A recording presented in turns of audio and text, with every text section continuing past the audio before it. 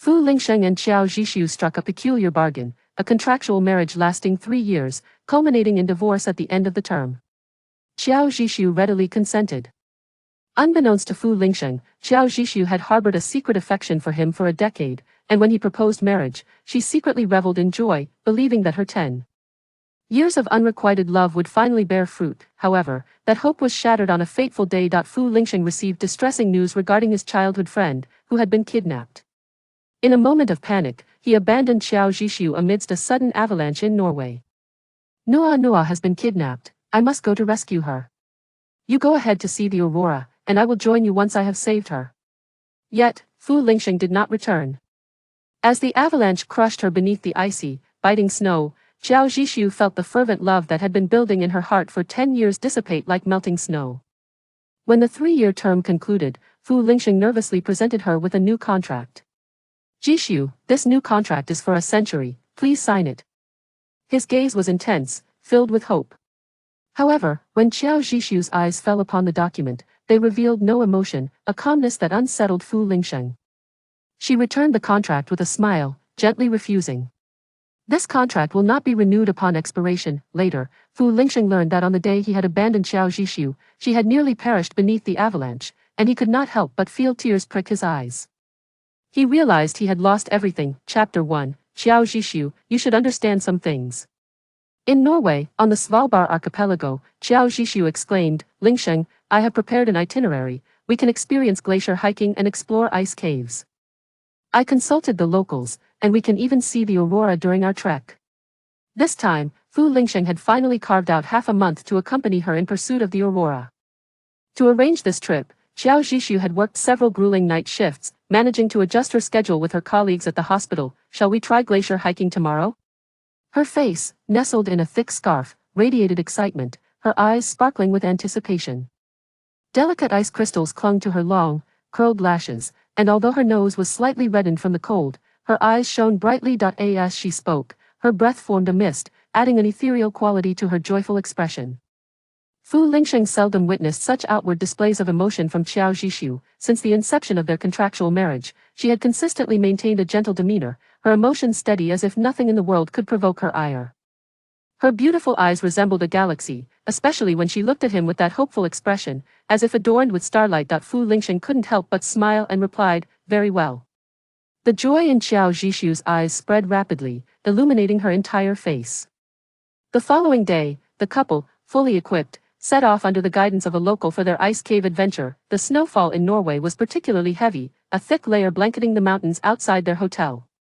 Lingsheng, look how beautiful this place is. I wonder when we will return, Qiao Zhishu exclaimed, grasping Fu Lingsheng's arm, unable to contain her delight. I will. Fu Lingsheng began, but his phone rang suddenly. He answered, his expression shifting dramatically. Hello? What? His face paled, and he quickly turned back. Lingsheng, what's wrong? Qiao Zhishu's heart sank as she reached for his arm but grasped air instead. His pace quickened, and clad in heavy snow gear, she struggled to keep up. By the time she returned to the hotel, Fu Lingsheng had already changed out of his snow gear and into his everyday clothing. What happened? She asked, noticing his grim demeanor. Noa has been kidnapped. I must return immediately to save her, Fu Lingsheng replied, his voice tense and laced with concern. Qiao Zhishu was aware of Jean Noa, Fu Lingsheng's childhood friend. She knew that Noa had been in poor health since childhood and had recently returned home from overseas treatment just a week prior. Seeing Fu Lingsheng's anxious demeanor made Qiao Zhishu's heart tighten slightly. In a daze, Fu Lingsheng stepped out of the hotel room, then turned back to Qiao Zhishu, saying, you go see the aurora first. I will join you after I rescue Noa. Before she could respond, he hurried out of the hotel. Lingsheng, wait. Qiao Zhishu called after him, but as soon as she spoke, she saw his impatient glance. The warmth he had shown her that morning had vanished, replaced by irritation. Qiao Zhishu, I married you because you were sensible and understanding. At a time like this, are you trying to hinder my efforts to save someone? His words dripped with disappointment and annoyance, piercing Qiao Zhishu's heart. Startled, she gazed at him, her expression a mix of shock and hurt. Fu Lingsheng, noticing her reaction, hesitated, recognizing that his tone had been overly harsh.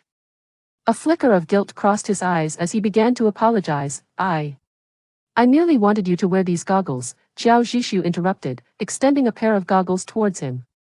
The sun is out, the snow can cause snow blindness. Fu Lingxing paused, taken aback by her gentle explanation. After a moment, he accepted the goggles from her hand, pressing his fingers to his forehead in a gesture of complex emotions. I apologize, I was too anxious.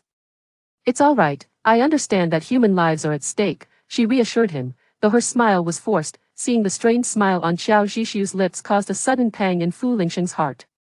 He instinctively began to speak, Xiao Zhishu. Please go, saving her is more important. Don't delay, Xiao Zhishu urged, cutting him off. With thoughts of Nua's perilous situation weighing heavily on his mind, Fu Lingxing chose not to linger, leaving her with a hurried promise, I will return, before he rushed away. Watching Fu Lingxing's anxious departure, Xiao Zhishu could no longer maintain her smile. Throughout their 2 years of marriage, she had known Fu Lingxing to be calm, composed, and genteel. She had never seen him in such a state of disarray. This must be what they call a concern that leads to chaos. Sighing, she returned to her hotel room, her earlier excitement vanishing without a trace. Their marriage was filled with melodrama yet remained rational.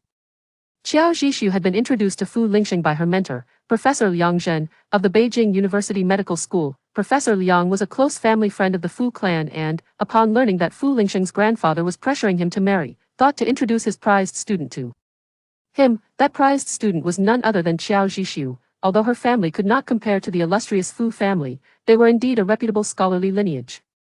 Her grandparents were among the first professors at Beijing University, and many prominent families in the capital had been their students. Her parents were also professors at the medical school, and she herself was a dual PhD graduate in clinical medicine. Having advanced 3 levels in her studies, whether it be her lineage or her intellect, she barely met the standards set by the Fu family for selecting a daughter-in-law. Thus, she found herself on a blind date with Fu Lingxing. Upon meeting him, Xiao Zhishu felt a tumult of excitement and anxiety, yet she summoned her most exceptional acting skills, rendering their first encounter remarkably flawless. Miss Xiao, there are certain matters I wish to clarify. I have no intention of marrying, it is merely my grandfather's persistent urging. I feel the same way. Xiao Zhishu maintained a facade of naturalness, letting out a resigned sigh. My grandfather is gravely ill and hopes to witness my marriage before he departs, which is why she awkwardly tugged at the corner of her mouth, concocting what she believed to be a splendid excuse for this blind date. The truth was, her grandfather's illness was indeed serious, and his desire for her to marry was genuine, but the real reason she agreed to this meeting was her affection for him. Fu Lingxing, she had harbored a secret admiration for Fu Lingxing for a decade, from her first year of high school until now. If Miss Xiao does not mind, we could enter into a contractual marriage for a duration of 3 years. Upon the expiration of the contract, we could divorce on the grounds of incompatibility. What are your thoughts on this proposal, contractual marriage? Xiao Zhishu was somewhat taken aback, yet she noticed Fu Lingxing nodding solemnly. Chapter 2 I still want to accompany Nua. You return alone. She gazed into his unperturbed, indifferent eyes, a seriousness etched across his face. It was clear that Fu Lingxing was not jesting. Nonetheless, she resolutely agreed. To become Fu Lingxing's wife after a decade of unrequited love could be considered a revelation of her long-held yearning. May we have a pleasant collaboration? Fu Lingxing smiled as he extended his hand towards her, his fingers elegantly defined, mirroring his refined demeanor. With a sense of warmth radiating from his palm, it enveloped her entire being. Thus, she and Fu Lingxing entered into a 3-year contractual marriage. A gust of cold wind swept by, causing Xiao Zhishu to shiver and abruptly return to her senses. Without Fu Lingxing by her side, her enthusiasm waned, and she spent the entire afternoon asleep in the hotel. That day, she did not receive a single call from Fu Lingxing. On the following day, she awoke early once more. Donning her snow gear and equipping herself with exploration tools, she arranged for a local guide, determined to embark on a solo trek. Having arrived, she could not afford to squander her 2-week vacation. Along the journey, she encountered numerous adventurers from various nations. Xiao Zhishu felt neither anxious nor fearful, capturing countless photographs. As she opened Fu Lingxing's WeChat, she instinctively began to send him pictures but halted midway. Calculating the time, Fu Lingxing must have returned to the country by now. It seemed inappropriate to send him travel photos while Jiannua was in peril. With this thought, she dismissed the notion. Just as she was about to put her phone down, she inexplicably opened Jiannua's moments. A week prior, Jian Nua's family had returned to the country and visited the Fu household. After the family gathering, Jian Nua added her on WeChat. The first post she encountered was from Jian Nua, shared an hour ago. Jian Xiaonua will always be priceless in Gij Lingxing's heart, hehe. Accompanied by a collage of photos.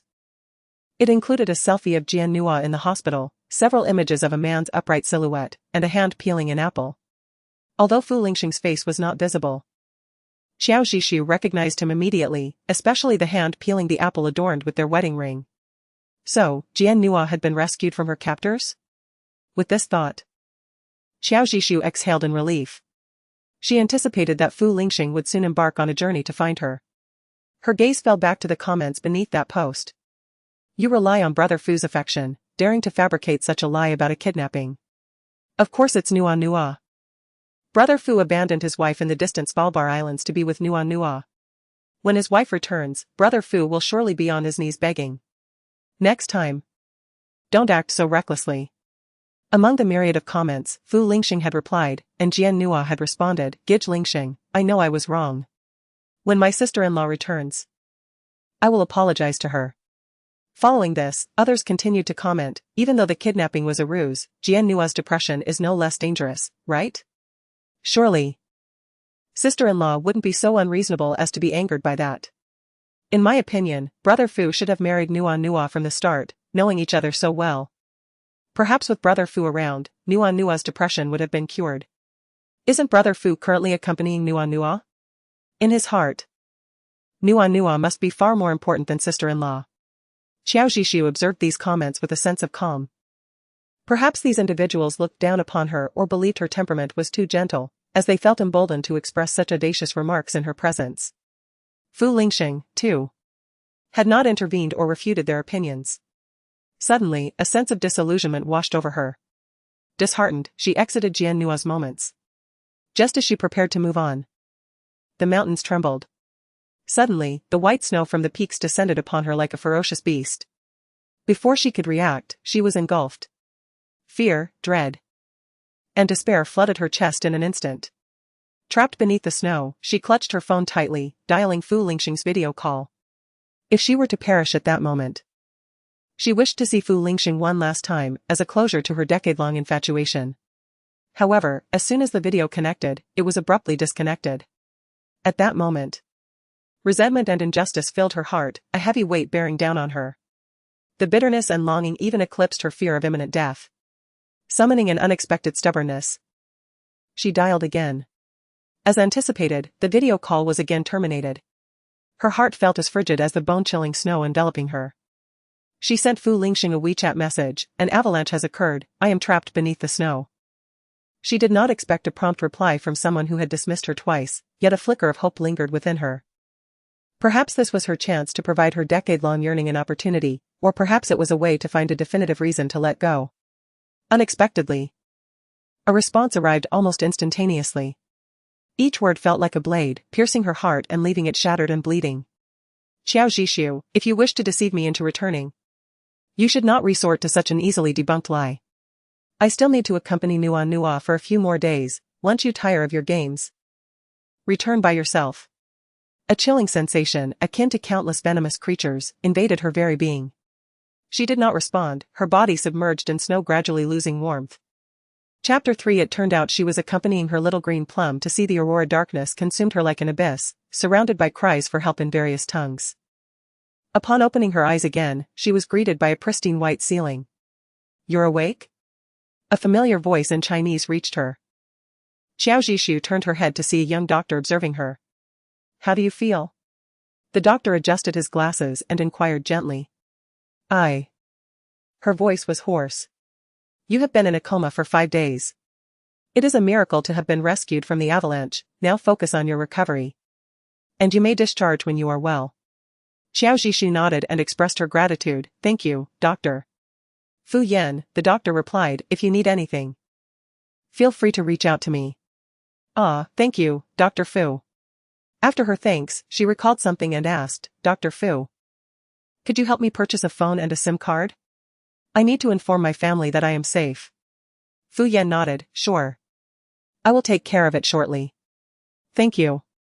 Once Fu Yan left, Xiao Zhishu realized that her identification and other belongings were still at the hotel in Svalbard, making it impossible for Fu Yan to assist her with the SIM card.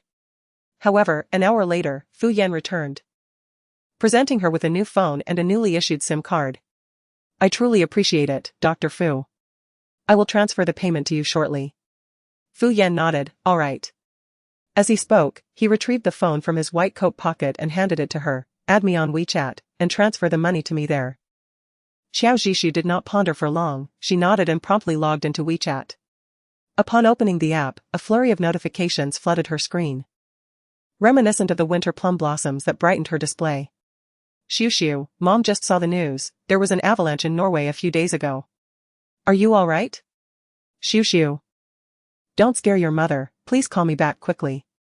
Following that, several messages from hospital colleagues appeared. Dr. Chiao. I heard that an earthquake in the Svalbard archipelago triggered an avalanche. I remember you were there to see the aurora, are you okay? Dr. Chiao, please reply immediately. We are so worried about you. There were also a few messages from acquaintances, yet the pinned chat was conspicuously empty. Xiao Zhishu touched her chest, although still slightly uneasy. She felt better than she had anticipated and was not particularly distressed. She hurriedly returned her mother, Professor Shin's call, which was answered almost instantly. Xiu, are you okay? You scared me to death. Came Professor Shin's choked voice from the other end. Mom, I'm sorry, I'm fine. I changed my plans last minute and managed to avoid the situation. I just had no signal at my place and couldn't reach you. She fabricated an excuse to ease her mother's worries. No wonder, Mom couldn't reach you, and your phone was off. I'm glad you're okay. Yes. Don't worry about me, I'll get my documents sorted and return home in a couple of days. After hanging up, she replied to the other messages, reassuring everyone of her safety, only to realize that Dr. Fu Yan was still waiting beside her. Seeing Fu Yan's friend request QR code on his phone, Xiao Zhishu felt a slight blush. I'm sorry, Dr. Fu, for keeping you waiting. No worries, can we add each other now? Fu Yan smiled. And Xiao Zhishu quickly scanned his QR code to add him on WeChat. Dr. Fu, how much do I owe you? I'll transfer it. You decide. Xiao Zhishu was taken aback. It can be like that? Fu Yan seemed genuinely unconcerned about the cost of the phone, after they added each other. He was called away by a nurse. Xiao Zhishu found the situation somewhat baffling. If he was indifferent to the money, why wait for her to add him on WeChat? She had thought he was worried she might abscond without settling the bill. During her days at the hospital, Fu Yan often brought her meals, which made her feel rather awkward. Fu Yan remarked that encountering a fellow countryman in a foreign land was fate, and it was only natural for him to help. Under Fu Yan's care, she recovered quite well. Dr. Fu, I really appreciate all your help these past few days. It's nothing. Fu Yan casually adjusted his glasses. We are all compatriots, there's no need for politeness. He had repeated this sentiment multiple times, causing Xiao Zhishu to smile. Fu Yan escorted her out of the hospital and inquired, are you returning home today? Yes, my holiday ends tomorrow, and there's much to attend to at the hospital. She paused, glancing at Fu Yan, and added with a smile, I haven't introduced myself properly, I'm also a doctor. Fu Yan grinned. What a coincidence. We should exchange ideas more often in the future. Xiao Zhishu nodded. Alright, I'll take my leave now. Goodbye. On the flight to the capital of Huagua, Xiao Zhishu once again scrolled through Jian Nua's moments. Who is accompanying Jian Shanhua to see the aurora? Wow. It's Jian Shanhua's idol. The accompanying photo grid showcased the stunning auroras in Sweden. Even through the screen, the beauty of the lights was palpable. Beneath the aurora, two overlapping shadows, one tall and one short, nestled together. It was evident that it was Fu Lingxing. So, he had accompanied Jian Nua to see the aurora in Sweden. She found herself lost in thought, murmuring softly to her phone. I wonder if the auroras in Sweden are more beautiful than those in the Svalbard archipelago? She clicked on Fu Lingxing's profile and removed the pinned feature. Meanwhile, in Sweden, Fu Lingxing stared at his phone screen, unusually distracted. Since they parted ways, he had not contacted Xiao Zhishu, which was quite uncharacteristic. Xiao Zhishu was a person who loved sharing. Even a beautiful leaf she encountered on her way to work would be photographed and sent to him, even if he found it mundane and was unsure how to respond. He was not the type to engage in internal conflict, so when he didn't know how to reply, he simply chose not to respond. Yet now, nearly half a month had passed since their separation, and Xiao Zhishu had not sent a single message, which was out of character for her. Given her usual disposition, how could she not share photos of such a magnificent aurora? Was she sulking? Was it because he left her to save Nua Nua? If that were the case, it seemed rather unreasonable. Could he remain indifferent in a life-and-death situation? As this thought crossed his mind, Fu Lingxing's brows instinctively furrowed. "Brother Lingxing, what are you thinking? Come help me take a picture." Jian Nua ran up to him with a camera, and upon noticing Fu Lingxing's gaze fixed on his phone screen, her smile subtly faded before quickly returning to normal. "Brother Lingxing, are you thinking about sister-in-law?" She tilted her head at him, feigning innocence. "It's my fault. If I hadn't called you back due to my depression, sister-in-law wouldn't be angry with you and wouldn't have stopped contacting you." Jian Nua's expression dimmed as she looked up at Fu Lingxing and said, "Brother Lingxing, sister-in-law is definitely angry with you right now. Why don't you take the initiative to contact her and apologize?" Jian Nua understood Fu Lingxing well, aloof and proud. He was used to being pursued and would never lower his head to others. The more she urged him, the more he resisted. Sure enough, the next moment, Fu Lingxing's expression turned cold as he replied sternly, "In matters of life and death, if she is angry over that, then let her be." He stuffed his phone into his pocket, took the camera from Jian Nua, and said, "Let us go, I'll take your picture." "Great." Jian Nua beamed, bouncing towards him. Yet, Fu Lingxing's expression remained grim, and as he recalled the unresponsive WeChat avatar, his frown deepened. He thought that Nua Nua had used her depression to manipulate him. But it was not intentional. Depression could be fatal, and accompanying her to see the aurora would benefit her state of mind. Xiao Zhishu should not be acting petulantly over such matters. He reassured himself that he was in the right for saving lives. However, despite his rational justification, an inexplicable unease lingered within him. Even after viewing the aurora and returning to the hotel, Fu Lingxing's disquiet not only failed to dissipate but intensified, morphing into an unspoken anxiety.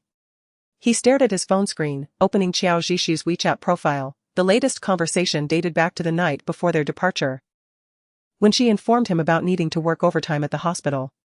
Since then, there had been nothing. Forget it, she has always been the one to reach out first. This time, it's my turn. With this thought, he began typing, but after a few attempts that felt inadequate, he deleted the text and started anew. After several tries, he finally resolved to send a few words. "Have you seen the aurora? Why haven't you sent me any photos?" After he sent the message, an inexplicable sense of unfamiliar tension arose within him. This tension was peculiar, a sensation he had never experienced even while sitting at the negotiation table. Yet, he stared at his phone screen for an extended period, but there was no reply from Xiao Zhishu. The unconscious anticipation and anxiety in Fu Lingxing's heart were tinged with a hint of anger. On the plane, Xiao Zhishu had just removed Fu Lingxing from her pinned contacts when a flight attendant approached her, reminding her to turn off her phone. "Madam, the flight is about to take off. Please either switch off your phone or set it to flight mode." "All right." After adjusting her phone to flight mode, she leaned back in her seat and closed her eyes to rest. After waiting the entire night without receiving any messages from Xiao Zhishu, the silent anger within Fu Lingxing, mingled with a panic he himself had not yet realized, reached a peak. He tossed his phone aside and headed to the restroom. Minutes later, upon exiting the bathroom, his phone, which lay on the bedside, suddenly lit up. He paused for a moment, then quickly walked towards the bed, not even bothering to wipe the droplets of water from his hair. His lips involuntarily curled into a smile. However, as he picked up the phone, the smile that had been lingering in his eyes abruptly vanished. Xiao Zhishu's profile picture remained disappointingly blank. The notification had come from Jian Nua, who had sent him photos from their aurora viewing. "Lingxing Gij, your photography skills are truly remarkable. Every picture captures me so perfectly that I don't even need to edit them for my social media." Below, there was a series of photos of Jian Nua under the aurora. He had no interest in admiring the photos and exited WeChat. "Xiao Zhishu, you truly are something." He tossed his phone aside, gritting his teeth and muttering under his breath. At that moment, on the flight to Huaguo, Xiao Zhishu was experiencing an unforgettable nightmare. Darkness, coldness, Fear and despair loomed like a beast from hell, its gaping maw endlessly attempting to engulf her. Clutching the armrests of her seat tightly, she cried out for help. She felt someone grasping her hand, gently shaking her, trying to pull her from the abyss. "Are you all right? Miss, are you okay?" A gentle female voice called out to her, pulling her swiftly from the terrifying void. She abruptly opened her eyes, her fear still evident, her breathing heavy and labored. Her face and forehead drenched in cold sweat. "Are you all right?" It was the familiar voice from her dream. Xiao Zhishu turned to see a round-faced girl wearing black-rimmed glasses, who looked at her with evident concern. "Did you just have a nightmare? I heard you crying for help," the girl asked with genuine worry. Xiao Zhishu felt apologetic and said, "I'm sorry, did I disturb you?" "Not at all, it's just that you looked unwell." "Did you have a terrifying nightmare?" "A nightmare?" "Yes. It was truly a dreadful one." Xiao Zhishu appeared somewhat dazed, the bitterness in her heart yearning for an outlet. She glanced at the girl beside her and whispered, "Yes. To have survived an avalanche, such an experience in life is quite fulfilling." She spoke in a light-hearted tone, half-jokingly, yet saw the girl cover her mouth in shock, unable to believe her words. "Was it the avalanche in the Svalbard Islands?" Xiao Zhishu nodded. "Oh my, that avalanche claimed many lives." The girl's eyes turned red as she grasped Xiao Zhishu's hand. "You must have been very scared, right?" "Scared?" Xiao Zhishu lost herself in thought. Recalling the scene of being trapped under the snow, she couldn't even remember the fear she felt at that moment. Yet, Fu Lingxing's words still lingered vividly in her mind. In the past, she had naively thought that even if Fu Lingxing did not love her at first, love would blossom over time. As his rightful wife, she believed she had the opportunity to gradually enter his heart. However, reality cruelly taught her that a man who does not love you truly does not love you. Even when faced with death, he believes you are deceiving him. A stranger hearing of her avalanche experience would be moved to tears and would inquire if she was scared. But what about Fu Lingxing? Xiao Zhishu chuckled self-deprecatingly, "It's all right. Surviving a great disaster must lead to future blessings." "Yes, you must have great fortune," the girl consoled her. 20 hours later, the plane landed at the capital's international airport. After bidding farewell to the round-faced girl, she pulled her suitcase out of the airport. As she powered her phone back on, a message from Fu Lingxing popped up. "Did you see the aurora? Why haven't you sent me any photos?" This had been sent yesterday. She thought for a moment. She was likely already on the plane and had turned off her phone at that time. She did not expect Fu Lingxing to message her first. After all, during the past 2 years, aside from necessary notifications, he had never initiated a conversation with her. Even the snippets of her life she occasionally shared with the intent of bridging the gap between them were read but never replied to. Or perhaps he hadn't even read them at all. Xiao Zhishu stared at WeChat for a long while, initially intending to overlook the message. But recalling that only 2 months remained until their 3-year agreement, she replied, "The aurora was beautiful, I forgot to take pictures." She knew Fu Lingxing would not respond. After sending that message, just as she was about to put her phone away, Fu Lingxing replied almost immediately, "Nua had a depression episode and almost committed suicide.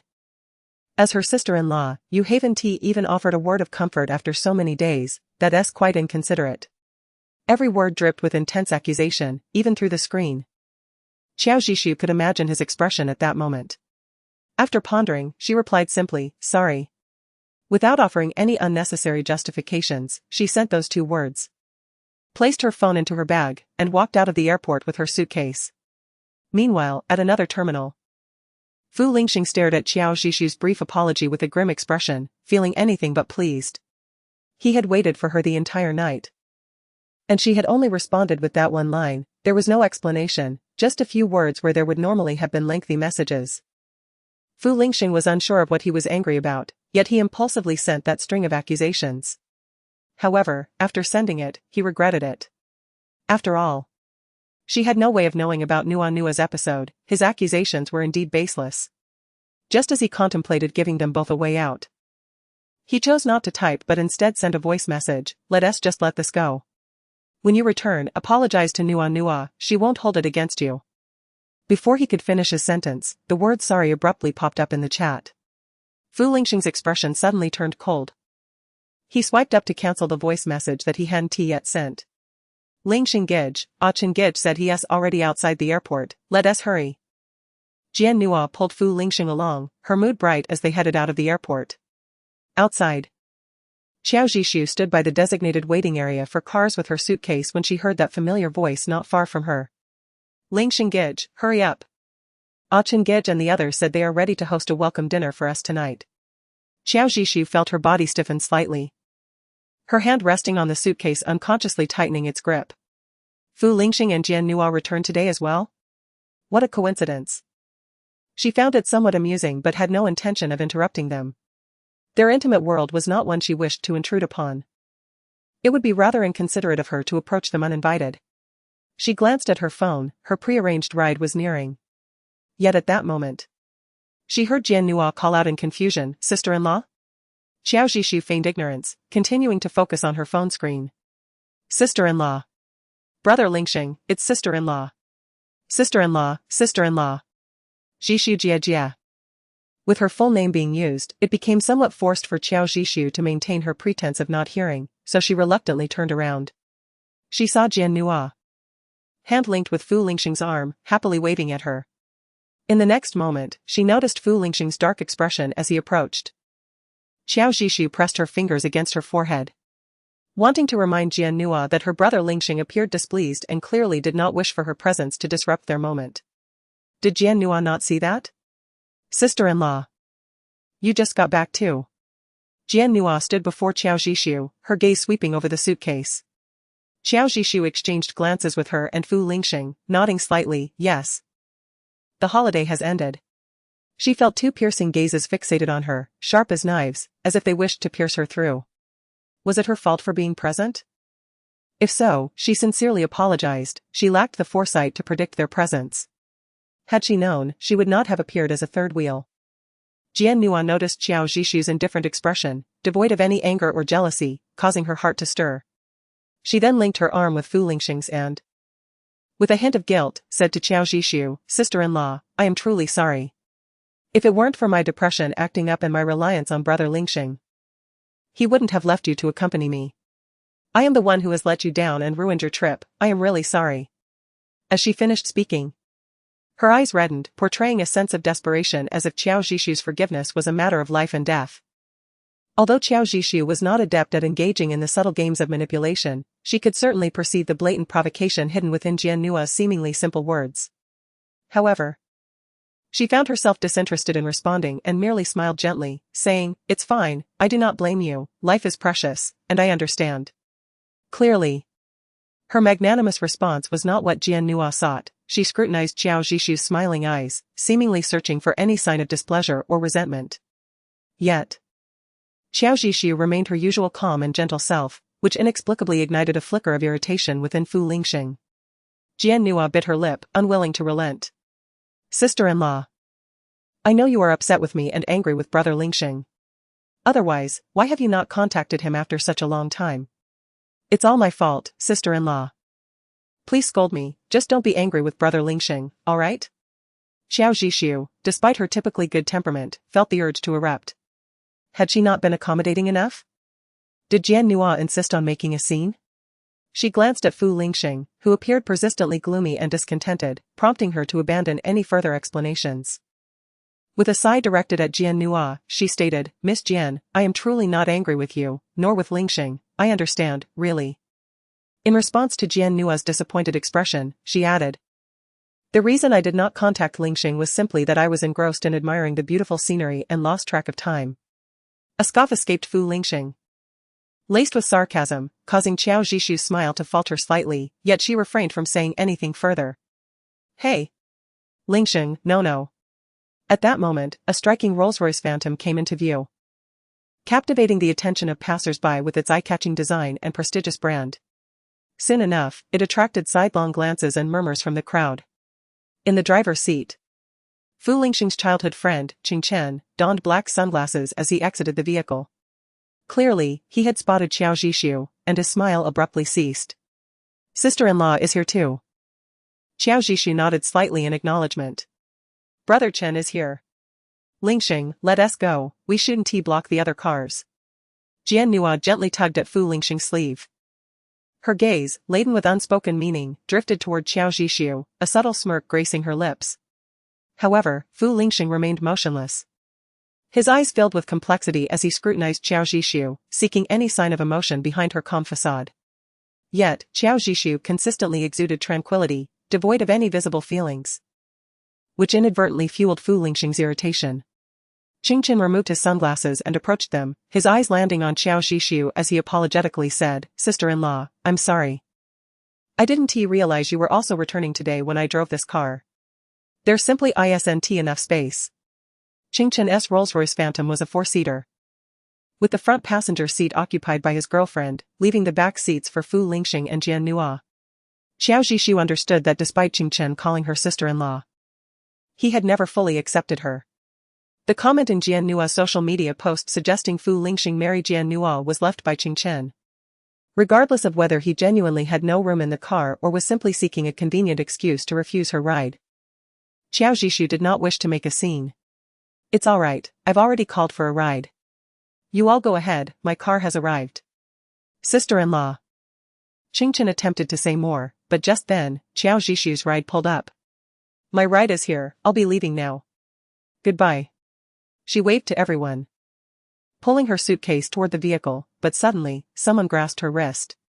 She halted, turning in confusion to meet Fu Lingxing's complex and scrutinizing gaze. Fu Lingxing began but was interrupted by Jian Nua urging, "Brother Lingxing, let us go, we shouldn't block the road." At Jian Nua's insistence, Fu Lingxing frowned, visibly reluctant. His gaze returned to Qiao Zhishu's composed face, his mouth opening as if to speak but faltering. Should he get in the car or not? The ride-hailing driver was already prompting them. Qiao Zhishu subtly withdrew her hand, waving to the group, including Fu Lingxing, as she stated, "I'll be leaving now. Goodbye." She then opened the car door and entered, instructing the driver, "Let us go." As the window slowly rose, it shielded her from Fu Lingxing's complex and cold gaze. "Brother, let us go, Chuan Ji and the others have arrived," Qingchen urged, noting Fu Lingxing's grim demeanor, his tone laced with caution. Fu Lingxing replied, his voice heavy, as he shifted his attention from Qiao Zhishu's departing ride to Qingchen's sports car. Inside the vehicle, Fu Lingxing remained silent, fixated on his phone, an air of coldness emanating from him, which lowered the temperature within the car. Qingchen drove while discreetly observing Fu Lingxing's expression through the rearview mirror. The intangible pressure emanating from Fu Lingxing caused Qingchen to lower his voice. "Brother Sheng, perhaps we should invite sister-in-law to join us," he suggested. Fu Lingxing's brow twitched slightly, but he swiftly replied coldly, "No need. Qiao Zhishu does not favor such occasions." Beside them, Jian Nua glanced at Fu Lingxing and then spoke to Qingchen, "Sister-in-law is not fond of our gatherings. Brother Chen, please do not put her in a difficult position." Although her words seemed to advocate for Qiao Zhishu, they carried a subtle malice, implying that Qiao Zhishu disdained those who merely indulged in frivolities. Qingchen clearly caught the hint, a flicker of displeasure crossing his eyes. Yet he refrained from expressing his discontent in Fu Lingxing's presence. Instead, he retorted with a hint of sarcasm, "Indeed, who could expect sister-in-law? A distinguished graduate from Jingde, to engage with us, a bunch of frivolous playboys?" He laughed lightly, attempting to veil his words in jest. But Fu Lingxing's brow furrowed as he coldly interjected, "As a grown man, do not speak in such a manner. Are you dissatisfied with me or with Qiao Zhishu?" At Fu Lingxing's words, both Qingchen and Jian Nua stiffened. Jian Nua, in particular, was taken aback. She had not anticipated that someone willing to abandon Qiao Zhishu for her would defend Qiao Zhishu in such a setting, leaving her feeling embarrassed.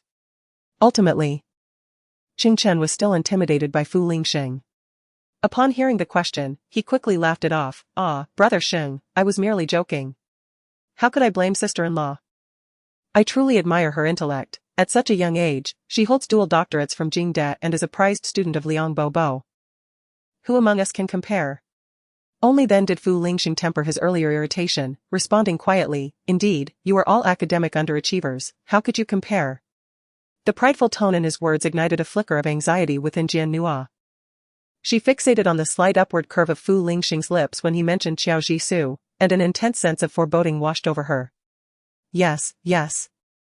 Only Brother Sheng's intelligence can rival sister-in-law's, Qingchen noted, relieved that Fu Lingxing did not pursue the matter further, and thus grew more talkative. Speaking of which, Brother Xing, you were also a student at Jing. De sister-in-law is such an impressive figure, she must be quite renowned at school. Have you never met her before? Qing Chen's inquiry piqued Fu Lingxing's interest, and after a moment's contemplation, he replied slowly, perhaps she was too engrossed in her studies to notice. Jian Nua suddenly covered her mouth and giggled, are you implying that sister-in-law is merely a bookworm? The statement caused Fu Lingxing's expression to harden slightly, a flicker of displeasure flashing across his brow. Yet, seeing Jian Nua's innocent demeanor, he instinctively dismissed the notion that her comment was intentional and chose not to reprimand her. He replied, what I mean is, she is someone who loves reading immensely. Although he bore no ill will towards Jian Nua. His rebuttal revealed his admiration and protection of Qiao Jisoo, which left Jian Nua feeling quite displeased. Her spirits dampened, her eyes glistening with unshed tears as she remarked. Indeed, I have always envied those who excel in academics like sister-in-law. Unfortunately, I am too foolish and frail to measure up. As she spoke, tears cascaded down her cheeks. Her expression one of sorrow and self-mockery. Chapter 7, Do you need a married man to accompany you? Upon seeing Jian Nua in tears, Qing Chen immediately grew anxious. Nua, please do not cry. Everyone has their own strengths. You are so kind and lovable, we all adore you. There is no need to compare yourself to others. Their group was well aware of Jian Nua's struggles with depression, fearing that any misstep could trigger her condition. Isn't that right, Brother Sheng? Please say something to comfort Nua, Qing Chen signaled to Fu Lingxing through the rearview mirror. Fu Lingxing, equally concerned about Jian Nua's mental state, quickly interjected. Alright, stop crying. Qiao Jisoo excels in academics, while you shine in dance. She certainly cannot match your talent in that area, so do not undervalue yourself. Yes. Nua, you are our cherished princess. With us around, even if you were to accomplish nothing, you would still reign as a princess forever. After their comforting words, Jian Nua's tears subsided, and she smiled through her sniffles. Thank you, Brother Lingxing, Brother Chen. Although I may be a bit foolish, I am grateful to have you both to pamper me. It makes me so happy. The girl in the front passenger seat, who had been silent until now, finally rolled her eyes in exasperation. What a performance. Were you raised in a cage? So loud and prone to tears, and then using depression as a crutch. What decent person clings to someone else's husband for no reason? It is this kind of behavior that tarnishes the reputation of those with depression. Fortunately, she was not so foolish, she only loved Qing Chen's wealth. Engaging in a relationship with such a naive individual would undoubtedly lead to a fate as miserable as Fu Lingxing's wife. On another front, Qiao Jisoo returned to their spacious apartment in Yujingwan, their marital home. As she entered, she found the place spotless, thanks to the daily cleaning service they employed. Fu Lingxing disliked having strangers reside in their home, so the expansive apartment was solely inhabited by the couple, while the housekeeper was only responsible for meals and cleaning, not residing there. At that moment, the house felt eerily quiet, devoid of any warmth. After taking a shower and changing into comfortable loungewear, Qiao Jisoo felt utterly fatigued.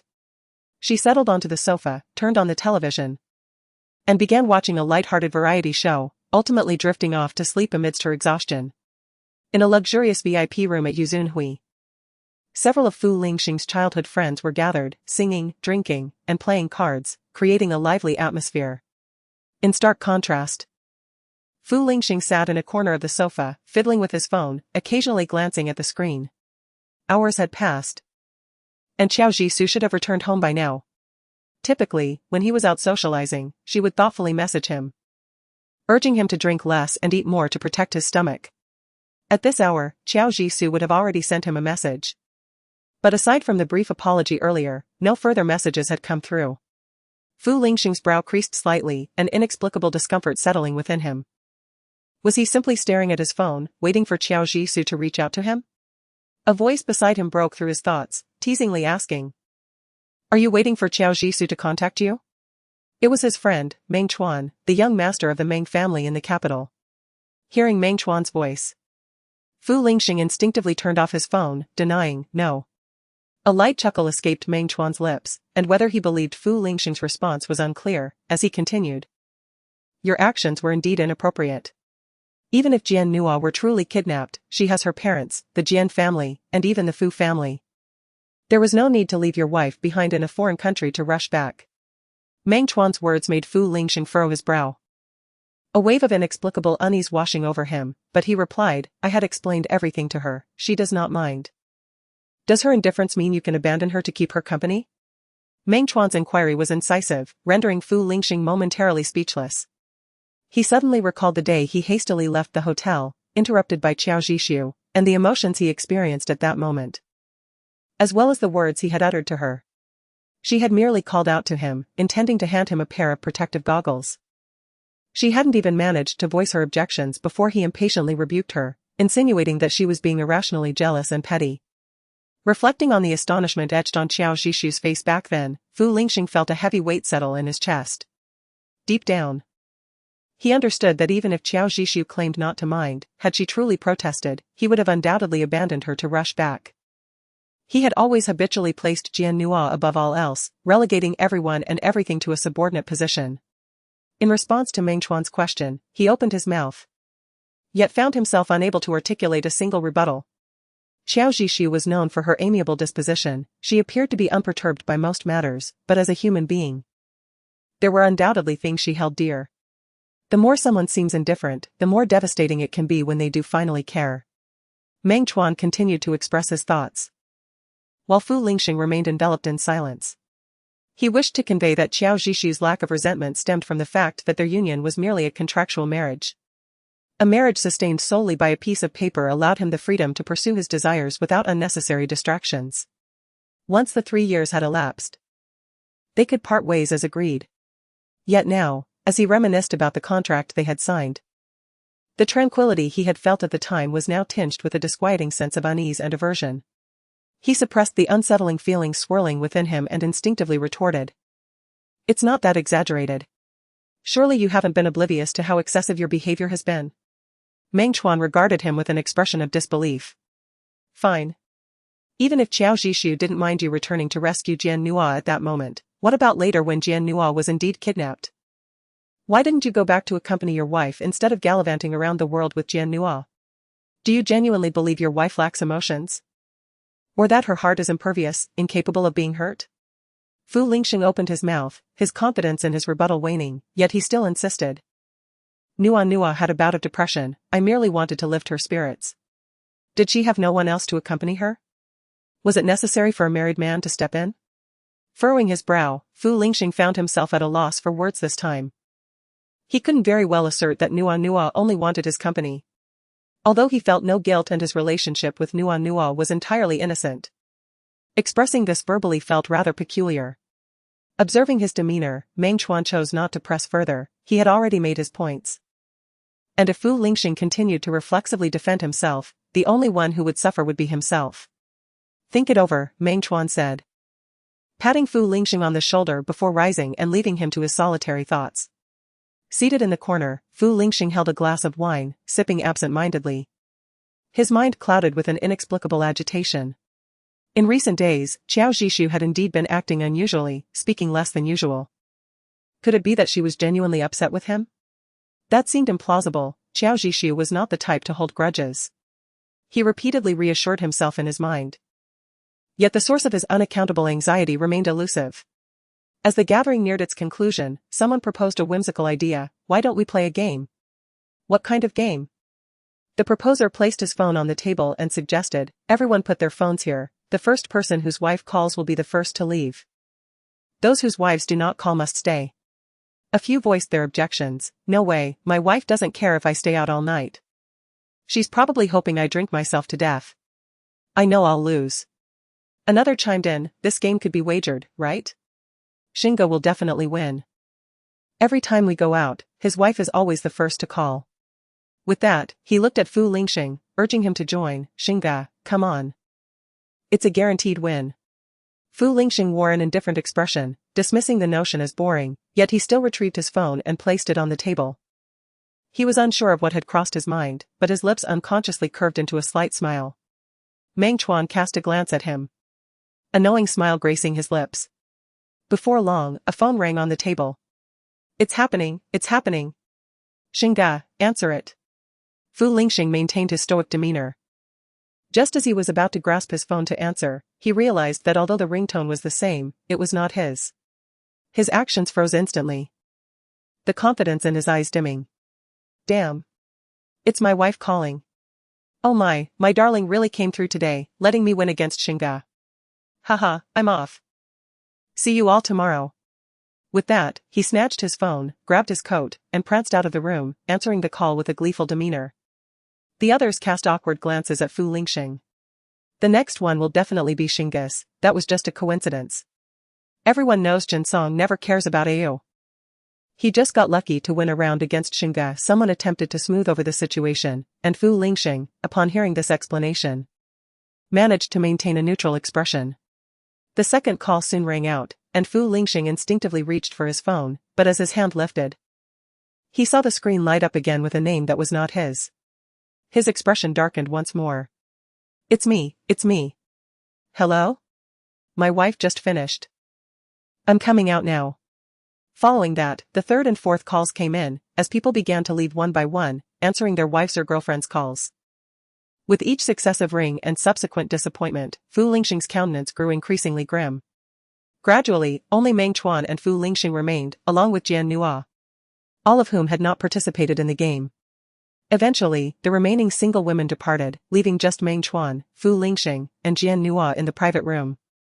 Meng Chuan was in a cooling-off period with his wife, hence he had abstained from the game. On the table, Fu Lingxing's phone lay abandoned, almost mockingly highlighting his sense of rejection. Expressionless, he retrieved his phone from the table, as if attempting to salvage his dignity, and scoffed softly, "This game is truly tedious. It should not be played again." Meng Chuan regarded him with sympathy but refrained from commenting further. Jian Nua, however, addressed Fu Lingxing with a tone of concern. "What's going on with your wife? She's usually the most enthusiastic, calling you even before the gathering ends, yet today, not a single call." She shot him a worried glance, adding, "Shinga, is your wife still upset with you? It's all my fault, I shouldn't have asked you to accompany me out, causing a rift between you and your wife." Meng Chuan looked over at her, his tone measured as he remarked, "If you understand, then refrain from such thoughtless actions in the future. Regardless, Shinga is a married man, do not involve him in everything." Though Meng Chuan's tone was mild, the underlying admonition was unmistakable. Jian Nua gazed at him, her eyes instantly glistening with tears. She pouted, her face awash with grievance, "Brother Chuan, do you think I did it deliberately? I truly did not intend to cause any discord between Lingxing and his wife. I simply feel so insecure and somewhat dependent on Lingxing." As she spoke, her voice quivered and she began to sob again. "I will try my best to overcome my reliance on Lingxing and not add to their troubles." Upon finishing her words, tears streamed down her face as she looked up at Meng Chuan, her eyes red and pleading, "Brother Chuan, please believe me." Jian Nua attempted to defend herself, but Meng Chuan raised his hand, interrupting her. "Whether I believe you or not is inconsequential. Moreover, you should just call me by my name or, like Ah Chen and the others, address me as Chuan Go. Just refrain from calling me Brother Chuan, I am not Lingxing and I am unaccustomed to that." Unexpectedly, Meng Chuan's words were blunt, with an unmistakable sharpness that offered no concealment. It was as though Jian Nua's manipulative behavior had been laid bare, leaving her feeling exposed and embarrassed, her face turning crimson. Perhaps it was a skill she had honed, for Jian Nua's tears came forth effortlessly as she said, "Brother Chuan." Noticing Meng Chuan's brows furrow in distaste, Jian Nua quickly adjusted her address to Chuan Go. "Did Zhu Xinjia say something in front of you that led to this misunderstanding?" she inquired. "Zhu Xinjia is a good friend of Ji Sujia. I can understand if she misjudges me, but I have had enough." Meng Chuan interrupted her sharply, his piercing gaze startling Jian Nua. "Is it not enough to have schemed against Qiao Jisoo? Now you are involving Zhu Xian as well? I am not Ah Xing, and I will not fall for your tricks." He stood up from the sofa, grabbed his coat, and cast a cold warning glance at Jian Nua. "Zhu Xian is a year younger than you, so stop calling her sister." Jian Nua felt the sting of embarrassment once again as her green tea tactics were exposed. She looked helplessly at Fu Lingxing, tears welling in her eyes. Fu Lingxing could not bear to see Jian Nua in such a state and instinctively stepped in to defend her. "Enough, Ah Chuan, it's just a form of address. Why make such a fuss over it?" Meng Chuan shrugged indifferently, dismissing Fu Lingxing's words, and headed for the door. As he reached the threshold, he paused deliberately and remarked, "By the way, Zhu Xian and Qiao Jisoo are classmates. I heard that Qiao Jisoo skipped a grade. So she must be several years younger than you. You are older than both of them, so it's a bit awkward to call them sister." Jian Nua exclaimed. "Meng Chuan, I swear." Chapter 9, just comfort her when you get back. Before Fu Lingxing could finish his sentence, there was a loud bang as Meng Chuan slammed the door behind him. Jian Nua glared at the closed door of the private room, her teeth grinding in frustration. It must have been Qiao Jisoo who said something to Zhu Xian, leading Meng Chuan to misunderstand her. Beside her, Fu Lingxing picked up his coat. His voice gravelly and tinged with fatigue, "Let us go, I'll take you home."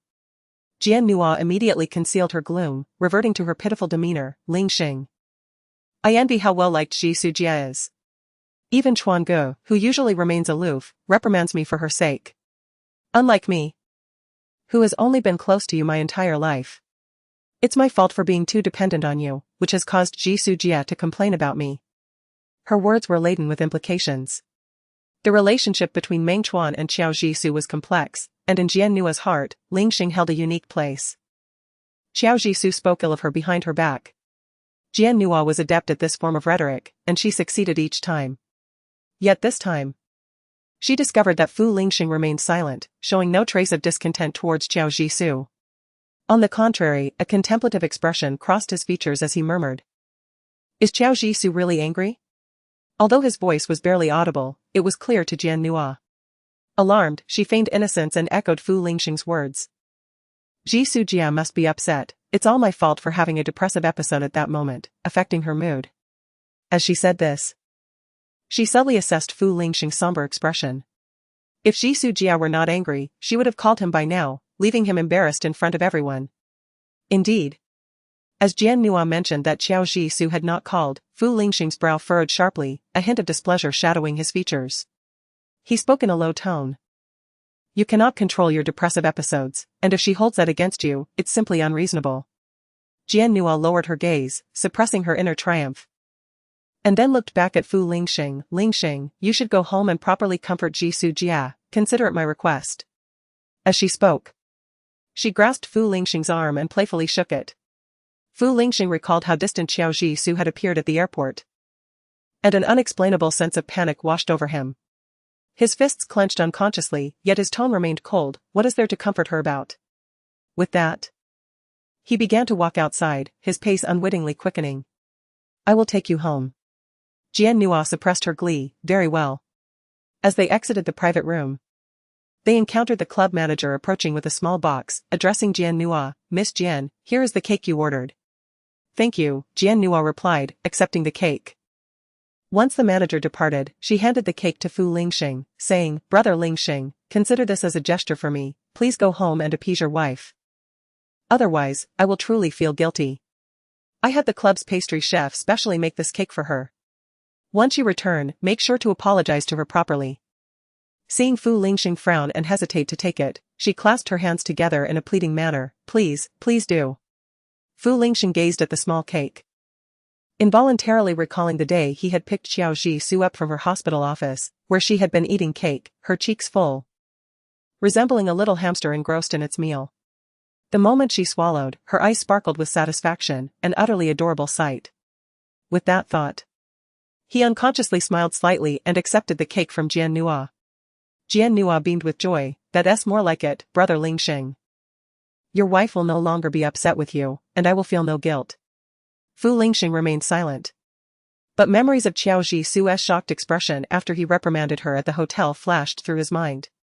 Although she had not been angry then, he realized he had left her alone for half a month, and it was only natural for her to harbor grievances. It was a mistake on his part. He simply needed to comfort her. Qiao Jisoo was easy to appease. Once he apologized, she would surely soften and let go of her anger. With that in mind, he found himself quickening his pace as they left the club. At the Eugene villa, Qiao Jisoo awoke abruptly from her slumber.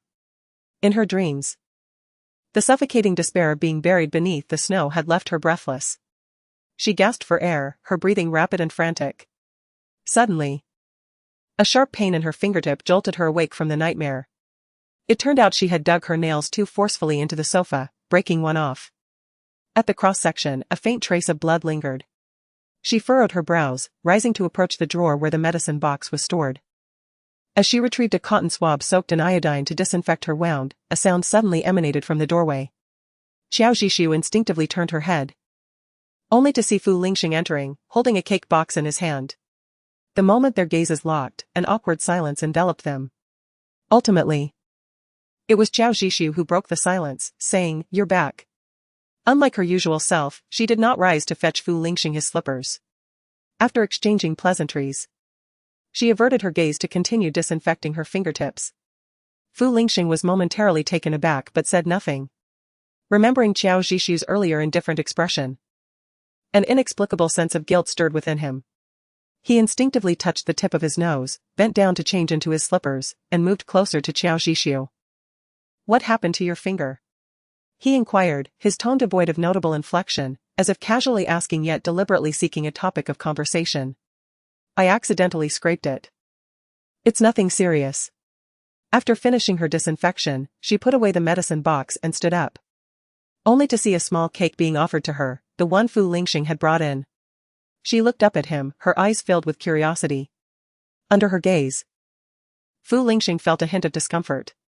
He then awkwardly explained, "I noticed you quite enjoy cake, so I thought I'd bring you one."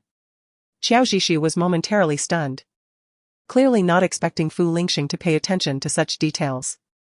In the past, she would have been overjoyed, her eyes sparkling as she eagerly accepted the cake to take a bite.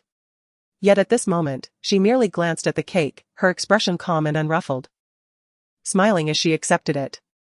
"Thank you." She placed the cake on the table casually. Chapter 10, Xiao Zhishu. Let's talk. Fu Lingxing had anticipated that Xiao Zhishu would be ecstatic, but as he observed her face for a considerable time, he found no trace of surprise or excitement. Her demeanor was so flat that it was nearly devoid of any emotion. His heart sank as he noticed Xiao Zhishu showed no inclination to open the cake. He could not help but ask, "Aren't you going to try it?" Xiao Zhishu had been preparing to wash up and retire for the night. Hearing Fu Lingxing's question, she paused in her steps. "Oh." She responded and opened the cake box. Fu Lingxing silently scrutinized her expression, although she remained as obedient as ever. The sight of Xiao Zhishu resembling a marionette, doing whatever he said, inexplicably displeased him. Xiao Zhishu picked up the accompanying spoon, cut a small scoop, and was about to bring it to her mouth when she noticed the yellow mango chunks nestled within the cake. She stared blankly at the meticulously cut mango cubes, each piece perfectly shaped as if measured with a ruler. It was evident that the cake had been crafted with great care. Xiao Zhishu felt that if she did not take a bite, it would be an affront to the cake maker's dedication. However, at that moment, as she fixed her gaze on the mango pieces, it seemed as if they mocked her inability to garner even the slightest affection from her husband. The softness of the mango chunks felt like sharp thorns, piercing her heart with a faint ache. Fu Lingxing also noticed the change in her expression, following her gaze and, in the next moment, his countenance shifted slightly. A flicker of panic crossed his eyes as he opened his mouth, attempting to explain, "I'm sorry, I didn't know." He did not continue, merely gazing at Xiao Zhishu's face with a hint of unease. Xiao Zhishu did not appear angry nor did she show any disappointment. She simply set the spoon down and, in a relaxed tone, said, "It's all right, I just don't have the fortune to enjoy it." Before Fu Lingxing could respond, she interrupted, "I have an early shift tomorrow, so I'm going to wash up and sleep." With that, she turned towards the bathroom. However, just as she did, Fu Lingxing grasped her wrist. "What's wrong?" Xiao Zhishu looked up at him, puzzled. Fu Lingxing opened his mouth, momentarily unsure of how to articulate his thoughts. He settled on a casual excuse, saying, "I had a bit too much to drink today and I'm feeling unwell. Why didn't you prepare me a hangover soup?" After speaking, he paused. He had intended to find a reason to converse with her, yet his words unexpectedly carried a hint of accusation. "I didn't mean to blame you." He attempted to clarify, but Xiao Zhishu seemed unaffected by his tone. She simply nodded lightly, her voice calm as she said, "I'm too tired from the trip and don't feel like moving." She pointed towards the kitchen, "There's honey water in the fridge. If you're still feeling unwell, you can make some to help with the hangover." Fu Lingxing's eyes visibly dimmed with disappointment. "Oh." He responded absently. his gaze lingering on Xiao Zhishu's face. In the past, whenever he returned from socializing, regardless of whether he had drunk alcohol, Xiao Zhishu would always have a bowl of hangover soup prepared for him. Yet tonight, from the moment he stepped through the door until now, Xiao Zhishu had not inquired about his well-being even once. Even when he mentioned feeling unwell from drinking, she did not furrow her brow in concern. She did not make any effort, even for a simple cup of honey water. In the end, he suppressed his unease, fetching honey water from the fridge and preparing himself a cup. Noticing that Xiao Zhishu had not asked if he had a headache or an upset stomach, the unrest in his heart intensified. Seemingly unwilling to relent, he brought up the game from earlier in the private room. After drinking with Chuan and the others, we played a game. He spoke casually while drinking water, attempting to appear nonchalant, as if he were merely mentioning something trivial. Xiao Zhishu, though reluctant to listen, remained polite and stood there, waiting for him to finish his thought. Faced with her gaze, Fu Lingxing felt an inexplicable sense of guilt. Covering his unease with the act of drinking water, he coughed lightly and continued, they suggested everyone place their phones on the table, waiting for their wives at home to call and prompt them to return. As he spoke, he watched Xiao Zhishu. She froze. They said it was certain I would win. Previously, I was always the first to receive a call, but tonight, I was the last one waiting and didn't receive your call. Initially, Fu Lingxing had spoken in a casual tone, as if it were merely a light conversation. Yet by the end, Xiao Zhishu could discern a tinge of grievance in his voice. After a brief moment of shock, she bit her parched lips and replied, I'm sorry for making you lose the game. Fu Lingxing was taken aback. He had thought that upon hearing his words, Xiao Zhishu would hurriedly explain herself, assuring him that next time she would be the first to call him, just like before. However, he was met with disappointment. Xiao Zhishu did nothing at all. She merely offered a dry apology, which seemed excessively perfunctory, lacking even the effort to provide an excuse. Her demeanor suggested that even if he refused to accept her apology, she would remain indifferent. In Fu Lingxing's heart, a growing sense of discomfort took hold. Noticing his sullen expression, Xiao Zhishu refrained from pressing further, lacking the desire to inquire. Ultimately, it was simply that the man who usually had everything under control had lost face due to a game against her, and hence was displeased. If there's nothing else, I will return to my room to sleep, as I must rise early tomorrow. She crafted an excuse to leave but was called back by Fu Lingxing. Xiao Zhishu. She turned to look at him, asking, is there something else? Fu Lingxing remained silent, his once calm and indifferent eyes now fixed intently on Xiao Zhishu's unperturbed gaze. From the moment he entered, Xiao Zhishu had maintained her indifferent demeanor, which unsettled Fu Lingxing, intensifying his already stifled emotions. As though a heavy stone had been added to his chest, making him uncomfortable. He parted his dry lips, his voice slightly hoarse as he said, let's talk. Talk? The depths of Xiao Zhishu's eyes, previously devoid of emotion, now reflected a hint of curiosity. Very well, what do you wish to discuss? Fu Lingxing guided her to sit on the sofa, taking a seat opposite her, fingers interlaced, elbows resting on his knees, embodying a posture of hesitation. Xiao Zhishu chose not to rush him, patiently awaiting his words. After a prolonged silence, Fu Lingxing finally spoke. I sincerely apologize for leaving you alone in Norway when I had promised to accompany you to see the aurora. His apology took Xiao Zhishu by surprise. She had not anticipated that someone so accustomed to standing above others would voluntarily apologize to her. It seemed he too recognized that his actions were somewhat excessive. Lowering his lofty head to acknowledge his mistake. In that moment, should she feel honored and display an astonished demeanor to forgive his resoluteness on that day? She chuckled to herself, realizing she need not concern herself with Fu Lingxing's attitude. From the outset, Fu Lingxing had made his intentions clear. He had no desire for marriage. Their relationship was merely a contractual agreement. He did not engage in emotional matters, a fact she was well aware of. The 3-year contract they had signed was also her own decision. Thus, even if he repeatedly chose Jian Nua over her, what right did she have to feel wronged? He never harbored feelings for her in the first place. Once she willingly entered the gamble, she must accept the consequences of her loss. Xiao Zhishu nodded, it's fine. I understand. So you truly do not mind? Fu Lingxing asked, his gaze fixed intently on her eyes, searching for any hint of emotion. Yet, Xiao Zhishu's response was merely a look of confusion as she countered, mind what? Fu Lingxing found himself momentarily speechless, the words he intended to say caught in his throat. Swallowed back. Indeed, what could she possibly mind? He had so adamantly left her to seek out Nua because it was a matter of life and death. He had returned to save someone, not to wrong Qiao Zhishu in any way. Why would he assume she would be upset? In truth, when he posed that question, he himself was uncertain of what answer he sought from her. If she cared, he would be displeased.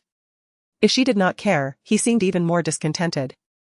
What, then, was the matter with him? As his gaze lingered on Qiao Zhishu's calm features, an inexplicable unease mingled with a vague irritation stirred within him. This unwarranted annoyance led him to harbor a hint of calculation. You truly are not angry? He reiterated. Qiao Zhishu laughed at his inquiry. Yet a nameless fire surged within her. She had firmly resolved not to dwell on that incident. Time and again, she reminded herself that surviving such a dire situation was a testament to fate's favor. There was no need to fuss over trivial matters and people. Yet, why did he persist in bringing it up, forcing her to relive the humiliation of being abandoned by him that day? She met Fu Lingxing's probing gaze, asking, "Weren't you returning to save someone? Since it was a matter of life and death, why would you think I would be upset?" Fu Lingxing fell silent again, struggling to respond. She continued, "Fu Lingxing, I am not unreasonable. Thus, you need not worry about that day's events, they are in the past." He had been able to accuse her of lying and allowed her to struggle beneath the ice and snow. So why now inquire about her feelings regarding such a meaningless question? Fu Lingxing, this was the first time Qiao Zhishu had called him by his full name. He abruptly looked up, astonished by her demeanor. Confronted with her cold expression, Fu Lingxing's unease intensified. Once more, he found himself at a loss for words.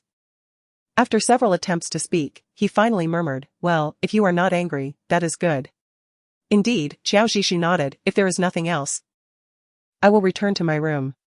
"Very well," Fu Lingxing replied in a subdued tone.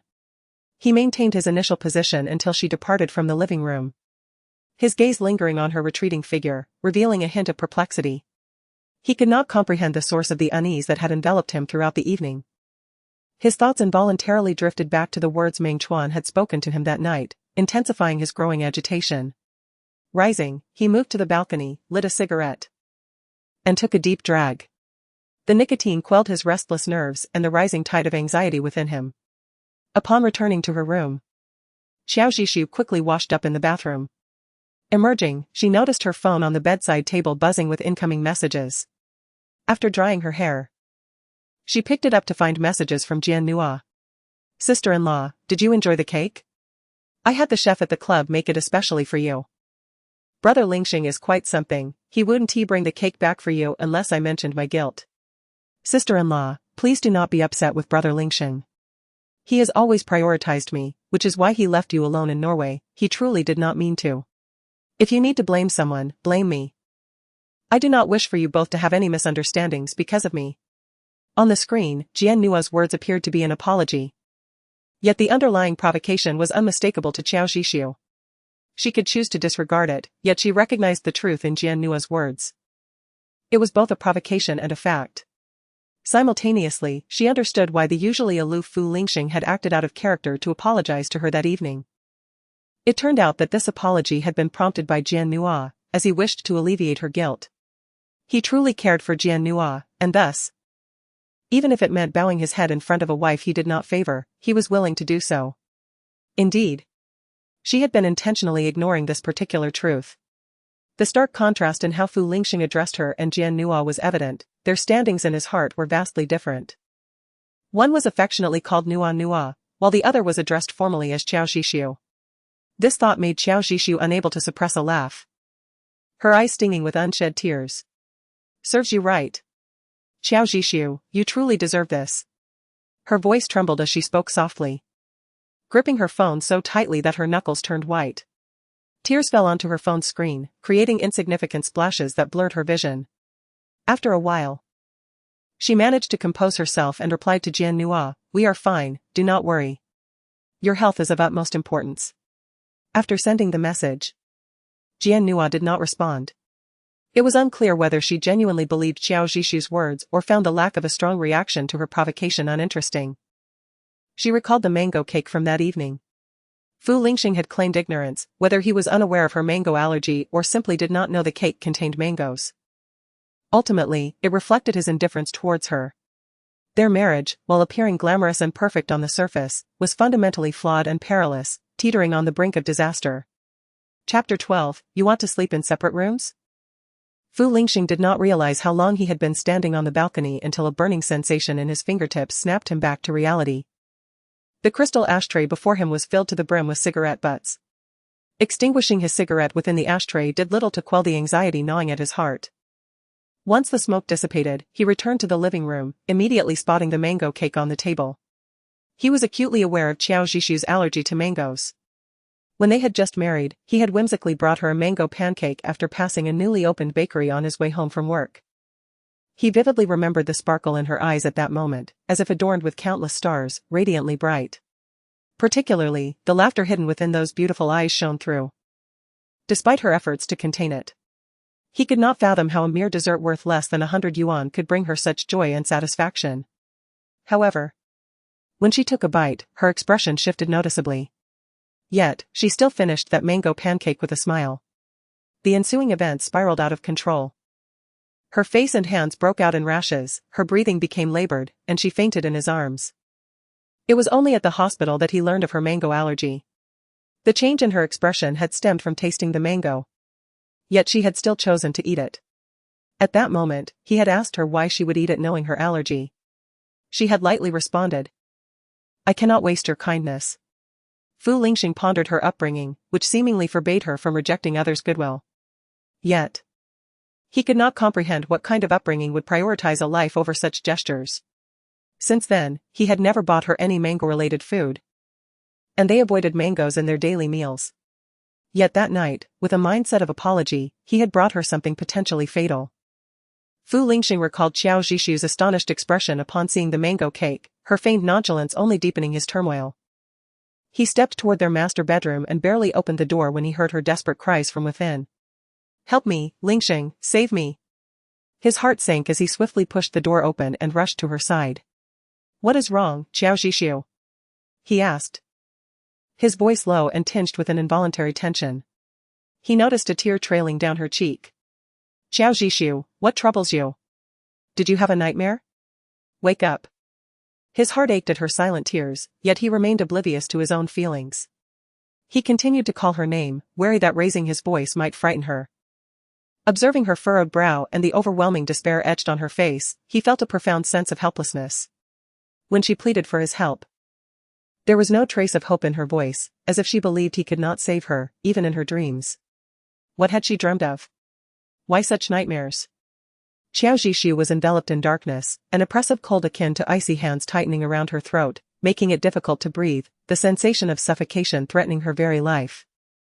She seemed to hear Fu Lingxing's voice, both near and distant. This voice lacked the coldness and impatience he typically exhibited when chastising her. Instead, it resonated with a hint of concern. No, it could not be Fu Lingxing, she must have misheard. In the next moment, she jolted awake from the nightmare. Sitting up abruptly in bed, her breath rapid and panicked. Fu Lingxing observed her vacant gaze, as though she had not fully returned to reality. However, her body trembled violently, clearly shaken by the nightmare. "Qiao Zhishu, are you all right?" His deep voice was laced with tenderness and concern. Upon hearing him, she hesitated for a moment. Then her once vacant eyes gradually regained clarity. When she finally registered Fu Lingxing's face, she paused momentarily. "Did you have a nightmare?" he gently inquired, his tone unexpectedly soft. So gentle it was almost surprising. Suppressing her lingering fear, Qiao Zhishu nodded and, in a hoarse voice, replied, "I'm sorry, did I wake you?" Fu Lingxing discerned the politeness and distance in her tone, which now felt even more pronounced than during their time in the living room. "What kind of nightmare did you have? Would you care to share?" He did not answer her but instead posed another question, seemingly seeking to dissolve the discomforting distance that had settled between them. Qiao Zhishu was taken aback. Since being rescued from the avalanche, she had endured over half a month of recurring nightmares. Whenever she closed her eyes, the horrors of that day would resurface, repeating the cycle of despair and terror. It felt as though she were being slowly tortured, a constant reminder of her brush with death. "It's nothing, just a dream," she said, rising from the bed. I'm going to wash my face, you should get some more sleep. She headed to the bathroom, where the icy water invigorated her, shaking off the remnants of her nightmare. Yet, as she leaned on the sink, her hands still trembled slightly. She realized that sharing a bed with Fu Lingxing, or even being in the same room, instinctively filled her with aversion. After lingering in the bathroom for a while, she slowly emerged to find Fu Lingxing leaning back on the sofa, eyes closed and fingers pinching the bridge of his nose, his demeanor somewhat troubled. Upon hearing her exit, he lowered his hand and turned his gaze toward her. Xiao Zhishu paused for half a second before approaching the cabinet, retrieving a down comforter, and heading towards the master bedroom. Where are you taking the comforter? Fu Lingxing, witnessing her actions, felt a sudden rush of anxiety and hurriedly inquired, his voice tinged with a disquiet that he himself was unaware of. Xiao Zhishu halted, turned to face him, and calmly replied, I've been having trouble sleeping lately. And I don't want to disturb your rest, so I plan to sleep in the guest room. Upon hearing this, Fu Lingxing's expression darkened instantly. His piercing gaze bore into Xiao Zhishu as he questioned, his voice laced with frost, Xiao Zhishu, are you suggesting we sleep in separate rooms? Xiao Zhishu detected the irritation in his tone but chose to disregard it. She truly preferred not to share a room with Fu Lingxing, even feeling too apathetic to engage in a debate. Yet, she maintained her composure and explained, you work hard, and sleep is crucial.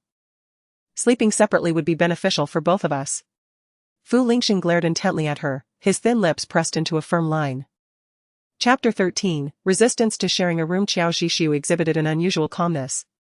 So much so that even after he had left her alone in Norway for half a month without contact, she had never expressed anger towards him.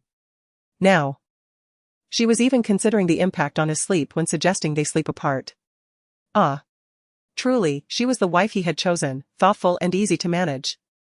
Fu Lingxing struggled to suppress the anger that threatened to erupt, refraining from unleashing a tirade in front of Xiao Zhishu. Taking a deep breath, he attempted to maintain a calm demeanor and reminded her, Xiao Zhishu, we are husband and wife. Xiao Zhishu nodded, yes, I am aware. In 2 months, this marital bond shall come to an end.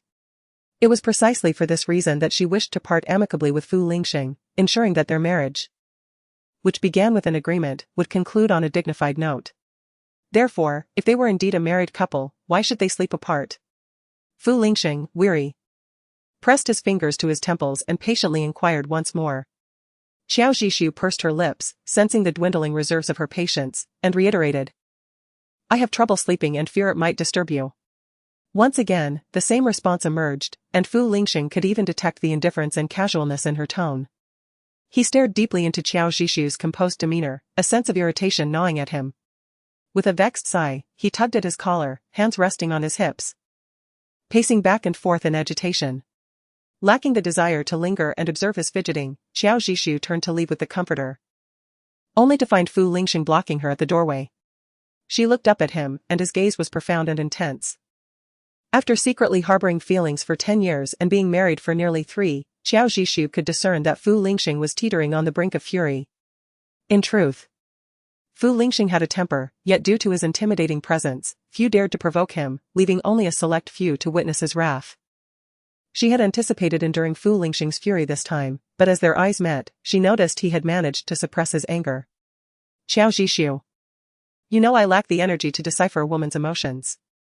If you are upset, express it to me rather than engage in unreasonable disputes, compelling me to repeatedly guess your thoughts. Xiao Zhishu observed Fu Lingxing quietly, almost amused by his words. Her silence only intensified his growing frustration, and he struggled to contain his emotions, which hovered at the brink of explosion. Xiao Zhishu, I dislike women who make me guess. The reason I married you was for your compliance and ease, to avoid unnecessary trouble. He clenched his jaw, and Xiao Zhishu understood the implications behind his words. He was insinuating that her current demeanor was causing him distress, regretting his choice of her as a spouse. Concealing her feelings behind the comforter, she pressed a hand to her heart. It was not painful, just slightly sore. It was manageable, she had 2 months left to acclimatize. With a long sigh, she queried, Do you wish for me to admit that I am angry with you? Fu Lingxing paused, taken aback. Very well, I am angry, quite angry. Why did you leave me alone in Norway for half a month without a word? Fu Lingxing was momentarily stunned, instinctively preparing to retort, but Xiao Zhishu interjected. And then what? Are you going to say you were there to save lives, that it was a matter of life and death, and I should not make a scene? Lack empathy, distrust you, or be jealous? Fu Lingxing fell silent, his brow furrowed in thought. He heard Qiao Zhishu scoff lightly, laced with a hint of sarcasm. As she continued, "See, I am wrong to be angry, and I am also wrong to remain calm. So please, tell me, what should I do that would be appropriate?" Fu Lingxing was left utterly speechless. He realized that Qiao Zhishu was indeed correct. If she was angry, he felt displeased. If she was not angry, he still felt displeased. The issue lay with him, not with Qiao Zhishu. It was he who had erred by not contacting her for half a month. And he had no grounds to criticize her for it. Yet, if you are not angry, why suggest sleeping apart? Fu Lingxing's gaze fell upon the comforter in Qiao Zhishu's arms, and beneath his low, throaty voice lay a hint of grievance. Qiao Zhishu's expression remained neutral. And she patiently reiterated, "I have mentioned, I am not sleeping well lately, and it may affect you." "I do not mind." Fu Lingxing hurriedly countered, "I mind." Qiao Zhishu fell into silence, choosing not to respond further. However, Fu Lingxing perceived that even with her dismissal of concern, her quietness reflected her resistance to sharing a space with him. Perhaps, despite her claims of not being upset, she was merely sulking. Ultimately, he conceded. "How many days for this arrangement?" Qiao Zhishu was momentarily taken aback by his words, instinctively asking, "What? How many days will we sleep apart?" Qiao Zhishu fell silent once more. Fu Lingxing's sudden willingness to negotiate left her somewhat disappointed. She would have preferred a confrontation, which would allow her to use their argument as an excuse to fully separate for the remaining 2 months. "Let me improve my sleep first," she said. Offering a vague justification, then she departed the room, heading straight for the guest room with the comforter in tow. This time, Fu Lingxing did not impede her, instead, he allowed her to leave the room unimpeded. The door to the master bedroom was closed by Qiao Zhishu, leaving only the bedside lamp illuminating the space. Fu Lingxing stood by the door, his face clouded with a look of bewilderment. Qiao Zhishu entered the guest room, which, despite its designation, bore little difference to the master bedroom. Although it had not been occupied, the cleaning staff regularly laundered the linens. Thus, Qiao Zhishu needed to do nothing extra and simply lay down on the bed. Without Fu Lingxing in the same space, the tension that had enveloped her gradually dissipated. She lay there, eyes wide open, hesitant to succumb to sleep.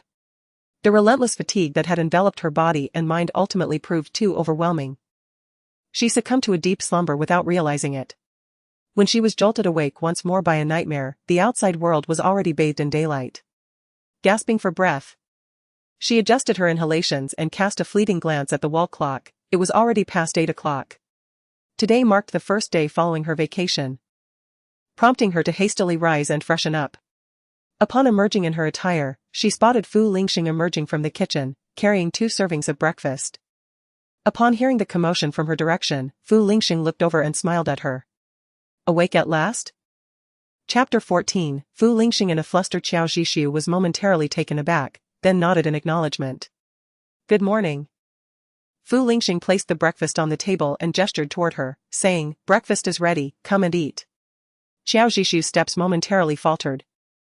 This was the first time Fu Lingxing had ever cooked breakfast since their marriage. In the past, unless she was on a night shift at the hospital, she would always rise first to prepare their breakfast. She had often fantasized that sharing breakfast together and heading to work side by side would signify that they were indeed a normal couple.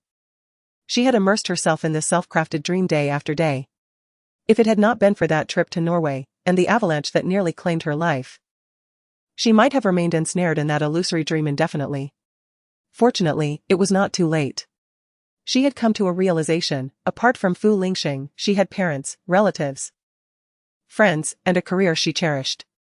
Her energy should not be solely devoted to Fu Lingxing. With the impending dissolution of their marital bond in 2 months, she had to look forward and adapt to a life without him. A dignified separation was far preferable to a bitter conclusion marked by harsh words and disgrace. With this thought, she nodded and sat down at the dining table. "Thank you." Fu Lingxing, seated across from her, paused at her polite expression of gratitude, his gaze lingering on her with an inscrutable intensity. She focused quietly on her breakfast, not sharing the amusing anecdotes of her daily life as she usually did. "You He began, but was interrupted by a series of notifications from the phone she had set aside. It was a message from Fu Yan. Good morning. I hope I didn't wake you up. I thought about it and felt the need to remind you about your recurring nightmares. Following the avalanche. You may experience severe post-traumatic stress disorder. It would be wise to consult a psychologist to prevent exacerbation. If you need someone to talk to, feel free to reach out. We are friends now, after all. Fu Yan's messages arrived in segments, causing the notification chime to sound repeatedly. Qiao Zhishu could not suppress a smile at Fu Yan's overly verbose messages. Setting down her utensils, she replied, Dr. Fu, it must be past midnight in Norway. Haven't you gone to sleep yet? On the other end, Fu Yan responded almost instantaneously. I'm on night duty, just finished my rounds and returned to the office. Have you eaten breakfast? Are you on your way out?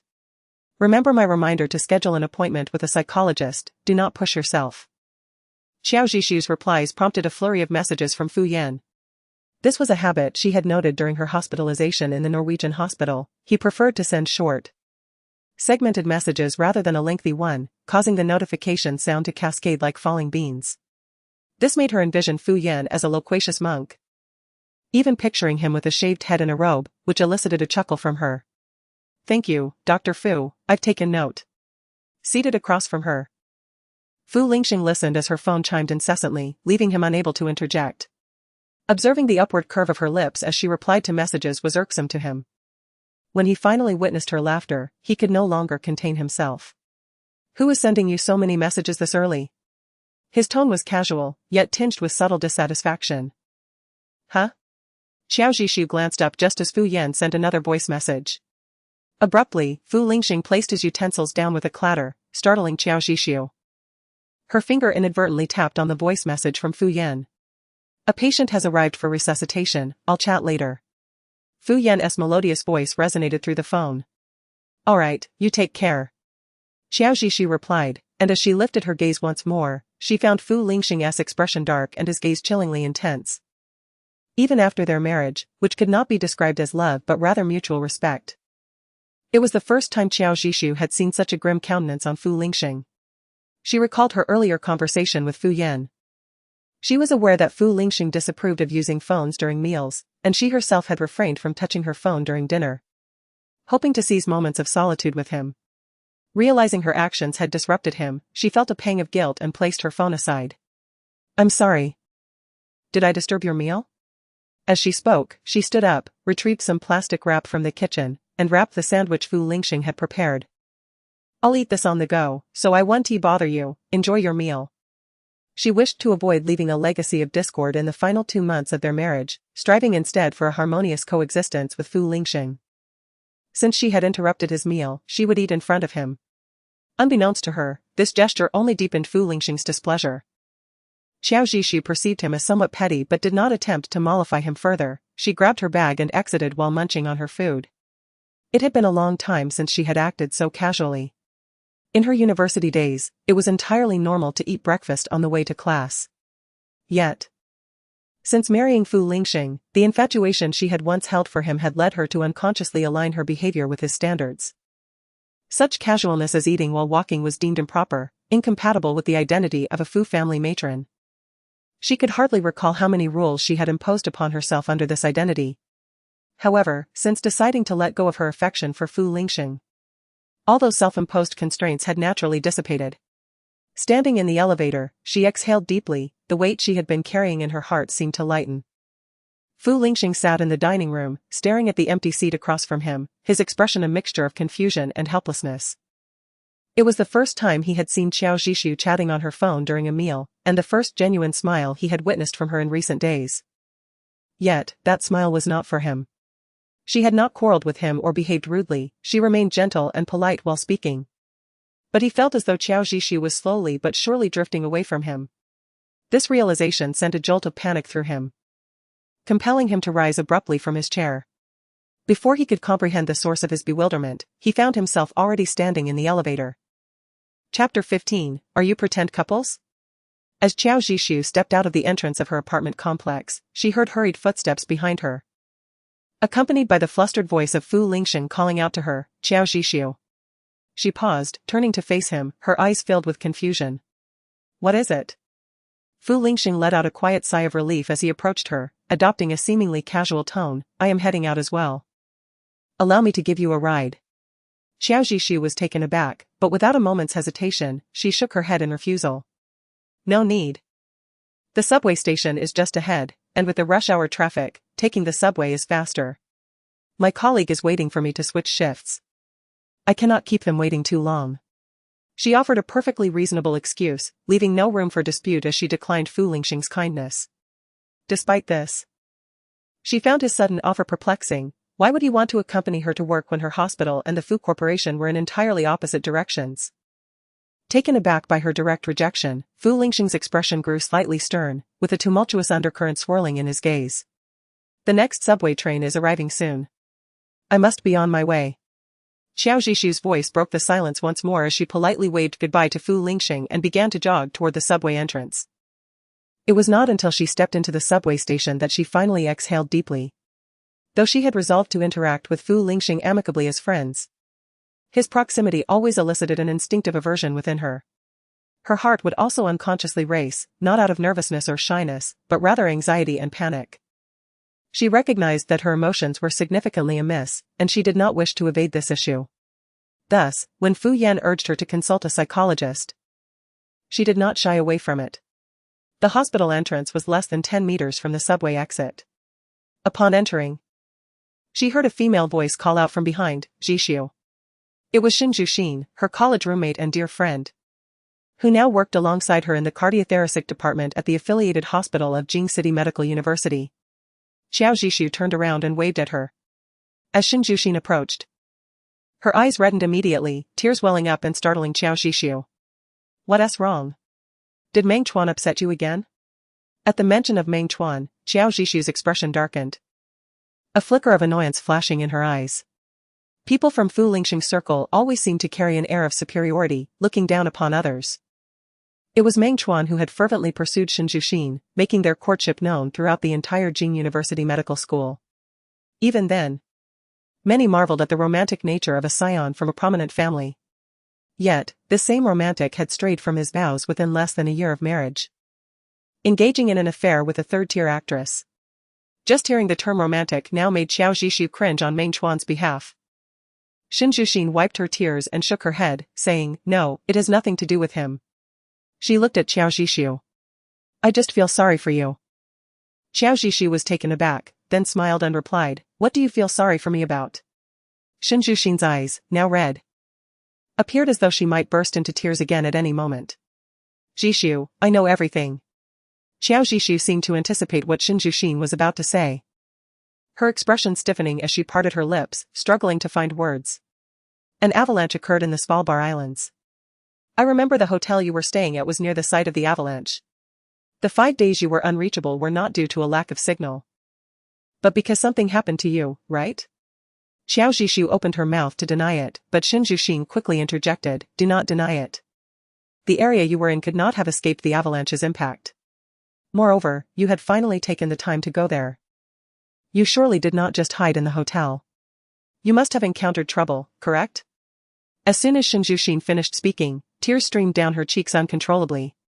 Ultimately, Xiao Zhishu sighed and patted Xin Zhuxin's shoulder, saying, Look, I am here, alive and well.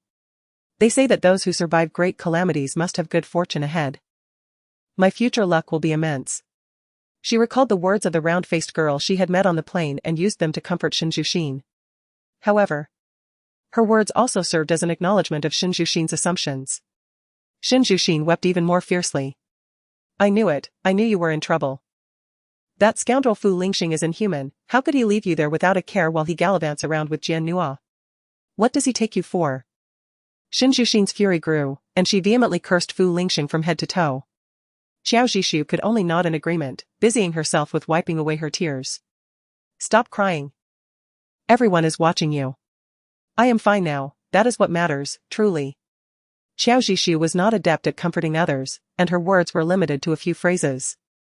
After much effort, Xin Zhuxin finally calmed down, her eyes still red as she looked at Xiao Zhishu, asking in exasperation, given all of this, you cannot possibly still forgive Fu Lingxing, can you? Xiao Zhishu was taken aback, then smiled and shook her head, saying, "There is nothing to forgive between us, after all. He was not obliged to accompany me on this trip." She wanted to convey to Xin Zhuxin that her relationship with Fu Lingxing was not that intimate. And she did not need to expend energy on him. However, to Xin Zhuxin, it sounded as though she was still defending Fu Lingxing, which only fueled her anger. "You are still speaking up for him? As his wife, you are not obliged to accompany you, but he must accompany that green tea bimbo Jian Nua? You are truly infuriating me." Xin Zhuxin was beside herself with rage. Xiao Zhishu hurriedly tried to soothe her. "No, I am not defending him, I am just what? Do not keep making excuses for him." Xin Zhuxin's indignation was palpable. Birds of a feather flock together, and those from Meng Chuan's circle are not genuine. Yes. I know all that. She should have realized it sooner, but fortunately, it is not too late to see things clearly now. What I mean is. After much contemplation, Xiao Zhishu finally disclosed her contractual marriage with Fu Lingxing to Xin Zhuxin. Xin Zhuxin was left in a daze, unable to respond for quite some time. After a full half-minute of silence, she finally spoke, her voice vacant. "So you are pretend couples?" "Yes, we are legally registered. Though I am unsure if that qualifies as pretend couples. Emotionally, it is certainly false." "The contract will end in 2 months?" Xin Zhuxin inquired further. Xiao Zhishu nodded. "So. With just 2 months remaining, I do not intend to invest more energy into matters concerning Fu Lingxing. Whether it is love or resentment. It is all a waste of time. I must look to the future, don't you think?" Chapter 16, inviting her to lunch. Xin Zhuxin's expression softened at last. Nodding. She muttered, "It is good that you have come to this realization. Well, I have not been to work for half a month, there is much to handle. So I must hurry to clock in." Xiao Zhishu pulled Xin Zhuxin in the direction of the cardiothoracic department. "When you and Fu Lingxing divorce, let the professor pick someone good for you. Do not settle for that scoundrel Fu Lingxing again." The Professor Shen referred to was Xiao Zhishu's mother, Professor Shen. Professor Shen serves as the graduate advisor to Xin Zhuxin. Acknowledging this, she resolved to be more discerning in her future romantic pursuits.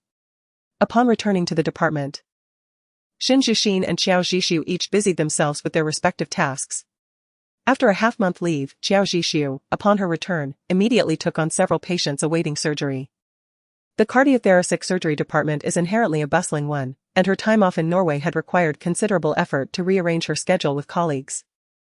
It would be challenging to request such an extended break again in the future. After a hectic morning, just as Xiao Zhishu took a moment to sip some water, her phone lit up on her desk. To her surprise, the message was from Fu Lingxing. "I just concluded a project near your hospital, shall we have lunch together?" This marked an unprecedented occasion, as Fu Lingxing had never before initiated a lunch invitation. Although she had occasionally imagined such a scenario, it had remained mere fantasy. On one hand, their relationship was far from typical, devoid of any need for such formalities. On the other hand, the hospital and the Fu Group building were located in opposite directions, and their rapport had not yet reached the level where traversing such distances for a meal seemed warranted. Xiao Zhishu stared at the message for a moment before ultimately setting her phone down without replying, instead instructing the intern beside her to call in the next patient. Meanwhile, on Fu Lingxing's end, after sending the message, he appeared somewhat distracted, gripping his phone tightly as he awaited a response from Xiao Zhishu. This was his first proactive invitation for lunch, and he believed she would not turn him down. However, following the peculiar events of the previous night and that morning, uncertainty loomed in his mind. "President Fu?" The man across from him called out several times before Fu Lingxing returned to the present. "Apologies. Is everything all right, President Fu?" "You don't look well," the individual cautiously inquired. It was evident that the mere small project had warranted the personal attention of Fu Lingxing, the president of the Fu Group, which left the project director feeling quite intimidated. Their mid-sized company was fortunate to collaborate with the Fu Group, and the prospect of having the president personally discuss matters was beyond their wildest expectations. "It's nothing," Fu Lingxing replied, shaking his head as he stood up. The project was finalized, and any subsequent matters could be addressed with the Fu Group's project department. "Indeed, it is our honor to have you here today, President Fu," the director stated as he escorted Fu Lingxing out of the office building, finally exhaling a sigh of relief. Accompanying Fu Lingxing was his assistant, Chong Liang, who was equally perplexed. It was unusual for such a busy executive to personally engage in discussions regarding a minor project. Observing Fu Lingxing glancing at his phone intermittently, seemingly awaiting a call, only added to Chang Liang's confusion. Who could possibly be keeping the president waiting? He wondered. Shall we return to the company now, President? Chang Liang dared to ask. After enduring a morning filled with pent-up frustration, Fu Lingxing felt increasingly uneasy. Back to the company, he ordered. Once in the car, a palpable tension enveloped Fu Lingxing, making the driver and Chang Liang fidgety. Through the rearview mirror, Chang Liang noticed Fu Lingxing repeatedly unlocking his phone, opening a WeChat conversation, staring at it for an extended period, then closing it again. This cycle repeated itself, leading Chang Liang to ponder who could invoke such concern. As they passed by the Jingda-affiliated hospital, Fu Lingxing suddenly spoke in a low voice, "Stop the car." The two in the front seats exchanged puzzled glances. Yet the driver complied and pulled over.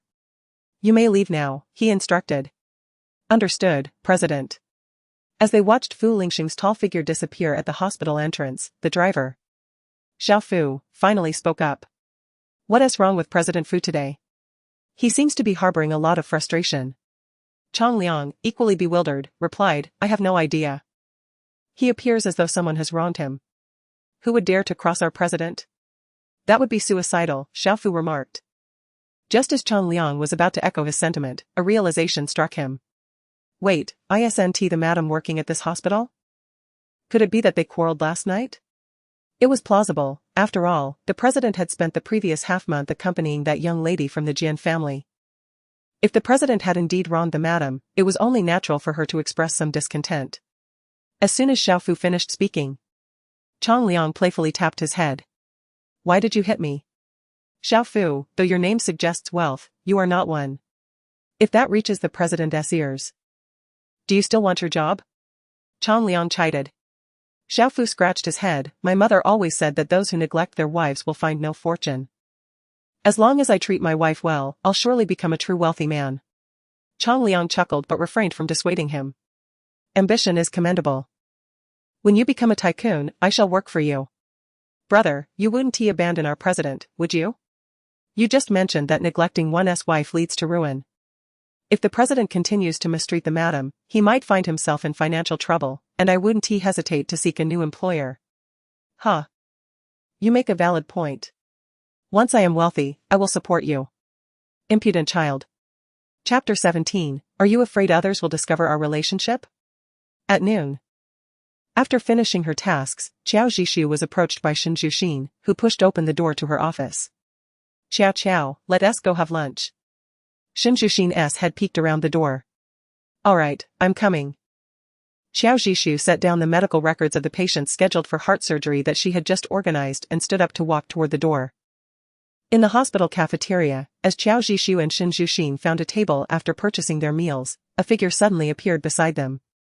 They instinctively raised their eyes, only to find it was Meng Chuan. Upon seeing Meng Chuan, Shen Zhuxin's previously cheerful demeanor abruptly faded, and she averted her gaze, continuing to eat. "Zhuxin, I cannot agree to the divorce, we need to discuss it further." Meng Chuan stood by the table, refusing to budge despite Shen Zhuxin's evident disinterest. He was striking in appearance, with an alluring charm that was not overly effeminate, his peach blossom eyes slightly upturned behind silver-rimmed glasses, embodying a typical scholarly rogue. Standing nearly 190 centimeters tall, he seemed quite out of place in the hospital cafeteria. His mere presence commanded attention, drawing the gaze of everyone around them. Qiao Zhishu cast a glance at Meng Chuan and couldn't help but think of Fu Lingxing. Though their styles differed, they belonged to the same breed of individuals. Easily capable of winning a woman's heart, yet equally adept at breaking it. The decision to divorce was made after profound contemplation. There is little left to discuss. "If you are not here to discuss divorce, please do not appear before me again," Shen Zhuxin coldly stated. However, Meng Chuan remained unfazed, his expression turning stern. "Shen Zhuxin, I have never wronged you, I will not agree to the divorce. Why are you unwilling to hear my explanation?" His voice involuntarily rose, drawing the attention of the restaurant's patrons once more. Shen Zhuxin's face darkened. She had no desire to become the center of attention in this hospital due to Meng Chuan. She set down her utensils, stood up, and said, "Very well, let us step outside to talk and not disturb others here." Just as Shin Jushin rose, she was intercepted by Qiao Zhishu. If you do not wish to speak with him, then do not go. Seeing Qiao Zhishu's obstruction only heightened Meng Chuan's irritation. He had defended her before Axing just the day prior. Qiao Zhishu, tend to your own matters with Axing, I will resolve my issues with Jushin. Hearing the sarcasm and hostility in Meng Chuan's tone, Shin Jushin too felt anger rising within her. She remained uncertain if Qiao Zhishu had truly given up on Fu Lingxing. If her own matters were to drive Meng Chuan towards Fu Lingxing, affecting their relationship, Shin Jushin would be troubled. Thus, she positioned herself in front of Meng Chuan and said, "Please do not vent your anger on others regarding our issues. If we are to talk, let us go." Jushin. Qiao Zhishu called her name, and upon receiving a reassuring glance from Shin Jushin, she cast a cold look at Meng Chuan and said, "Let us go." After Shin Jushin departed with Meng Chuan, Qiao Zhishu was left alone at the table to have her lunch. However, her concern for Shin Jushin rendered her meal somewhat absent-minded. After only a few bites, she noticed someone sitting across from her. Assuming it was Shin Jushin returning, she quickly looked up, only to be met with surprise upon recognizing the visitor. "What brings you here?" She recalled Meng Chuan, who had just taken Shin Jushin away, and asked, "Are you here to find Meng Chuan?" That was the only possibility she could conceive. It seemed unlikely that the busy Fu Dezongkai would deign to visit her. His nominal wife. She gestured towards the direction in which Shin Jushin had exited, saying, "She and Jushin should be on the corridor platform. If she does not wish to see him, could you please ask him to leave?" Fu Lingxing remained silent, simply seated before her without uttering a word. The cafeteria's table was not particularly high, leaving Fu Lingxing's long legs awkwardly positioned, creating a somewhat comical sight. With Meng Chuan's arrival followed by Fu Lingxing's, Qiao Zhishu's previously good mood had been thoroughly disrupted.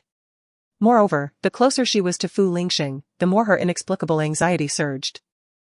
She picked up a glass of lemonade and drank hastily in an attempt to suppress the rising tension. However, in her haste, she choked on the water, spilling it on her mouth, collar, and sleeves. Quickly putting down the glass, she reached for a tissue, only to find that someone was quicker. Fu Lingxing had taken a tissue and brought it to her lips, seemingly intending to help her wipe her mouth. Qiao Zhishu instinctively turned her head away, avoiding his gesture. "Thank you, I can manage myself." She accepted the tissue from Fu Lingxing's hand and wiped away the moisture on her collar, confronted by his deep voice. "Do you appear so anxious to see me? Drinking so hastily?" His low teasing tone carried a hint of mockery that Qiao Zhishu could discern. Her wiping motion paused, and she looked at the man across from her with confusion, unsure of his intentions. Wasn't he there to find Meng Chuan? Why was he lingering? Just then, several nurses from different departments passed by, and upon seeing Fu Lingxing, their eyes sparkled with admiration. They then turned to Qiao Zhishu, playfully teasing, "Dr. Qiao. Is this your boyfriend? He is quite handsome, why not introduce him?" Qiao Zhishu felt somewhat embarrassed by the question and instinctively glanced at Fu Lingxing. Their marriage had only been formalized with a certificate, lacking a proper wedding, so aside from a few familiar faces, most people were unaware of her union with Fu Lingxing. She also knew that Fu Lingxing preferred to keep their marriage a secret. Hearing the nurses jesting, she worried Fu Lingxing might take offense and hurriedly denied, "No. He is not my boyfriend." Her denial was fervent, fearing that a moment's hesitation might lead the nurses to misunderstand their relationship. However, her reaction only led Fu Lingxing to interpret it as her desperate attempt to disassociate from him. His expression darkened instinctively. The two nurses, having sensed Fu Lingxing's displeasure and realizing their misunderstanding, quickly apologized before hastily departing. Qiao Zhishu did not miss the flicker of displeasure in Fu Lingxing's eyes and quickly explained, "They were merely joking, please do not take it to heart." Fu Lingxing gazed at her with a frosty expression and asked, "Are you afraid they will discover our relationship?" Chapter 18 Why Deny My Identity? Are you afraid they will discover our relationship? Qiao Zhishu found herself perplexed by Fu Lingxing's question, momentarily perceiving him as rather unreasonable. As for how to respond to his inquiry, she was at a loss. To say she was unafraid? He might think she had ulterior motives for wanting to disclose their relationship. To say she was afraid? Afraid of what? Before she could formulate a response, Fu Lingxing pressed further, "Why deny my identity?" At this moment, she realized Fu Lingxing was deliberately provoking her. It was he who had proposed their concealed marriage and contract marriage, now questioning her denial. Her irritation intensified. She knitted her brows and casually replied, "Aren't you my husband?" Certainly not just a boyfriend. Her intention was merely to provide a convenient excuse. However, to her surprise, her response seemed to please Fu Lingxing. As his previously sullen demeanor brightened slightly, and a hint of amusement graced his eyes. "You haven't informed them I am your husband." Just when she thought the topic had shifted, Xiao Zhishu noticed that Fu Lingxing was unusually fixated on this seemingly trivial subject. Her anxiety, which she had been trying to suppress, began to feel uncontrollable. Her brows tightened further, yet she restrained her agitation and said, "In less than 2 months. Our marital relationship will conclude. There is no need to complicate matters, and it will only require unnecessary explanations when others inquire." Even though she attempted to remain composed, Fu Lingxing detected a hint of impatience in her words. He was momentarily taken aback. The amusement in his eyes was replaced with astonishment. He had nearly forgotten the 3-year contract binding them, which was set to expire in 2 months.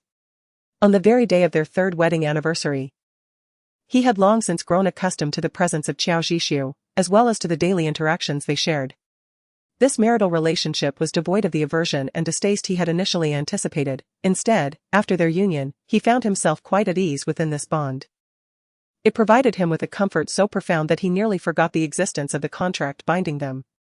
Yet, as he observed Xiao Zhishu mention this matter so nonchalantly, recalling the date with clarity, it seemed she was eager to terminate their relationship.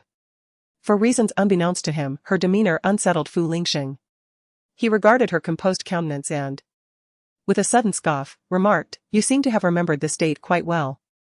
Are you so eager to divorce me?" Noticing the irritation in Fu Lingxing's tone, Xiao Zhishu paused, casting a puzzled glance at the man across from her. She could not fathom why he would be upset. Was this not what he desired?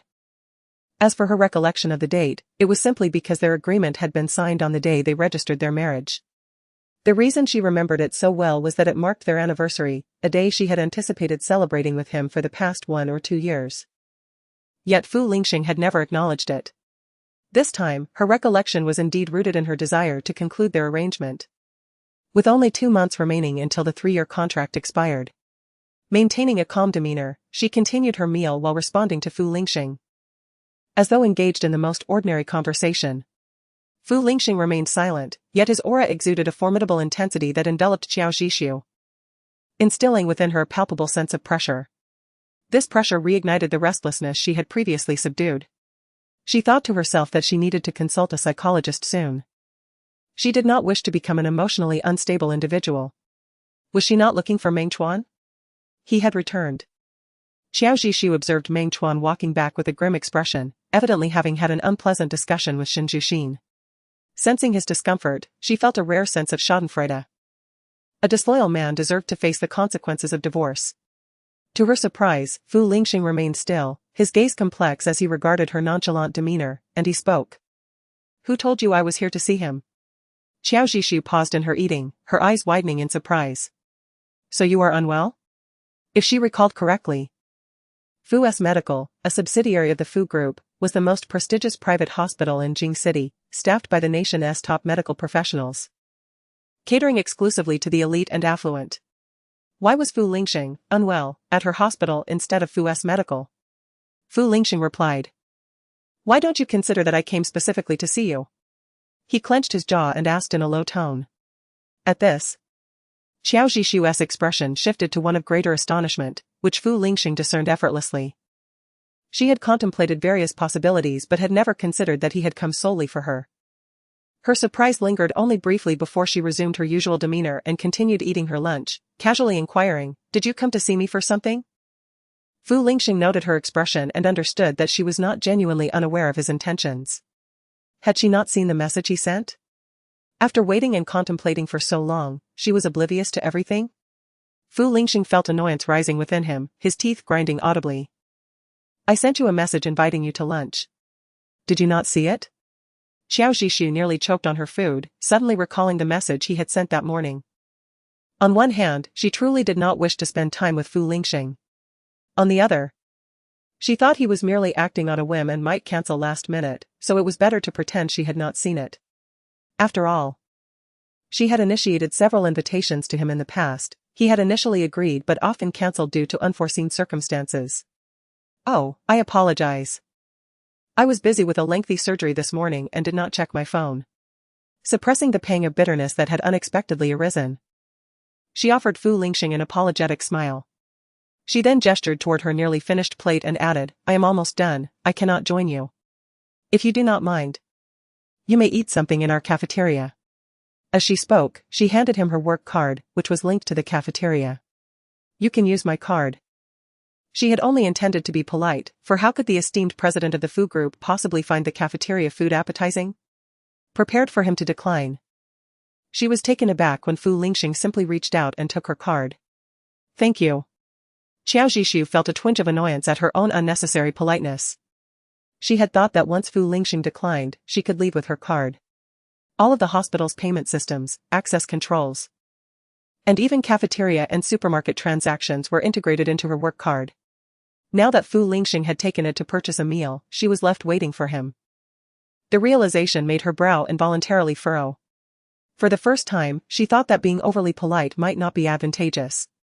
Observing her instinctive frown, Fu Lingxing raised an eyebrow and asked, "What's wrong? Are you reluctant to treat me?" Qiao Zhishu paused, pointing to the work card in his hand. "If you want to eat something, go ahead and buy it. I need to return to my department immediately, there are patients waiting." She hastily sought an excuse to hurry him along. Yet Fu Lingxing held her meal card firmly, his gaze deeply fixed upon her. Qiao Zhishu began to feel impatient under his scrutiny and was about to urge him again when Fu Lingxing said, "Qiao Zhishu, you do not want to see me, do you?" The annoyance that had just begun to surface in her eyes immediately turned to shock. She instinctively denied it. "No. You are a surgeon. No one would schedule a surgery during lunchtime." Fu Lingxing's voice was cold, ruthlessly dismantling her overly dismissive excuse. Qiao Zhishu felt a weight in her heart, opening her mouth to retort but realizing that her lie was indefensible. "Or do you wish to tell me that you changed out of your surgical scrubs just to run to the cafeteria for a meal before returning to the operating room?" His words dripped with sarcasm, catching Qiao Zhishu off guard. Before she could respond, Fu Lingxing continued, "Qiao Zhishu, you detest me." It was not a question but a definitive statement. Fu Lingxing's gaze was dark, fixed intensely upon Qiao Zhishu's impassive face. As he reached this conclusion, he found himself at a loss for how to articulate his current emotions. Frustration, panic, unease, confusion, a myriad of complex emotions intertwined. Upon hearing the last words of Fu Lingxing, Qiao Zhishu's expression once again froze. A sense of vulnerability and embarrassment, as if her thoughts had been laid bare, rekindled the familiar irritability that had plagued her for days. She no longer sought to argue or justify herself, merely dismissing him with a nonchalant remark. "If you think that way, there's nothing I can do." This rather cliched response effectively stifled the anger that had been building within Fu Lingxing, leaving his mood in a state of limbo. "Huh?" Fu Lingxing scoffed, "Are you too lazy to even find an excuse now?" Qiao Zhishu moved her lips, devoid of any desire to quarrel with him, and simply stated, "No, I truly have matters to attend to. There are numerous patient cases awaiting surgery piled up in my office." Observing the calm demeanor of Qiao Zhishu, Fu Lingxing suddenly felt a sense of powerlessness, akin to striking a fist against cotton. She neither argued with him nor provided any explanations, not even a plausible excuse to placate him. He contemplated questioning her if she was still angry about his departure to Norway to seek Jianhua, yet he realized that such a question would serve no purpose. Qiao Zhishu's response would undoubtedly mirror that of the previous night. Ultimately, he sighed and returned her work badge, saying, "Forget it, since you are busy. Shall we have dinner together?" Once again, Fu Lingxing compromised, his tone laced with a hint of caution. Qiao Zhishu, genuinely reluctant to placate him, replied, "I have to work the night shift, you should eat alone, or..." Fu Lingxing's voice suddenly grew heavy. Noticing Qiao Zhishu's gaze upon him, he inhaled deeply, forcibly suppressing his anger, and remarked, "Even if you are on night duty, you still need to eat." Qiao Zhishu could not fathom why Fu Lingxing insisted on dining with her today, ultimately conceding, "All right." Seeing her acquiescence, Fu Lingxing's expression brightened slightly. "All right. I will pick you up after work." Qiao Zhishu nodded in agreement, "Then I shall return to my department." Fu Lingxing nodded in acknowledgement as Qiao Zhishu gathered her finished meal and placed the tray in the recycling area before leaving without a backward glance. Fu Lingxing stood rooted, his gaze fixed on her retreating figure, his eyes narrowing in contemplation. He felt certain that Qiao Jisoo had indeed changed. And this was not merely an illusion. "Why are you at the hospital in broad daylight?" Meng Chuan appeared beside him. Following his gaze towards the direction Qiao Jisoo had departed, releasing a cryptic chuckle. Did she come to apologize after reflecting on last night? Fu Lingxing withdrew his gaze from the distance and turned to the person beside him, his brow furrowing suddenly. "Why can you come, but I cannot?" In response, Meng Chuan shrugged, readily admitting, "I came to apologize to my wife." "What about you? Are you here to apologize to your wife as well?" His words rendered Fu Lingxing momentarily speechless. His pride, characteristic of a person in a superior position, prevented him from acknowledging any wrongdoing before others, so he casually retorted. "I came to have lunch with my wife. Is that not acceptable?" Meng Chuan chuckled lightly, "How curious. Fu's office is in the east of the city, while the affiliated hospital is in the west. I never expected you would go through the trouble of coming all the way here for a meal." He paused, suddenly recalling something, and added, "When I arrived, Qiao Jisoo was already having lunch with Zhu Xian." "What? She didn't wait for you?" The smugness in his tone irked Fu Lingxing. It seems Qiao Jisoo has indeed grown assertive. My wife doesn't heed my words. Do you think these two friends are conspiring against us? Fu Lingxing's mood soured further at that moment, and he found Meng Chuan bothersome. Responding to his comment, he said, "I'm not like you, having strayed. Why would Qiao Jisoo target me?" Coldly dismissing the remark, Fu Lingxing left the hospital cafeteria in a foul mood. Meng Chuan, incensed by the retort, followed him. "I did not stray. What use is it to tell me? I am not your wife. Indeed, you haven't strayed. However, your actions are more grievous than infidelity. What decent person treats another woman better than his own wife? You've climbed into another woman's bed, you treat your wife so well." Fu Lingxing. Meng Chuan exploded in anger. Chapter 20, Visiting a Psychologist. Meanwhile, upon returning to the surgical building, Qiao Jisoo found Zhu Xian sitting in their office, her face a stormy shade of anger. She tapped on the open door and entered. "What's wrong? Still unable to reach an agreement with Meng Chuan?" Zhu Xian shook her head. "It doesn't matter. If he continues to stall, I can file for divorce or transfer to another place. I can even separate for 2 years and file for divorce afterward." Her tone was light as she smiled at Qiao Jisoo. "It's just 2 years, I'm not in a hurry to find someone new. Ultimately, it is Meng's family that is anxious." Watching the calm yet pained expression on her friend's face, Qiao Jisoo felt a pang of discomfort. After all, her friend's situation was not much better than her own. Zhu Xian had married into the Meng family, who initially opposed the union, looking down upon her orphaned upbringing and deeming her unworthy of their social standing. Were it not for Meng Chuan's persistence and his various efforts to contend with his family, they might never have wed. Qiao Jisoo had witnessed their arduous relationship blossom into a marriage, believing that Zhu Xian had finally found a home. Yet, who could have foreseen that Meng Chuan, who had once been more tenacious than Zhu Xian in this relationship, would be the one to falter? If Zhu Xian sought a divorce, the ones most delighted would undoubtedly be those from the Meng family who had always scorned her and had relentlessly tried to match Meng Chuan with the daughter of the Xie family. Qiao Jisoo seated herself across from her. "Have you truly made the decision to divorce?" Zhu Xian nodded, then self-deprecatingly smiled. "You know, I wanted to give up from the start. If it weren't for his insistence." Qiao Jisoo indeed understood. Growing up in an orphanage, Zhu Xian appeared cheerful but harbored deep-seated insecurities. The Meng family was never a place she aspired to enter. From the moment the Meng family approached her, Zhu Xian was prepared to relinquish Meng Chuan. Ultimately, it was his persuasion that led her to grant their relationship another chance. She had married into the Meng family for Meng Chuan, but if even he could no longer serve as her reason to persevere, then their marriage held little significance. Contemplating this, Qiao Jisoo unconsciously reflected on her own marriage with Fu Lingxing. Her situation was even more absurd, devoid of any affection, solely sustained by a contract. The only advantage was that when it ended, it could be concluded cleanly, without any lingering attachments. "Regardless of what decision you make, I will stand by your side," Qiao Jisoo asserted. After Zhu Xian returned her smile, she seemed to recall something and inquired, "I saw Fu Lingxing earlier. Did he come to find you?" Xiao Jishu recalled Fu Lingxing's peculiar behavior today and, lacking any desire to discuss him, casually remarked, "Perhaps he was unwell, I didn't inquire." However, observing Fu Lingxing's unusually frail appearance today, it is evident that she is quite unwell. She did not linger much with Shen Juxin. Although she used the pretext of a patient to brush off Fu Lingxing, she truly had pressing matters to attend to. After parting ways with Shen Juxin, she returned to her own consultation room. Before she realized it, she had been busy for the entire afternoon. When she finally completed her last surgery, it coincidentally marked the end of her workday. As she sat down to replenish her energy with a bit of glucose, her phone lit up beside her. She picked it up to see a message from Fu Yan, reminding her to visit a psychologist. Looking at her phone, she couldn't help but smile in resignation. Although she had only known Fu Yan for half a month, he felt like a nagging guardian to her. She typed a quick response, "On my way now."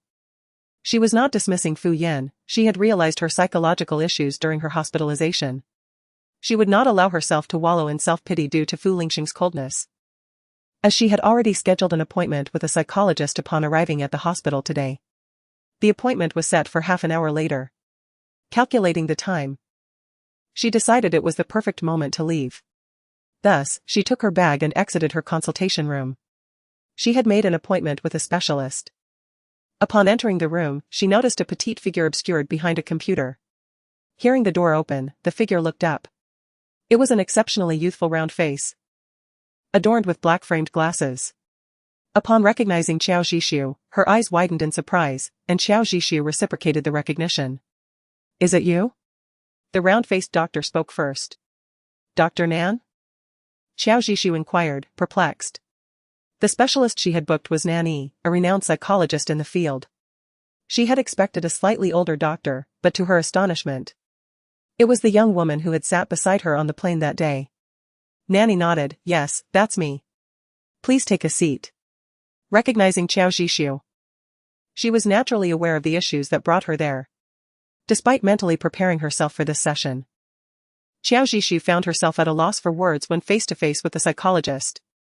"It's alright, let us just have a conversation, like we did on the plane. You can share whatever you wish." Nan Yi's voice was gentle, akin to a warm spring breeze enveloping her, complemented by her benign and approachable visage, which eased Xiao Jishu's tension. Xiao Jishu recounted the scene of the avalanche, maintaining a relatively calm demeanor, though a slight tremor betrayed her voice. For a psychologist like Nan Yi, this kind of post-traumatic stress was not a significant challenge. However, Xiao Jishu's issue ran deeper. "You mean, ever since that incident, you find yourself instinctively repulsed by your husband, feeling an inexplicable irritation?" Xiao Jishu did not conceal anything from Nan Yi, solemnly nodding in affirmation. She then added, "I am aware that my reaction is somewhat problematic." "No, there is nothing wrong," Nan Yi interjected. "Perhaps you have not noticed that when you speak of the avalanche, your emotional fluctuations are minimal. What truly triggers your stress response is your husband, for he holds significant importance in your heart, which makes him the root of your affliction. Seeing him reminds you of the avalanche, the fear and despair of feeling abandoned beneath the snow." Nan Yi's words struck a chord, leaving Xiao Jishu momentarily speechless. Nan Yi, unhurried, sat across from her, patiently awaiting her response. After an indeterminate period, Xiao Jishu finally heard her own hoarse voice ask, "What should I do?" "Approach the root of the issue with a calm mind, and select an appropriate moment to distance yourself from it. Everything will improve," Nan Yi advised. Initially, Xiao Jishu found Nan Yi's words simple and vague, unsure of how to proceed. Yet, one realization dawned upon her: Fu Lingxing was indeed the true source of her stress disorder. It was her fixation on Fu Lingxing that trapped her in the memories of that fateful day. After conversing with Nan Yi for a while longer, she felt a noticeable alleviation of the heaviness that had burdened her heart. Subsequently, after Nan Yi prescribed some supplementary therapeutic medication, Xiao Jishu exited the consultation room. Not long after stepping out, a familiar voice called out from behind her, "Sister Jishu?" Chapter 21, no interest in being a part of their play. This familiar voice caused Xiao Jishu to furrow her brow. However, out of politeness, she turned around. Sure enough, a few meters away stood Fu Lingxing alongside Jian Nua, with Fu Lingxing holding a bag of medication, looking at her with a complex expression. Instinctively, Xiao Jishu hid the medication she was holding behind her back. Before she could speak, Jianhua hastily ran to her side, grasping her hand, and said, Sister Jishu. I felt awful about how Lingxing blamed you for being left behind in Norway. I had intended to formally apologize to you one day. So please do not hold it against him. Xiao Jishu's brow unconsciously furrowed further. She understood that Jianhua repeatedly mentioning that incident was a deliberate attempt to showcase her significance in Fu Lingxing's heart. In truth, there was no need for such reminders. She was already well aware. Noticing Xiao Jishu's indifferent demeanor, Jianhua's expression darkened as she glanced at Fu Lingxing and continued. I came to the hospital for a follow-up check. My parents are currently abroad on business, which is why Lingxing is accompanying me. We are not what you think. You don't need to follow him secretly. It seemed she had been waiting for this opportunity to clarify her suspicions. Did she think Xiao Jishu was stalking Fu Lingxing? No wonder Fu Lingxing had looked at her with such a mix of emotions moments ago. Miss Jian, do you have any doctor friends? Xiao Jishu queried abruptly. Huh? Jianhua was taken aback, unable to comprehend Xiao Jishu's seemingly nonsensical question. Yet she still pouted, I wish I did, but I am not as capable as you. Sister Jishu, to be a doctor. My health has been a constant disappointment. As she spoke, her eyes began to redden again. Xiao Jishu had little interest in indulging her theatrics and interrupted her self-pity, stating, if you have any doctor friends, you should consult them. We surgeons are quite busy and do not have the time for such trivial matters. Jianhua was momentarily stunned, finally grasping the implication behind Xiao Jishu's words. Her expression shifted to one of alarm as she looked towards the man who had been silently observing Xiao Jishu. Seeing her being rebuffed, Fu Lingxing took a step forward. Calmly addressing Xiao Jishu, Nua did not mean it that way, she simply misspoke in her eagerness to explain. Xiao Jishu raised her gaze. Her expression subdued as she met Fu Lingxing's eyes, giving a slight nod and saying, understood. Without further ado, she turned to leave, clutching her medication. Uninterested in becoming part of their little play. Yet, Jianhua was unwilling to let her go so easily. As Xiao Jishu attempted to walk away, Jianhua stepped in front of her, biting her lip, and asked, Sister Jishu, since you are not here to stalk Lingxing, what brings you here? Jianhua's face immediately revealed a look of concern as she softly remarked, this is a psychological counseling center, where we see individuals with mental illnesses. Sister, have you perhaps also succumbed to depression? She deliberately emphasized the term depression, her lips curling into an enigmatic mockery. Yet, this derision did not escape Xiao Jishu's understanding. Instinctively, she cast a fleeting glance at Fu Lingxing before quickly averting her gaze, casually responding, it's nothing, just a bit of jet lag affecting my sleep. I'm here to pick up some medication. She nonchalantly lifted the bag of medicine she was holding, glanced at her watch, and stated, you all are busy. I shall take my leave. With that, she turned once more to leave. Xiao Jishu. Fu Lingxing suddenly called out to her. Turning back. Xiao Jishu met Fu Lingxing's intense gaze, which lingered on her for several seconds before he said, I need to go home as well, let us go together. Jianhua's expression darkened at his words, a flicker of displeasure and shadow crossing her eyes. However, she quickly forced a smile and remarked, indeed, Sister Jishu. I have no matters here, so I won't delay Brother Lingxing. You two should head back, I can take a taxi by myself. With that, she pretended to head briskly towards the hospital exit, yet her lower lip was tightly bitten, her eyes reddened, and her expression betrayed a sense of grievance. Fu Lingxing furrowed his brow, blocking her path, you have never taken a taxi alone, how will you return by yourself? Jianhua looked at him with tear-filled eyes. Shaking her head, it's all right, Brother Lingxing. I must learn to be independent.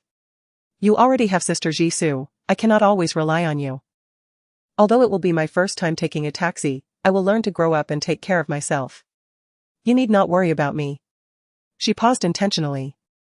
Biting her lower lip, casting a hesitant glance at Xiao Jishu, seemingly fearful that Xiao Jishu would make things difficult for her. She attempted to hide behind Fu Lingxing, saying, please don't let Sister Jishu be upset because of me. Observing Jianhua's feigned innocence, Xiao Jishu found it exceedingly irksome. Fu Lingxing looked at Xiao Jishu with a complex expression, and with evident reluctance, he said, Nua, I. She interrupted him impatiently, I still have to return to the hospital for my shift, it's not on the way for us. You should take Miss Jian home. She was unwilling to bear the repercussions if Jian Nua encountered any issues, leaving that remark behind as she exited the hospital without looking back. Xiao Jisoo. Fu Lingxing called her name in a lowered voice, his emotions indiscernible, merely watching her reject him once again, a flicker of irritation igniting in his heart. This time, Xiao Jisoo did not pause her steps. In fact, upon hearing him call her, she quickened her pace.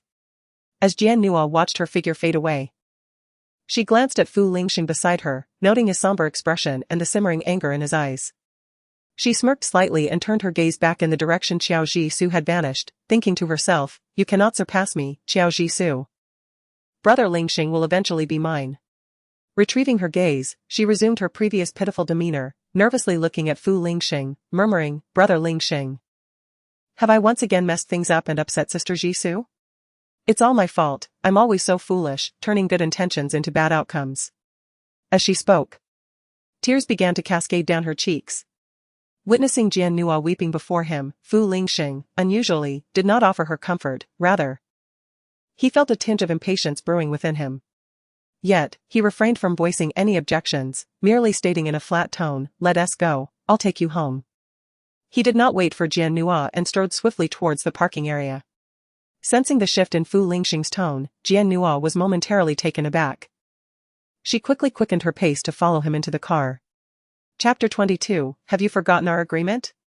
Upon returning to the hospital, Xiao Jisoo placed the medication she had brought back in her office before heading to the cafeteria for dinner. After a casual meal, she took a stroll on the large lawn outside the surgical building. During her walk, she encountered a few familiar patients being supported by their families. Engaging in brief conversation and offering some advice before over an hour had passed. Exiting the elevator, she turned a corner and spotted a familiar figure leaning against the wall by her office door, head bowed in contemplation. Xiao Jisoo's steps hesitated for a few seconds before she approached him. Hearing her footsteps, Fu Lingxing lifted his head to meet Xiao Jisoo's puzzled gaze. "What brings you here?" Xiao Jisoo stepped forward, opened the office door, and entered. Fu Lingxing followed closely behind, his face stern. His penetrating gaze fixed on her as he asked, "Why didn't you answer my calls?" Xiao Jisoo looked at him in surprise. Genuinely curious how he had come to be there. Hadn't he taken Jian Nua home? "I called you several times and waited here for an hour," Fu Lingxing replied. A hint of unnoticeable grievance lacing his tone. "Oh? Was there something urgent you needed me for?" Xiao Jisoo queried, her confusion deepening as she casually retrieved her phone from the drawer, adding, "Sorry, I didn't have my phone with me." As she delivered her aloof and nonchalant apology, Fu Lingxing fell silent. His intense gaze scrutinized Xiao Jisoo's expression, the accumulation of anger and grievance from the past hour being stifled by her indifferent demeanor. After a prolonged silence, he spoke in a low voice, "Didn't I tell you at noon that we would have dinner together tonight?" Xiao Jisoo realized she had forgotten. Perhaps, after too many times of taking Fu Lingxing's words lightly and being stood up for Jian Nua, she had ceased to regard his statements seriously. Thus, when he mentioned dinner at noon, she had absent-mindedly agreed without giving it much thought, naturally forgetting it later. However, while she took it lightly, Fu Lingxing had taken it to heart. Now, the situation was undeniably awkward. Fu Lingxing observed her expression, unusually deciphering the meaning in her eyes. The restrained anger sat heavily in his chest, unable to rise or dissipate, and he coldly inquired, "Have you eaten?" Xiao Jisoo paused momentarily before nodding. "So, you forgot our agreement?" Fu Lingxing's voice grew even colder. Xiao Jisoo was reluctant to admit it. So she defended herself, "I assumed you would accompany Miss Jian for dinner and changed plans, so I ate by myself. After all, you've done the same before." Fortuitously, she forgot today. Had she remembered, she would have been left hungry after waiting for him all day. She noticed Fu Lingxing exhale deeply, seemingly striving to contain his rising ire. "If I agreed to have dinner with you, how could I possibly break my promise?" Fu Lingxing stated, locking eyes with Xiao Jisoo, who wore an expression of ambiguous mockery. Fu Lingxing's expression momentarily froze. Perhaps recalling the numerous times he had been let down by Jian Nua's sudden cancellations, rendering him speechless. He cleared his throat awkwardly twice and said, "I will come to find you right after I take Nua back. I have no intention of changing my mind." It was as if he were attempting to justify himself to her. Perhaps aware of his own shortcomings, the previously assertive tone of his inquiry had diminished somewhat. Xiao Jisoo nodded, showing little interest in lingering on the prior topic. She merely wished to navigate the ensuing 2 months in an orderly fashion. However, she found Fu Lingxing's demeanor today rather peculiar. Ordinarily, he would dismiss her without a second thought when he cancelled plans, yet today, unexpectedly, he felt the need to explain himself. Xiao Jisoo pressed her dry lips together and said, "I apologize for taking up your time, but I have already had dinner. You should go eat by yourself." She was clearly eager to see him leave.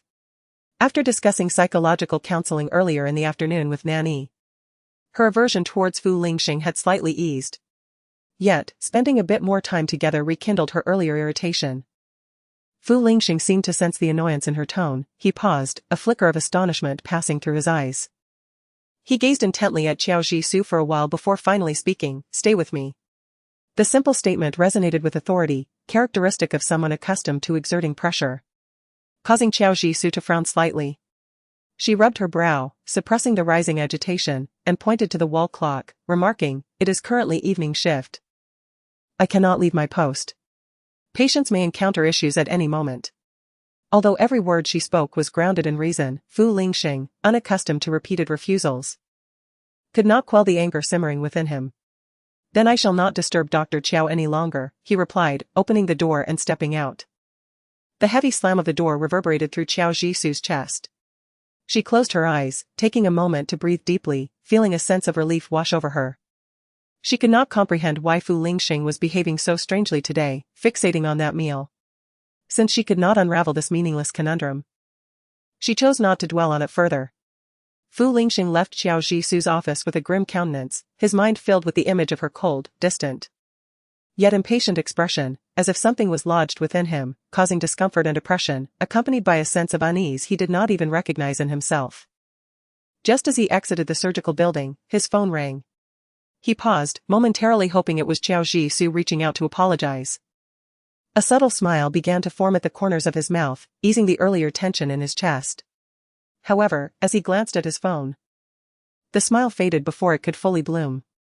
His brows furrowed involuntarily, yet he ultimately pressed the answer button. "Hello, Nua? Brother Lingxing, woo-woo. My brother is in trouble, he had a car accident and is being taken to the hospital. Woo-woo, I'm so scared, my parents are not here. What should I do?" Jian Nua's panicked and trembling voice came through the line. "Your brother had a car accident?" Fu Lingxing's brow knitted tighter as he walked toward the parking lot, attempting to reassure Jian Nua, "Don't be afraid. Do you know which hospital your brother was taken to? I will head there immediately. It seems to be Jing de Fui. Brother Lingxing, what should I do? Will my brother be okay? Jing de Fui? Isn't that Xiao Jisoo's hospital?" Chapter 23, Has he developed feelings for Xiao Jisoo? Fu Lingxing halted, patiently comforting Jian Nua, "Don't panic. I'm at Jing de Fui as well. Just take your time, there's no need to rush. I will handle things at the hospital." The crying on the other end abruptly ceased. "Brother Lingxing, how are you there? Are you going to find Sister Jisoo?" Fu Lingxing was bewildered as to why Jian Nua was fixating on such trivial matters at a time like this. Lacking patience to explain, he simply replied, "Let's not worry about that right now. I need to check on your brother's condition." Without waiting for Jian Nua to respond, he ended the call. At that moment, an ambulance with flashing lights sped through the hospital entrance. Shortly after, a bloodied victim was lifted from the ambulance by the medical team.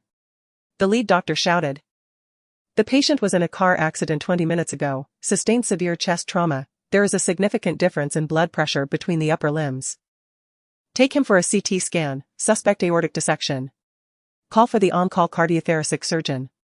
The doctor in charge pushed the stretcher toward the emergency room, and Fu Lingxing followed suit.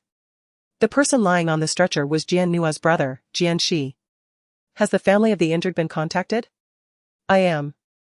Fu Lingxing rushed forward. "Please follow me." Meanwhile, Xiao Jisoo had just taken the medication prescribed by Nanny when the phone in the duty room rang. "Dr. Chiao, we have a car accident victim in the emergency room, suspected aortic dissection. Please hurry." "Understood, I will be there immediately." With no time to tidy up the medication on the table, she quickly exited the duty room and hurried toward the emergency building. Upon her arrival at the emergency room, her gaze immediately fell upon Fu Lingxing, impeccably dressed in a suit, standing at the entrance of the surgical room with a deeply furrowed brow, his expression unusually grave. "Dr. Qiao is here," someone called out. Fu Lingxing instinctively looked up and, upon confirming it was indeed Qiao Jisoo, his eyes brightened as he quickly approached her. "Do you know the injured person?" Before Fu Lingxing could speak, Qiao Jisoo asked first. If it were not the case, he would not have appeared so unexpectedly at the emergency room. Fu Lingxing hesitated briefly, then nodded, replying, "He is Nua's brother." Understanding dawned on Qiao Jisoo as she nodded in acknowledgement. No wonder. She refrained from further inquiries and stepped forward to examine the man who had fallen unconscious due to the accident. She turned to the nearby doctor and inquired, "Has the CT result come out?" "It has." Another doctor approached with a CT scan in hand and handed it to Qiao Jisoo. She took a quick look, her brows gradually tightening. "A type A aortic dissection, immediate surgery is required. Inform the operating room to prepare." Having said this, Qiao Jisoo headed toward the operating room. Just a few steps in, her arm was seized by Fu Lingxing, who had caught up with her. "Is his condition serious?" Qiao Jisoo nodded, confirming, "Very serious. The aorta has ruptured, surgery must be conducted promptly. Any other issues can be addressed once the surgery is complete." Her tone was decisive, contrasting sharply with the gentle Qiao Jisoo he was accustomed to. Qiao Jisoo was unaware of Fu Lingxing's thoughts. She merely withdrew her hand from his grasp and hastened toward the operating room. Fu Lingxing paused momentarily before quickly following her. The doors to the emergency operating room soon closed. He caught a glimpse of Qiao Jisoo donning a sterile surgical gown, her face devoid of makeup and emotion. Before he could take it all in, the door to the operating room shut behind her. "Brother Lingxing." As Jian Nua's choked voice echoed, she dashed into his arms. "Woo-woo, Brother Lingxing, I'm so scared. What will I do if my brother is in trouble?" With a soft whimper, Fu Lingxing found himself stiffening in her embrace. The first image that flashed through his mind was Qiao Jisoo's indifferent face. Almost instinctively, he pushed Jian Nua away from his arms. "Do not worry. Susu is inside saving your brother, she will be fine." Jian Nua's sobs momentarily halted. This was the first time she had heard her brother Lingxing address Qiao Jisoo with such endearment. Jian Nua's gaze darkened slightly, and an indescribable sense of crisis flickered in her heart. "Lingxing Gage, I am afraid." She pressed close to Fu Lingxing, glancing at him. Her words caught in her throat. Fu Lingxing shifted his gaze from the operating room to Jian Nua, reassuring her, "Rest assured, your brother is fine." Yet, he noticed Jian Nua biting her lip, her expression reflecting a desire to speak but hesitance holding her back. Furrowing his brows, he inquired, "What are you worried about?" He rubbed his temples in irritation, his tone tinged with subtle impatience. Jian Nua remained oblivious, merely biting her lip as she trembled. "I heard the emergency doctor say that my brother's condition is very serious, and he could be in life-threatening danger at any moment. Sister Jisoo is still so young. She has only been a doctor for 2 years. Can she really save my brother?" Gripping Fu Lingxing's clothing tightly, she pleaded. "Can we get another chief surgeon to help my brother, please?" For reasons unknown, when Fu Lingxing heard Jian Nua question Qiao Jisoo in such a manner, an inexplicable anger surged within him. The doctors who could enter the cardiac surgery department at Jingda Hospital were all exemplary. And Qiao Jisoo was a prized pupil of Uncle Liang, saving your brother would be well within her capabilities. "Do not fret so much." Listening to the admiration and defense in Fu Lingxing's tone regarding Qiao Jisoo sent tremors through Jian Nua's heart. That initial flicker of crisis now intensified. Her gaze turned towards the operating room door, shadows crossing her eyes. Her fingers, white from gripping tightly, revealed her unwillingness to relent. She continued. "Even if Sister Jisoo's medical skills are sound, I still fear." Nua. Fu Lingxing's voice turned icy, interrupting Jian Nua's words. Startled, she raised her eyes to meet his piercing gaze, her heart quivering. "She is not that kind of person." Fu Lingxing's voice had grown noticeably colder. In fact, Jian Nua could detect an undercurrent of anger woven into his words. Bewildered and shocked, she stared at Fu Lingxing, struggling to comprehend how he could defend Qiao Jisoo so fiercely, even to the point of scolding her. Did he harbor feelings for Qiao Jisoo? Chapter 24, She is my wife. The thought sent Jian Nua into a panic. She could not accept such a possibility. After all her efforts to bind Fu Lingxing to her side, how could she allow Qiao Zhishu to take him away so easily? Her eyes suddenly reddened. And lowering her head, she softly apologized, I'm sorry, Lingxing Gij. I did not mean to speak ill of Sister Zhishu. I was just too worried about my brother and spoke without thinking. Alright, just refrain from saying such things in the future. Fu Lingxing's tone softened slightly, though the fire of his anger still simmered beneath the surface. However, because it was Jian Nua, he afforded her a bit more leniency, though he held no intention of comforting her.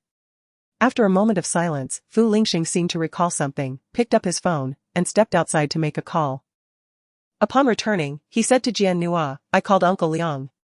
If you are concerned about your brother's condition, we can go to the observation room for the surgery. Jian Nua nodded, thank you, Lingxing Gij. Fu Lingxing acknowledged her with a nod, and soon, a hospital official arrived. Mr. Fu. Dean Liang has informed me to take you with me.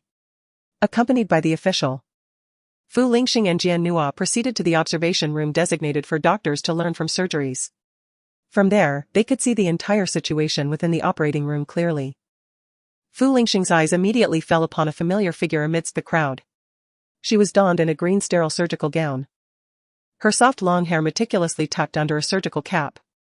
Although her beautiful face was obscured by layers of masks, her star-like eyes were momentarily shielded by medical magnifiers. Despite the inability to discern her features, Fu Lingxing recognized her instantly among the throng of doctors. Extracorporeal circulation established. Sounds began to echo from within the operating room. Fu Lingxing observed Qiao Zhishu standing before the surgical table, wielding a sharp scalpel, skillfully incising the patient's chest.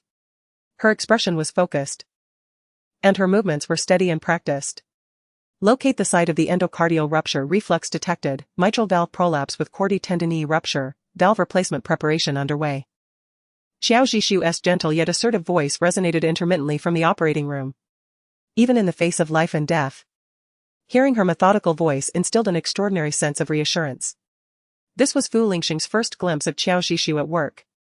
Watching her, even without seeing a hint of expression on her face, an unbidden flutter of emotion stirred within his heart. The observation room displayed the incoming footage. It was evident that Qiao Zhishu's movements were exceptionally skilled, devoid of hesitation or pause. Meanwhile, sounds from the operating room continued to filter through. Accompanying him was Director Chen from the cardiovascular department. Noticing Fu Lingxing's serious expression as he gazed at the surgical room, he presumed he was worried about the patient's condition and reassured him, Mr. Fu, rest assured. Although Dr. Qiao is young, her surgical skills in cardiovascular procedures are top-notch. This operation will pose no issues. Hearing Director Chen praise Qiao Zhishu, Fu Lingxing's lips curled into a slight smile, a look of pride washing over him as he replied. Indeed, she is my wife. I am well aware of her medical prowess. Whether it was genuine understanding or mere flattery, Jian Nua distinctly sensed the joy and admiration in Fu Lingxing's tone towards Qiao Zhishu. However, upon hearing Fu Lingxing's declaration, Director Chen's eyes widened in surprise. So Dr.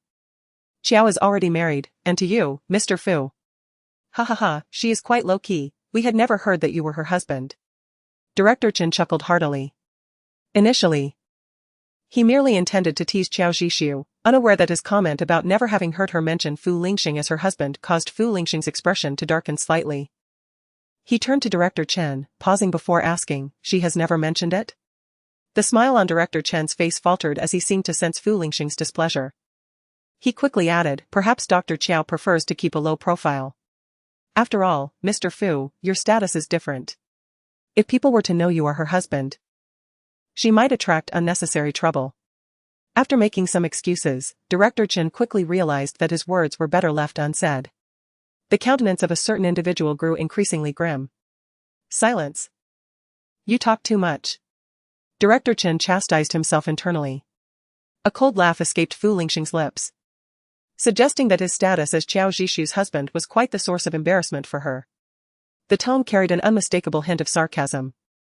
Stealing a glance at Fu Lingxing's expression, Director Chen refrained from responding, daunted by the situation.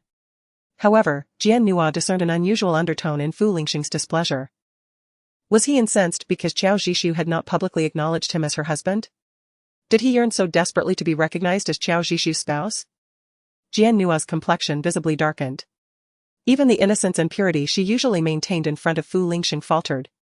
Casting her gaze towards the bustling operating room, she let out a soft huff, remarking, even if Qiao Zhishu's medical skills are exceptional, can we truly guarantee that no accidents will occur?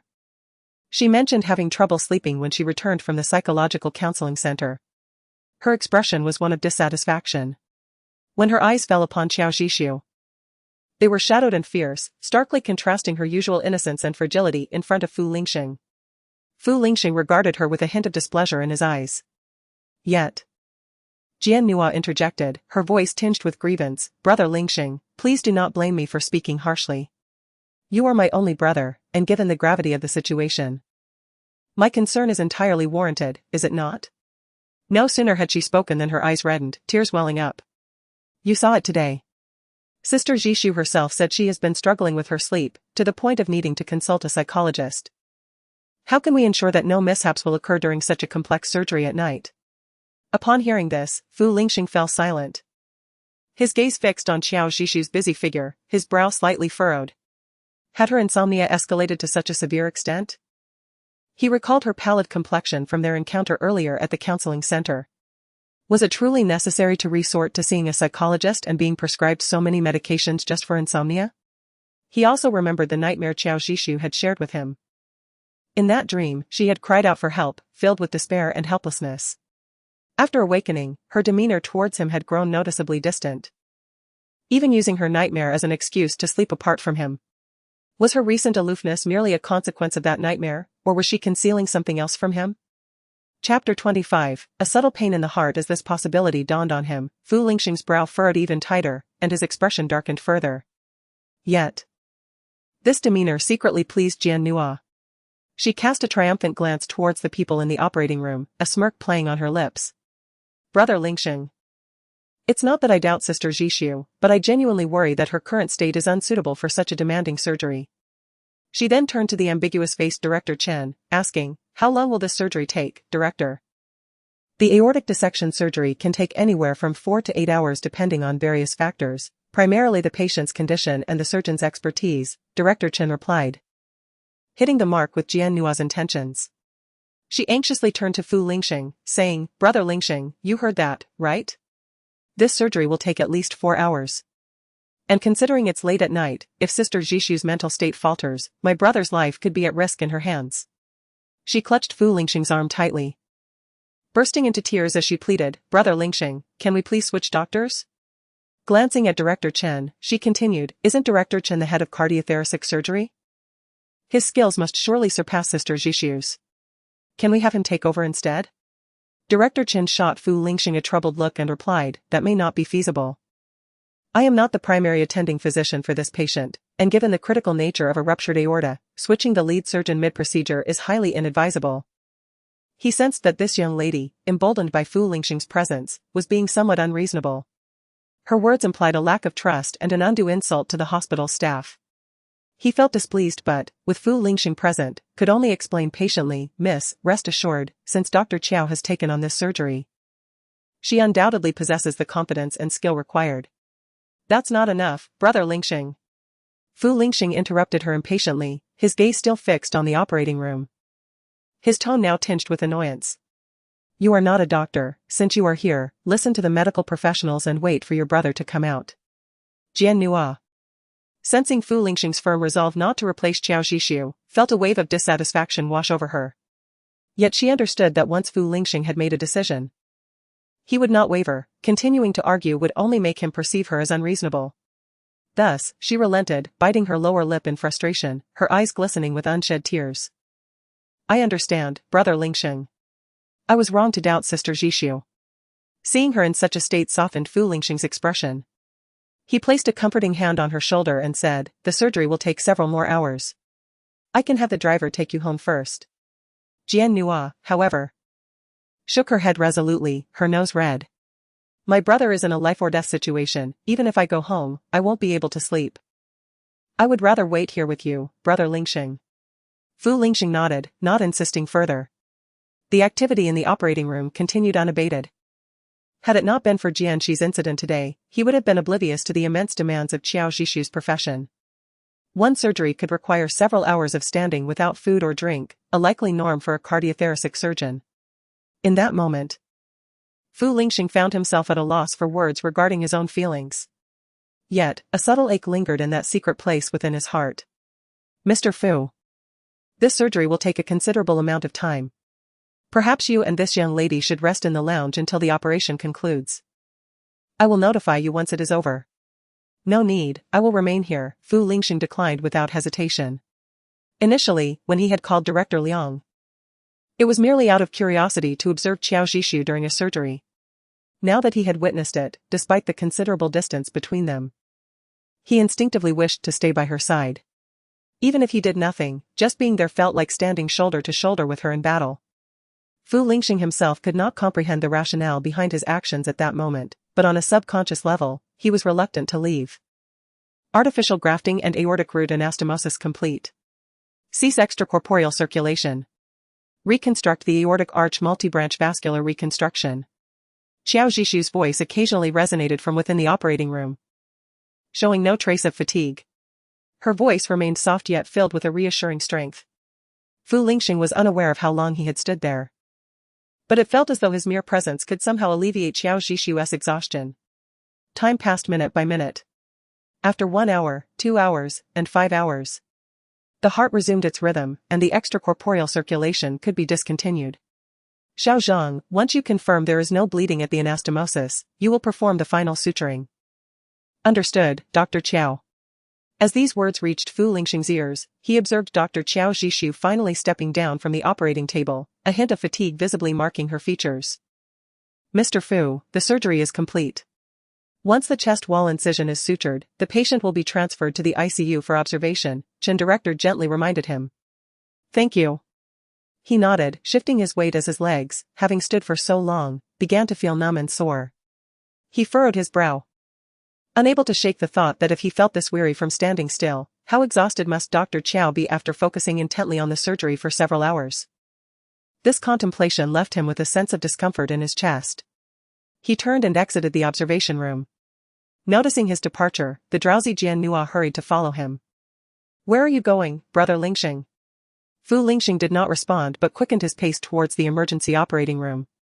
Upon reaching the door, the lights were still on, indicating that Qiao Zhishu had not yet emerged. He patiently waited a moment longer, and at last, the glowing red light extinguished. The door slowly opened, and Qiao Zhishu walked out. As she lifted her gaze, she spotted the tall figure standing before her, seemingly with much to convey. She glanced at Fu Lingxing, then at Jian Nua beside her, removed her mask, and said, the surgery was successful, but the patient has not completely escaped life-threatening danger. There are potential complications that may arise post-surgery, necessitating transfer to the ICU for further observation. The fatigue in her voice was palpable. Fu Lingxing fixated on her face, wanting to say something, but Qiao Zhishu continued, there are some post-operative precautions that require family signatures. Once Dr. Zhang comes out, he will provide a detailed explanation. If you have further questions, feel free to ask me later, I must return to the duty room. With that, she turned and walked away without a backward glance. Chapter 26, You should go, don't disturb my sleep. Fu Lingxing had just intended to follow her when he saw Jianshi being wheeled out from the operating room. Brother! Jian Nua rushed forward, grasping the gurney as tears began to flow again. Understanding that he could not intervene, Fu Lingxing suppressed his inexplicable impatience and waited nearby. Are you the patient's family? Yes, we are, Jian Nua nodded quickly after glancing at Fu Lingxing. However, after a moment of inexplicable hesitation, Fu Lingxing neither nodded nor denied it, simply addressing the young doctor before him, please inform me of any pertinent details. Dr. Zhang nodded and called Fu Lingxing aside, handing him some papers to sign. He meticulously explained the possible post-surgical scenarios. If you understand, please sign here. Fu Lingxing took the pen and swiftly inscribed his name before Jianshi was transported to the ICU. No one is allowed in the ICU, Fu Lingxing told Jian Nua. It's late, the driver is waiting outside. He should take you home first. What about you, Brother Lingxing? I have other matters to attend to. Jian Nua recognized Fu Lingxing's intention to seek out Qiao Zhishu. Though reluctant, she found no reason to cling to him further and could only acquiesce with a heavy heart. Then, Brother Lingxing, I will leave first. Thank you so much tonight, without you, I wouldn't know what to do. Fu Lingxing absently twirled the ring on his ring finger as he replied. After seeing Jian Nua off, he did not leave the hospital immediately but changed direction towards the surgical building. After changing out of his surgical attire, Qiao Zhishu returned to her office, burdened by weariness. Her sleep had been consistently poor during this time, often interrupted by nightmares. This night, she happened to be on duty and faced a significant surgery. And now she felt as if all her strength had been drained. Finally managing to reach her office, she collapsed into her chair. Too exhausted to even keep her eyes open. As her head leaned against the chair's back, she instantly fell asleep. When Fu Lingxing arrived, he noticed the door to Qiao Zhishu's office ajar. He gently knocked, but there was no response from within. After a moment's hesitation, he quietly pushed the door open. The sight before him revealed Qiao Zhishu with her eyes tightly shut, resting awkwardly in her chair. Her head rested against the thin backrest, slightly tilted, indicating that she was not sleeping comfortably. He approached, observing her troubled expression, her brow furrowed even in slumber, as she murmured inaudibly. Leaning closer, he caught fragments of her words, save me, Fu Lingxing, I'm so scared. Fu Lingxing, why won't you save me? I am your wife. How could you be so cruel? Fu Lingxing froze, his gaze snapping to the still sleeping woman. Her brow furrowed deeper, tears glimmering in her tightly closed eyes. Her choked words filled with despair, striking a painful chord in his heart. Zhishu, Zhishu, Zhishu. He leaned down, softly calling her name. Qiao Zhishu did not respond. The tears that had been trapped beneath her long lashes finally fell, landing on his hand like a searing brand, igniting a dull ache within his chest. He was bewildered by the nightmares that haunted her, questioning why she repeatedly called for his rescue. Were these nightmares connected to that fateful night? Why did she suffer the same torment, and why did it evoke such despair, even laced with resentment when she called his name? The thought sent a jolt through Fu Lingxing's heart, rekindling the familiar chaos and unease that had plagued him in recent days. He bit his lip. His jaw clenched tightly. Although the office was warm, he felt an inexplicable chill enveloping his heart. He chose not to awaken Qiao Zhishu but instead leaned down to lift her onto the foldable bed for rest. Just as he bent down, his gaze caught sight of the medicine boxes on her desk, still scattered about. He intended to reach out to examine them when he suddenly heard Qiao Zhishu's surprised voice. Fu Lingxing? Her previously dazed eyes sharpened into clarity as she straightened up. Her gaze locking onto his hand reaching for her desk, causing her heart to race. She abruptly stood, putting distance between herself and the table, subtly blocking his view. Are you looking to inquire about Jianxi's condition? Qiao Zhishu asked, attempting to divert Fu Lingxing's attention. He did not respond, instead. He gazed intently at her face for a long moment before shaking his head and saying, I noticed you seemed exhausted after such a lengthy surgery. So I came to check on you. Qiao Zhishu was momentarily taken aback, but soon nodded in understanding and said, it's fine, just take a break, and you'll be all right. Her response was somewhat perfunctory, and she began to usher people away, stating that family members were not required to stay in the ICU at this time, suggesting they could return home to rest and come back tomorrow. Strangely, when Fu Lingxing heard the term family member, he felt a twinge of displeasure and retorted, what nonsense. Who am I a family member of? Qiao Zhishu was startled, puzzled by Fu Lingxing's fixation on such an inconsequential designation. Although he was not technically a family member of Jianxi, his actions were indistinguishable from those of a family member.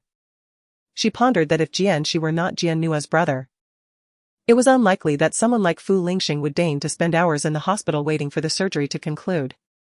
He had essentially fulfilled the role of a family member, why then was he so insistent on quibbling over the title? She chose not to engage in a debate over this trivial matter and simply urged him to leave, saying, it's already 1 a.m, you should head home. Fu Lingxing detected the urgency in Qiao Zhishu's tone and frowned in discontent. Are you so eager to see me go? Qiao Zhishu fell silent. Throughout the day, she found Fu Lingxing's behavior rather perplexing.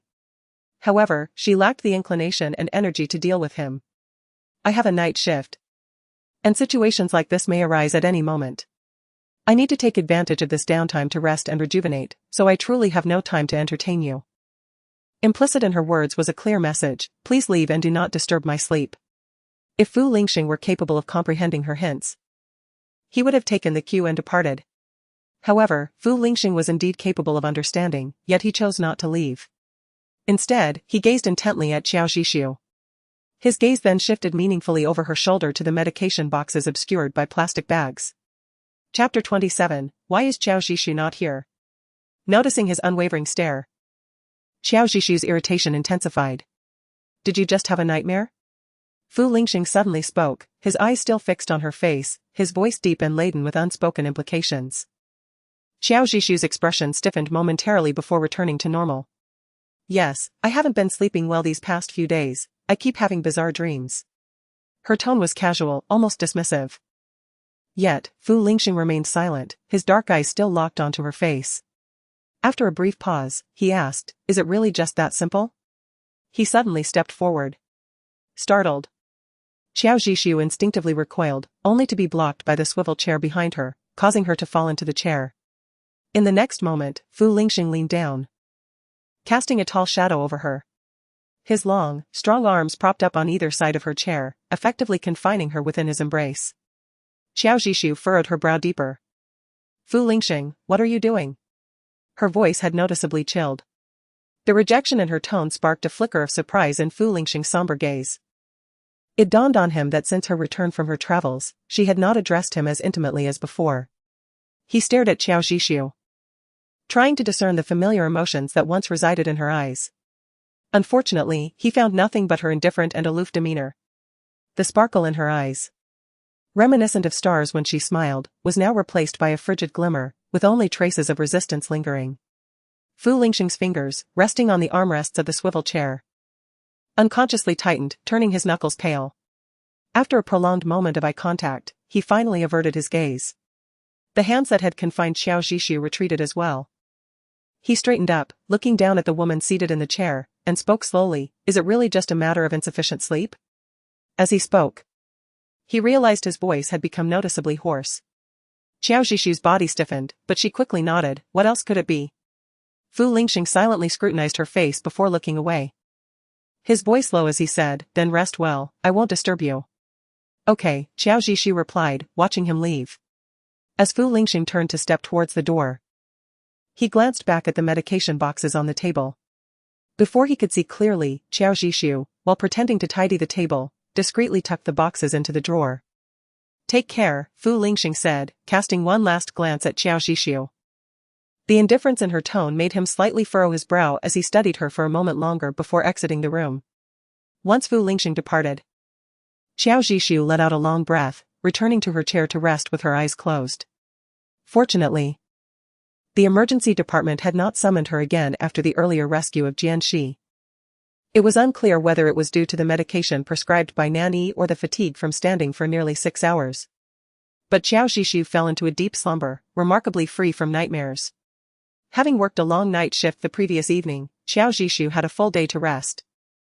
After handing over her duties to a colleague, she left the hospital.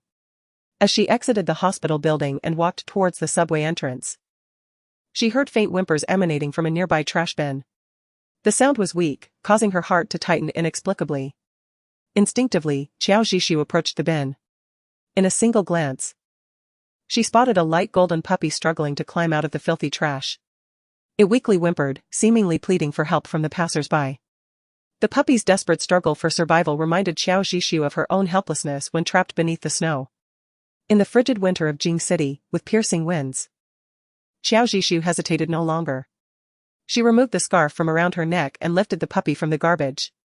Wrapped in her scarf, the warmth lingering from her body provided some comfort to the small creature, and its whimper softened.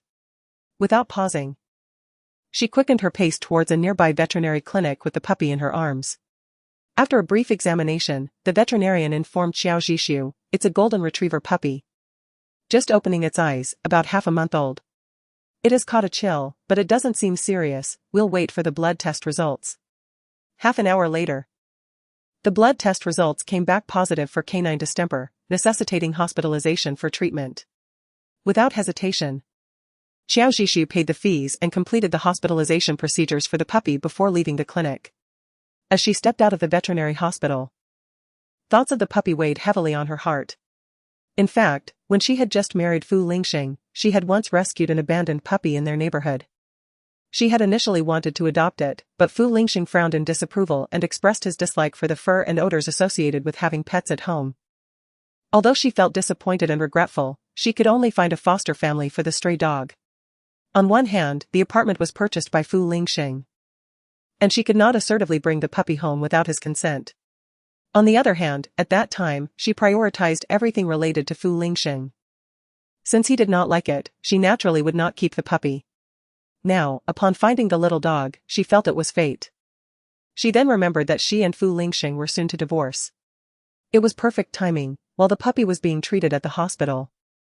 She could rent an apartment, and once the puppy was discharged, she could take it home to live with her. With this thought, her spirits lifted. In the ICU of the surgical building, Fu Lingxing listened to the doctor's report on Jianxi's condition, though he appeared somewhat distracted. The patient's condition had stabilized, and if all went well, they would be transferred to a regular ward the following morning. Additionally, the patient had undergone an aortic dissection surgery, necessitating meticulous postoperative care to avoid life-threatening complications. The doctor pointed out the essential areas for postoperative care and requested a signature from the family once they understood. Fu Lingxing responded with a low acknowledgement, signed, and casually inquired about Qiao Jisu's absence. The doctor paused momentarily before explaining, Dr. Qiao is responsible for surgical procedures. The ICU care is managed by our team. If you have further inquiries regarding the surgery, you may consult Dr. Qiao in her office.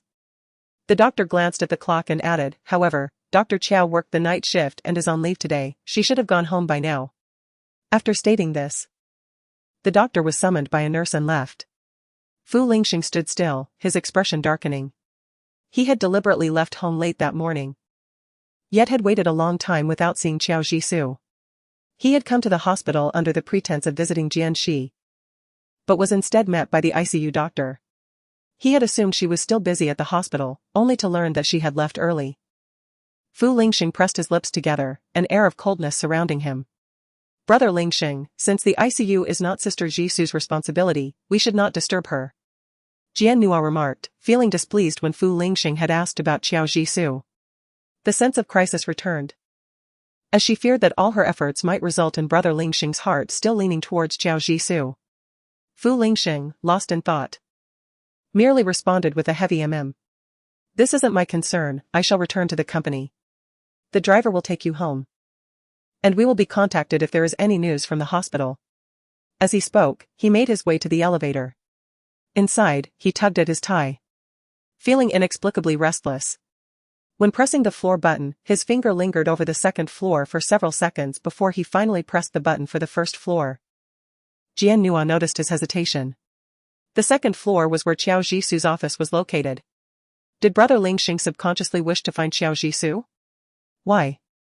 He had never been this concerned about her before. What was happening with him? As they reached the hospital parking lot, Fu Lingxing insisted on sending Jian Nua home. What about you? She asked. I have matters at the company.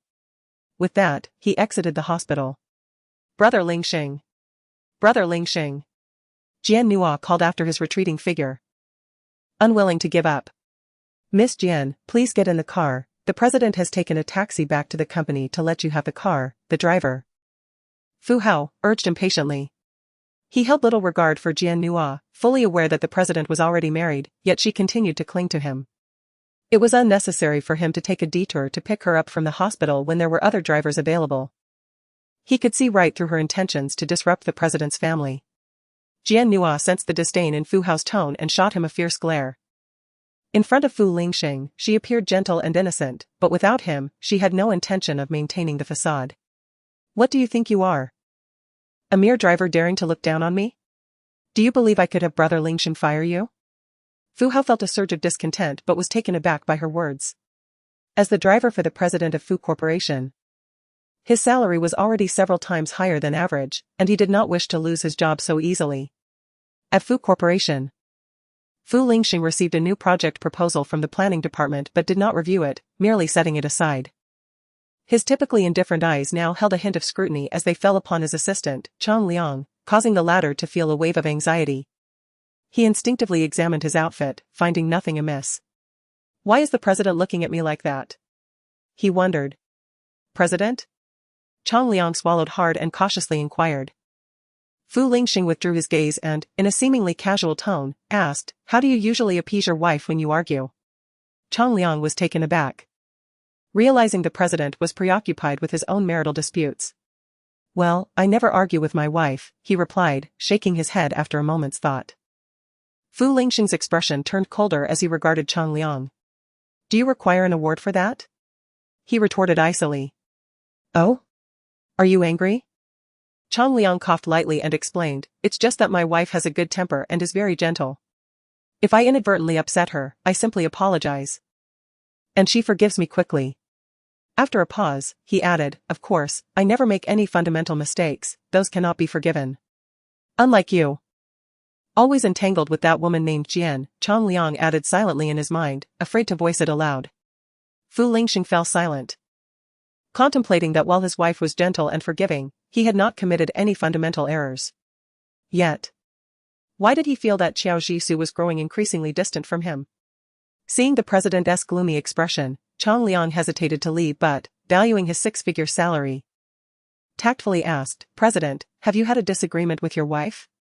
Lingxing instinctively denied it, saying, "No." "Oh, then there's nothing to discuss."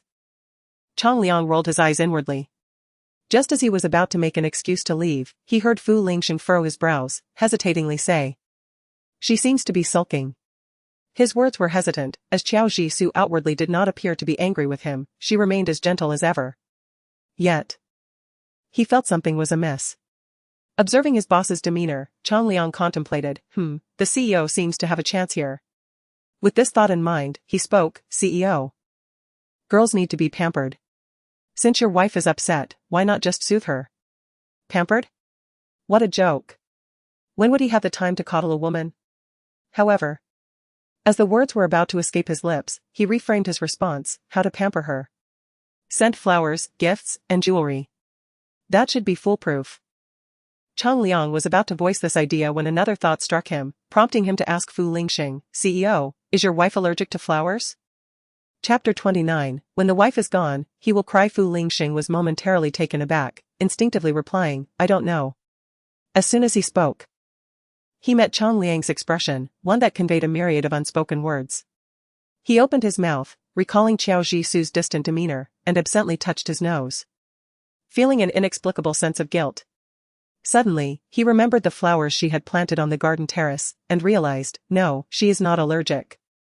Chang Liang then continued, "Then you should buy your wife a bouquet of her favorite flowers, choose a restaurant she enjoys, plan a candlelit dinner, and select a piece of jewelry she likes.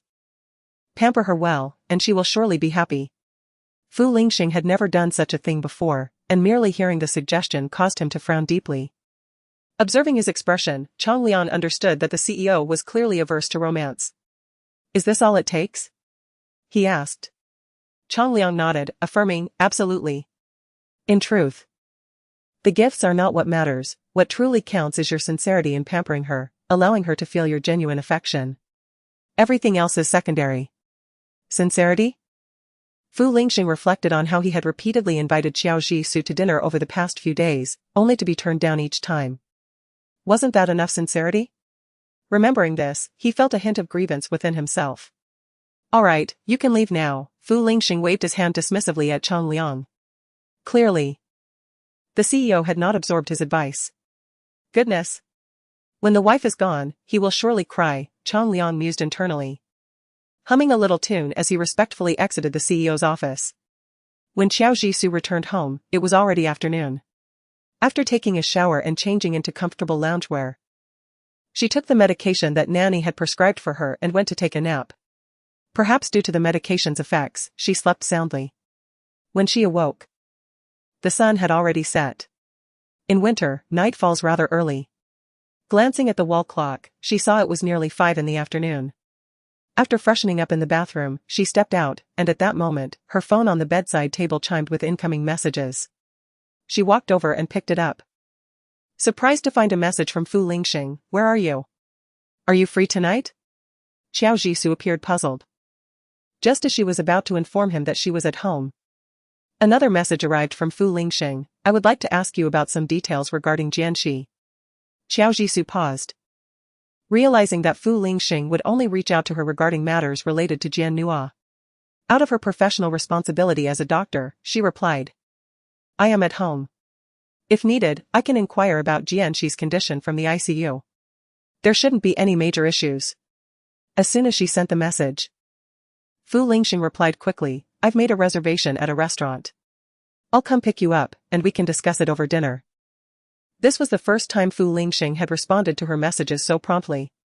Qiao Jisoo chuckled to herself, thinking how rare it was for the esteemed CEO to reply so quickly, all thanks to Jian Nua. She sent a simple okay in response and set her phone aside. Recalling her need to find a new place to live, she opened her browser and began browsing rental listings. Meanwhile, Fu Lingxing saw Qiao Jisoo's single-word reply and felt a mix of complex emotions. On one hand, she had accepted his invitation, which made him breathe a sigh of relief. On the other hand, her lack of further elaboration left him feeling somewhat discomfort. Scrolling up, he noticed that Qiao Jisoo had sent several messages, seemingly trying hard to find topics to converse with him. In contrast, his own responses were either non-existent or limited to brief affirmations such as okay, understood, or I'm busy. At that moment, it seemed the dynamics had shifted dramatically. He even found himself self-deprecatingly considering that if he had not used Jianxi as an excuse, Qiao Jisoo might not have agreed to dine with him at all. He was at a loss as to how he had become so cautious and tentative. A bitter smile crossed his lips. Well, letting her stay alone in Norway for half a month, even with justifiable reasons, was indeed a bit excessive. Perhaps he should just pamper her. Qiao Jisoo had a good temperament and should be easy to placate. At that moment, having searched extensively online without finding a suitable rental, she decided to temporarily abandon the search. Rubbing her tired eyes, she closed the browser and stepped out of her room.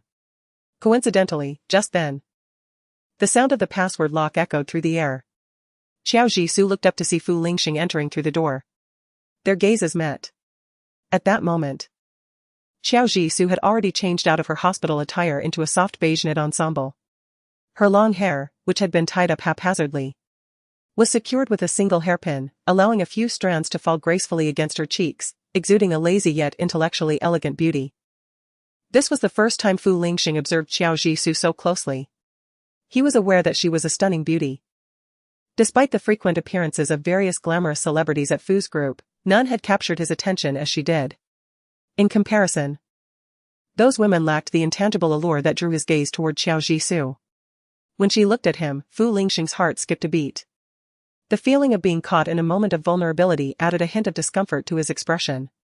Clearing his throat, he coughed lightly and said, I've made a reservation at a restaurant, let us have dinner out tonight.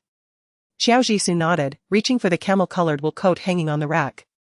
Let us go. The elevator took them directly to the parking garage.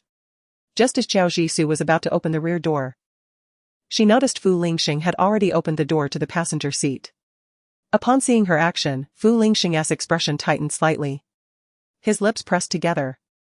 But he still said, no need for a driver today, I will drive.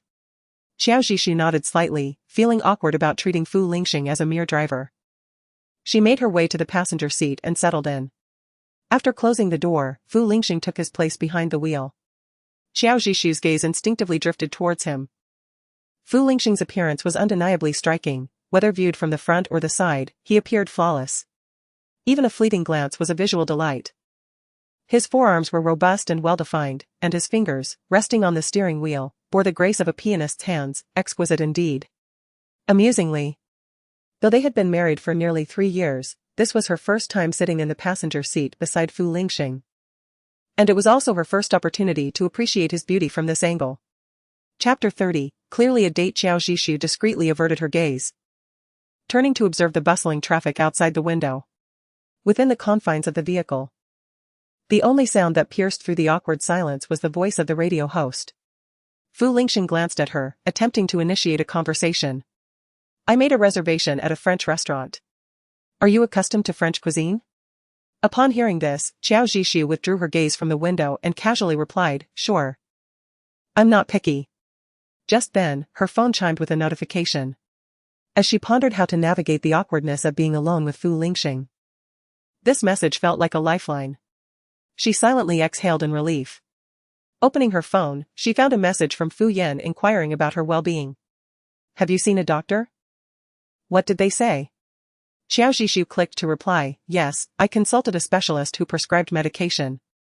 It works wonders, I didn't have nightmares last night. As soon as she sent the message, Fu Yan responded swiftly, that's good news. You should take care to rest and not overexert yourself. Remember, you need to see the psychologist regularly for comprehensive treatment. And no matter what happens, don't compromise your own needs. Xiao Zhishu noticed Fu Yan had a habit of breaking his thoughts into several messages, sending them in rapid succession, causing her phone to buzz incessantly. Fu Lingxing glanced at her, observing that she was engrossed in her phone, typing away just as she had the previous morning, completely absorbed and not sparing him a glance. It was as if he were merely a driver. Xiao Zhishu, Fu Lingxing finally called out, unable to restrain himself any longer. She lifted her gaze from her phone, meeting his dissatisfied stare. Who is this person? Why do they have so much to say? Xiao Zhishu felt a twinge of guilt and lightly bit her lip before explaining. A friend needing my assistance. I hope I'm not bothering you. Before Fu Lingxing could respond, she pointed to a parking space ahead and suggested. Please drop me off there. Send me the restaurant details, and I'll take a cab. Fu Lingxing's expression visibly darkened. Noticing this, Xiao Zhishu reconsidered and added. If you want to ask about Jianxi, you can do so at home. There's no need to reserve a restaurant. I'll have a colleague from the ICU send me his data later. I'm hungry, let us eat first. With a grim face, Fu Lingxing interrupted her. Seeing this, Xiao Zhishu chose not to press the issue further, nor did she concern herself with whether he was angry. She muted the notification sound on her phone and resumed her conversation with Fu Yan. Fu Yan continued to send his messages in segments. Although Xiao Zhishu had silenced her notifications, the quiet sounds of incoming messages were still audible, which several times tempted Fu Lingxing to curse in frustration. His hands, resting on the steering wheel, tightened involuntarily, the veins on the back of his hands becoming prominent. After being married for so long, how was it that he had never known she had such a loquacious friend? Xiao Zhishu paused momentarily, then casually replied, everyone has their own circle of friends. It's not necessary for each friend to know the other.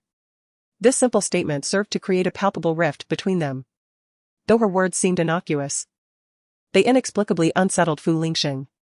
He cast a deep look at Xiao Zhishu but chose to remain silent, pressing the accelerator towards the designated restaurant. Renowned worldwide for its romance, this French restaurant did not disappoint. Upon entering, Xiao Zhishu was enveloped by the enchanting decor that epitomized French romanticism. It was an ideal venue for couples. In the past, had Fu Lingxing brought her here, she would have felt elated, perhaps even for days. However, now, as she observed the French waiter conversing with Fu Lingxing in fluent French while she stood by indifferently, her interest waned. The waiter guided them to the private dining room Fu Lingxing had reserved. This room, adorned in a vintage French style, featured soft hues dominated by warm cream tones, accented with other colors, exuding romance and warmth. In the center stood a table for two. The vintage and romantic furnishings, along with exquisite and tasteful artwork, bespoke luxury. This was less a dining experience and more a date. Yet, Xiao Zhishu appeared listless as she glanced at the French menu. I can't understand this, she remarked, placing the menu down. You order whatever you like. Fu Lingxing lifted his gaze from the menu to meet hers. The warm light reflecting from his dark pupils casting a soft glow around him, tempering the intensity of his demeanor. He raised an eyebrow, a subtle smile playing at the corners of his mouth, and spoke to the waiter in French. Shortly thereafter, the waiter retreated gracefully with the menu. This was Xiao Zhishu's first time dining alone with Fu Lingxing. Previously, during her time off, she had attempted to invite him out for meals, but each time, whether by coincidence or design, Fu Lingxing always found some reason to cancel or was called away during their meals. She even suspected Jian Nua had placed a tracking device on Fu Lingxing, given how often they seemed to run into each other at mealtimes. Now, seated across from Fu Lingxing in such a romantic setting, Xiao Zhishu felt no excitement whatsoever. In fact, she secretly hoped for a call from Jian Nua to whisk Fu Lingxing away. At that moment, the door to the private room swung open once more. The same waiter entered, holding a bouquet of blue roses, a graceful smile adorning his face as he presented the flowers to Qiao Zhishu. Stunned, she accepted the bouquet, still processing the sudden gesture. A violinist followed closely behind, positioning himself nearby to play elegant music. Qiao Zhishu was baffled by Fu Lingxing's unexpected display of romance, feeling it was entirely out of character for him. She found it difficult to associate the concept of romance with someone as serious and rational as Fu Lingxing. Setting the bouquet of blue roses aside, she turned her gaze back to him. Upon observing her complex expression directed at him, Fu Lingxing cast a glance at the bouquet of blue roses and inquired, "Do you not like them?" Chapter 31, You need not be like this. Qiao Zhishu shook her head, responding, "I do like them, they are quite beautiful." "Thank you." Her reaction was rather indifferent. Polite yet excessively distant, contrasting sharply with Fu Lingxing's expectations. He had anticipated that Qiao Zhishu would be pleasantly surprised upon receiving the flowers. Subsequently, Fu Lingxing retrieved a small box from his suit pocket and extended it towards her. "Open it and see if you like it." Qiao Zhishu complied and opened the box, revealing a stunningly crafted sapphire ring. The gem's interior displayed intricate, natural ice crack patterns, as if fragments of a glacier were encased within. As the light shifted, the glacier transformed into starlight, flowing within the gem. Previously, while aboard a plane, Qiao Zhishu had encountered a photograph of this very stone in an auction magazine. It was of considerable value, with a starting bid in the 8-digit range. Yet now, this priceless gem was presented before her by Fu Lingxing. It must be said that he had always been remarkably generous in this regard, never sparing any expense. Qiao Zhishu pushed the ring box back towards him. "This is far too precious, please take it back."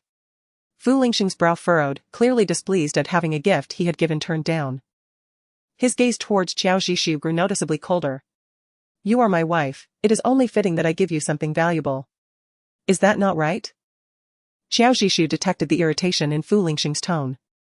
He was indeed correct in his assertion, yet the reality remained that her role as his wife was merely nominal. Accepting something of such worth left her feeling unqualified. Stubbornly, she refused to accept it. Just as she was about to retract her hand, Fu Lingxing suddenly grasped it. His gaze fixated on her left ring finger. "Where's your wedding ring?" Qiao Zhishu was momentarily taken aback, glancing at her now bare ring finger. Since returning from Norway, she had removed her wedding ring while preparing for bed. She provided an excuse, saying, "The surgeon advised against wearing jewelry, so I took it off." Fu Lingxing was aware of this fact. However, he also knew that Qiao Zhishu had always taken great care to store her wedding ring safely and would wear it again when not in surgery. There had never been an instance where she forgot to don her ring. Yet now, her finger was empty, and she had offered a mere pretext to him. A sudden pang of pain struck Fu Lingxing's heart, as if he found it difficult to accept Qiao Zhishu's attitude towards the wedding ring. With a cold expression, he remarked, "It is not surgery time now." Qiao Zhishu, feeling slightly irritated by his insistence, replied, "Taking it on and off is too troublesome, it is easily lost. I have placed it in the drawer of my bedroom." Fu Lingxing was momentarily taken aback, rendered speechless. The coldness in his eyes seemed about to overflow as he fixated on Qiao Zhishu's nonchalant demeanor and muttered, "You never found it troublesome before." Qiao Zhishu could not comprehend why Fu Lingxing was fixated on such a trivial matter, and her impatience began to resurface. Just because it was acceptable before does not mean it is now. Her tone, laced with annoyance and impatience, left Fu Lingxing visibly astonished and perplexed. Qiao Zhishu recognized the source of his confusion. She had never before spoken to him with such impatience. She had always been gentle and poised in his presence, especially during their conversations, where she would often smile warmly. Never had she displayed such evident irritation after exchanging only a few words. Perhaps unaccustomed to being rebuffed, Fu Lingxing's expression darkened. His jaw tightened, revealing his struggle to contain his emotions. His lips, usually so inviting, were now pressed into a thin line, rendering him increasingly distant. Just as Qiao Zhishu anticipated that Fu Lingxing would storm off in anger, he surprisingly restrained himself. "If it is inconvenient for you to wear it, then do not wear it," he said, his tone softening, laced with a hint of the grievance stemming from Qiao Zhishu's cold demeanor. Qiao Zhishu merely responded with a quiet offering no further elaboration. At that moment, the door to the private room was gently pushed open, and a waiter in a tailcoat entered, pushing a cart laden with food amidst the elegant strains of a violin. After carefully placing the dishes down, he uttered a polite bon appetit in French before gracefully exiting.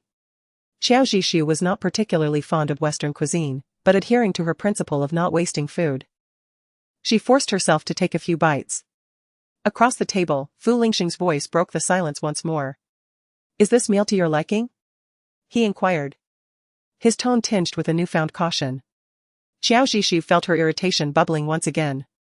She set down her utensils and regarded Fu Lingxing's suddenly gentle expression, saying, "There is no need for you to go to such lengths." As she spoke, Fu Lingxing's hand stilled momentarily, and he unconsciously tightened his grip on his utensils. "If you wish to inquire about Jianxi's condition, there is no need for dinner and gifts. It is our duty as doctors to care for patients and their families. You may ask me any questions directly." Fu Lingxing paused for a brief moment, recollecting that he had initially invited Xiao Zhishu out under the pretense of inquiring about Jianxi. Hearing her words, he found himself momentarily speechless, unsure of how to respond. Ultimately, he sighed and set down his utensils, his deep-set eyes fixing intently upon her face, revealing a hint of earnestness. "Do you truly not see that I am apologizing to you?" Xiao Zhishu hesitated, perplexed by his mention of an apology. She regarded him with a mixture of confusion and uncertainty. Fu Lingxing pressed his lips together, the words of apology lingering on his tongue, yet proving difficult to articulate. "In recent days, I have reflected deeply and realized that I have disappointed you on numerous occasions due to Jian Nua. My invitation to dinner today was meant as a formal apology." Xiao Zhishu fell silent, her gaze locked with Fu Lingxing's. His captivating eyes now held a cautious sincerity as they observed her intently. Xiao Zhishu endeavored to connect with her feelings upon receiving Fu Lingxing's earnest apology. Yet she found her heart devoid of any emotional turbulence. There was no bitterness or anger, no sense of grievance or sadness. Neither was there joy or surprise at his contrition. She felt an eerie calmness, as though she were devoid of any emotional response. The past was behind her. Since he had offered his apology, she accepted it. There was no need to revisit prior grievances. Her tone remained flat as she conveyed this sentiment, revealing no hint of emotion. Yet Fu Lingxing discerned an undercurrent of aversion and rejection in her unperturbed manner.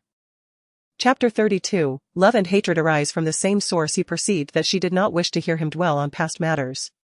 Fu Lingxing pressed his lips together, contemplating for a few moments before offering her a faint smile. "Very well, we shall not discuss the past any further. Since you have accepted my apology, please accept the gift I brought as an expression of my remorse, shall you?" The final syllables of "shall you" rose in pitch, imbued with an unconscious hint of affection and appeasement. Xiao Zhishu did not wish to engage in a dispute over such trivial matters, so she acquiesced and retrieved the box containing the ring, placing it casually into her bag. Throughout the meal, Fu Lingxing endeavored to find topics to alleviate the palpable silence between himself and Xiao Zhishu. She responded with indifference, her replies half-hearted. Fu Lingxing, already lacking in conversational skill, soon fell into another silence. "Last night, while you were performing surgery on Jianxi, I watched from the observation room." He attempted to initiate conversation once more.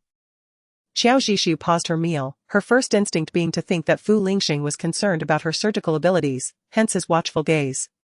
With that thought, she instinctively asked, "What? Is President Fu worried that I might harm the patient?" Her tone was casual, almost playful, yet the subtle sarcasm in her expression caused Fu Lingxing to panic momentarily. He hastily clarified, "No, I have complete faith in your skills." His words came out with unusual urgency, as if he feared Xiao Zhishu might misconstrue his intentions. Xiao Zhishu smiled slightly, "I was merely jesting." Although she had lightened the mood, Fu Lingxing still felt compelled to explain, "I was simply curious about your usual work environment. So I wanted to observe." His eyes sparkled with a peculiar light as he gazed at her. Xiao Zhishu, somewhat perplexed, furrowed her brow at him. Before allowing a slight smile to escape, President Fu's interests are rather peculiar. Staring at Fu Lingxing, she suddenly recalled a phrase, "like and dislike share the same roots." Previously, when he showed concern for her work, she would have felt elated. However, now, his actions only irked her, making her feel as if he were creating trouble for no reason. She couldn't even muster the energy to respond. Yet Fu Lingxing seemed oblivious to her disinterest. Or perhaps he simply lacked the ability to discern her apathy, as he solemnly stated, "It's not merely a preference, you are my wife. And it is only natural for me to take an interest in your work." The phrase "you are my wife" echoed in Xiao Zhishu's ears twice during this meal. And she found it increasingly tiresome. Although she could not fathom why Fu Lingxing suddenly sought to bond with her through their marital status, she was certain it did not stem from affection. She had no desire to prolong this topic and chose instead to ignore him, focusing solely on her meal. At last, this insipid dinner came to an end. Xiao Zhishu took a hot towel from the side to dab her mouth, just as her phone lit up. It was a message from a colleague at the hospital regarding Jian Xi's vital signs. She opened Fu Lingxing's WeChat and forwarded the data to him. When her phone chimed, Fu Lingxing glanced at the screen, which displayed Xiao Zhishu's contact name. His eyes brightened momentarily. "Is there something you cannot say in person?" Fu Lingxing began, his lips curling slightly, but he halted mid-sentence upon noticing a PDF file labeled Jian Xi on his screen. This document contained an analysis of Jian Xi's physical condition from the ICU staff. His current state was stable, and if subsequent care adhered to regulations, it would not impact his future life. The faint smile that had begun to form on Fu Lingxing's lips vanished instantly, leaving him devoid of the desire to even open the WeChat message. He placed his phone down forcefully, as if to expel his frustration. "You certainly care deeply," he remarked with a hint of mockery. Xiao Zhishu remained unfazed and nodded in agreement. "Yes, it is my duty as a doctor. Regardless, Jian Xi is someone I saved. I must provide the family with a detailed explanation." Fu Lingxing found her words infuriating, his breath catching in his throat. Damn it. How had he not realized how exasperating Xiao Zhishu could be? As if compelled to assert himself, he gritted his teeth and retorted, "I told you. I am not Jian Xi's family. Isn't it all the same?" "A sibling is still family," Xiao Zhishu replied dismissively. "Xiao Zhishu." Fu Lingxing's voice rose in anger, startling the musician in the room who was lost in his emotional playing. Yet Xiao Zhishu merely stood up, disregarding Fu Lingxing's barely concealed ire. Her gaze drifting to the window. A dark cloud loomed ominously on the horizon, accompanied by sporadic rumbles of thunder. "It looks like rain, we should head back soon. It will be troublesome if the rain intensifies and we get stuck in traffic." Observing the lack of emotion on Xiao Zhishu's face, Fu Lingxing suddenly felt a profound sense of frustration, akin to trying to convey something to a blind person. Despite his discomfort, he nodded heavily, signaling for the check. As they pushed open the restaurant door, a wave of cold air rushed in, causing Xiao Zhishu to shiver involuntarily. Fu Lingxing noticed and instinctively draped his coat over her shoulders. The warmth emanating from him enveloped her entirely. Xiao Zhishu paused, about to decline, when Fu Lingxing's phone rang unexpectedly. "Brother Lingxing, answer the phone. Jian Xiaonua is calling." It was Jian Nua's voice, a ringtone that Fu Lingxing had specifically set. Xiao Zhishu raised an eyebrow. Fu Lingxing had always projected a cool, serious demeanor, and it was her first time recognizing this playful side of him. However, it made sense given the caller was Jian Nua. Upon hearing the ringtone, Fu Lingxing froze momentarily. Then his expression shifted to one of alarm as he instinctively glanced at Xiao Zhishu. But she remained unfazed, urging him, "Aren't you going to answer? Miss Jian might need you urgently." She pointed toward the taxi stand ahead. "You should go, I can take a cab back myself." As she spoke, she began to remove Fu Lingxing's coat, but he grasped her wrist firmly. "It's going to rain heavily, I will drive you back." His tone was urgent. Yet he still picked up his phone and pressed the answer button. "Brother Lingxing, there's thunder and lightning, I'm so scared. What should I do? Help me." Jian Nua's voice pierced through the phone, tinged with panic. Xiao Zhishu glanced at Fu Lingxing's face, and indeed, his expression shifted dramatically. Nua, don't be afraid. I'll be there shortly." The sound of shattering glass echoed from the other end of the phone, accompanied by Jian Nua's piercing scream. "Lingxing Gugu. Is Nua going to die? Let her die, Nua no longer wishes to be a burden to you." Jian Nua's voice, initially sharp and uncontrolled, gradually transformed into a hollow murmur. Fu Lingxing's expression changed drastically. Nua, don't do anything rash. I'll be there immediately, just wait for me." He turned to glance at Xiao Zhishu, but before he could finish his thought about Jian Nua's depression, he realized he was utterly alone. Only his grayish-blue coat, which had been draped over Xiao Zhishu earlier, remained on the rack by the door, stark and mocking. A surge of panic and helplessness flooded his heart. As he looked around, he spotted Xiao Jisoo getting into a taxi parked by the roadside. Fu Lingxing could not articulate his feelings at that moment. An unfamiliar, dull ache surged in his heart, momentarily rendering him lost in thought. Lingxing Gagu. Jian Nua's cries pulled him back from his reverie. A trace of anxiety and impatience formed between his brows. Rubbing his temples, he picked up the phone and spoke in a low voice, "I'm coming." Not long after the taxi departed from the French restaurant, Xiao Jisoo's phone rang. It was Fu Lingxing calling. After a moment's hesitation, she answered. "Hello?" The other end fell into silence, though she could faintly hear heavy breathing, as if Fu Lingxing was struggling to suppress his rising anger. Just as Xiao Jisoo was beginning to grow impatient, Fu Lingxing's hoarse voice finally came through. "Why did you leave without waiting for me? Didn't we agree that I would take you home?" Xiao Jisoo tightened her grip on the phone. "Miss Jian's situation is urgent. Please do not let my presence delay you. A taxi is just as effective." After she spoke, silence enveloped the line once more, interrupted only by Fu Lingxing's labored breathing, heavy with restraint. Xiao Jisoo frowned, perplexed by Fu Lingxing's anger. Was it because she had left without saying goodbye? But if she had insisted that he take her back, and something had happened to Jian Nua due to his indecision, would he not blame her? Was her departure not a mercy to him? "If there's nothing else, I'll hang up," she began. "Xiao Jisoo." Fu Lingxing called her name, his tone laced with barely restrained frustration. Following that, a cold laugh escaped him. "Are you so generous as to push your husband towards another woman?" Xiao Jisoo was taken aback. Was Fu Lingxing trying to provoke her? Was she the one who pushed him toward another woman? If she were unwilling, could he truly keep her? Would she not be accused of lacking empathy, being unreasonable, and causing a scene? The more she pondered, the angrier she became, eventually finding herself laughing in disbelief at Fu Lingxing's audacity. "Fu Zong, stop it." Rain began to fall from the dark sky, and the wipers of the car moved swiftly across the windshield. Xiao Jisoo's words, "Fu Zong, stop it," left Fu Lingxing momentarily stunned. He detected the sarcasm in her tone and realized he should not have questioned her in such a manner. It was his own choice to attend to Jian Nua. Xiao Jisoo could not stop him. If she did, he would only blame her.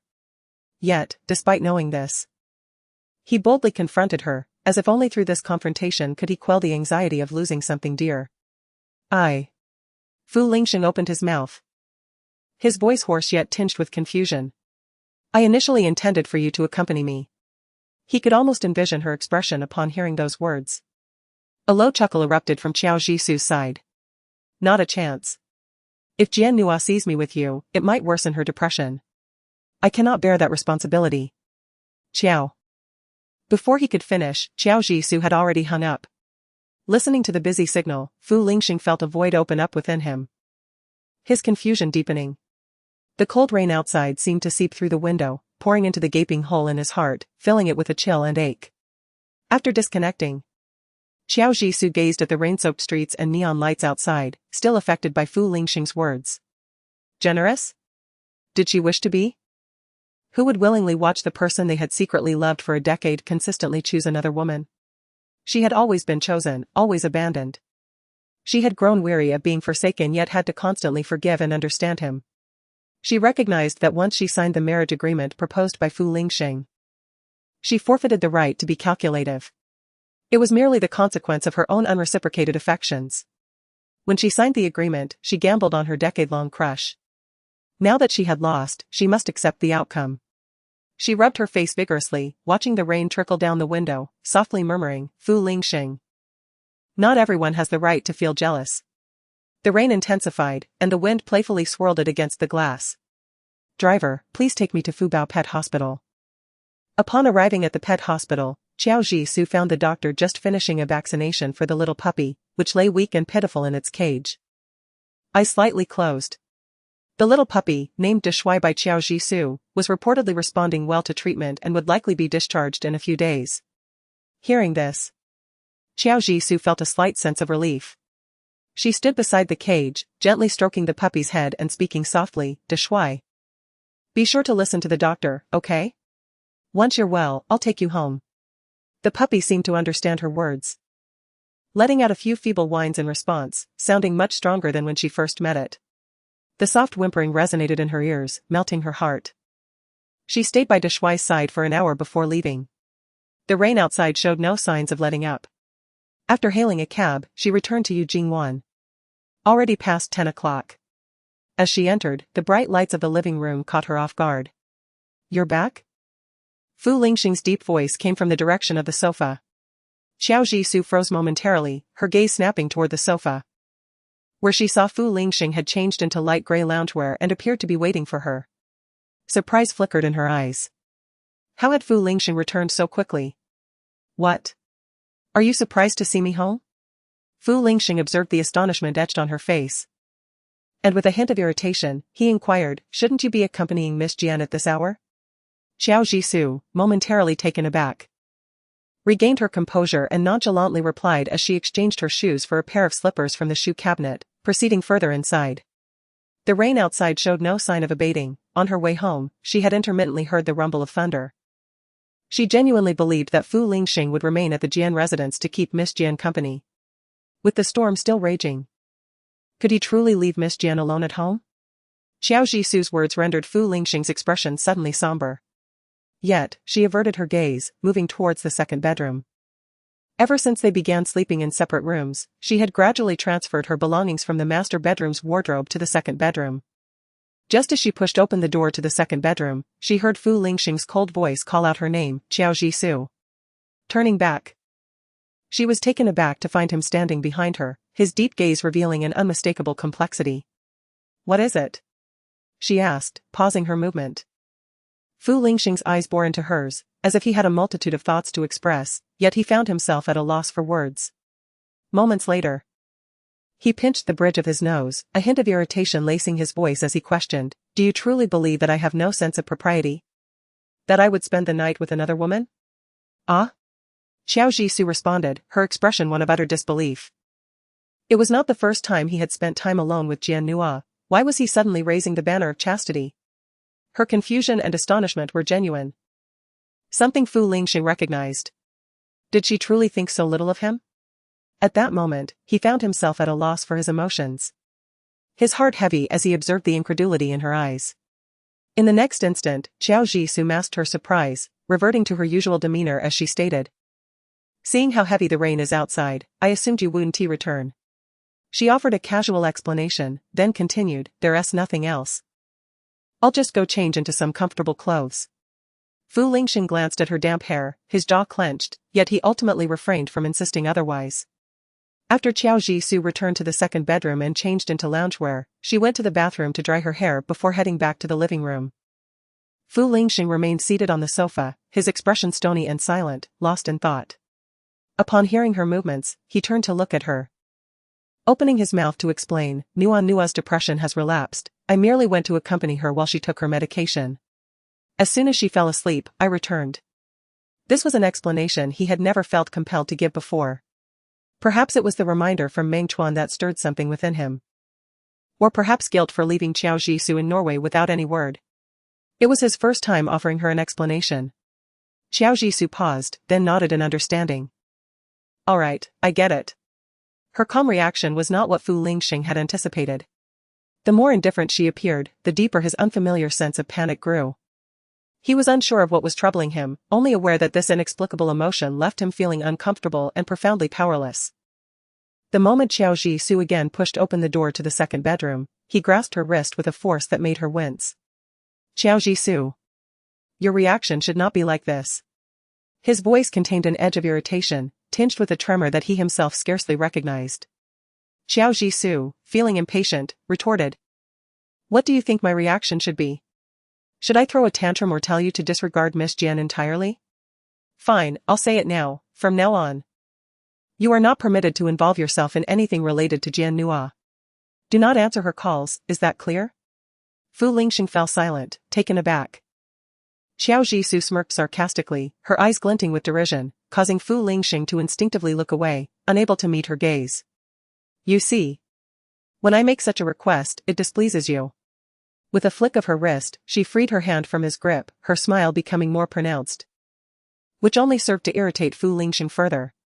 "You want me to be obedient and understanding while simultaneously provoking me, isn't that contradictory?" Xiao Jisoo fixed her gaze on Fu Lingxing, adjusting the collar of his loungewear. After all, we are husband and wife. For the sake of our mutual acquaintance. Director Liang, could you please refrain from making things difficult for me? The teacher she referred to was Director Liang, their matchmaker and a longtime family friend of the Fu family. She maintained her detached demeanor, yet each word she uttered stirred unease within Fu Lingxing. He began, but found himself speechless. Lowering his gaze, he intentionally avoided her eyes. After a moment, he finally muttered an apology, I'm sorry. I didn't mean to make things difficult for you, I just. Just what? Xiao Jisoo's expression turned increasingly perplexed. I just feel that things between us seem different now, he admitted, his voice and gaze filled with an unprecedented confusion. Upon hearing this, Xiao Jisoo paused momentarily before responding with a laugh, haven't things always been this way between us? What has changed? Fu Lingxing instinctively opened his mouth to respond but fell silent the moment he did. If he were to articulate what was different, he would realize that, in truth, they remained unchanged. They still treated each other with the same respect, still followed their own paths. Everything adhered to the terms of their agreement, where was the difference? Yet, he could not shake the feeling that something was amiss. A rumble of thunder echoed through the air, shattering the oppressive silence between them. Followed closely by the ringing of Fu Lingxing's phone. Lingxing Gugu, answer the phone. Jian Xiaonua is calling. For reasons unknown. Xiao Jisoo felt an inexplicable urge to laugh at that moment. She bit her lip hard to suppress the smile that threatened to break free. In contrast, Fu Lingxing frowned instinctively upon hearing the ringtone. You should answer the call, the thunder was quite frightening. Miss Jian might be scared. Xiao Jisoo gently suggested before retreating to the second bedroom. As the door closed, Fu Lingxing abruptly lifted his gaze to look at her, only to find his view obstructed by the door. Chapter 35, Brewing ginger soup for her. The relentless ringing of Jian Nua's phone continued unabated, further aggravating Fu Lingxing's irritation. This time, he silenced the phone without answering the call. After returning to her room, Xiao Jisoo spent some time searching for housing information on her computer before preparing to wash up and retire for the night. A knock resonated on the bedroom door. Pausing momentarily at the bathroom door, she glanced curiously toward the sound. The knock came again. She approached and opened the door to find Fu Lingxing standing there, still clad in his dark gray loungewear. She instinctively asked, "Why are you still here?" The moment her words fell, his expression turned cold. "Where do you think I should be?" Xiao Jisoo recalled the thunderous sound and the phone call from Jian Nua. She assumed that at this moment, Fu Lingxing was already en route to the Jian residence. If it were up to her, he should not return tonight. To avoid the unnecessary back and forth and to spare Jian Nua from a restless sleep. Although she refrained from expressing these sentiments in Fu Lingxing's presence, he discerned her feelings from the mere expression on her face. Once again, he found himself both amused and exasperated. However, he ultimately took a deep breath and stifled his irritation. "I saw you return with your hair soaked from the rain. It's easy to catch a cold in this season, so I prepared some ginger soup for you. Please have some." Xiao Jisoo's surprise deepened. Not only was she astonished that this privileged gentleman, who rarely engaged in domestic tasks, would prepare ginger soup, but she was also taken aback that it was made for her. This was hardly the behavior of the cold and indifferent man he usually was. Noticing her astonishment, Fu Lingxing urged her, "Drink it while it's warm, it won't be effective if it cools down." Regaining her composure, Xiao Jisoo nodded appreciatively. "All right, thank you." She approached the dining table, where the freshly brewed ginger soup was still steaming. Taking a seat, she sipped the soup delicately. Then, she heard Fu Lingxing casually inquire, "Where were you earlier? How did you get caught in the rain?" Xiao Jisoo paused momentarily. Her hair had gotten wet when she exited the pet clinic and made her way to the car. Although it was merely a few steps, the downpour had left her hair drenched. She had no intention of explaining this, aware that Fu Lingxing was not fond of animals. She opted not to mention to Shui and casually replied, "I thought it was still early when I returned, so I wandered around the vicinity." Fu Lingxing appeared convinced and nodded. The spacious living room fell silent once more. Xiao Jisoo was unaccustomed to sharing such a quiet space with Fu Lingxing and felt a profound awkwardness. Thus, she hastily finished the ginger soup, despite its warmth. Rising from the dining table, she said to Fu Lingxing, "Thank you for the ginger soup. It's getting late, so I'll head to my room to sleep." Fu Lingxing seemed to want to say something further, but Qiao Jisoo, without glancing back, swiftly made her way to the guest room and closed the door. Once separated in different spaces, she let out a long sigh. What was it about Fu Lingxing that was becoming increasingly peculiar? She furrowed her brow, then relaxed. Just as she lay down on the bed, her phone rang unexpectedly. Seeing the caller ID, Qiao Jisoo felt both surprised and somewhat speechless, yet she answered, "Hello? Miss Jian," came Jian Nua's accusatory voice from the other end. "Did you tell Lingxing not to answer my call?" Qiao Jisoo was taken aback. "You must have said something to Lingxing for him not to answer my call." Jian Nua's voice had taken on a sharp tone. No longer the soft and innocent demeanor she usually displayed in front of her. Perhaps Fu Lingxing's unusual silence had affected her, stripping away her pretense. "Miss Jian. If Lingxing is not answering your calls, you should question him, not me," Qiao Jisoo replied calmly. "Lingxing has never ignored my calls. If it weren't for you, why would he treat me this way?" Jian Nua's accusations were laden with indignation, provoking a laugh from Qiao Jisoo. "Miss Jian. Haven't you always claimed that in Fu Lingxing's heart, you are more important than I am? How could he ignore you over a few of my words?" Her retort left Jian Nua momentarily speechless. After all, she had always prided herself on being Fu Lingxing's cherished one, flaunting her superiority before Qiao Jisoo. How could she concede that Qiao Jisoo had outperformed her? Where has Miss Jian's previous confidence gone? Qiao Jisoo chuckled lightly, inciting Jian Nua's frustration. Yet Jian Nua found herself at a loss for words, feeling the sting of mockery in Qiao Jisoo's nonchalant tone. "Qiao Jisoo, don't be so smug. Lingxing will always choose me," Jian Nua's voice came through the phone, laced with resentment. Despite her firm declaration, Qiao Jisoo sensed the wavering conviction behind it. "Not calling me sister anymore?" Qiao Jisoo teased back, her tone almost playful. Jian Nua was rendered speechless by that remark. "You're not wrong, in ancient times you would be considered Fu Lingxing's concubine, and as the main wife, it would be fitting for you to call me sister. Although," she paused, her tone becoming more frivolous, "I am younger than you." "You," as soon as Qiao Jisoo finished her sentence, Jian Nua erupted in anger, exclaiming, "Qiao Jisoo. How dare you speak to me like that? Do you believe I want to tell Lingxing?" "Go ahead, I await your good news," Qiao Jisoo replied, cutting Jian Nua off before she could finish. Her statement about waiting for Jian Nua's good news was sincere. She genuinely hoped Jian Nua would complain to Fu Lingxing.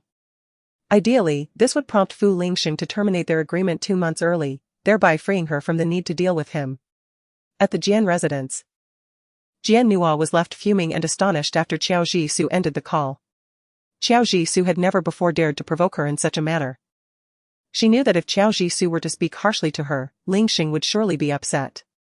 Thus, she repeatedly drew Lingxing away from Qiao Jisoo, who had never dared to utter a word in protest.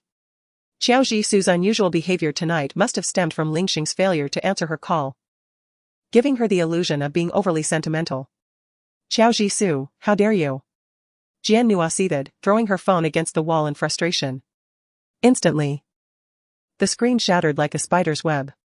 Chapter 36, Jian Nua claims you insulted her. Qiao Jisoo had been awaiting Fu Lingxing to confront her, hoping to segue into a discussion about ending their marriage prematurely.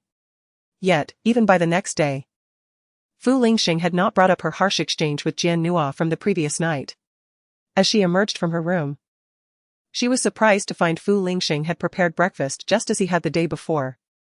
"Come have breakfast," he called, holding 2 cups of warm milk. His typically stern face revealed no hint of anger. Had Jian Nua not reported her? This was rather uncharacteristic of her. Qiao Jisoo sat down at the dining table, bewildered, and began to eat her breakfast absent-mindedly. "Last night, Jian Nua said you insulted her," Fu Lingxing suddenly remarked, his tone casual. There was no accusation, no fury, merely the tone of everyday conversation. Qiao Jisoo halted her actions, realizing that Jian Nua would undoubtedly seize the opportunity to complain. Yet, why was Fu Lingxing not angry? Or perhaps, was this merely the calm before the storm? Qiao Jisoo lifted her eyelids to glance at Fu Lingxing, her gaze carrying a subtle scrutiny. Indeed, he had scolded her. Qiao Jisoo took a hearty bite of her sandwich, readily admitting it. However, her expression remained guarded, as if she were bracing for Fu Lingxing to retaliate at any moment. Yet, Fu Lingxing merely nodded, as though he had casually mentioned something trivial. Upon hearing her candid admission, he even smiled slightly. How rare it is to witness you losing your temper for the first time. Xiao Zhishu paused, choosing not to respond. She continued to eat her breakfast while Fu Lingxing, unusually talkative, inquired, "Why did you scold her?" His tone remained calm and nonchalant. Xiao Zhishu halted her eating, responding casually. "She interrupted me." She offered no further justification, unwilling to seek a more palatable excuse. It seemed she was entirely unconcerned about Fu Lingxing's potential reprimand. He recalled what Jian Nua had said over the phone. Xiao Zhishu had never scolded her before, yet that night, she dared to use such harsh words to humiliate her. Believing that Xiao Zhishu felt emboldened by his affection for her. Was it truly so? Fu Lingxing scrutinized Xiao Zhishu's expression with a sense of amusement and anticipation. He hoped Jian Nua's words held truth and that Xiao Zhishu was merely feeling jealous. "So, you scolded her as if she were my mistress?" Fu Lingxing asked again. A hint of a smile playing at the corners of his mouth. Xiao Zhishu remained oblivious to the joy in his tone. Did the mere thought of Jian Nua being labeled as his mistress bring him such delight? If she were to relinquish the position of wife to Jian Nua, would Fu Lingxing not be compelled to kneel before her in supplication? Xiao Zhishu set down the half-eaten sandwich, meeting Fu Lingxing's deep gaze. "Do you wish for me to apologize to her?" She was uncertain how Jian Nua had embellished her grievances to Fu Lingxing. But she knew it could not have been flattering. "No, Fu Lingxing, noticing Xiao Zhishu's composed demeanor, instinctively tried to deny it, but she beat him to the punch. "I will not apologize." She picked up the unfinished sandwich and, after finishing her last sip of milk, tidied the dishes in the kitchen. Subsequently, she discarded the remaining sandwich into the garbage disposal. "I am full, take your time eating." Xiao Zhishu emerged from the kitchen and walked to the entrance to change her shoes. Fu Lingxing stepped before her, gazing at her with a mixture of complexity and resignation. "Are you upset?" Xiao Zhishu replied, "No." After putting on her shoes, she picked up her bag in preparation to leave, but Fu Lingxing grasped her arm. She turned to him, asking, "Is there something else?" "Wait for me." Xiao Zhishu questioned, "Why?" "I will accompany you." "No," she began to refuse, but Fu Lingxing interrupted. "I am heading to the hospital as well, it is on the way." Xiao Zhishu recalled that Jian she was supposed to be transferred out of ICU today. Hesitating before nodding in agreement. "All right, thank you." Hearing her distant and polite tone, Fu Lingxing cast her a deep glance before averting his gaze. Standing side by side, they awaited the elevator doors to open. After a prolonged silence, Fu Lingxing spoke softly, "You need not be so formal with me." In her heart, Xiao Zhishu silently responded. But she remained silent. When the elevator doors opened, she stepped inside first, with Fu Lingxing following closely behind. Just as he pressed the button for the underground parking level, his phone rang. Fu Lingxing glanced at the screen, and upon seeing the contact name, a flicker of unease crossed his face as he looked at Xiao Zhishu. He frowned and answered, "Hello? Nua Nua." At the sound of that name, Xiao Zhishu instinctively reacted, her brow furrowing at the mention of Nua Nua. However, she was puzzled as to when Fu Lingxing had changed Jian Nua's ringtone to one of the phone's default tones. She had not anticipated that Jian Nua would be calling. "Brother Lingxing, the doctor said I can be transferred out of ICU today. I want to visit him, can you come pick me up?" To her surprise, Fu Lingxing had put the call on speaker. Xiao Zhishu was taken aback, as the confined space of the elevator allowed her to hear Jian Nua's voice clearly. Fu Lingxing, half-heartedly looking at Xiao Zhishu, told the person on the other end, "I will have the driver pick you up." There was a brief pause on the line before Jian Nua's whimpering could be heard. "Brother Lingxing, you used to pick me up in person. Is it because Sister Zhishu is upset with you?" "It's all my fault for being useless, making Sister Zhishu argue with you." Xiao Zhishu thought. She certainly has taken the blame upon herself. "Nua Nua," Fu Lingxing interrupted, his voice steady. He glanced at Xiao Zhishu, and for the first time, his usually cool demeanor revealed a hint of uncertainty. He turned off the speaker and, with a touch of irritation, addressed Jian Nua. "It has nothing to do with your sister-in-law. I have matters to attend to, the driver will be there shortly." "Brother Lingxing," Jian Nua's words were cut short as Fu Lingxing hung up. Xiao Zhishu sighed internally, pressing the button for the first floor. Fu Lingxing frowned at her. Why are you pressing for the first floor? You should go pick up Miss Jian. I can take the subway. Just then, the elevator reached the first floor. As Xiao Zhishu prepared to step out, Fu Lingxing tightly grasped her arm, unwilling to let go. Xiao Zhishu, must you insist on this? His tone held a hint of thinly veiled anger. Xiao Zhishu glanced at her arm caught in his grip, exhaling a resigned sigh. You hurt her. Miss Jian has a misunderstanding about me. Her health is paramount, I do not want to cause any issues. Chapter 37, Unfounded Accusations. She truly did not wish for Fu Lingxing to take out his frustrations on her later due to Jian Nua's condition. Fu Lingxing's expression darkened. He had comprehended the unspoken implications in Xiao Zhishu's words. I will take you to the hospital.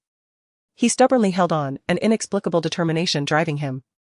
At that moment, someone approached to enter the elevator, casting curious glances at the pair. Xiao Zhishu, noticing Fu Lingxing's refusal to release her, furrowed her brow tighter. She did not want to waste anyone's time or make a spectacle of herself in front of others, so she reluctantly stepped back into the elevator. Upon arriving at the underground parking lot, they found the same car from yesterday waiting for them. Fu Lingxing rarely drove himself, as he often had a chauffeur. The opportunities for her to sit in the passenger seat beside him were exceedingly rare. Yet, in the past few days, she had been fortunate enough to ride in Fu Lingxing's passenger seat twice. Xiao Zhishu thought wryly. The journey was silent. Fu Lingxing seemed to be holding back a breath, driving without uttering a word. His grip on the steering wheel was slightly tense. With Fu Lingxing silent, Xiao Zhishu relished the quiet and did not feel the need to break it. As they arrived at Jingda-affiliated hospital and parked, they coincidentally spotted Jian Nua alighting from the car driven by her chauffeur. The moment she saw Fu Lingxing's vehicle, her eyes lit up. Brother Lingxing. She approached Fu Lingxing with an expression of surprise. However, when she saw Xiao Zhishu emerge from the front passenger seat, her countenance changed entirely. The joyful smile that had adorned her face abruptly vanished. She could hardly believe that Fu Lingxing had come to the hospital with Xiao Zhishu. Her gaze towards Xiao Zhishu was venomous, imbued with a chilling hostility, as if Xiao Zhishu had stolen her husband. Brother Lingxing. When you said you had something to attend to, was it to bring her to the hospital? Her voice was filled with agitation, and her eyes reddened instantly. She had entirely forgotten to maintain her usual innocent facade before Fu Lingxing, pointing an accusatory finger at Xiao Zhishu. The tone of her inquiry was laced with intense animosity towards Xiao Zhishu, which did not go unnoticed by Fu Lingxing. His expression darkened immediately. Is there a problem? His icy voice caused Jian Nua's expression to stiffen, and she swiftly realized that her reaction had been inappropriate, quickly altering her demeanor. Tears cascaded down her cheeks. I'm sorry, Brother Lingxing, I didn't mean to question you, I just feel so insecure. The next moment, her eyes fluttered shut as she fainted, collapsing into Fu Lingxing's embrace. Nua Nua. Fu Lingxing's voice instantly turned anxious, losing the earlier edge of impatience and coldness.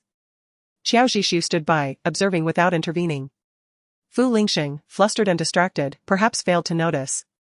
But as a doctor, Xiao Zhishu recognized immediately that Jian Nua was feigning her fainting spell. Nonetheless, she chose not to alert Fu Lingxing. She understood that any intervention would only result in his reproach, accusing her of being petty and inconsiderate, of maliciously suspecting his Nua Nua. Therefore, she remained silent and turned to leave. To her surprise, Fu Lingxing had no intention of letting her depart so easily. Xiao Zhishu. After taking a couple of steps, she heard Fu Lingxing's frosty voice call her back. Turning around, she found him cradling the unconscious Jian Nua, his eyes piercing her with a mix of sharpness and reproach. Did you not see that Nua Nua fainted? Were you planning to just walk away? Is this what you call the compassion of a healer? As she gazed into Fu Lingxing's cold eyes, an unexpected pang of pain flickered in her heart, akin to being pricked by a needle. She believed she could maintain composure in the face of Fu Lingxing and that he could no longer stir any emotions within her. Yet, at that moment, his unreasoned accusations sent a wave of anguish through her heart. She couldn't help but feel relieved that she had not exposed Jian Nua's act. Otherwise, Fu Lingxing's words would have been even harsher and more cutting. Taking a deep breath to steady her trembling voice, she pointed to the building before them and said, "This building is the emergency department. The time you are spending here chastising me is sufficient to carry her inside to see a doctor. Her gaze held no trace of emotion. Even in response to Fu Lingxing's earlier harsh words, she refrained from defending herself. Her calm demeanor unnerved Fu Lingxing, making him feel as if Qiao Zhishu had distanced herself from him. A tremor of realization coursed through him as he suddenly recognized the absurdity of his earlier remarks. He was aware of his tendency to overreact whenever Jian Nua fell ill, even knowing that Qiao Zhishu had done nothing wrong. Zhishu, please, go inside. Qiao Zhishu interrupted him with a placid expression, turning away without a backward glance as she headed toward the surgical building. Fu Lingxing watched her retreating figure, biting his lip, and continued towards the emergency department with Jian Nua in his arms. Yet before he could summon a doctor, Jian Nua regained consciousness. Brother Lingxing. She opened her eyes in confusion. What happened to me? Seeing her awake, Fu Lingxing sighed in relief, setting her down on a nearby chair. You fainted suddenly. He pinched the bridge of his nose, weariness and helplessness evident on his face. His mind was clouded with the image of Qiao Zhishu's indifferent gaze as she departed, leaving him feeling constricted. Oh, perhaps my somatic symptoms have resurfaced. She lamented, lightly striking her forehead, her eyes filled with remorse. It must have been my emotional turmoil that triggered my depression symptoms. I'm truly useless and have made you worry again, Brother Lingxing. Her expression was sorrowful as she bit her lip, looking utterly guilt-ridden. Fu Lingxing understood that various factors could cause fainting in individuals with depression, which had made him overly anxious when Jian Nua collapsed. He felt responsible for her condition, knowing it stemmed from him. Yet, while he had willingly been at her beck and call in the past, he now felt a hint of irritation and fatigue creeping into his heart, even lacking the will to console her. Upon realizing that he did not comfort her as he usually would, Jian Nua's heart sank. And she suddenly thought of Qiao Zhishu. That wretched woman seemed to be employing some means to diminish the patience Fu Lingxing once had for her. Brother Lingxing. I'm fine now. Let us go see my brother. Jian Nua spoke again. Fu Lingxing responded with a heavy leading the way toward the surgical building. Unbeknownst to him, his steps unconsciously quickened. Chapter 38, I shouldn't have lost my temper at you. Jian. She successfully transitioned from the ICU to the finest VIP ward in the hospital. After settling in, Jian Nua remained by Jian Xi's side, waiting for him to awaken. Fu Lingxing did not linger in the ward. He headed to the surgical building, where Qiao Zhishu worked. Outside the consultation room, he hesitated, hand raised to knock, only to stop midway. The thought of how he had unjustly lashed out at Qiao Zhishu filled him with regret. After a moment's contemplation, he resolved to knock anyway. Are you looking for Dr. Qiao? A voice interrupted Fu Lingxing's action. He turned to find a nurse observing him with a scrutinizing glance. Fu Lingxing distantly nodded. Is she in? Dr. Qiao has gone to check on patients in the inpatient department. She went to check on patients? He had just returned from the inpatient department and hadn't seen her. Contemplating this, he changed direction, heading toward the inpatient building. In the inpatient building, blood pressure is well controlled today, but the heart rate is still a bit fast. We should monitor it further. The wound shows no signs of redness or swelling, and the surgical incision is healing well. Thank you, Dr. Qiao. After exiting the ward, Qiao Zhishu entered the elevator, preparing to head to the upper floor's VIP wards. As the elevator doors opened, she encountered Fu Lingxing, who was waiting to ascend. Qiao Zhishu momentarily paused, then nodded at him as a form of greeting before stepping calmly into the elevator. At that moment, the elevator was nearly empty, and Fu Lingxing observed Qiao Zhishu, who was silently gazing at the elevator panel. He pressed his lips together tightly, just as the elevator doors opened and Qiao Zhishu stepped out. Fu Lingxing called out to her. Zhishu. Qiao Zhishu paused her steps and turned to glance at Fu Lingxing, who was trailing behind her. It was the first time she had heard him address her without using her full name. Instead of the surprise she had anticipated, there was a sense of novelty. Fu Lingxing appeared somewhat uncomfortable under her gaze. After awkwardly touching the tip of his nose, he spoke softly, I apologize for what happened in the parking lot. I shouldn't have lost my temper with you. Qiao Zhishu was taken aback, but she nodded in acknowledgement. All right, I accept your apology.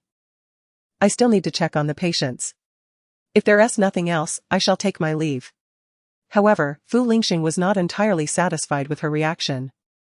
Even though she readily accepted his apology, he continued to walk alongside her, explaining, I was just afraid that she might suffer from a relapse of her depression. Which is why I reacted so strongly. He watched her carefully.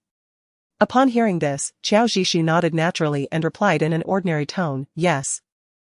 It is common for family members to become anxious in a hospital setting, and I can understand that. Hearing the term family member once again from Qiao Zhishu provoked Fu Lingxing. I told you, I am not her family. Qiao Zhishu was puzzled as to why he was so fixated on this designation. She wondered why he would not acknowledge his role as a family member when he had already taken on the responsibilities. Ah, that is true, she thought. After all, he was still publicly a married man. He had to maintain appearances, given that the Fu family was a prominent household. Fine, I will remember that, she replied, nodding in agreement as she continued towards the ward. Yet, Fu Lingxing seemed somewhat reluctant to let her believe him, persistently emphasizing in her ear. Nua's illness arose because of me, I cannot avoid my responsibility. Finally, Qiao Zhishu, growing impatient, halted and met Fu Lingxing's eager face with her gaze. The annoyance and coldness in her eyes silenced his words, which caught in his throat. Then, with deliberate slowness, she stated, I understand. Her frigid stare pierced through him like a blade, rendering him voiceless. I am going to check on Jianxi's ward now, would you like to accompany me?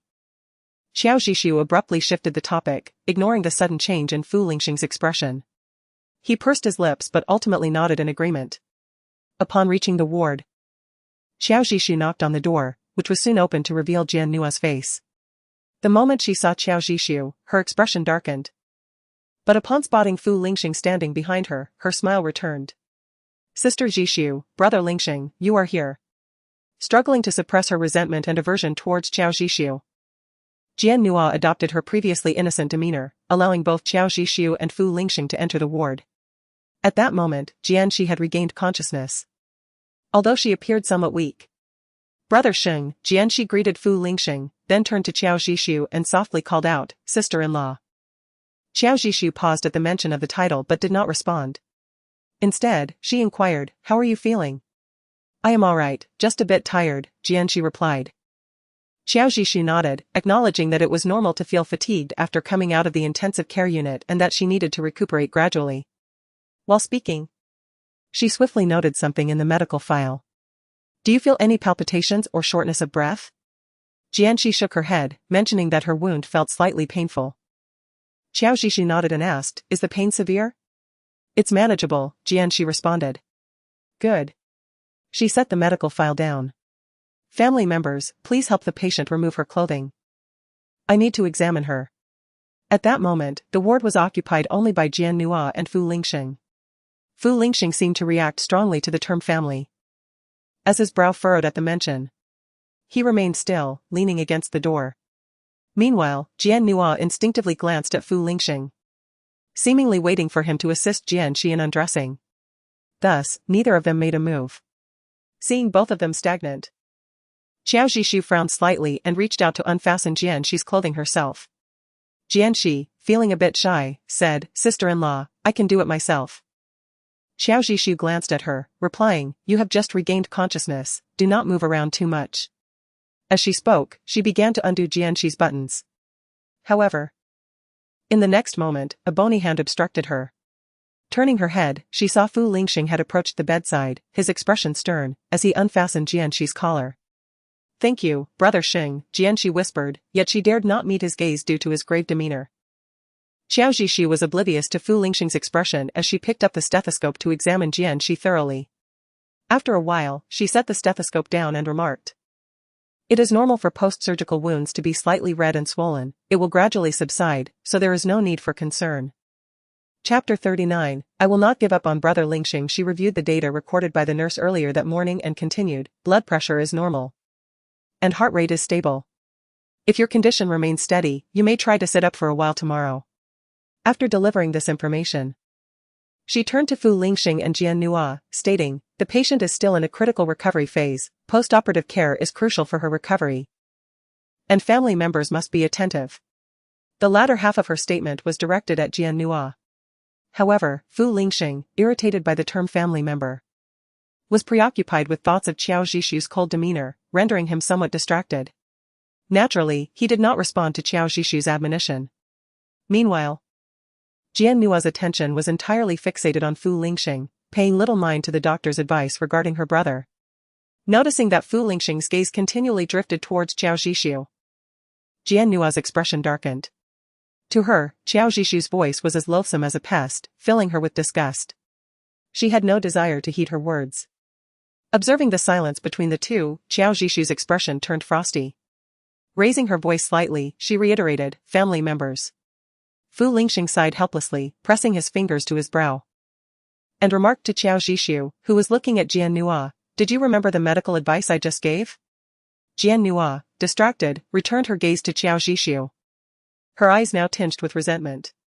"I remember," she replied reluctantly. Qiao Zhishu chose not to elaborate further, simply advising Jian Shi to rest well before exiting the ward. Fu Lingxing instinctively intended to follow her out but was quickly pulled back by Jian Nua.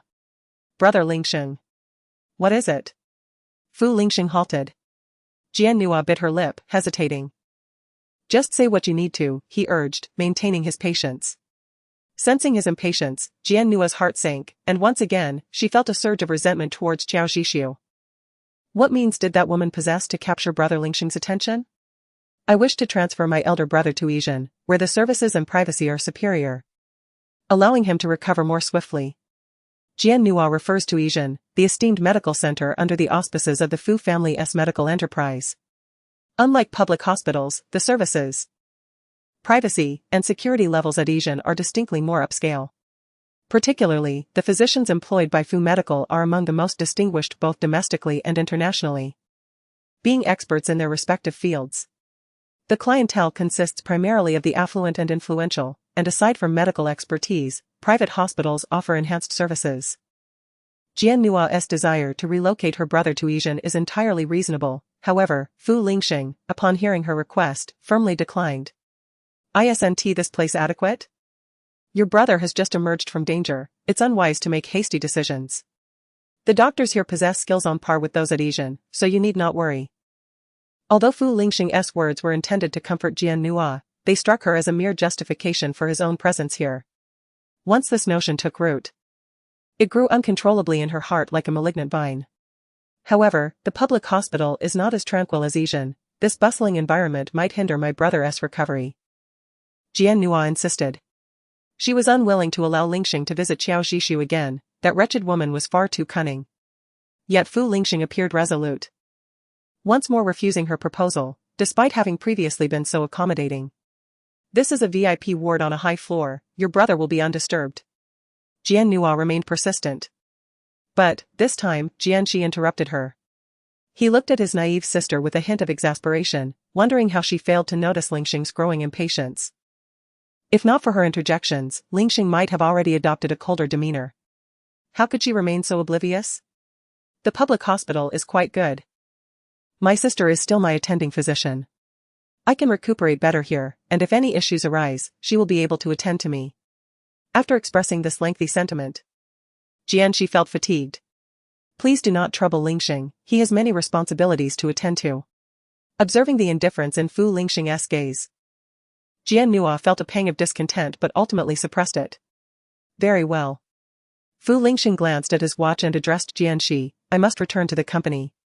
You should rest well." "Thank you, Lingxing. I appreciate your assistance," Jian Shi replied gratefully. Fu Lingxing nodded, then turned to Jian Nua, "I will leave the driver for you. Just inform him when you are ready to go." "Understood." Without further ado, Fu Lingxing opened the ward door and departed. Watching him leave, Jian Nua sank into a nearby chair, her expression one of desolation. Jian Shi, witnessing his sister's state, sighed, "What troubles you?" Jian Nua looked at him, and in the next moment, tears streamed down her cheeks. Alarmed, Jian Shi attempted to sit up, but the movement tugged painfully at his wounds. Besides the emergency surgery on his heart, the car accident had also resulted in fractures to both of his legs, rendering him immobile. Nua, please do not cry. Tell your brother what is wrong." Jian Nua, with red-rimmed eyes, choked out, "Brother, do you think Lingxing has fallen for Qiao Zhishu?" Jian Shi was momentarily taken aback, confusion flashing in his eyes. "Is it not normal for Lingxing to love my sister? She is his wife. Jian Nua was momentarily speechless by his retort. Yet her feelings of resentment intensified. "Brother, how can you defend Xiao Zhishu?" she exclaimed, her fury evident as she glared at Jian Shi, leaving him momentarily stunned. "Lingxing has always cared for me. If not for Xiao Zhishu's interference, how could she be the current lady of the Fu family? She took advantage of my absence from the country." As Jian Nua spoke, the intensity of her hatred startled Jian Shi into silence. He gazed at her with a mix of concern and contemplation, pondering her words. If Lingxing truly wished to marry Nua, how could Xiao Zhishu ever have a chance? How could she not grasp this? Yet, Jian Shi dared not voice this thought in front of his sister, fearing it might plunge her into despair. "Brother feels a bit weary and wishes to rest. You should return home. There are nurses here, so do not worry about me." Jian Nua nodded through her tears. "Take care, brother. I will leave now." Jian Shi weakly nodded in return. As she reached the door, Jian Nua suddenly halted, turning back to Jian Shi. "Brother. I will not give up on Lingxing, will you help me?" Chapter 40, It seems I have not appeased the lady. Just as Jian Shi closed his eyes to rest, he bolted them open again at Jian Nua's words, surprise flooding his dull eyes. "You want my help?" Jian Nua nodded. "How can I assist you?" She bit her lip, gazing at Jian Shi's pale visage for a few moments before resolutely declaring, "Brother, you will surely be able to help me." With that, Jian Nua flung open the ward door and exited, leaving Jian Shi alone in a state of bewilderment. Reminiscing about Jian Nua's expression as she left, a flicker of unease crossed Jian Shi's face. After Fu Lingxing left Jian Shi's ward, he proceeded to the surgical building where Xiao Zhishu was on duty. He had confirmed that she had no surgeries scheduled for the morning and was attending to patients in the outpatient clinic.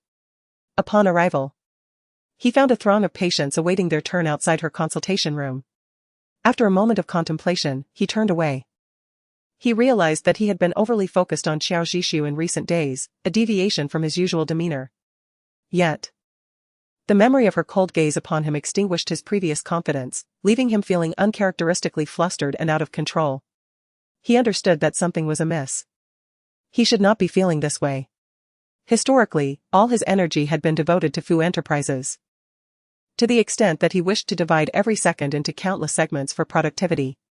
The very reason he married Xiao Zhishu was to avoid complications and ensure tranquility. Yet, in recent days, he had expended excessive energy on her. Was this not inviting trouble? It must have been the words of Meng Chuan that influenced his current state. He resolved to put an end to this behavior. Fu Lingxing thought to himself, and with that, he turned and strode away from the surgical building, his steps now resolute.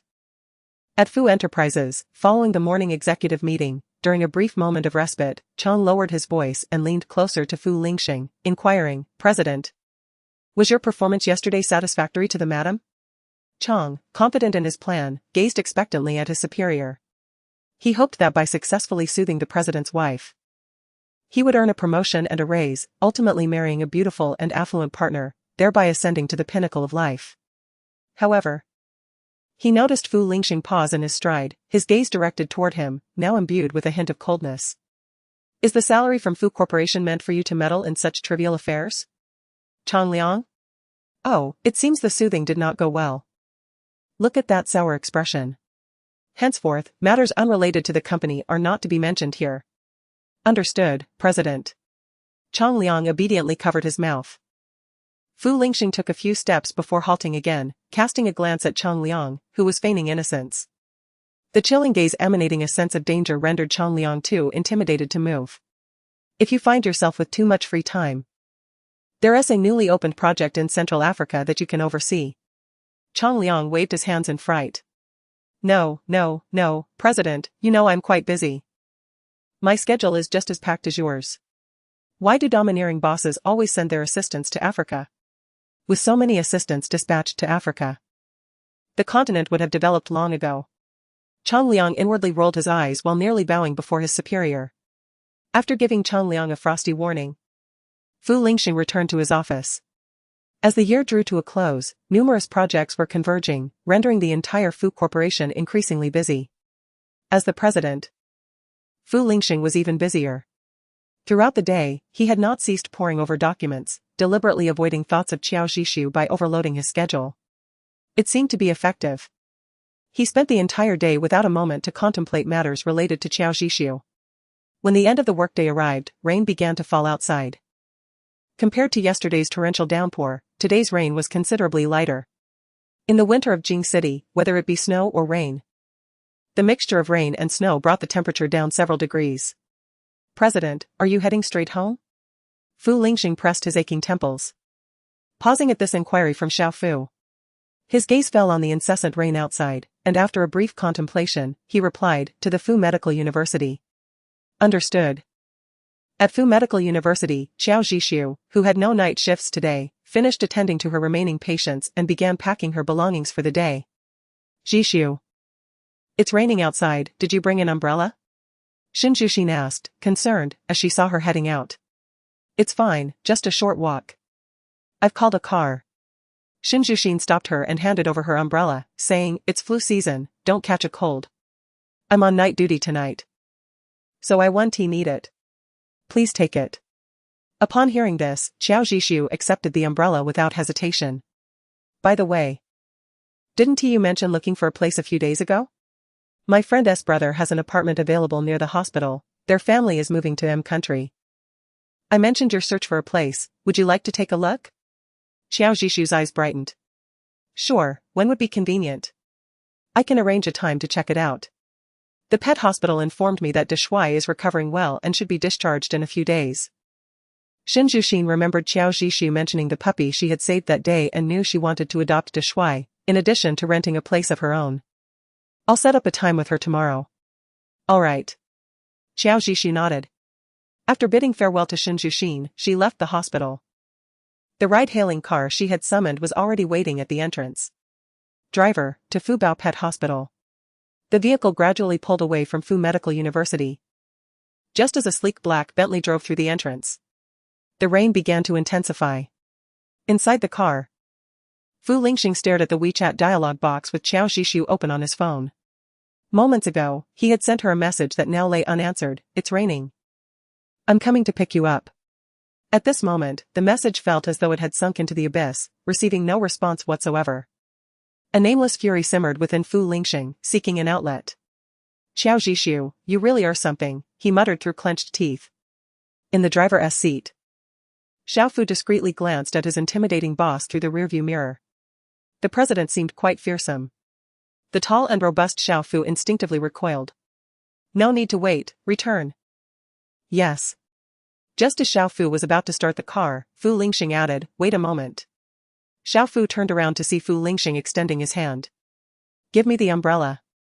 "Yes, President." Xiao Fu quickly complied, retrieving a car umbrella from the front storage compartment and handing it to Fu Lingxing. He stepped out of the car, making his way toward the surgical building while dialing Qiao Zhishu's number. However, the call went unanswered until it automatically disconnected. Fu Lingxing's expression grew increasingly grim. The rainwater splashed against the ground, creating bubbles that soaked his pant legs. Logic told him he should turn and leave. He must not allow Qiao Zhishu to manipulate him, yet his feet moved against his will, heading straight for the surgical building. "President Fu?" A perplexed female voice called out. And Fu Lingxing looked up to see Xin Zhuxin. He nodded slightly in acknowledgement.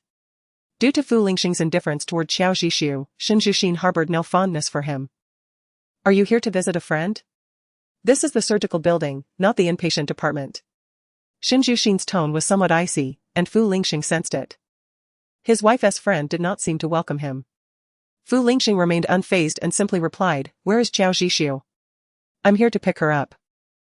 Xin Zhuxin was taken aback, and then she let out a light scoff, laughing. "You're late, President, Zhishu left the hospital 10 minutes ago." At this, Fu Lingxing fell silent, his expression darkening further. After a moment's contemplation, he replied, "Thank you." With that, he turned and left, holding the umbrella. Meanwhile, Xiao Fu, who was still waiting in the car, noticed his boss's face was even grimmer than before he had exited. He dared not linger in the vehicle for another second and braved the rain to open the car door for his boss, then returned to the driver's seat. Starting the engine. "President, are we heading straight home now?" Xiao Fu maneuvered the steering wheel, slowly pulling out of the hospital's entrance. Despite the warmth of the heater in the car, Xiao Fu felt a chill enveloping him, making his foot tremble slightly on the accelerator. If he were not careful, the car might careen out of control.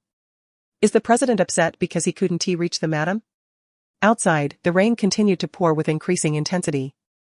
Xiao Fu glanced at the raindrops sliding down the windshield, occasionally stealing glances at his boss's expression in the rearview mirror, his thoughts running wild.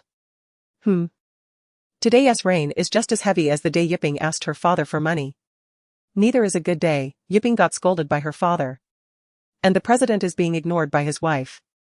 Hee. Meanwhile, Qiao Zhishu was in the hospital, accompanying De Shui as he received an 4 drip. After several days of treatment, De Shui's spirits had significantly improved. Once De Shui finished his 4 drip and was fed some canned food suitable for hospitalized pets, she made her way to the attending physician's office to inquire further about his condition. As she stepped into the office, she was greeted by the usually composed Dr. Wang, who was humming a tune while spraying a few spritzes of perfume into the air. As Qiao Zhishu entered, the fragrance accidentally wafted onto her.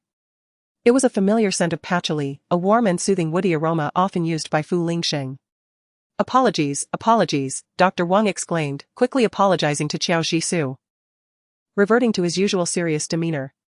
Miss Qiao, I'm sorry, I accidentally sprayed you while applying my perfume. With a slight smile, he offered another apology. It's quite all right. She noticed a gift bag from a certain upscale brand alongside a bouquet of roses on Dr. Wang's desk, which led her to understand that he had dressed up for a date. It was evident that when a man has feelings for someone, the mere anticipation of their meeting can make him involuntarily hum a cheerful tune. At that moment, Qiao Zhishu found herself torn between envying Dr. Wang's girlfriend and lamenting her own unrequited affection.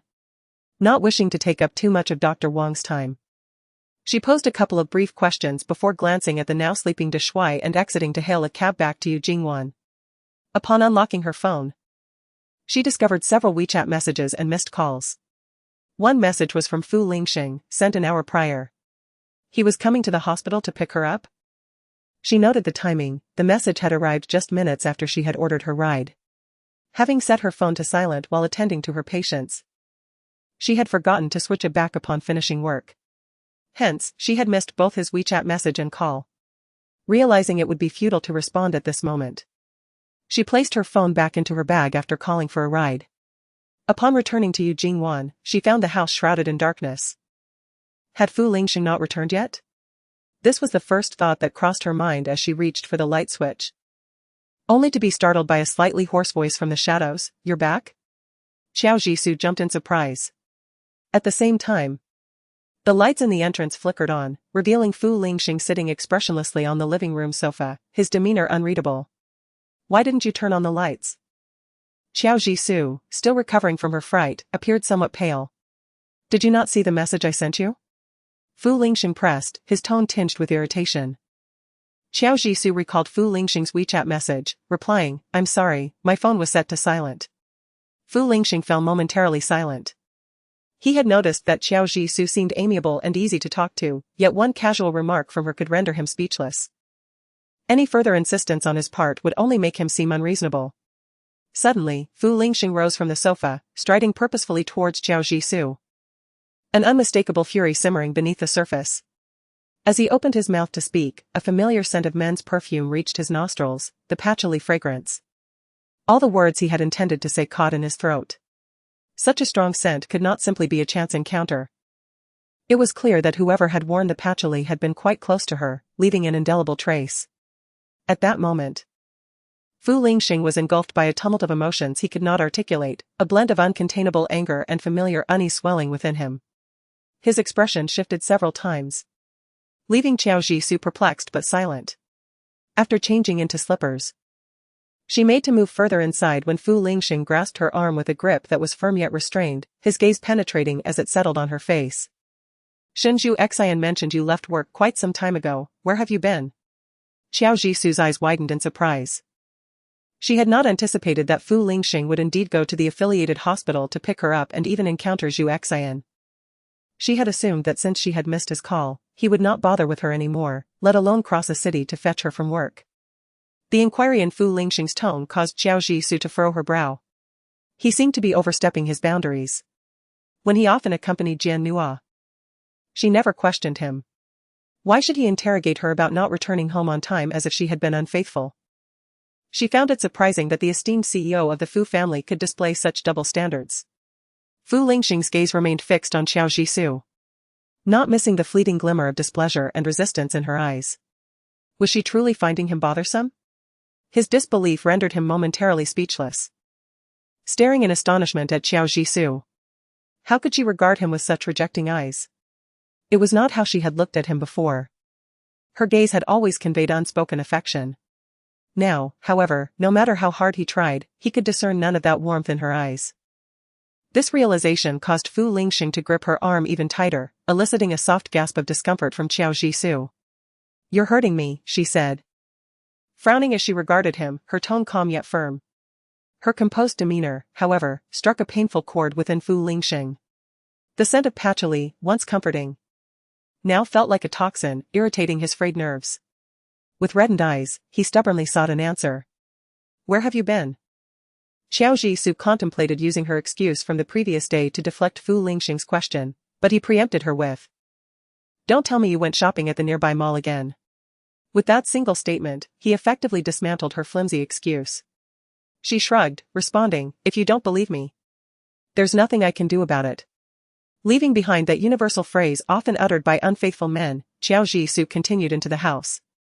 Yet again, another silent blow struck Fu Lingxing's heart. He remained obstinate, refusing to release her, his gaze fixed on Xiao Jisoo, his eyes seeming to redden further. "Are you so dismissive that you can't even muster a decent excuse for me?" At his words, Xiao Jisoo halted, glancing at the strangely intense man beside her. She found herself perplexed by Fu Lingxing's fixation. "Fu Zong, what exactly are you trying to say?" Fu Lingxing paused, wanting to ask her about the scent of men's perfume that lingered on her. He knew he could confront her boldly, yet the words caught in his throat, as if he were deceiving himself, and he could not voice them. Just as Xiao Jisoo grew impatient from the silence, he finally spoke in a hoarse voice. "You used to call me by my name, why the sudden change in address?" His question caused Xiao Jisoo to frown. "Is that what you wish to ask?" Fu Lingxing instinctively wanted to deny it but ultimately fell into silence. Xiao Jisoo continued, "It's just a form of address, why bother with such trivial matters?" Fu Lingxing, however, remained undeterred. His countenance bore an unprecedented stubbornness, as if the person who had incessantly admonished himself during the day not to invest too much time in Xiao Jisoo was an entirely different individual. "Since it is merely a title, then revert to calling me as you did before." At that moment, Xiao Jisoo discerned that something was amiss with Fu Lingxing. He was typically composed and self-restrained, rarely displaying such overt emotions, even in the presence of Jian Nua. Yet now, the crimson stubbornness in his gaze left Xiao Jisoo both perplexed and astonished. "Xiao Jisoo, we are still husband and wife," Fu Lingxing reminded her emphatically. The intensity of his scarlet eyes seemed to deepen, as if she had betrayed him, were it not for the layer of contractual obligation entwined within their marriage. Xiao Jisoo might have indeed harbored such doubts upon witnessing his demeanor.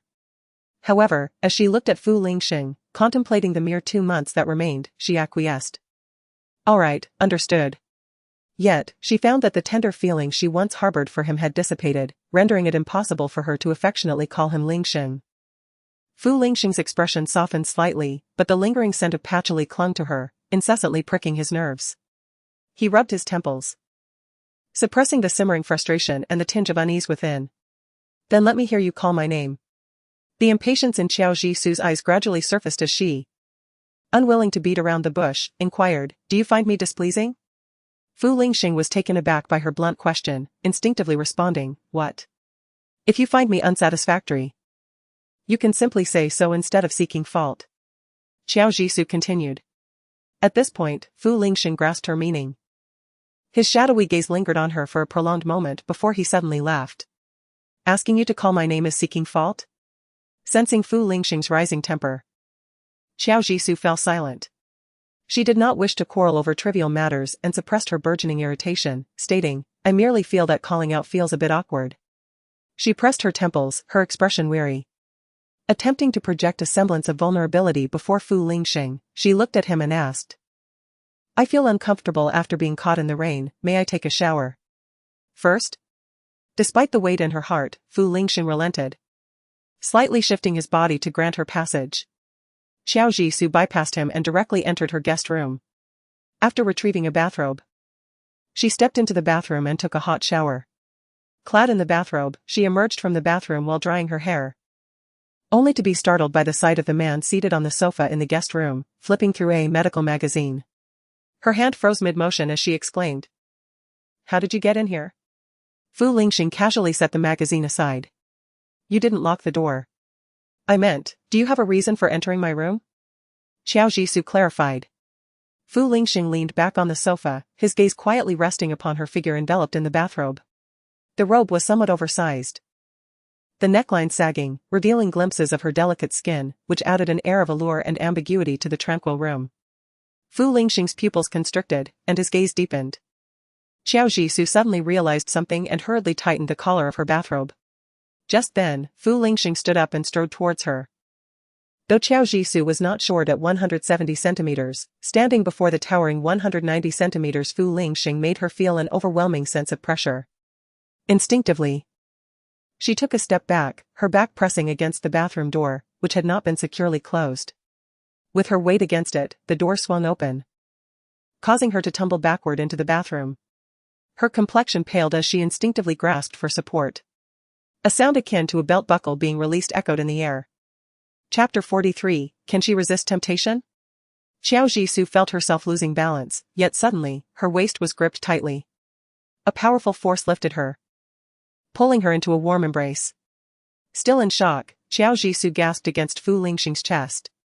The object she had clutched earlier was forgotten. It was not until a low chuckle resonated from above her that she snapped back to reality, realizing she was indeed in Fu Lingxing's arms. The already loose collar of her bathrobe slipped further down due to the previous commotion, exposing her fair, rounded shoulder and delicate collarbone. Her hand was now firmly gripping Fu Lingxing's belt buckle. The buckle, once fastened, had now come undone. The sound she had heard earlier must have originated from this. Their ambiguous posture, coupled with her unintentional action of loosening the belt, created an atmosphere of unintentional intimacy. A surge of alarm coursed through her. The metallic buckle felt as if it had been heated, causing Qiao Jisoo to instinctively retract her hand. However, in the next moment, Fu Lingxing's large hand covered hers, pressing it back onto the metal buckle. A low, teasing laugh reverberated from his chest. "The belt buckle is undone. Are we not proceeding to the next step?" Their proximity intensified the situation, allowing Qiao Jisoo to hear the steady, powerful rhythm of Fu Lingxing's heartbeat. She felt her own heartbeat mirroring his, flitting about erratically. Although she believed herself to have attained emotional detachment from Fu Lingxing, this simple gesture of his unraveled her composure. Striving to maintain her calm, she attempted to withdraw her hand from Fu Lingxing's grasp, but he did not comply. "Fu Lingxing, let go." She raised her eyes to meet his lowered gaze. In that fleeting moment, their eyes locked, and time seemed to stand still. Fu Lingxing felt his own heartbeat lose its rhythm, becoming chaotic. The playful and teasing smile that had graced his lips gradually faded. He had long recognized the beauty of Qiao Jisoo's eyes, akin to a myriad of stars. Now, gazing at her from such proximity, he saw himself reflected in her eyes, an almost entranced version of himself. His heart raced chaotically, pulling him closer to Qiao Jisoo. This uncontrollable, yet cautious emotion filled him with both anxiety and novelty, tinged with an inexplicable anticipation. He unconsciously swallowed hard and leaned in closer, pressing Qiao Jisoo against the smooth marble wall of the bathroom. His hand, which had encircled her waist, slowly ascended, resting upon her exposed shoulder. His calloused fingertips grazed her smooth, fair skin, igniting waves of tremors. "Su-su," Fu Lingxing's voice was laced with a hint of desire as his head lowered, striving to chase after her soft, rosy lips. At the moment his lips brushed against Qiao Jisoo's, he heard her flustered voice calling out to him, "Fu Lingxing." Her palm pressed against his solid chest, her voice trembling noticeably. Fu Lingxing paused, his deep, enigmatic eyes briefly clearing. He gazed at her as she slowly spoke, "There is no such clause." Fu Lingxing's eyes momentarily narrowed, a flicker of confusion passing through them. "What?" Qiao Jisoo closed her eyes, taking a deep breath, reminding him, "There is no such thing in our marriage contract." The bewilderment in Fu Lingxing's gaze lingered for a couple of seconds before transforming into a hint of thinly veiled anger. "Qiao Jisoo, we are legally married." He suppressed the fiery heat rising within him, gritting his teeth to remind her. He was unsure whether he was more frustrated with Qiao Zhishu for teasing him at such a crucial moment or for bringing up the so-called marriage contract at this time. Qiao Zhishu lowered her gaze, her fingertips digging into her palm, striving to maintain control amidst the bizarre atmosphere. She pressed her lips together, responding softly. It is merely nominal. A title recognized by law, yet merely a facade for outsiders. Gathering all her courage, she raised her eyes once more, meeting Fu Lingxing's deep, anger-laden gaze, reminding him again, have you forgotten? We signed an agreement long ago, each managing our own affairs, a nominal, fake marriage. Her words fell like a bucket of icy water upon Fu Lingxing, dousing the heat that had ignited within him. He stared at Qiao Zhishu for a long moment before gradually releasing her, lowering his gaze as he murmured, I'm sorry. Qiao Zhishu nodded, suppressing the bitterness welling in her eyes, and walked past Fu Lingxing to exit the bathroom. She hurried to the dressing room, shutting the door behind her. Once Fu Lingxing's presence vanished, she slumped onto the leather couch in the dressing room. The marriage agreement she had signed with Fu Lingxing was not complex. On the surface, they presented a typical husband-wife relationship to the outside world, both obliged to handle familial and social interactions. Privately, they did not interfere in each other's personal matters, allowing for individual space. Upon the contract's expiration, the husband would provide the wife with appropriate divorce compensation. And neither party could refuse to end the contract for any reason, nor engage in activities that exceeded the contract's scope, especially those that might cause discomfort to the other. In essence, they were merely colleagues sharing the same roof. For 3 years, Fu Lingxing had remained calm and restrained. As he had stated, he had given her the respect due as the young mistress of the Fu family in front of all his relatives, never acting in a manner that made her feel uncomfortable or overstepping boundaries. Similarly, he would not permit her to engage in actions that he found distasteful. However, facing a man she had secretly adored for a decade, suddenly becoming her husband felt like an unexpected stroke of fortune from the heavens. How could she resist temptation? Thus, she cautiously tested the waters, probing the boundaries of his so-called transgressions. She began to affectionately call him Lingxing, feigning ignorance by sleeping in the master bedroom upon moving into their new home. Like a typical wife, she prepared breakfast for her beloved husband, left a light on for him when he returned late from social engagements, and warmed a bowl of detox tea. She sought various topics to share with him daily. Even if he did not respond, immersing herself in a self-deceptive world of marital bliss, dreaming of an ordinary married life. Chapter 44, She was always the one abandoned. Yet, Fu Lingxing had never voiced any objections to her careful behaviors. She thought he was indulging her, especially since he allowed her access to such a private space as the master bedroom. However, everything changed when she learned of Jian Nua's existence. Witnessing herself repeatedly forsaken by Fu Lingxing because of Jian Nua, she gradually realized that the narrative she had constructed was merely a fiction.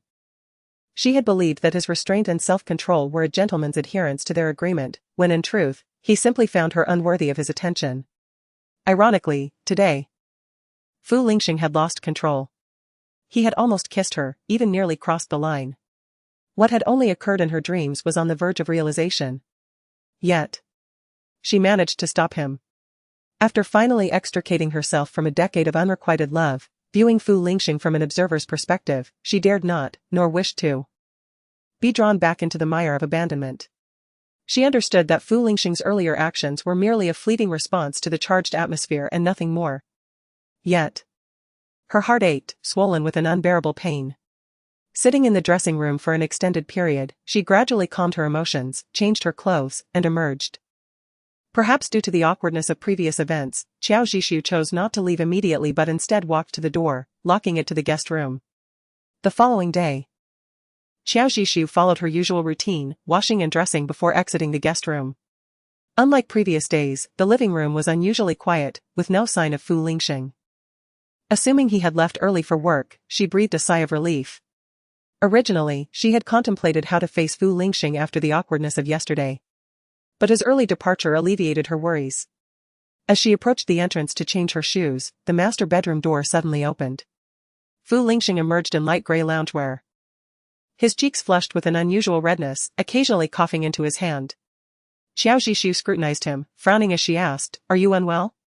"Perhaps," he coughed, covering his mouth, the flush on his cheeks deepening with each cough. Qiao Zhishu hesitated for a moment, unable to stand still, and ultimately approached the cabinet containing the medicine box. Retrieving a fever-reducing pill, she poured him a glass of warm water, handing it to him, saying, "It seems you have a fever, take this medicine." Fu Lingxing accepted the glass and pill, swallowing them before looking up at Qiao Zhishu with a profound gaze, murmuring, "Thank you. Given the recent surge in influenza cases, you should consider visiting a hospital. Delaying may lead to a lung infection," Qiao Zhishu kindly advised. Fu Lingxing nodded, coughing again. Qiao Zhishu stood in silence for a few seconds, both of them at a loss for words. "Then you should rest well, I'll head to work." Qiao Zhishu finally spoke. With that, she continued to put on her shoes and prepared to leave. Behind him, a hoarse voice filled with resentment emerged from Fu Lingxing. "Who was suffering from a fever? Given my condition, wouldn't you consider taking a day off to care for your ailing patient?" Upon hearing this, Qiao Zhishu instinctively turned to look at Fu Lingxing, locking eyes with his resentful gaze. She hesitated for a moment at the doorway before replying, "Please wait. I need to make a phone call." Fu Lingxing's eyes subtly brightened with hope. After a brief cough, he nodded and stood up, saying, "I feel a bit dizzy. I'll return to my room." "All right." Before entering, Fu Lingxing glanced back at Qiao Zhishu. Once in his room, he called Changliang to inform him that today's regular meeting was cancelled and that he would not be going to the office. He added, "If anything important arises, please call me." "Understood, President." There was a brief pause on the other end before Changliang continued, "President, your voice sounds off, are you unwell?" "Yes," he replied, suppressing a cough. "Please take good care of yourself, I will handle everything here at the company." "Okay." Just then, Fu Lingxing remembered something and instructed, "If there's nothing urgent, refrain from calling me unnecessarily, handle what you can on your own." "Yes, President, I understand."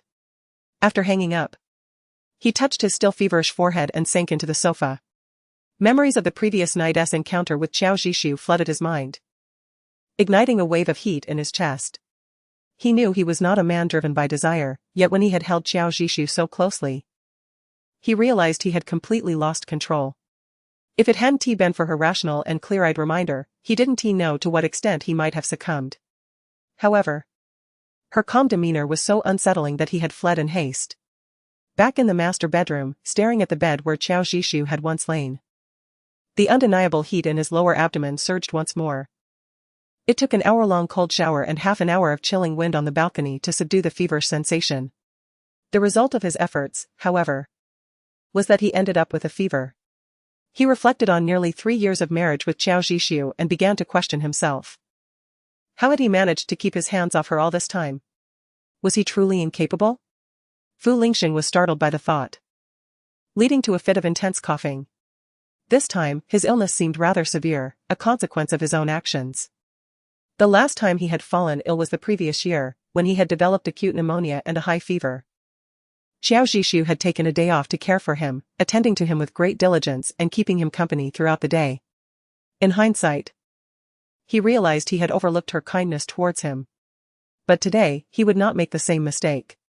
Regardless of her grievances, Qiao Zhishu still cared for him. Even if she felt resentment, she would still be willing to take time off to stay home and look after him. The thought of her currently calling the hospital to request leave brought a smile to Fu Lingxing's lips, easing his discomfort significantly. In the living room, after Fu Lingxing had returned to his room, Qiao Zhishu retrieved Changliang's number from her phone and dialed. The call was quickly answered, and Changliang's ingratiating voice came through. "Madam, how may I assist you?" This was not the first time she had heard Changliang refer to her as Madam. In the past, she had secretly delighted in it when he called her that, especially when Fu Lingxing did not correct him, feeling a sense of closeness to her husband. However, now, hearing him address her this way only elicited feelings of awkwardness and discomfort. Nevertheless, she brushed aside her embarrassment and said, "Chang assistant. Fu Lingxing is sick with a fever." "Yes, madam, the president just informed me." Qiao Zhishu was taken aback. Fu Lingxing had told him? "Oh, perfect. He is alone at home right now. If possible, could you come by Yujingwan to check on him, or find someone convenient to look after him?" Chapter 45, Have Miss Jian come to care for you? There was a brief silence on the line before Changliang replied, somewhat perplexed, "Madam, are you asking me to care for the president?" Detecting the hesitation in his voice, Xiao Zhishu inquired, is it inconvenient? Chang Liang hesitated before responding, Madam. There are several major projects at the company that require the president's attention right now. With him ill, I must oversee them personally, I truly cannot spare the time. I see, Xiao Zhishu murmured softly. Although she had never worked in a large corporation, she understood the truth of Chang Liang's words. Especially with the year-end approaching and the workload intensifying. It was reasonable that Chang Liang, as Fu Lingxing's senior assistant, could not be absent at such a critical time. Madam. Please do consider caring for the president, you know he is utterly incapable of managing his life outside of company matters, and now that he is ill. It must be quite distressing for him. Xiao Zhishu felt as though Chang Liang's voice was choking up. How old was Fu Lingxing? Although he had a high fever. It shouldn't he have been so dire as to bring Chang Liang to tears. The burdens of work were indeed heavy. Xiao Zhishu did not press Chang Liang further. All right. You may return to your duties. Thank you, madam, I appreciate your understanding. Chang Liang quickly hung up. As if fearing that he might be delayed and she would change her mind about sending him to care for the president. Chang assistant, whose call frightened you so? The chief secretary of the president's office, Yao Lin, teased as she noticed his flustered demeanor. Madam, Chang Liang replied casually. Your madam? Yao Lin covered her mouth, laughing. Chang assistant. I didn't know you were so afraid of your wife. At this, Chang Liang shot her a sidelong glance.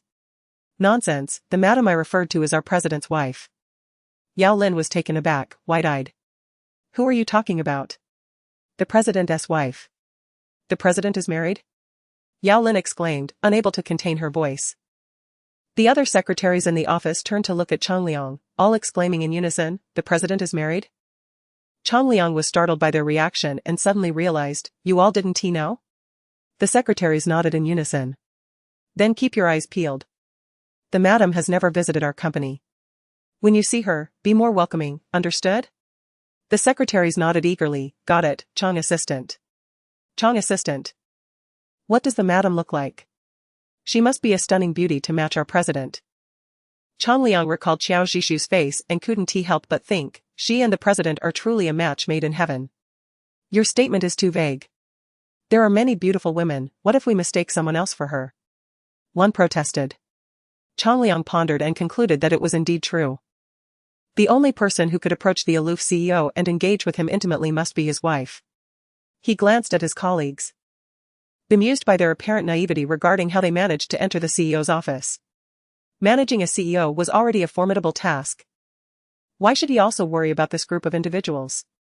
Suddenly, Chang Liang realized he resembled a concerned mother, burdened with incessant worries. All right, everyone, get back to work. When the wife visits the company, you will surely have the opportunity to meet her. The secretaries obediently returned to their tasks. Only the chief secretary, Yao Lin, continued to tease Chang Liang. Assistant Chang, what did the wife say on the phone that left you so startled? Chang Liang shot her a disapproving glance but refrained from elaborating. Simply stating, you wouldn't understand. Focus on your duties and stop prying. After dismissing Secretary Yao, Chang Liang returned to his office, recalling Xiao Zhishu's call, and patted his chest in anxiety. After all, he was the CEO's senior assistant, what difference was there between him and a parasite?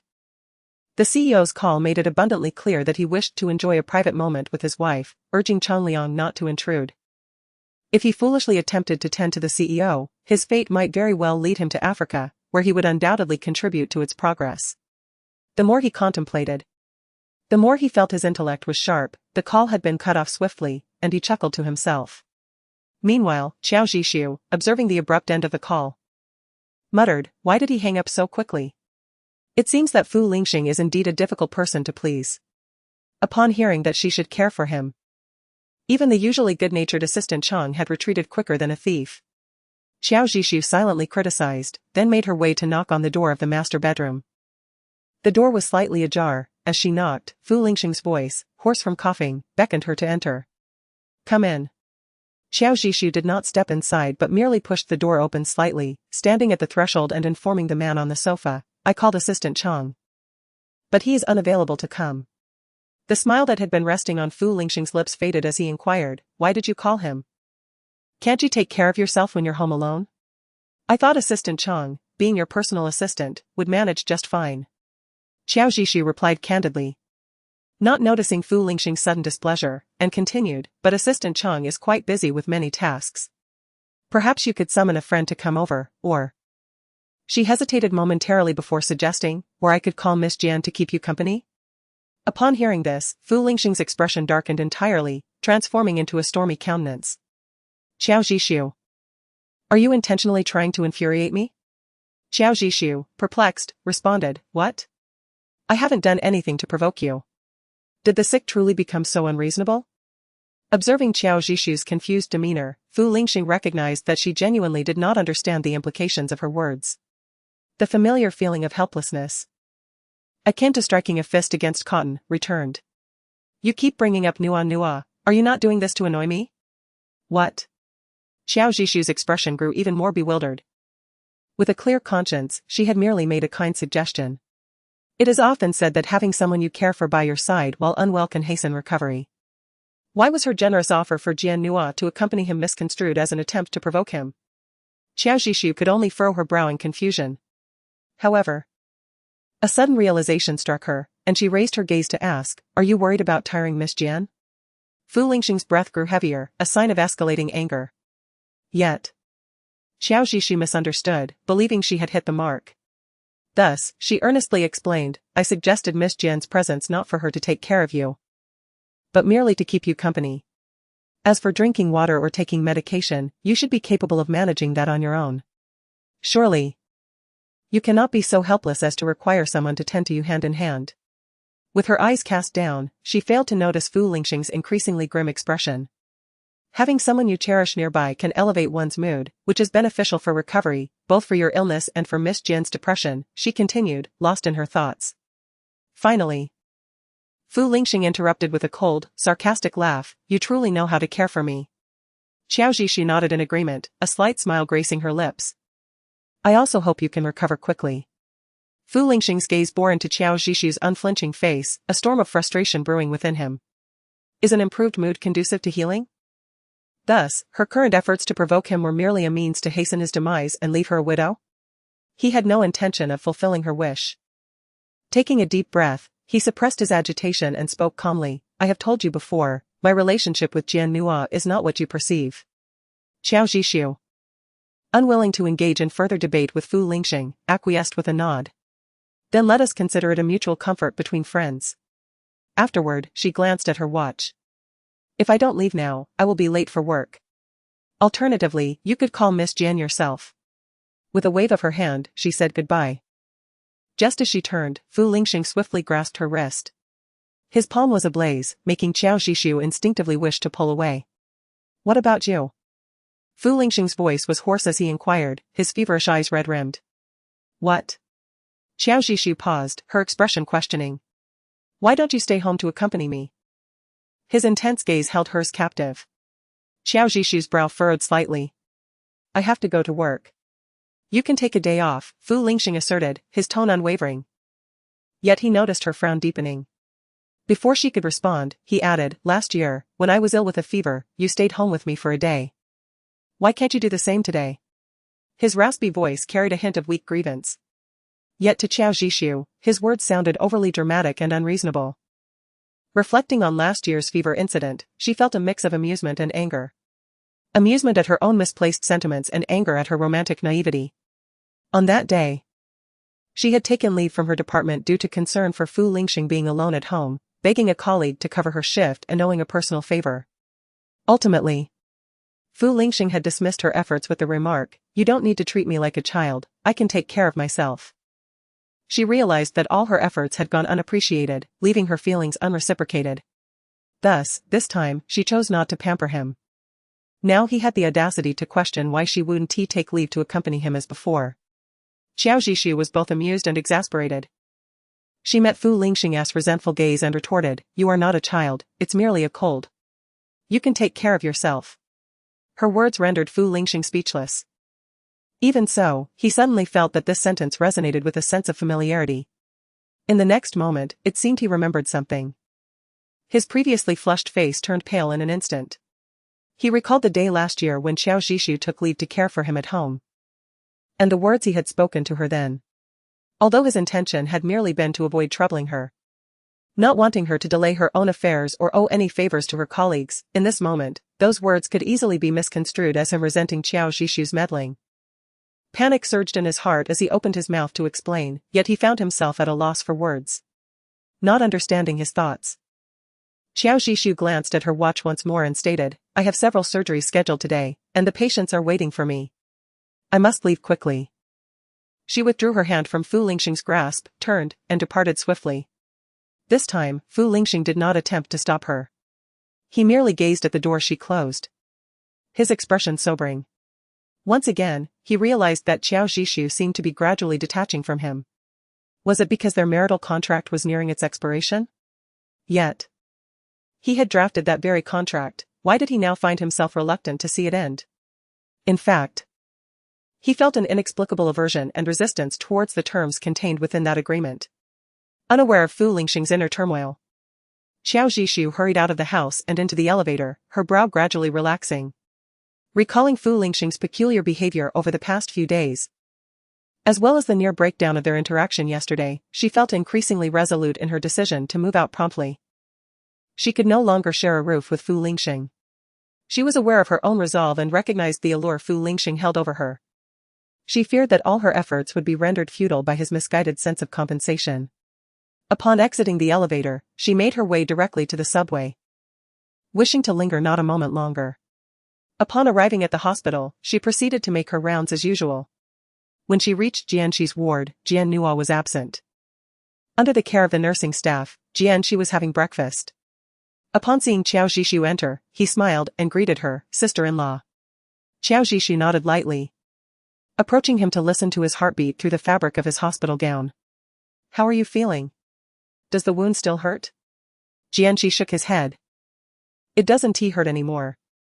Qiao Zhishu nodded again, quickly jotting down some notes in the medical folder. After giving Jianxi a few reminders as she had the day before and carefully instructing the nurse, she prepared to leave. Just as she was about to step out, Jianxi called out to her, sister-in-law. Qiao Zhishu halted and turned back to look at Jianxi. Noticing Jianxi's lips, still slightly pale, pressing together as if hesitating to speak, he finally said, Nua has always been weak since childhood and has been spoiled by my parents. If I have upset you in any way, please forgive me. Chapter 47, Be Wise and Divorce Brother Lingxing Early. Qiao Zhishu's expression paused. Then she smiled and shook her head, it's fine. Her marriage with Fu Lingxing, even without Jianxi's interference, could not have been in a better state. There was no need for her to expend energy on this matter.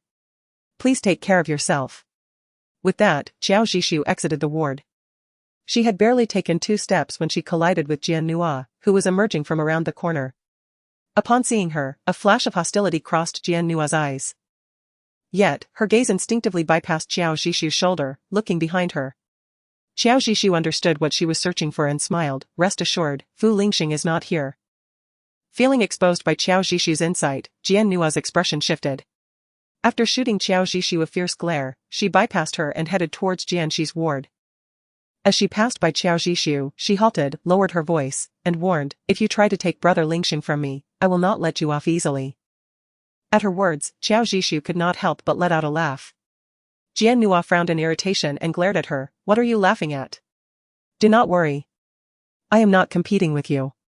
She had initially wanted to inform Jian Nua about Fu Lingxing's fever and suggest that she go keep him company. However, recalling Fu Lingxing's sudden anger at the mere suggestion of Jian Nua's company, she swallowed her words. At first, she had not understood why her considerate offer had provoked such ire.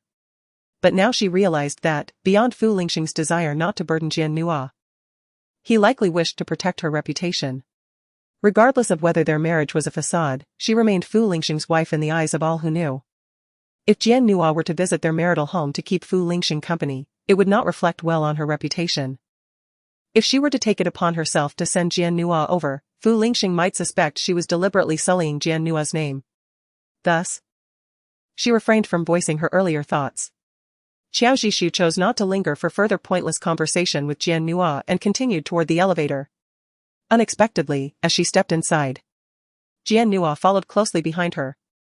Do not think that just because Brother Lingxing personally brought you to the hospital yesterday, he has feelings for you. He was merely concerned about my brother's condition. Qiao Zhishu did not look at her, merely responding with a nonchalant acknowledgement.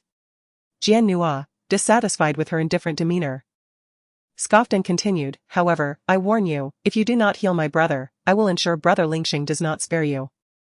Qiao Zhishu lazily turned her gaze toward her, as long as you are happy. You think I wouldn't dare? Jian Nua retorted, momentarily taken aback by Qiao Zhishu's nonchalant attitude. You need not feign indifference, I can tell you are consumed by jealousy. You envy the kindness Brother Lingxing shows me. We grew up together, had it not been for my need to go abroad for treatment, you would have never had the chance to marry into the Fu family. Qiao Zhishu graciously echoed with a single word. Jian Nua, frustrated that no matter what she said, Qiao Zhishu remained unresponsive and devoid of any evident anger or jealousy, grew increasingly discontent. Before I went abroad for treatment, Brother Lingxing told me he would wait for my return to marry me. If it weren't for Grandpa Fu's insistence on rushing him into marriage, you would have never had this opportunity. Just as Jian Nua finished speaking, the elevator arrived at the first floor. I know, Qiao Zhishu replied calmly as she exited the elevator. Jian Nua was taken aback that even after such a declaration, Qiao Zhishu could remain unflinching. Her frustration boiled over. Did you hear what I said? Be wise and divorce Brother Lingxing early. She shouted after Qiao Zhishu as she rushed out, drawing the attention of the family members waiting for the elevator. Jian Nua's words carried significant weight, and many could infer the underlying tensions from her unkind attitude and remarks toward Qiao Zhishu. Alas, the audacious antics of a mistress provoking the legitimate wife in a novel have unexpectedly manifested in reality before my very eyes. Such shamelessness. The mistress brazenly confronts the original partner, demanding a divorce. It is truly a sight to behold. Can a person with a shred of dignity stoop to be a mistress? In this day and age, mistresses and illegitimate children are universally condemned. During discussions among the relatives of patients, they do not shy away from mentioning Jian Nua. Under the scrutinizing gazes filled with disdain, Jian Nua's complexion turned a ghastly white. She faced the crowd that pointed fingers at her and exclaimed, "What do you know? Do my affairs require your meddling?" Hey! The shameless mistress dares to retort. The self-proclaimed righteous individuals were instantly incensed. Oh, are you flustered? Did you think forcing the original partner into divorce would cost you your pride? The young lady's life is but a fleeting 30,000 days. Why choose to be a mistress? Jian Nua was bombarded with verbal assaults. Shielded by her parents and Fu Lingxing, she had never encountered such hostility. Her face paling with rage. Unable to contend with their words, she directed her ire towards the indifferent Qiao Zhishu. Are you just going to stand there and watch them humiliate me? Qiao Zhishu shrugged and smiled as she replied, Should I close my eyes? A chuckle escaped the crowd, unable to contain their amusement. Jian Nua's face turned an ashen hue, clutching her chest as if she might faint from indignation at any moment. Sensing her distress, the crowd, wary of escalating tensions, seized the opportunity when the elevator arrived. The elevator is here, let us not waste time and head up, someone called out. Alright, let us go. Once the group entered the elevator, only Qiao Zhishu and the furious Jian Nua remained. Jian Nua trembled with rage, pointing at Qiao Zhishu, declaring, I will definitely file a complaint against you. Be my guest, Qiao Zhishu replied nonchalantly. You just wait. With that, Jian Nua stormed off, seemingly forgetting her original purpose of visiting the hospital to see Jian Shi. As Jian Nua's figure faded into the distance, the smile on Qiao Zhishu's face gradually diminished. She recalled Jian Nua's words about Fu Lingxing promising to wait for her return before marrying her. Now, she understood why Fu Lingxing, despite his evident concern for Jian Nua, had opted for a contractual marriage with her. While Jian Nua was abroad for treatment, he needed to marry a woman to appease his father, simultaneously allowing Jian Nua to retain the position of Mrs. Fu. Thus, he sought someone amiable, obedient, and easy to manage. When the time came, she would be easily dismissed rather than clinging on stubbornly.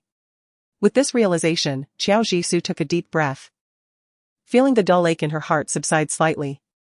Fu Lingxing truly exerted great effort. She gazed at the sky, softly murmuring. Chapter 48, Not what you think it is. Dark clouds loomed ominously on the horizon, coiled tightly, threatening to unleash rain at any moment. No wonder the oppressive atmosphere stirred feelings of irritation within. Xiao Jisoo sighed inwardly before hastening towards the surgical building. Today, she had only 2 surgeries scheduled. Yet both were major operations. By the time the surgeries concluded, it coincided perfectly with the end of her shift. Su. I have plans with a friend to view some properties after work. Let's change and head straight there, she was informed. Xiao Jisoo nodded in agreement. After changing her clothes and exiting the surgical building, she made a quick visit to the security office. At Yujingwan, Fu Lingxing felt unwell. It was not merely a cold or fever, his heart felt heavy. The memory of Xiao Jisoo's distant demeanor made him uneasy. Realizing that she no longer cared for him as she once did caused a pang in his chest. He had never experienced such a sense of helplessness and anxiety before. Perhaps he was indeed ill. Coughing persistently throughout the morning, it felt as though his lungs might explode. After taking fever-reducing medication, he sensed the fever returning. Yet he paid little attention, feeling an emptiness in his chest as if cold air was seeping in, leaving him both chilled and pained. He had been fixated on his phone all day, waiting for a message from Xiao Jisoo since she had left abruptly in the morning. Not a single call or inquiry had come from her, not even a punctuation mark. Ironically, he found himself foolishly clutching his phone, uncertain of what he was anticipating. When had Fu Lingxing begun to spend time waiting for an inconsequential greeting? The more he pondered, the more absurd it seemed. Yet the chilling sensation in his chest only intensified his heartache. Just then, the doorbell rang, and his eyes brightened momentarily. The discomfort in his chest dissipated significantly. He unconsciously quickened his pace to open the door, even managing a smile. How could I forget the code? He said cheerfully. But his expression faltered as he saw who stood outside. Nua, what brings you here? The lightness in Fu Lingxing's heart suddenly darkened. And the smile that had just appeared faded. In the next moment, Nua cried as she flung herself into his embrace. Fu Lingxing stiffened and instinctively pushed Nua away, causing her expression to freeze. Although he had never permitted her to act overly familiar, he had never so desperately pushed her away before. She even noticed a flicker of panic in his eyes, as if afraid of being misunderstood by onlookers. Nua gazed at Fu Lingxing, her lower lip turning white from biting. Nua, what do you need from me? He asked, turning to sit on the sofa. Nua suppressed her resentment, tears streaming down her cheeks as she implored, Brother Lingxing, Jisu's sister misunderstands me so deeply. I don't know what to do but come to you. As soon as Nua mentioned Xiao Jisu, Fu Lingxing's attention was piqued. What happened to her? He inquired in a hushed tone. Nua sniffled, her voice choked with emotion. This morning, I ran into her at the hospital while visiting my brother. In front of everyone, she called me a mistress, claiming I was ruining your family. As Nua spoke, tears cascaded down her cheeks. Those people heard her and mercilessly joined in the verbal assault, hurling the most unpleasant insults at me. While she cried, she subtly scrutinized Fu Lingxing's expression. Seeing his face darken, her heart swelled with satisfaction. She continued her lament, I know Sister Jisu has misconceptions about me. Perhaps I've leaned on you too much, causing her displeasure. But I never intended to be a mistress or destroy your relationship. She approached Fu Lingxing, squatting beside him. Her hand rested on his thigh, but he instinctively recoiled. Nua's gaze dimmed, continuing to cry, Brother Lingxing, am I just too useless? Fu Lingxing lowered his gaze in silence, leaving Nua in the dark about his thoughts. Seeing herself in such distress, Fu Lingxing showed no intention of comforting her, which left her feeling somewhat disheartened. With a sense of resignation, she wiped away her tears, her sobs gradually subsiding. Lingxing, she mused, since I have misunderstood, it implies that we have indeed crossed certain boundaries. Suddenly, Fu Lingxing spoke, his words rendering Nua speechless in an instant. The disbelief in her eyes was unmistakable. Lingxing, Nua, you will inevitably marry in the future, and it is indeed unwise for you to rely on me for everything. Otherwise, not only will your sister-in-law misunderstand, but your future husband will too. Fu Lingxing's tone remained calm. Of course, if you need assistance, feel free to contact Changliang directly. He will handle it for you. The shock in Nua's eyes deepened, her tumultuous emotions threatening to overwhelm her. Lingxing, do you find me bothersome? Do you no longer want me? Her pallor intensified, and her voice grew sharp. Her emotions spiraled out of control as she shook her head, muttering, I knew I should die, I shouldn't exist in this world. I am nothing but tears that no one desires. I should die, I should die. She oscillated between shaking her head and cradling it in despair on the ground. Noticing her distress, Fu Lingxing hurriedly rose to support her. Nua Nua. Calm down, Nua Nua. Yet, Jian Nua seemed lost in her own world, repeatedly uttering, I should die, I shouldn't live. My existence is a burden to others. I caused a rift between my sister-in-law and Gij Lingxing, I have destroyed Gij Lingxing's family. I am a wretched mistress. Yes, mistresses deserve to die, mistresses deserve to die. Her eyes were bloodshot. Suddenly, she noticed the fruit knife on the coffee table. She swiftly reached for it. Mistresses deserve to die. Mistresses deserve to die. A fierce and malevolent glint filled her gaze. The sharp fruit knife was poised against her wrist, ready to descend. Nua Nua. Fu Lingxing exclaimed, grasping the blade of the knife. Instantly, vivid crimson blood stained the blade. Drops of blood trickled down the knife's tip. At that moment, Jian Nua seemed to awaken. Ah! She screamed, discarding the fruit knife onto the floor. Gij Lingxing, are you all right? She hurried to Fu Lingxing, attempting to grasp his hand, but he deftly evaded her. It's all my fault, Gij Lingxing. I lost control just now, didn't I? Did I hurt you? Please let me see. Tears streamed down Jian Nua's face as she clutched Fu Lingxing's hand, causing him to wince in pain. Just as he was about to withdraw, the sound of the password lock being disengaged echoed, and Xiao Zhishu entered the room. What she witnessed was a poignant scene. Jian Nua knelt by Fu Lingxing's feet. Their hands intertwined, their proximity suggesting intimacy. As Fu Lingxing abruptly lifted his head and locked eyes with Xiao Zhishu, he instantly realized she had misconstrued the situation. Acting on instinct, he forcefully pushed Jian Nua away from him and stood up swiftly, striding towards Xiao Zhishu. It's not what you think. Without allowing Xiao Zhishu to speak, he began to explain in a panic. Chapter 49, leaning on her. He appeared anxious, fearing that Xiao Zhishu would not believe him. Xiao Zhishu maintained her composure. But when she noticed the pool of blood on the cream-colored cashmere carpet near the sofa, her brow furrowed slightly. Who was injured? As soon as she finished speaking, Fu Lingxing extended his hand toward her, softly stating, I. As if fearing Xiao Zhishu might not see clearly, he further thrust his palm forward, resembling a student who had committed a misdeed, and quietly added, I am the one who is hurt. Xiao Zhishu glanced at his palm. It's a bit deep. It needs to be treated promptly. Her tone was steady, devoid of any panic. Fu Lingxing watched as she moved with calmness to retrieve the first aid kit, signaling for him to sit down and beginning to tend to his wound. She approached him as if he were a mere stranger, methodically addressing his injury with a sense of professionalism, completely devoid of any concern or anxiety befitting a wife. The wound was deep, fortunately not severing any arteries. But the depth of the cut could have damaged surrounding nerve tissues. As the household lacked suturing equipment, a hospital visit was imperative. After Xiao Zhishu performed a basic bandaging of Fu Lingxing's injury, she turned to him and stated, You need to go to the hospital. For once. Fu Lingxing complied without hesitation, nodding in agreement. I will wear whatever you suggest. In the softness of his voice, unbeknownst to him, lay an unexpected tenderness. Jian Nua observed in silence, her expression darkening. Xiao Zhishu swiftly retrieved a warm down jacket from the master bedroom closet and helped him put it on.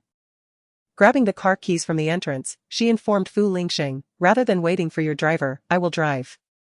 Fu Lingxing nodded again, a faint smile barely gracing his lips, as if the one whose hand was oozing blood was not him at all. Gij Lingxing, I will accompany you. Jian Nua hurriedly followed, casting a fierce glare at Xiao Zhishu from a position Fu Lingxing couldn't see. Xiao Zhishu appeared unconcerned with Jian Nua's presence. After putting on the shoes she had just removed, she pressed the elevator button. However, Fu Lingxing addressed Jian Nua, Nua, you were startled. Please rest here for a while, I will have the driver take you home. Jian Nua's expression froze. Gij Lingxing. Fu Lingxing, pale from either fever or blood loss, paid little attention to Jian Nua. Xiao Zhishu remained silent, seemingly an indifferent driver waiting to transport her employer to the hospital. The elevator arrived, and Xiao Zhishu stepped in first, with Fu Lingxing following. He blocked Jian Nua from entering the elevator with them. Nua, be obedient. Fu Lingxing frowned at Jian Nua. his lips devoid of color. Fearing she had truly angered him, Jian Nua ceased her insistence, merely looking at Xiao Zhishu and saying, "Sister Zhishu, please take good care of Gij Lingxing." Before Xiao Zhishu could respond, the elevator doors closed. Jian Nua stood outside, her previously pitiful expression morphing into one of malice. "Xiao Zhishu, you wretched woman." Inside the elevator, Xiao Zhishu remained composed, uninterested in the circumstances surrounding Fu Lingxing's injury. Suddenly, a large figure leaned toward her.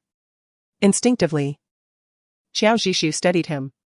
Casting a sidelong glance, I observed Fu Lingxing straining to keep his eyelids open, resembling someone on the verge of fainting. I felt my own body becoming somewhat ethereal. Fu Lingxing leaned closer, his tone growing exceedingly feeble.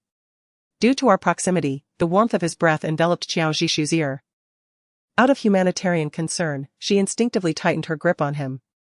However, Fu Lingxing's towering height made it impossible for her to support him with just one arm. As the elevator reached the basement level, she assisted him out. Suddenly, she felt a heavy weight on her shoulder. Fu Lingxing had completely leaned against her. "Fu Lingxing." She bit her lip, suppressing her irritation as she called out to him. "I apologize, my legs are weak and I can't stand properly." This time, Fu Lingxing leaned almost entirely on her, bringing his face alarmingly close to hers. His feverish breath was so scorching that it made her ears tingle with warmth.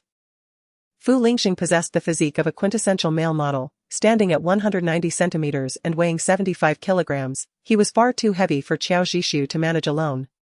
Ultimately, she had no choice but to wrap her arms around his back from under his armpits to hold him upright, a position that, to any observer, would appear as if they were embracing one another.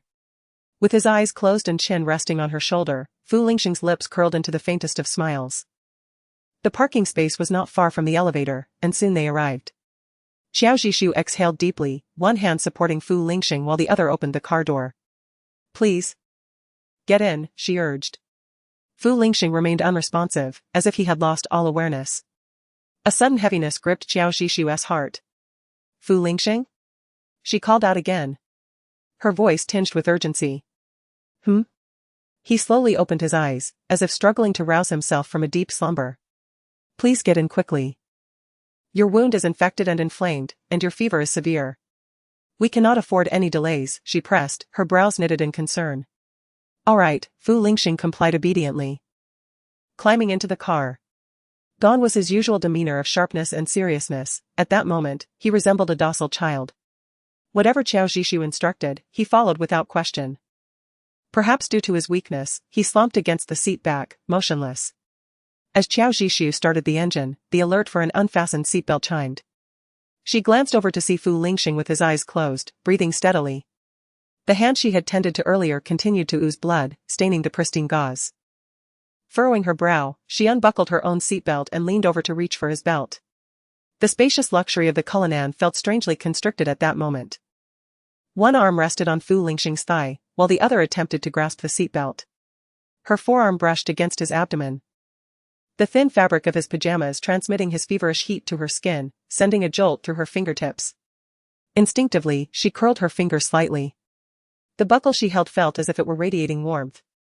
Fu Lingxing remained still, his gaze half open, lingering on the profile of Xiao Zhishu as she focused intently on driving. Silent and absorbed, she was a vision of concentration. Her long eyelashes casting shadows on her cheeks as they fluttered with each blink, akin to a feather teasing his heart. Unconsciously, his fingers grazed the spot on his abdomen where her hand had previously brushed. The memory of her soft touch lingered vividly in his mind. "I had no idea you were such an adept driver," he remarked hoarsely, attempting to initiate conversation. Xiao Zhishu's attention remained fixed on the road ahead. Upon hearing his sudden comment, she paused momentarily and replied, "I am merely familiar with the traffic conditions." She refrained from engaging in idle chit-chat with Fu Lingxing. Yet he seemed determined to converse, trying to find topics to discuss. "If you're capable of driving, why don't you drive to work?" he inquired. Her focus remained on the road, clearly uninterested in dialogue. She merely replied, "Taking the subway is more convenient." Sensing that Fu Lingxing was about to speak again, she preemptively interrupted, "Conserve your strength and refrain from talking." His words faltered at her insistence, and he opened his mouth, a hint of grievance flickering in his eyes.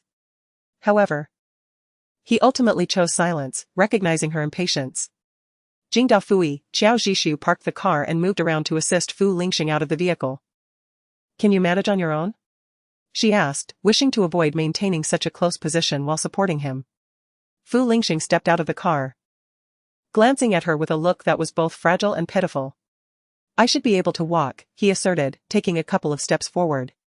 Suddenly, he stumbled, nearly toppling over. Instinctively, Qiao Zhishu reached out to steady him. Looking down at her, Fu Lingxing's pale face bore an expression of regret. Am I causing you trouble? Yes, she replied. Let's go inside. With no other option, she leaned against him, guiding him towards the emergency room. The emergency department at the affiliated hospital was notoriously busy, especially during peak flu season, with long queues filling the waiting area. Stay here, she instructed, helping Fu Lingxing to a seat before heading toward the emergency surgery area. She returned within minutes. There are many people in line, let me handle it, she said. All right, he acquiesced as she led him to the wound care room, procuring saline solution, iodine, and sutures. Carefully, she snipped the gauze from his hand. Ah. He emitted a low groan of pain, causing Qiao Zhishu to pause abruptly. She looked up to meet his sorrowful gaze. Does it hurt badly? She asked, frowning. Fu Lingxing nodded vigorously. Endure it. Fu Lingxing anticipated witnessing anxiety and concern reflected in her eyes. Instead, she coldly uttered two words, endure. With no further words exchanged, Qiao Zhishu resumed her actions. Fu Lingxing pressed his thin lips together, his gaze heavy as he observed Qiao Zhishu's silence. As the gauze was unwrapped, the vivid crimson blood had thoroughly soaked the pristine white fabric. The lacerated skin had swollen and turned outward. The wound was extensive and deep, necessitating sutures. I will first cleanse the wound, bear with me, Qiao Zhishu stated, pouring saline solution over Fu Lingxing's injury. He responded with a low acknowledgement, quietly watching the woman before him as she diligently attended to him. Once she had cleaned his wound, she applied a local anesthetic. The local infiltration anesthesia will take 5 to 10 minutes. Please rest while I consult with a colleague for a tetanus shot and antibiotics. With that, she exited the treatment room without waiting for Fu Lingxing to speak. Initially, he had hoped to converse with her during those few minutes. Yet Qiao Zhishu provided him with no opportunity.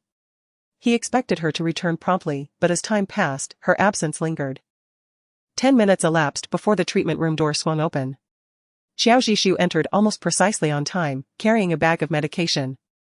Where have you been? Fu Lingxing asked, his voice low and tinged with a hint of grievance at being left behind. Qiao Zhishu lifted her gaze, casting him a peculiar look, and replied, I told you. I went to get the medicine. Why did it take so long? He pressed, feeling somewhat wronged. There was a queue, she responded dismissively, showing little interest in elaborating further. She retrieved a needle and thread, drawing Fu Lingxing's hand closer. I am going to suture your wound now, please remain still. Fu Lingxing held his tongue, recognizing that her focus did not require his response, only his cooperation. Qiao Zhishu's suturing skills were remarkable, executing the task quickly and neatly.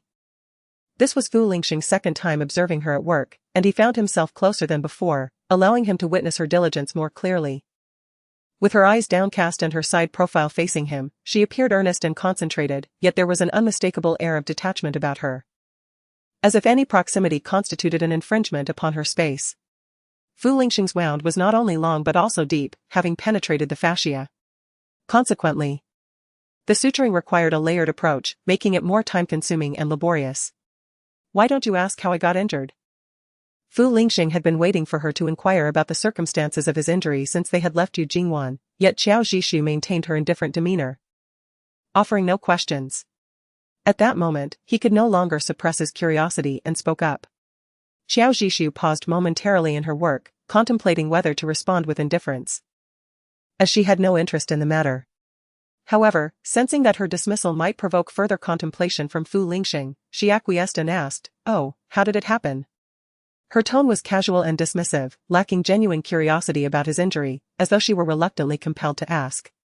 Despite his desire for Qiao Zhishu to inquire, her question only served to create a blockage in his chest. Noticing his silence, she continued her suturing without concern, just as Qiao Zhishu assumed Fu Lingxing would remain quiet. He unexpectedly interjected, "It's not what you think." Xiao Zhishu halted her movements, looking at him with surprise. "What?" His abrupt statement left her puzzled. Fu Lingxing's gaze locked onto hers, continuing, "What you saw when you returned home with Nua Jiannua is not as you imagined." After speaking, he fixed his eyes on her. His heart slightly racing with an inexplicable blend of hope and anxiety. Xiao Zhishu did not respond immediately, instead, she completed the knot before casually stating, "I didn't think anything." Her detached demeanor only served to agitate Fu Lingxing further. Just as she was about to say something, the treatment room door swung open, revealing a nurse from the emergency department. "Oh? Dr. Chiao, you are here." Her eyes brightened upon seeing Fu Lingxing. "Isn't this the friend you mentioned from the cafeteria?"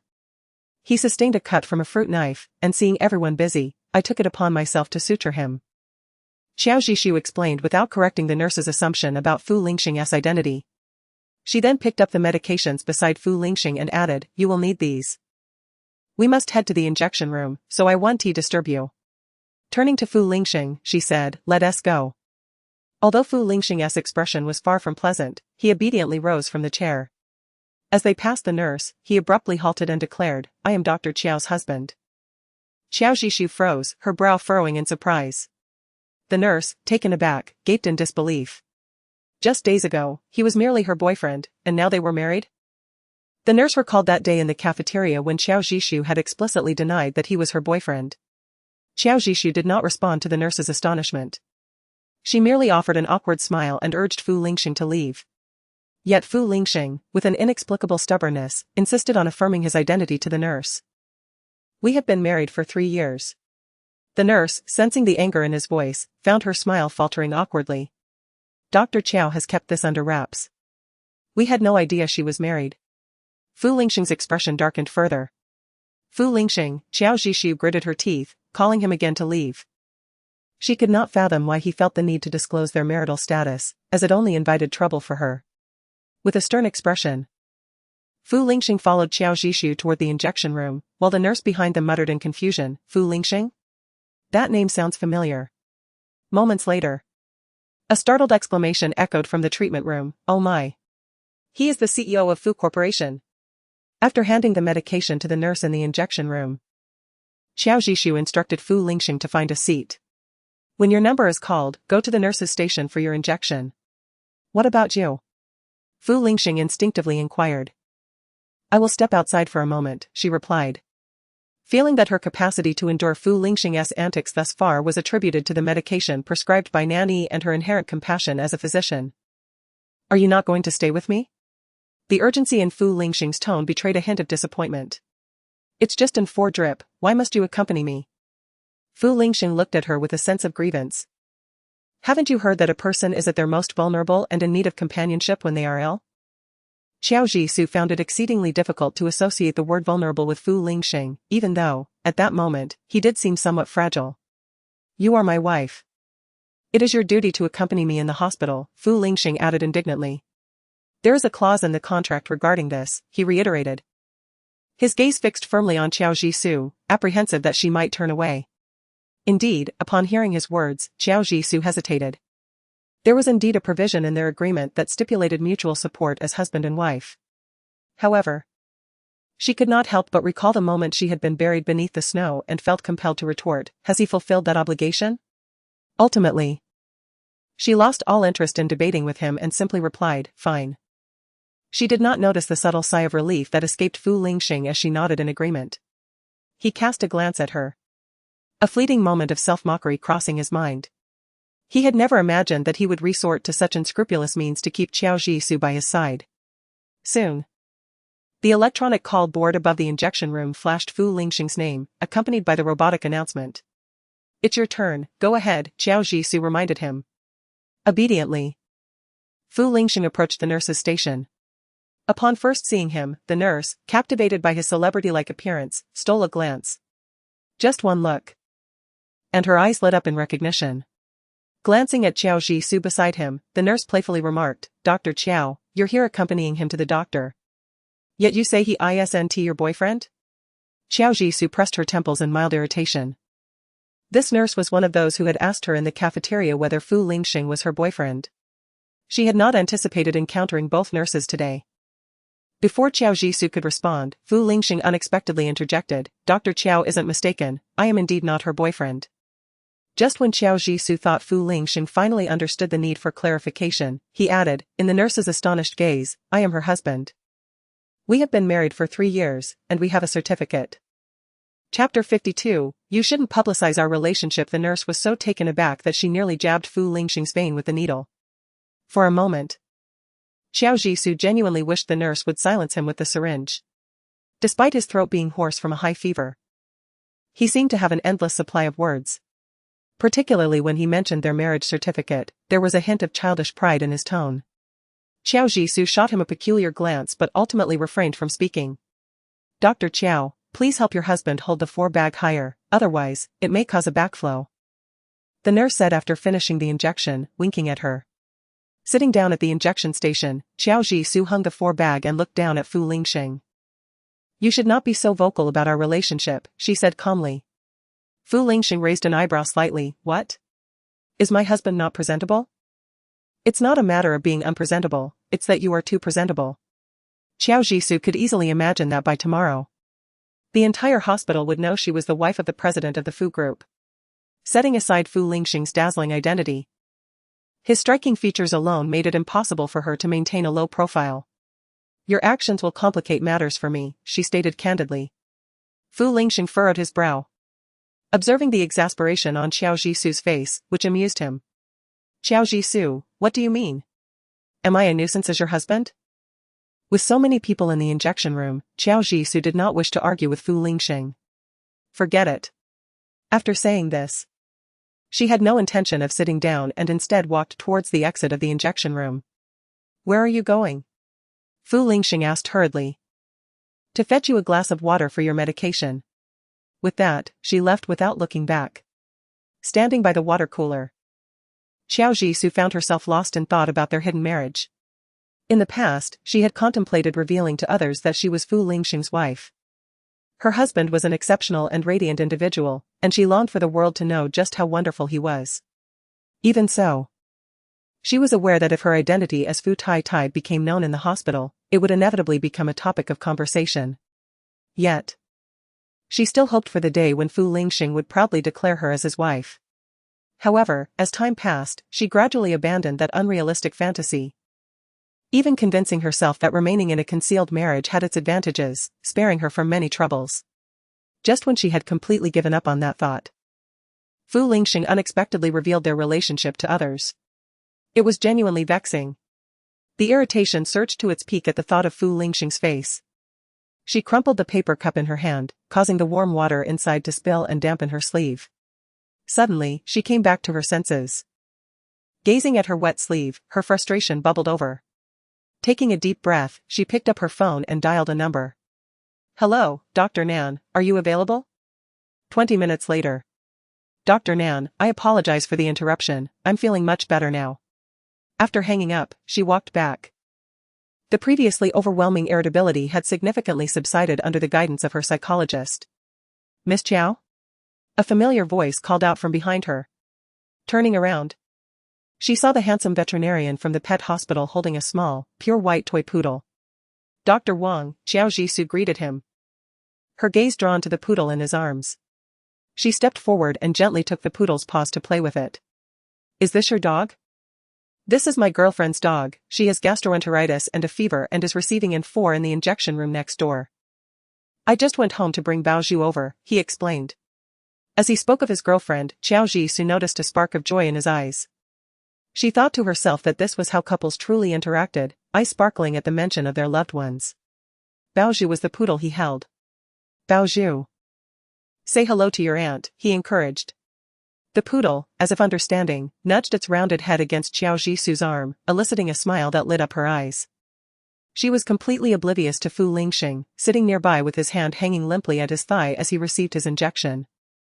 One hand held the 4-bag while silently observing the two individuals not far away. During this time, Qiao Jisoo inquired about the general condition of the esteemed general. Upon hearing that the general would soon be discharged from the hospital, a genuine smile blossomed on Qiao Jisoo's face. Fu Lingxing reflected carefully. It seemed like an eternity since he had last witnessed such a radiant smile on Qiao Zhishu's face. Miss Zhao, I will take Baozhu inside first, he said. All right. She replied, gently patting the puppy's head. Goodbye, Baozhu. The lively puppy, friendly by nature, happily licked Qiao Zhishu's face, eliciting a spontaneous laugh from her. After watching Dr. Wang and his daughter enter the adjacent injection room, Qiao Zhishu reluctantly withdrew her gaze from Baozhu. She poured Fu Lingxing another glass of water before returning to the injection room. Hey, Dr. Qiao, where did you go just now? Your husband came out looking for you. A nurse casually remarked upon seeing Qiao Zhishu. Stopping in her tracks, she pondered, he went to find me? Did he finish so quickly? The nurse, covering her mouth, teased. I didn't expect your husband to be so dependent on you. You were gone for just a moment. And he couldn't even finish his medication before rushing out to find you. As the nurse spoke, Fu Lingxing re-entered the room. She subtly gestured behind Qiao Zhishu, saying, Look. Your clingy husband is back. Turning around, Qiao Zhishu found Fu Lingxing standing there with an expressionless face, the hand with the needle hanging low as it was drawing blood. Hastily, she set the paper cup aside, stepped forward, lifted his hand, and took the 4 bag from his other hand. What are you doing running around? Qiao Zhishu frowned. Fu Lingxing stood still, lowering his gaze as he stared at her for a while before replying, I went to the restroom. Frowning, she adjusted the 4 bag. Then, she brought over the warm water and the prescribed medication, handing it to him. You should take your medicine first. Fu Lingxing silently swallowed the medication while Qiao Zhishu quietly sat beside him, scrolling through her phone. Her gestures indicated she was flipping through photos. And a gentle smile graced her lips, suggesting that the individuals in the photos brought her joy. Fu Lingxing silently gazed at the corners of her mouth that had not fallen since she sat down. He recalled how she had looked at that man earlier. Filled with reluctance. Since she was so reluctant, why did she not accompany him for the 4? Why come here instead? A surge of unexpressed frustration welled up within Fu Lingxing. So, this man was the one with the captivating fragrance? The same man who had kept sending messages during their meal? He recalled the voice message from that morning, where the man mentioned an urgent patient had arrived. So, he too was a doctor at the hospital? An emergency physician? As Fu Lingxing's thoughts spiraled deeper, the frustration within him began to boil over. Where did you go? Did it take you this long to get some water? Qiao Zhishu finally lifted her gaze from her phone and glanced at him. I ran into a friend and chatted for a bit. And then you just left me here? Fu Lingxing's tone was heavy, tinged with a hint of disappointment. Qiao Zhishu closed the album of the esteemed general and met his gloomy expression. You're not a child, you don't need someone to watch over you all the time. If you need help, you can call me or ask the nurses. Her implication was clear, and Fu Lingxing understood. She wanted to convey that she needed her own space and would not revolve around him at all times. A tight knot formed in his chest, and he muttered softly. You weren't like this before. Qiao Zhishu paused momentarily but chose to ignore his comment, redirecting her attention to her phone. For the next hour, neither of them initiated any conversation. It was as if Fu Lingxing was sulking, refusing to speak. Only when the 4 bag was empty did Qiao Zhishu take action. It's done, she announced, placing her phone aside and removing the medical tape from the needle before extracting it from Fu Lingxing's arm. Let's go. Fu Lingxing replied in a low voice, stepping ahead of her as they exited the injection room in silence. Dr. Qiao, Dr. Qiao. The nurse at the station called out softly. Qiao Zhishu turned to her, inquiring, what is it? The nurse tilted her chin towards Fu Lingxing's tall, rigid figure, visibly annoyed. Did you two have a fight? Qiao Zhishu was taken aback but then smiled, shaking her head. No. Then he must be sulking. The nurse winked playfully at Qiao Zhishu. You wouldn't believe it, you had barely stepped out when he started staring at the door like a devoted husband. After 3 years of marriage. You still seem so in love, it's remarkable how well you hide it. In love? Qiao Zhishu felt a moment of confusion wash over her. It was the first time someone had described her relationship with Fu Lingxing in such terms. Previously, it had brought her joy, but now it felt bitterly ironic. She smiled at the nurse, not wishing to delve into a discussion about her marriage, and said, Stop teasing me, I need to go. All right, see you tomorrow. As Qiao Zhishu left the injection room, she spotted Fu Lingxing standing silently at the entrance of the emergency hall. Outside, heavy snow fell like feathers, accumulating thickly on the ground. "Wait here, I'll go get the car," she said, raising her umbrella and preparing to step into the snow. In the next moment, a firm hand enveloped her own, grasping the umbrella handle along with her hand. Perhaps due to just recovering from a fever, Fu Lingxing's palm was still warm, sending a tingling sensation through Qiao Zhishu's chest. Glancing sideways, she saw the depths of his gaze were inscrutable. "No need, I'll go with you."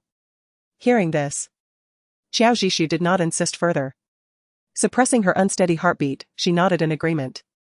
The car slowly pulled out of the hospital gates, heading towards Yujingbei in silence. Upon returning home, she found Jian Nua had already left.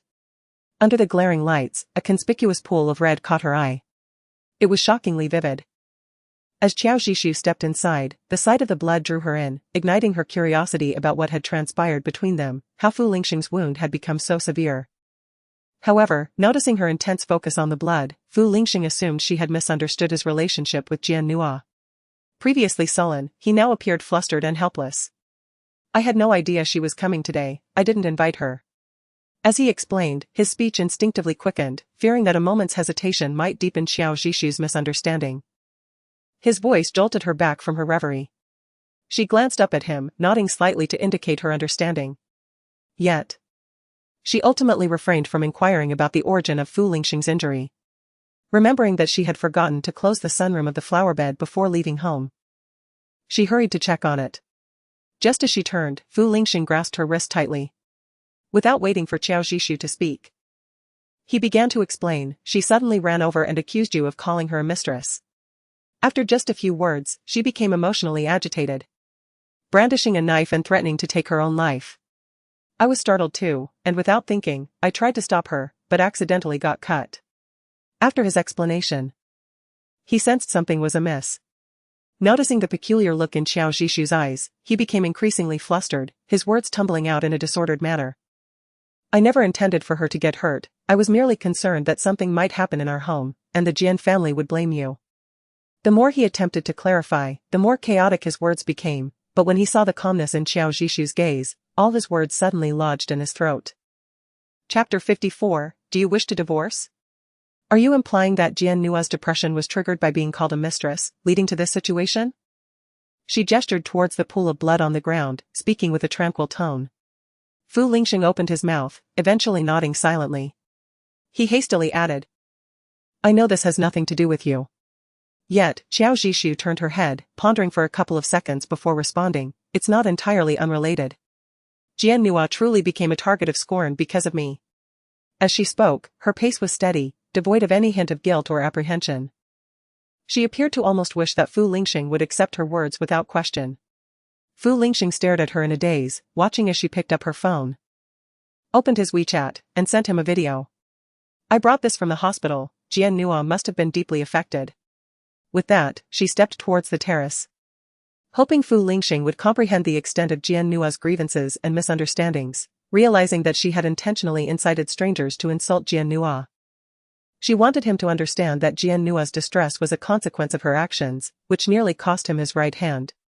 Given Fu Lingxing's evident concern for Jian Nua, she anticipated he would proactively propose an early divorce, even with less than 2 months remaining until the contract's conclusion. However, for Qiao Zhishu, even those 2 months felt unbearable. As she opened the terrace door, she was taken aback. Their luxurious residence in Yujingbei was a sprawling 500-square-meter flat, accompanied by an expansive 100-square-meter terrace. After marrying Fu Lingxing, he had assured her that the decor of their marital home would be to her liking. At that time, she was nearing the completion of her doctoral studies and was incredibly busy. Yet, it was precisely because of Fu Lingxing's words, "You can decorate the wedding house however you wish," that she carved out the scant time she had to devote to its decoration. Though she did not personally oversee the design, the renovation company Fu's hired was undoubtedly the best in the industry. The only exception was the 100-square-meter terrace, where she poured her heart and soul into every detail, from the design plans to the arrangements after moving in. At the forefront of the terrace, she installed a hidden sunroom. When it wasn't snowing, the sunroom concealed itself, revealing an open flower bed. On snowy days, when the sunroom opened, the entire flower bed was shielded from the blizzard. Now, however, the sunroom remained closed, and all the flowers she had planted in the flower bed had been uprooted. The sunflowers were snapped in half, scattered carelessly on the ground. The white hyacinths had been yanked from their roots, while the vivid red daisies were knocked to the ground, trampled into the mud. The carefully chosen accompanying plants lay in disarray. Her flower bed, nurtured for nearly 3 years, had been utterly destroyed in an instant. Snow continued to fall, blanketing the remnants of the flowers and her tumultuous decade, sparing her from excessive embarrassment. Xiao Zhishu had expected to be furious, yet she discovered herself remarkably calm, even feeling a sense of relief. The last remnants of her bond with the house had vanished.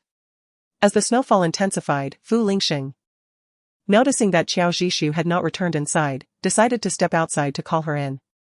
He pushed open the terrace door, intending to say, "It's snowing heavily. You should come in," but the scene before him silenced his words. A realization struck him, and his pupils constricted sharply. A wave of inexplicable panic coursed through him as he turned to Xiao Zhishu. Observing the absence of anger on her face, he instead found her remarkably composed. The more tranquil she appeared, the deeper his unease grew. His throat tightened as he hoarsely said, "It was Jian Nua who did this. I will make her apologize to you immediately." He reached for his phone, attempting to dial a number, but for some reason, his hand trembled violently, and his fingers fumbled across the screen, unable to land on the correct spot. Xiao Zhishu slightly raised her hand to stop him, withdrawing her gaze from the scattered flowers. "Forget it, those flowers needed replacing anyway." With that, she turned and calmly walked back inside. Fu Lingxing followed closely behind her, his heart filled with an inexplicable anxiety as he carefully trailed her side, softly inquiring, "What flowers do you prefer to plant?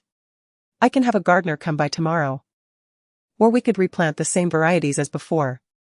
He looked at her with apprehension, his eyes betraying a hint of nervousness. Xiao Zhishu merely shook her head, replying, "It's all right, I won't be planting anymore. I'm busy with work and don't have the time to tend to them. Perhaps we should hire a landscape designer to redesign that area altogether." "What kind of landscape do you prefer?" "I'll instruct the designer to create a new design based on your ideas," Fu Lingxing hurriedly suggested. "Anything is fine, I have no strong opinions." Xiao Zhishu pressed her weary forehead and, after a moment's hesitation, said, "Let us have a conversation." Upon hearing her words, Fu Lingxing felt a sudden tremor in his heart. The unfounded anxiety intensified. "All right," he replied quietly, casting a silent glance at her. Xiao Zhishu settled onto the sofa, the stark red stain still glaringly evident, as if perpetually reminding her of something. "What would you like to discuss?" Fu Lingxing asked, his lips unconsciously pressed into a thin line.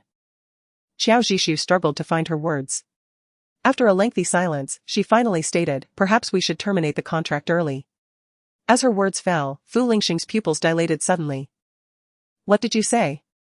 Although his tone remained steady, betraying no sign of error, the hand wrapped in gauze tightened to the point where blood began to seep through. Xiao Zhishu reiterated her earlier suggestion. "I propose that we terminate the contract ahead of time." She believes that such an outcome would be beneficial for all parties involved. She would no longer have to endure Jian Nua's hostility and harassment, and she could distance herself from Fu Lingxing in a legitimate manner rather than having to struggle to find excuses to avoid him. Jian Nua would not be provoked by her presence, thus preventing any adverse effects on Fu Lingxing's emotions. A solution that serves 3 purposes. She is confident that Fu Lingxing understands how to make choices that are most advantageous and appropriate for him. The living room fell into an oppressive silence. The biting cold wind from outside seemed to seep into the room, adding a chill to the warmth that had previously enveloped the space. After an indeterminate amount of time, Xiao Zhishu finally heard Fu Lingxing's voice, laced with a frosty undertone, slowly emerge, "Do you wish to divorce?" In Xiao Zhishu's perspective, the term divorce felt somewhat inappropriate. Between them, the phrase contract termination would be more fitting. However, from a legal standpoint, using divorce is indeed accurate. Xiao Zhishu nodded. "Rest assured, this contract was signed voluntarily by me. I do not require the compensation you previously promised, after all. We have merely assisted one another and have not suffered any losses." As she spoke, in an attempt to alleviate the tension, she gestured towards the luxurious residence that exuded understated elegance, adopting a joking tone, "I now reside in such a magnificent mansion." Upon observing Fu Lingxing's stern, silent demeanor, Xiao Zhishu fell silent. "I disagree." Fu Lingxing's response was firm and resonant, his refusal unmistakable. Why? Qiao Jisoo was taken aback. She believed she had considered Fu Lingxing's feelings adequately. This decision, which she thought was advantageous for both, should have garnered his agreement. Fu Lingxing coldly regarded her furrowed brows and, after a pause, replied, "The time is not yet right." Qiao Jisoo's brows knitted tighter. With less than 2 months remaining, what harm would there be in concluding this early? Neither of us would incur losses, isn't that favorable? Not at all. Fu Lingxing maintained his serious demeanor and stood from the sofa. Looking down at Qiao Jisoo's perplexed expression, he stated, "Qiao Jisoo, you signed this contract of your own accord, since it is for 3 years, not a minute or a second can be spared. But I am a person of integrity regarding contracts." Fu Lingxing's icy voice interrupted Qiao Jisoo's words. "I hope you are as well, Dr. Qiao." With that, Fu Lingxing turned and strode back to the bedroom. The door slammed shut with a force that exuded undeniable fury. She did not understand. Truly. What was Fu Lingxing upset about? Was it because she wished to breach the contract? Yet this breach would benefit both parties, why would he be angry? Qiao Jisoo was unaware, and so was Fu Lingxing. He only knew that he was retreating in a state of disarray. Fearing that if he hesitated even for a moment, Qiao Jisoo would bring up the topic of divorce again. Even though the 3-year duration had been his stipulation. Throughout these years, he had never entertained the thought of divorce.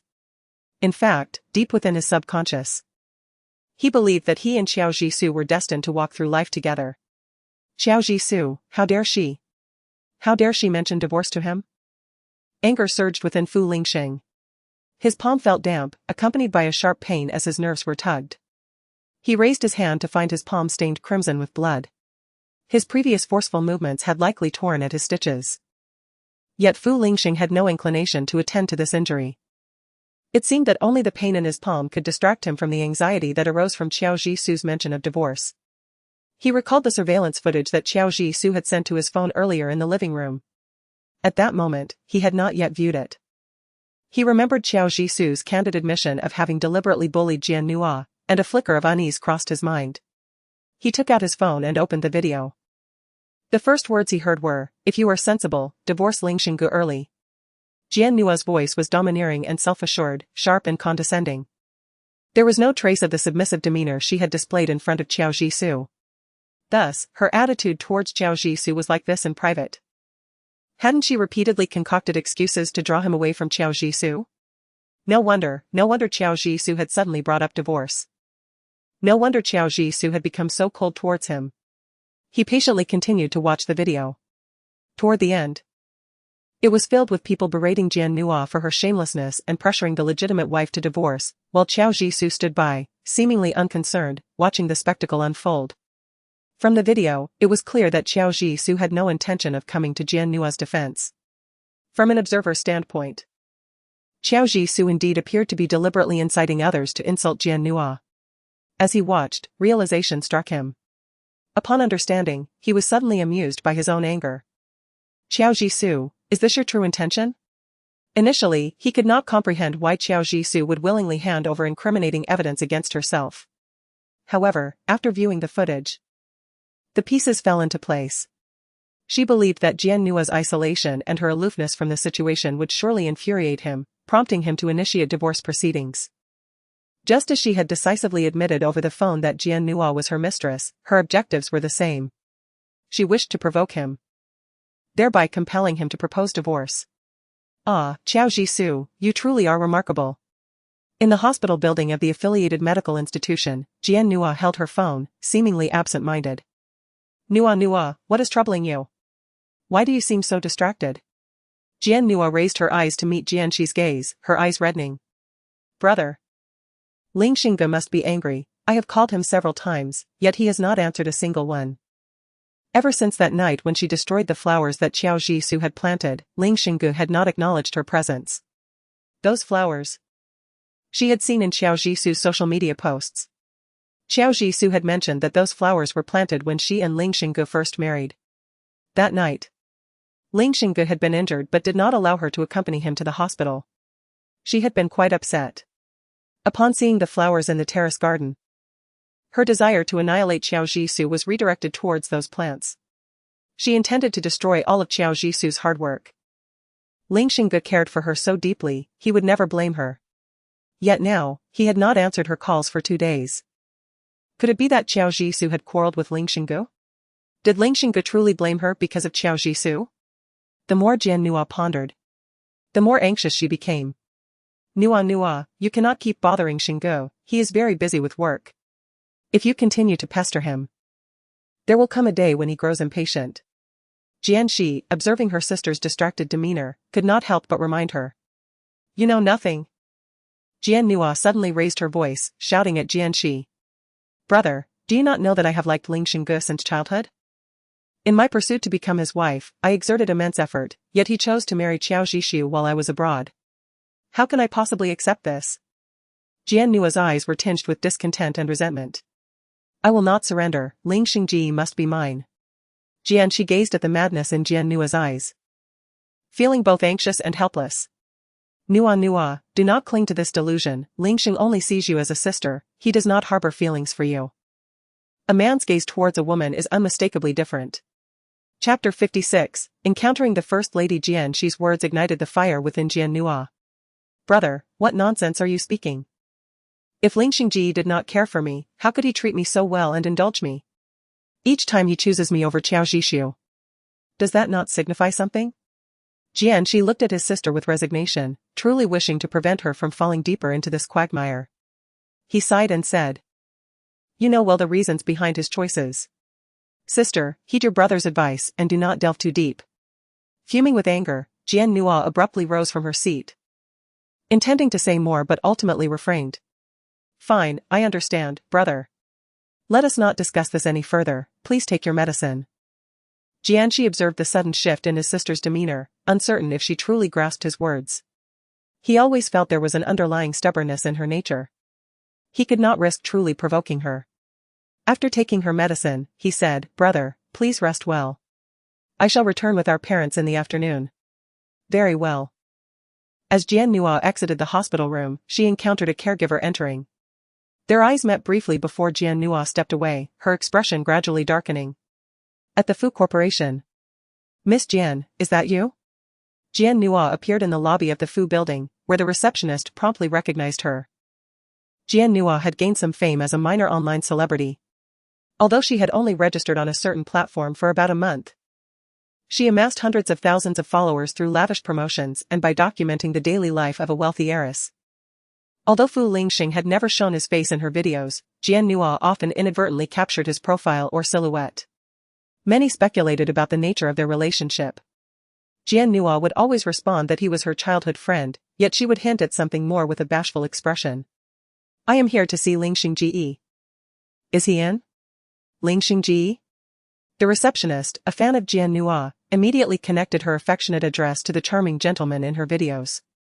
Miss Jian. So you are our esteemed president's wife. Just a few days ago, news circulated from the president's office that he had secretly married his wife. Coupled with Jian Nua's ambiguous statements in her videos, the receptionist quickly made an assumption. Jian Nua smiled, covering her mouth, neither confirming nor denying the claim.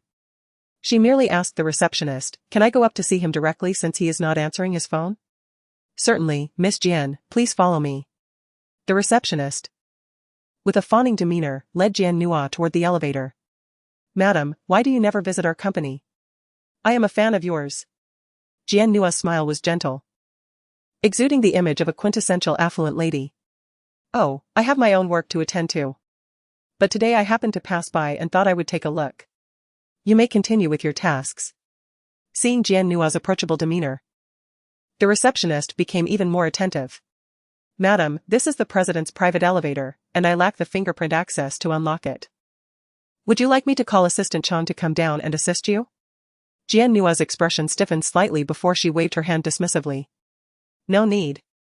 I rarely come here. I can ride the elevator with everyone else. It is no trouble for Assistant Chang. With that, she approached the bank of employee elevators and stood there.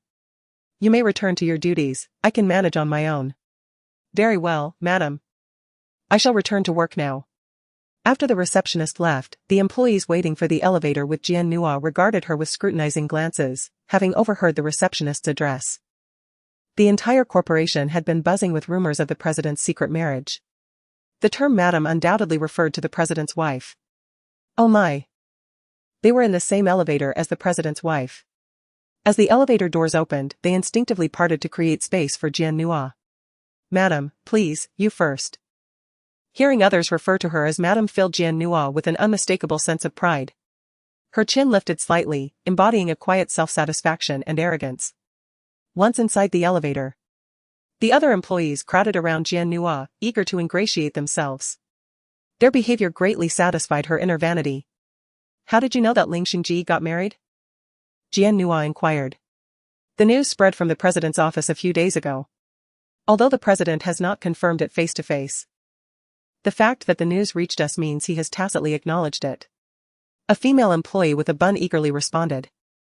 The president must be so in love with his wife that he wants everyone to know about their marriage. The employee flattered. Little did she know that Jian Nua's smile dimmed slightly upon hearing those words, a flicker of disdain crossing her eyes.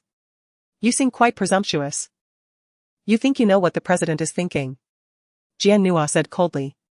The previously eager employee now wore a frozen, awkward smile, bewildered and embarrassed, unable to comprehend why her flattery had backfired. The other employees, once eager to curry favor with the president's wife, fell silent. As the elevator doors opened, they rushed out. What did Xiaochen do to anger the madam? Why did she suddenly change her demeanor? Who knows? The closing elevator doors cut off the employees' anxious murmurs. Jian Nua recalled the female employee's comment about the president's love for his wife, and her expression soured further. The elevator reached the top floor, where the president's office was located. In contrast to the atmosphere on the lower floors, the top floor exuded a serious and quiet demeanor. Jian Nua entered, and the secretaries in the president's office were preoccupied with their tasks. Only when they heard her abrupt footsteps did they glance up at her. Excuse me, ma'am. Whom are you looking for? Jian Nua surveyed the office with an air of superiority. Where is Ling Xingji? I need to speak with him. Ling Xingji? The secretaries exchanged glances. Someone in the employee group had seen a message from the receptionist. Today I finally met the president's wife. She is even more beautiful than in the videos.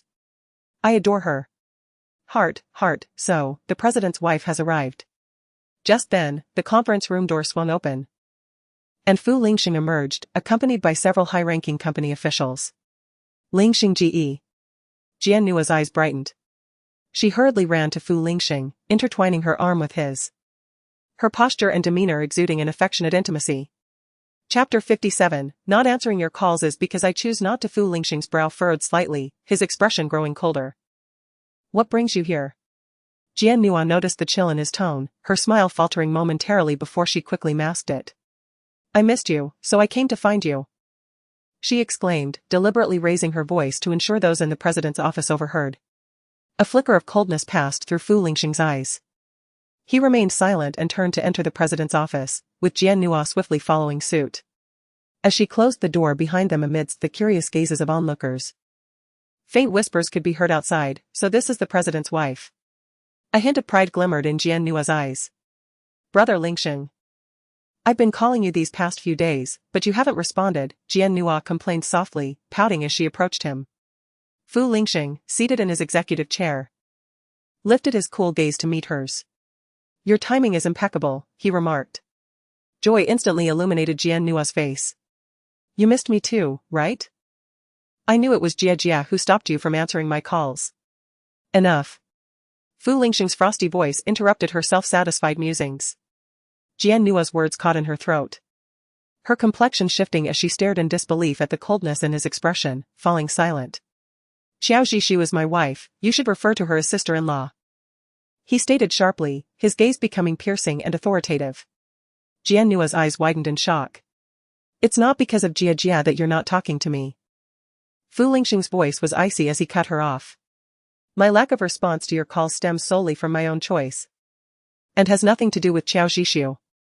You needn't drag her into this every time. Jian Nua gazed at Fu Lingxing's frigid demeanor, her lower lip turning pale from biting it. Moreover, I summoned you here for different reasons. Her eyes glistened with tears as she inquired, what is it, brother Lingxing? The flowers in my garden have been ruined by you, you must sincerely apologize to your sister-in-law. Apologize? Why should I? Jian Nua instinctively raised her voice. But upon meeting the chill in Fu Lingxing's eyes, she quickly subdued it. Brother Lingxing, I didn't mean to that day. She lowered her head. Tears cascading down her cheeks, appearing utterly pitiful. You were covered in blood, and I was frightened, my emotions overwhelmed me, and I couldn't control myself. You've been dealing with this ailment for many years, haven't you? Fu Lingxing abruptly interjected. Jian Nua's sobs ceased abruptly as she stared blankly at his indifferent gaze. Her expression anxious as she nodded, yes, it has been many years. Perhaps it is time to consult a different doctor, Fu Lingxing suggested. What? A flicker of panic crossed Jian Nua's features. After all these years, your condition has not improved, and it seems to be worsening. It stands to reason that your current doctor may not be adequate. I will find a more authoritative specialist for you. No. Jian Nua cried out in vehement refusal. Fu Lingxing met her gaze with calm, unwavering eyes. Brother Lingxing, my psychologist has always been Dr. Su, he understands my situation best. If I change doctors abruptly, I will struggle to adjust. She regained her composure, explaining in a steady tone, I have worked with Dr. Su for so long that he has grasped my condition. Switching to another doctor now would certainly exacerbate my illness. Her tone carried a note of pleading. Brother Lingxing, you've seen that Dr. Su's treatment plan has been effective. Recently, I have indeed faced some triggers that caused me to experience episodes, but I will recover swiftly. I only need to avoid those triggers to remain stable. Her expression was one of utmost vulnerability, yet underlying her words was a subtle implication that her afflictions were a result of Qiao Zhixiu. Fu Lingxing regarded her intently, asking. So, your insinuation is that your illness is due to Qiao Zhixiu? Jian Nua remained silent, her head bowed as she bit her lip, clearly indicating her agreement. Is it because she publicly humiliated you as the mistress? Fu Lingxing inquired, his calm tone betraying an underlying tension. Upon hearing this, Jian Nua's eyes reddened further, portraying the anguish of being compelled to suffer in silence. Yet, Fu Lingxing observed her without any visible emotion, merely questioning, so? You would publicly confront her and instigate a divorce? Though his tone remained composed, Jian Nua sensed the simmering anger beneath. Panic surged within her, draining the color from her face. Brother Lingxing, I did not. Do not listen to Qiao Zhixiu's slander against me. Her gaze shifted nervously, filled with a hint of guilt. As she continued to defend herself, Brother Lingxing, I truly did not do such a thing. How could I possibly want sister-in-law to leave you?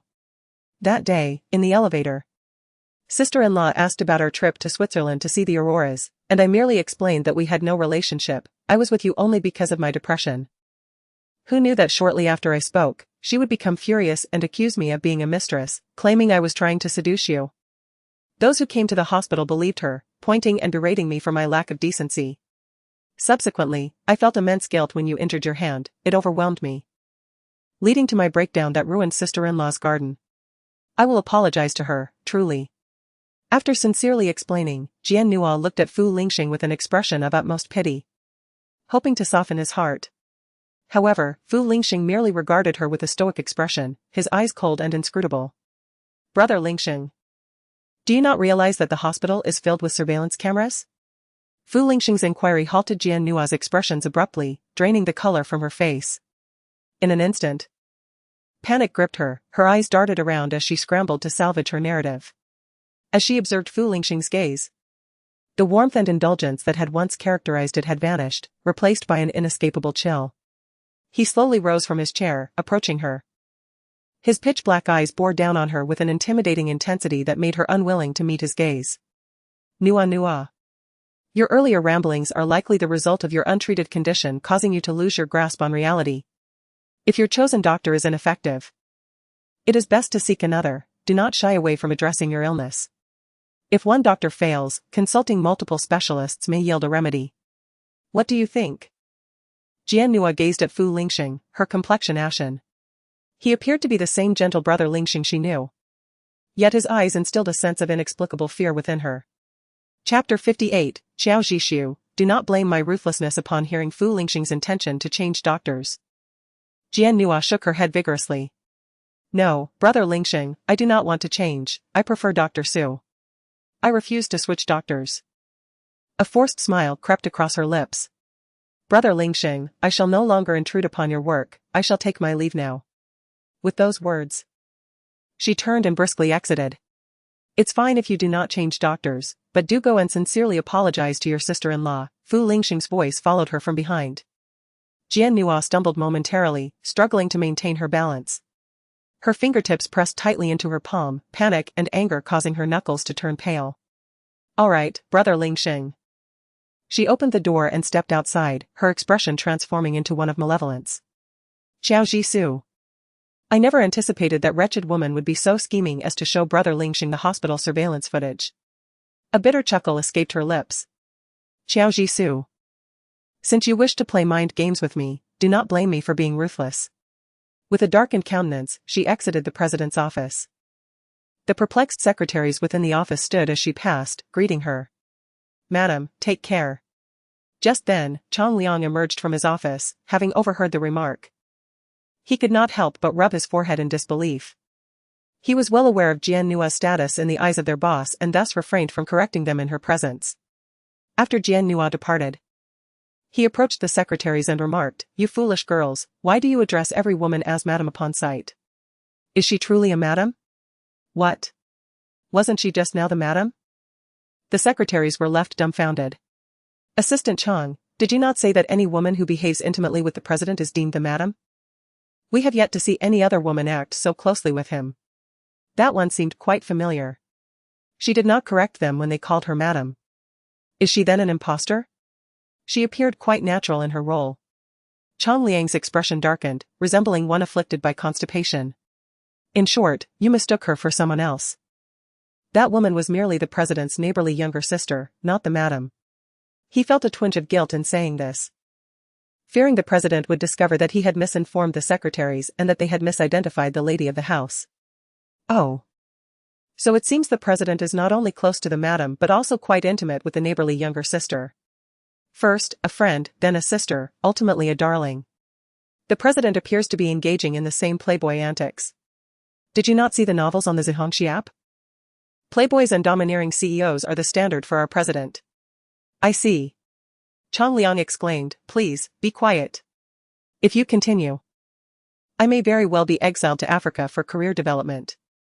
After Jian Nua's departure, Fu Lingxing remained seated in his office, his expression far from amiable. He vaguely recognized that he had indeed been too indulgent towards Jian Nua. Due to their past affections, he had repeatedly tolerated her antics. Even when she told lies that could easily be seen through, as long as they did not lead to any disastrous outcomes, he deemed them inconsequential. Consequently, she now lied without a hint of restraint, as if it were second nature. He recalled how he had stood up Xiao Jisoo time and again, consistently choosing Jian Nua over her. In retrospect, Xiao Jisoo must have felt profoundly disappointed. Thus, even though that absurd marriage contract had less than 2 months remaining, she sought various ways to elicit his proposal for a divorce. The memory of Xiao Jisoo's unwavering gaze when she suggested ending the contract early struck him like a dagger to the heart. In recent days, he had been leaving early and returning late, deliberately avoiding encounters with Xiao Jisoo, fearing that she might bring up the topic of divorce. This sentiment left him feeling distinctly uncomfortable. He was reminded of the half-month he had left Xiao Jisoo in Norway. He had promised her he would return. Yet he chose to accompany Jian Nua instead. Some matters he preferred to ignore, deluding himself into believing everything was in the past. Yet when he genuinely reflected, he recognized the wickedness and unforgivable nature of his actions. He decided he needed to find time to accompany her once more. With the new year approaching, it would be an opportune moment. Contemplating this, he pressed the intercom and summoned Chong Liang. President, you called for me? Chong Liang entered the president's office with a sense of trepidation, fearing he would be reprimanded for his earlier comments about the president's wife. Fu Lingxing stated, Cease all my work before the new year and find a reputable travel agency to design a 2-week itinerary for a trip to Northern Europe. Traveling? Chong Liang's eyes widened in astonishment. President, are you planning another trip? It has been less than 10 days since your last half-month journey. Given the immense workload the president managed, the previous vacation had already consolidated his tasks. Fu Lingxing did not elaborate further, only instructing. Do not ask so many questions, simply carry out the task. Bring all upcoming work schedules to me. Chang Liang hesitated, his expression troubled as he cautiously inquired, President. Is it for accompanying the madam on this trip? Fu Lingxing lifted his head from the documents, noticing Chang Liang's hesitance, and with a slight furrow of his brow. He queried, what is it? Is there a problem? Chang Liang hesitantly asked, have you consulted the madam about this? Fu Lingxing fell silent. His intention was to surprise Xiao Jishu. How could he have inquired about her opinion first? Once the travel plan is complete, I will show it to her. Won't that suffice? Oh dear. Look at your imagination running wild without consulting anyone's opinion, Chang Liang thought to himself, rolling his eyes internally. President, for a 2-week trip. The madam must request leave from the hospital. Chang Liang pressed on, a friend of mine works in the same department as the madam. During her last half-month leave, she had to swap shifts with her colleagues a month in advance, covering several night shifts consecutively. Even if he is not a doctor, he knows how challenging it is for a surgeon in a popular department to arrange a 2-week leave. Does the president think it is as simple as laying an egg? Easily squeezed out? Fu Lingxing's expression shifted slightly. He recalled that during the time leading up to their trip, Xiao Jishu had indeed not returned home for several days. He had never inquired about her affairs, thus remained unaware of her extensive night shifts. Understanding this, Fu Lingxing felt deeply remorseful when reflecting on the half-month he had left Xiao Jishu in Norway. Chapter 59, Who does not adore a charming young pup? President.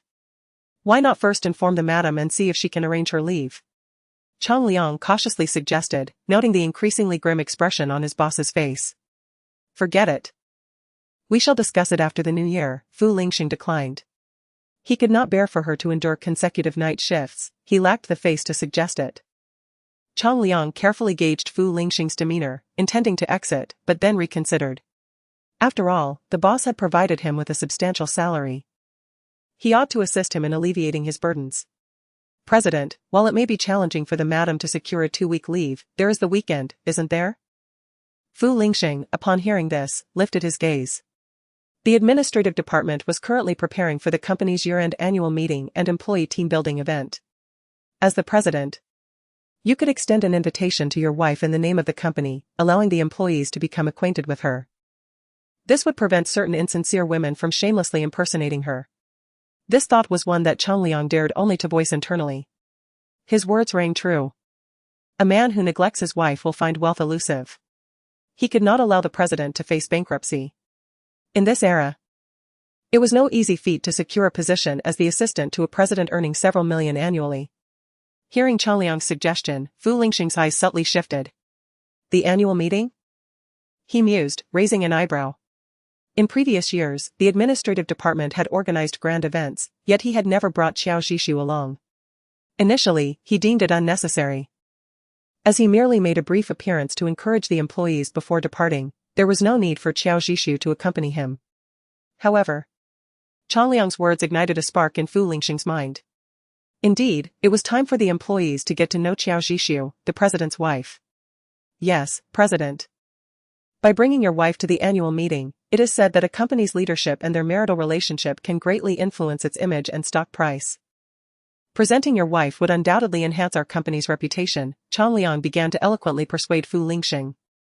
Moreover, when you participate in team-building activities with your wife, employees will perceive you as more approachable, naturally leading to increased effort in their work. This morning, the administrative department submitted 2 proposals, one to reserve the ski resort on Shiqing Mountain, and the other for offline real-life competitions. You could take this opportunity to teach your wife skiing or team up with her in the competition, ensuring her is always protected by your side. This entire experience will surely deepen her affection for you. As Chang Liang spoke with growing enthusiasm, his eyes sparkled brightly. Really? Fu Lingxing raised an eyebrow, the upward inflection in his tone revealing a hint of satisfaction. Did you not know? Women often harbor a romantic ideal. With your expertise in teaching skiing and your chivalrous demeanor in safeguarding her, which woman would not be captivated by your gallant presence? Furthermore, we could arrange the team-building activities over the weekend, eliminating the need for your wife to take leave from her department. This is truly a win-win situation. After Chang Liang concluded, Fu Lingxing lowered his gaze, lost in contemplation. Moments later, he stated, "Let us proceed with both proposals." Inform the employees that those voluntarily participating in the team building event this weekend will receive double their usual pay. Understood, President. I shall arrange it at once. Changliang's eyes gleamed with excitement. It is no wonder he was the top aide, he had expertly grasped the president's intentions. After Changliang departed, Fu Lingxing fixed his gaze on the documents before him, once again ensnared in thought. He picked up his phone and opened Xiao Zhishu's WeChat profile. The message he had sent her that night lingered there, unanswered, accompanied by the memory of her returning home with the scent of men's cologne. Hesitant. He began to type but found the words lacking. Frustration and agitation surged within him as he rose to the window. The recent spate of rain and snow had finally cleared, leaving the air refreshingly crisp. The sky was a brilliant blue, dotted with white clouds that formed a myriad of shapes. Typically, he had little time to appreciate such sights, but now, upon closer inspection, he discovered a profound beauty. No wonder Xiao Zhishu often sent him photos of white clouds. His gaze settled on a cloud resembling a small dog, suddenly reminding him of a similar one that Xiao Zhishu had sent him previously. He snapped a picture of the cloud. Feeling as though he had finally found a reason to message Xiao Zhishu, a smile unconsciously gracing his features. He sent the photo along with a message. But before he could finalize it, the door to the president's office swung open. In that moment, Fu Lingxing felt an inexplicable rush of guilt, as if caught in the act of wrongdoing, and instinctively shoved his phone into his pocket. "Big brother, I'm back." A vibrant figure clad in red, accompanied by a strong scent of perfume, rushed toward him. Before she could reach him, Fu Lingxing instinctively pushed her away. "What brings you back?" He glanced at the girl before him, who was none other than his sister, Fu Lingyi. "Big brother, really? I am your own sister, and after half a year apart, you greet me with such coldness?" Fu Lingyi rolled her eyes at Fu Lingxing as she settled onto the leather couch in the office. "With your icy demeanor, how can your wife endure you?" Upon hearing the term wife, Fu Lingxing's expression subtly shifted. "Are you here for something?" Fu Lingyi quickly leaned closer, offering a flattering smile. "Big brother, my living expenses are running low. With the new year approaching, could you please advance some pocket money for me? Consider it my red envelope. Isn't the card I usually give you sufficient? What do you need so much money for? I warn you, do not engage in reckless spending or adopt bad habits." "As if. Do you think I am that kind of person?" Fu Lingyi rolled her eyes again. "Actually, I've recently adopted a small puppy, and it's absolutely gorgeous. Hitting every point of my aesthetic. I've spent all my living expenses on it." Upon hearing Fu Lingyi mention her dog, Fu Lingxing paused, suddenly recalling the look in Xiao Zhishu's eyes when she had seen the puppy in the man's arms at the hospital. "You got a dog?" he inquired, his curiosity piqued. Fu Lingyi nodded eagerly. "Do all girls like small puppies?" Fu Lingxing asked, intrigued. "Is that even a question? Who wouldn't adore an adorable little puppy?" Fu Lingyi smirked, casting a disdainful glance at him. "What kind of puppy are you talking about? With your monthly allowance of several million, could you not support one?" Fu Lingxing regarded her coolly. "Hey, let me show you some pictures. You'll definitely think the money is well spent." With that, Fu Lingyi retrieved several photos from her phone and presented them to Fu Lingxing. "Big brother, look at this one. Isn't he handsome? Isn't it worth spending over $1 million a month on him?" As Fu Lingxing looked at the puppy Fu Lingyi described, his expression slowly darkened. "The puppy you mentioned is a man? What else would it be? Am I supposed to adopt a woman?" Fu Lingyi rolled her eyes at him again. Then, her expression froze, and she burst into laughter, pointing at Fu Lingxing. "Ha ha ha, no way. Big brother, you can't possibly think I meant an actual puppy, right? Ha ha ha. You are so out of touch. A puppy refers to a young man who is charming and youthful. Just look at him, he's as obedient as a little dog. My dear brother, your demeanor leaves much to be desired. Though you are not of advanced years, you seem unable to keep pace with the trends of our youth. Do you not realize that this style is referred to as Xiaonai-go, while your own bears the moniker of Delango? However, that comparison is not entirely fitting. Delango implies a certain warmth and effort, with all vigor directed towards the sister. Your cold demeanor hardly qualifies you for such a title, perhaps you should be dubbed Danshingo? Yet, that too seems inaccurate. For you are indeed wed to Dasa. Paying no heed to Fu Lingxing's expressionless visage, Fu Lingyi continued, TSK. I wonder how Sa could possibly be enamored with a man so devoid of romantic sensitivity. Is Xiaonai go unappealing? Or is De Lang go lacking in vigor? Sa must be at a loss for better options. Fu Lingxing could no longer tolerate Fu Lingyi's banter. Do you still require your living expenses? Yes. Fu Lingyi nodded vigorously. There is a task I need you to undertake, complete it. And I shall provide you with your living allowance. What task? In truth, Fu Lingxing had not yet formulated a specific request for Fu Lingyi, merely saying, return for now, and I shall notify you when the need arises. Fu Lingyi shrugged, acquiescing. After Fu Lingyi departed, Fu Lingxing recalled that he had yet to finish the message intended for Qiao Jisoo. Upon retrieving his phone, he was struck by the abrupt realization of the message that had inadvertently been sent. Inside the surgical building, Qiao Jisoo had just concluded an appointment when her phone chimed with an incoming message. Glancing at it, she discovered an image of a cloud sent by Fu Lingxing, accompanied by the words, "Look at this dog, isn't it silly and reminiscent of you?" Qiao Jisoo was taken aback, questioning whether he was insulting her. Surely, it could not be that after several days of silence, he would suddenly send such a message as a compliment, likening her to a foolish dog? She knew she lacked the charm to elicit such unique praise from Fu Dezongkai and would not indulge in the delusion that he was flattering her. After a brief glance, she chose not to respond, tossing her phone into the drawer. Next patient. Meanwhile, Fu Lingxing fixated on the message he could not retract. His mind consumed with a singular thought, he wished to eliminate Fu Lingyi. Why had he chosen to intrude precisely when he was messaging Qiao Jisoo? How had that unfinished message found its way out of his pocket? Fu Lingxing's countenance darkened as he glared at his phone screen. Infuriated to the point where he felt blood could seep from his eyes, he tapped at the screen, desperate to clarify that his message remained incomplete. Yet after such a lapse, would Qiao Jisoo think he was merely trying to make amends? Conversely, if he opted for silence, would she interpret his message as a deliberate insult? Fu Lingxing had never anticipated that in his lifetime he would encounter a situation more challenging than negotiating a business deal. Resolved, he decided to pick her up later that day and explain in person. He cast his phone aside, temporarily suppressing his agitation, and distractedly perused the pile of documents on his desk. Yet, the familiar text blurred before him, and he could not absorb a single word. As the afternoon drew near to the end of the workday, Fu Lingxing left the office early. You may leave for the day, hand me the car keys. He took the keys from the driver, dismissing him. But sir, your hand is still injured. Driving may exacerbate it. Fu Lingxing glanced at his bandaged hand and suddenly recalled something. No worries, I know my limits. With Fu Lingxing's insistence, the driver could not protest further. Taking the driver's seat, Fu Lingxing drove towards Jingdefui. Upon arrival, Shenju Xian inquired. How did you find the apartment? Satisfied? During her break, Qiao Jisoo had visited the apartment of Shenju Xian's friend's brother. The location was excellent.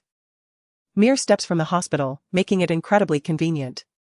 More importantly, the landlord allowed her to keep a small dog. Wonderful. Tomorrow, De Shui will be discharged. I will go fetch him, and afterwards, I shall reside there. Shenju Xian hesitated before asking, Su, are you truly certain about this?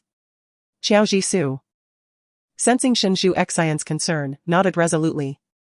Yes, I am determined.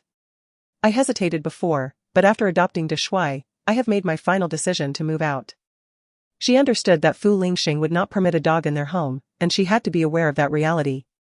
Besides, with only a little over a month remaining, as long as she played the role of a devoted wife outside the marital home, her absence would pose no significant issue for him. Shenju Xian nodded, suddenly recalling the day Fu Lingxing braved the rain to pick up Su, sensing that he harbored some affection for her.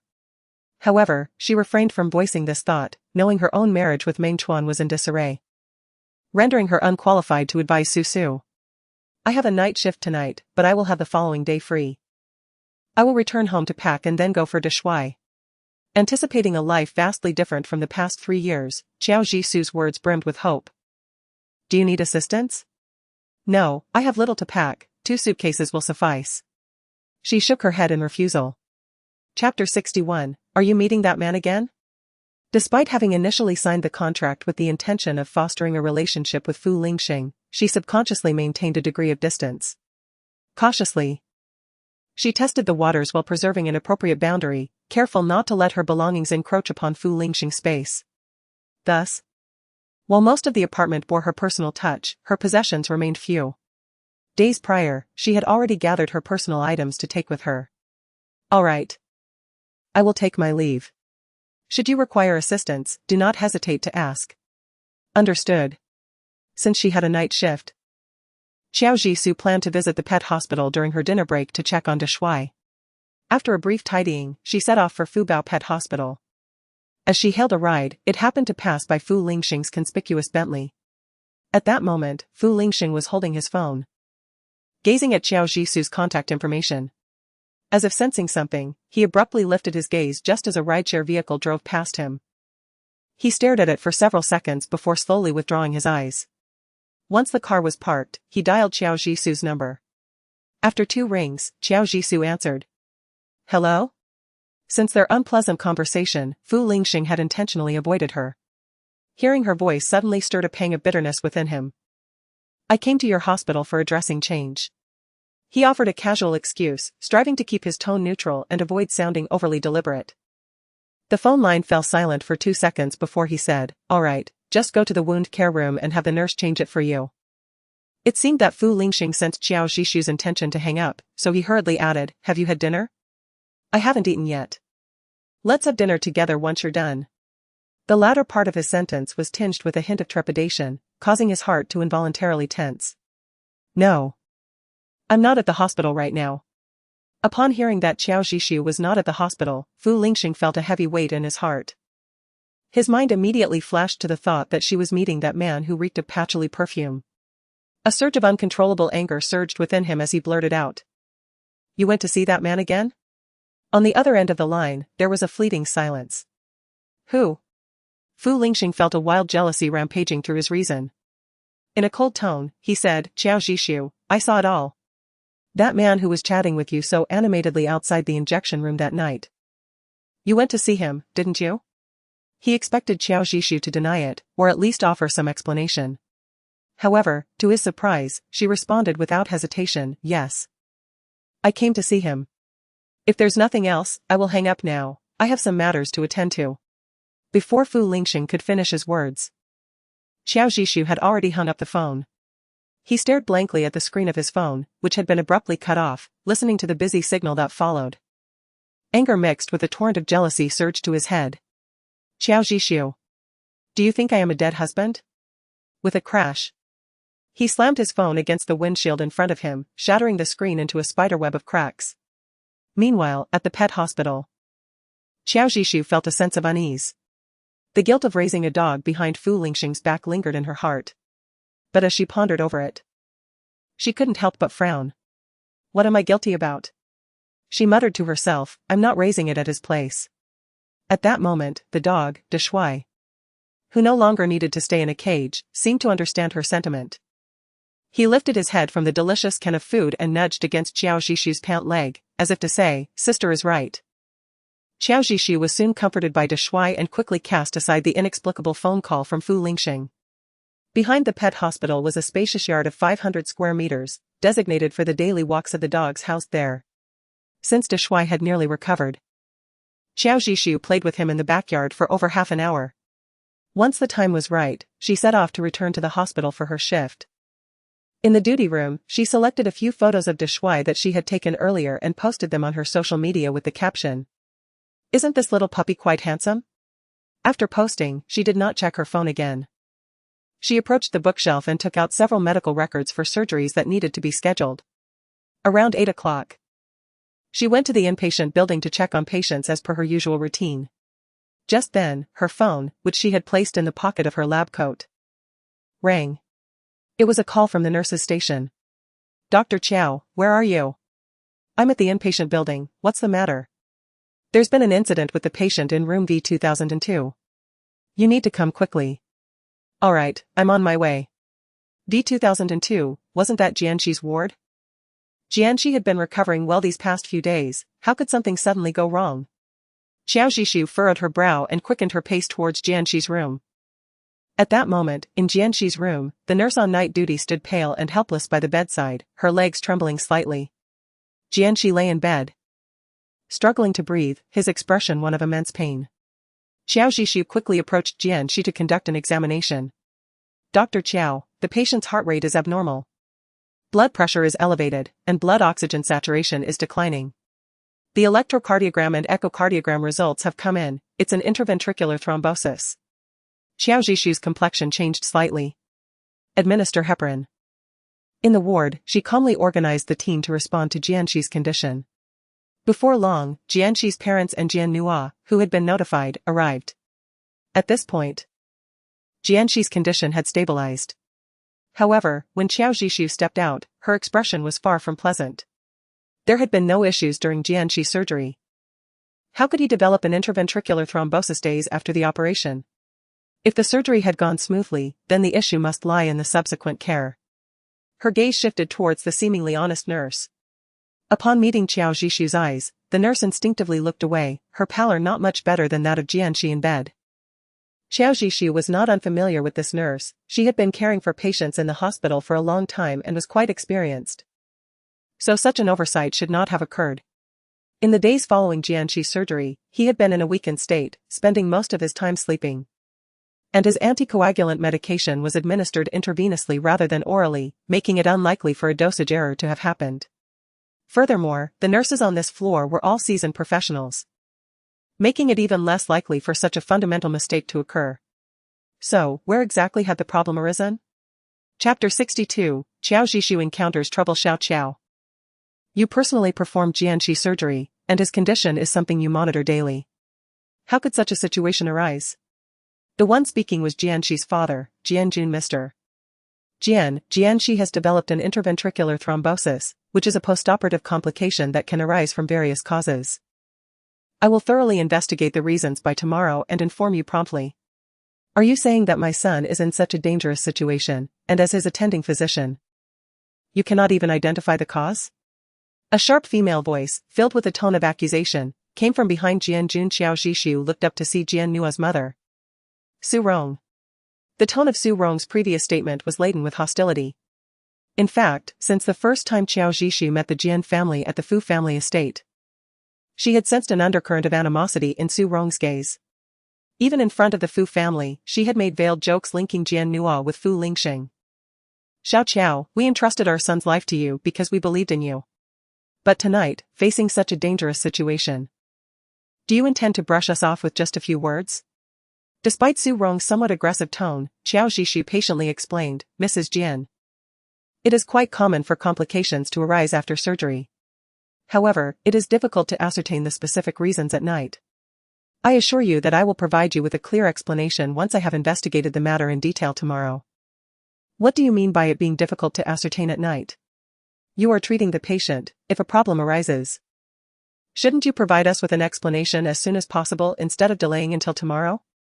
Su Rong pointed her finger at Xiao Zhishu, refusing to relent.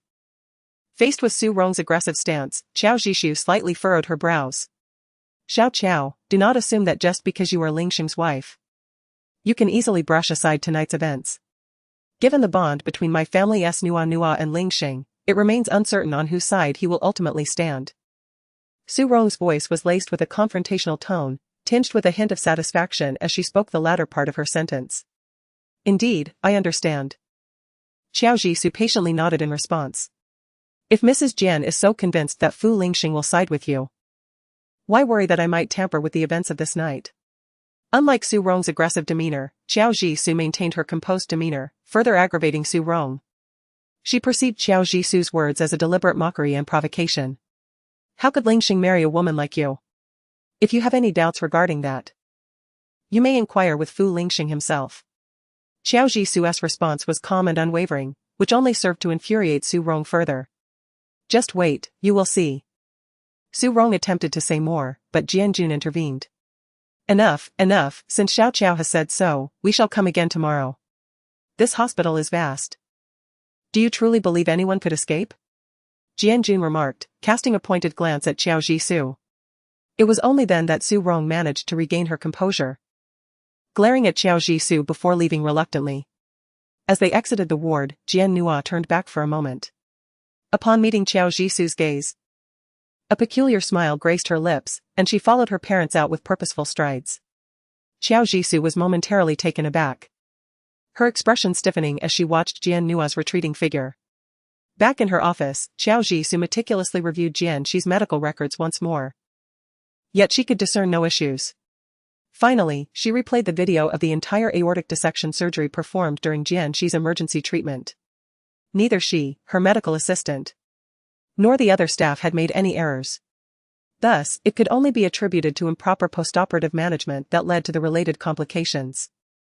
Jian Shi's condition tonight was neither trivial nor severe.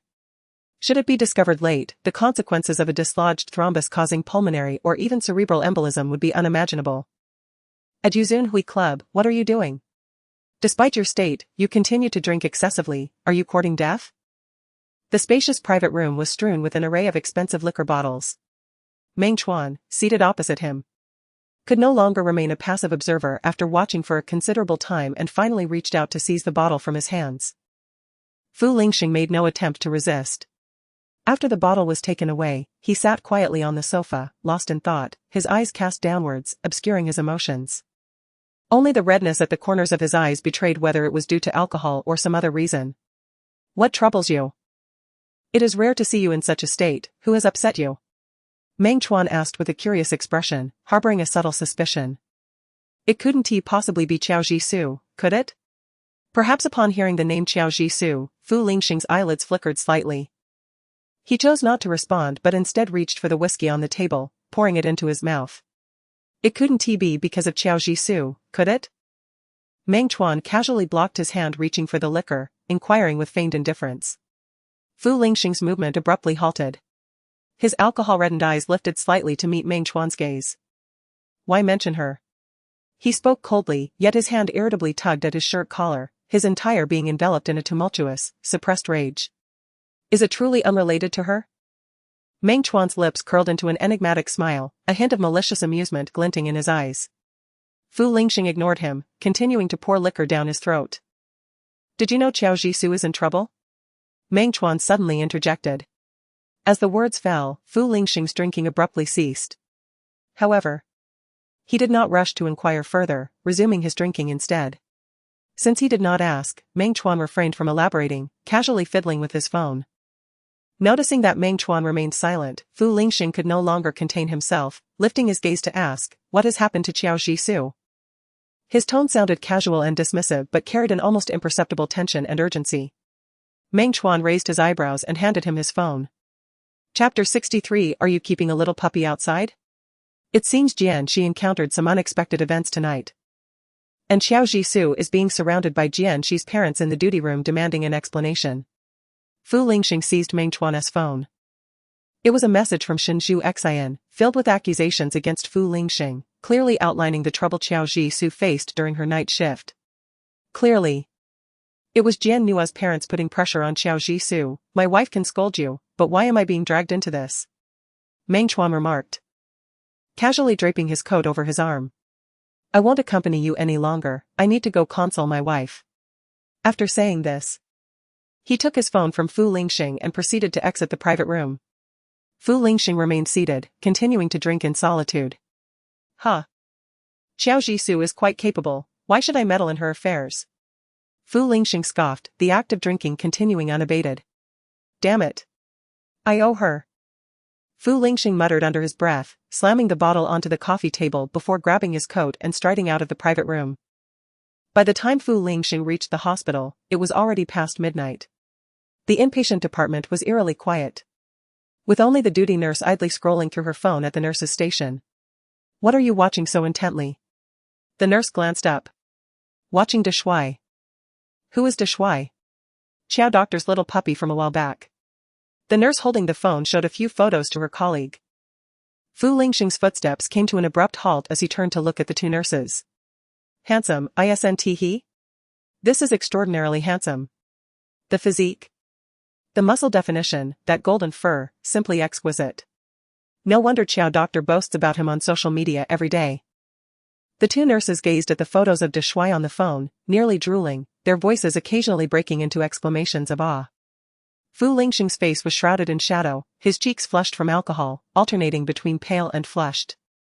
Xiao Jisoo is indeed keeping a little puppy outside? And posting about it daily? Damn it. Which shameless man is neglecting his responsibilities to have a married woman support him? Does he have no shame? Fu Lingxing felt as if his lungs were on the verge of exploding with rage. He turned sharply to leave, pulling out his phone to browse Xiao Jisoo's social media. However, upon opening her profile, he found it to be utterly devoid of content. A gray line accompanied by a message indicating that Xiao Jisoo had blocked him. Fu Lingxing's breathing grew erratic, a wave of uncontrollable anger surged within him, yearning for release. Inside the surgical building, Xiao Jisoo was poring over Jian Shi's medical records when the door to the duty room was suddenly pushed open. She looked up sharply to see Fu Lingxing standing at the entrance, his eyes tinged with red. Her eyes glared at him with resentment. "What are you doing here?" Xiao Jisoo inquired, her brow furrowed. The tone was reminiscent of Fu Lingxing's familiar indifference. This cold demeanor only served to further agitate Fu Lingxing's fraying nerves. He stepped inside and abruptly yanked Xiao Jisoo up from her chair. The scent of alcohol instantly invaded her nostrils, prompting her to wrinkle her brow. "Have you been drinking heavily?" Xiao Jisoo asked, instinctively stepping back. Yet, Fu Lingxing seemed to sense it. He wrapped his arm around her waist, pulling her into his embrace. Xiao Jisoo attempted to struggle free, but his arm was like iron, binding her tightly and rendering her immobile. "Fu Lingxing, do not create a scene in my office." Given her inability to escape, Xiao Jisoo surrendered, standing still, her gaze steady on Fu Lingxing as she spoke calmly. Fu Lingxing hesitated, his mind momentarily clearing. The clarity of Xiao Jisoo's cold and rational eyes pierced his heart painfully. His chest felt heavy and sore, and he managed to utter, "You blocked me on moments." The hoarse voice, tinged with alcohol, conveyed a hint of grievance. Xiao Jisoo was taken aback, furrowing her brow at him. "You came here in such a furious manner just to say this? Is it not permissible?" Fu Lingxing's voice involuntarily rose a few notches. To him, Xiao Jisoo's question seemed a deliberate evasion of his inquiry. "Xiao Jisoo, I am your lawful husband, how could you block me?" Xiao Jisoo's brows tightened further. She realized Fu Lingxing might be drunk, as only someone intoxicated would act so childishly, confronting her about her blocking him. "I post too often. I feared I might disturb you." Xiao Jisoo offered a casual excuse, puzzled about why Fu Lingxing suddenly wished to check her moments that evening. "Huh." A light mocking laugh escaped Fu Lingxing's lips. He gripped Xiao Jisoo's wrist tightly, the uncontrolled fury amplifying his grip. The pain made Xiao Jisoo's brow furrow ever deeper.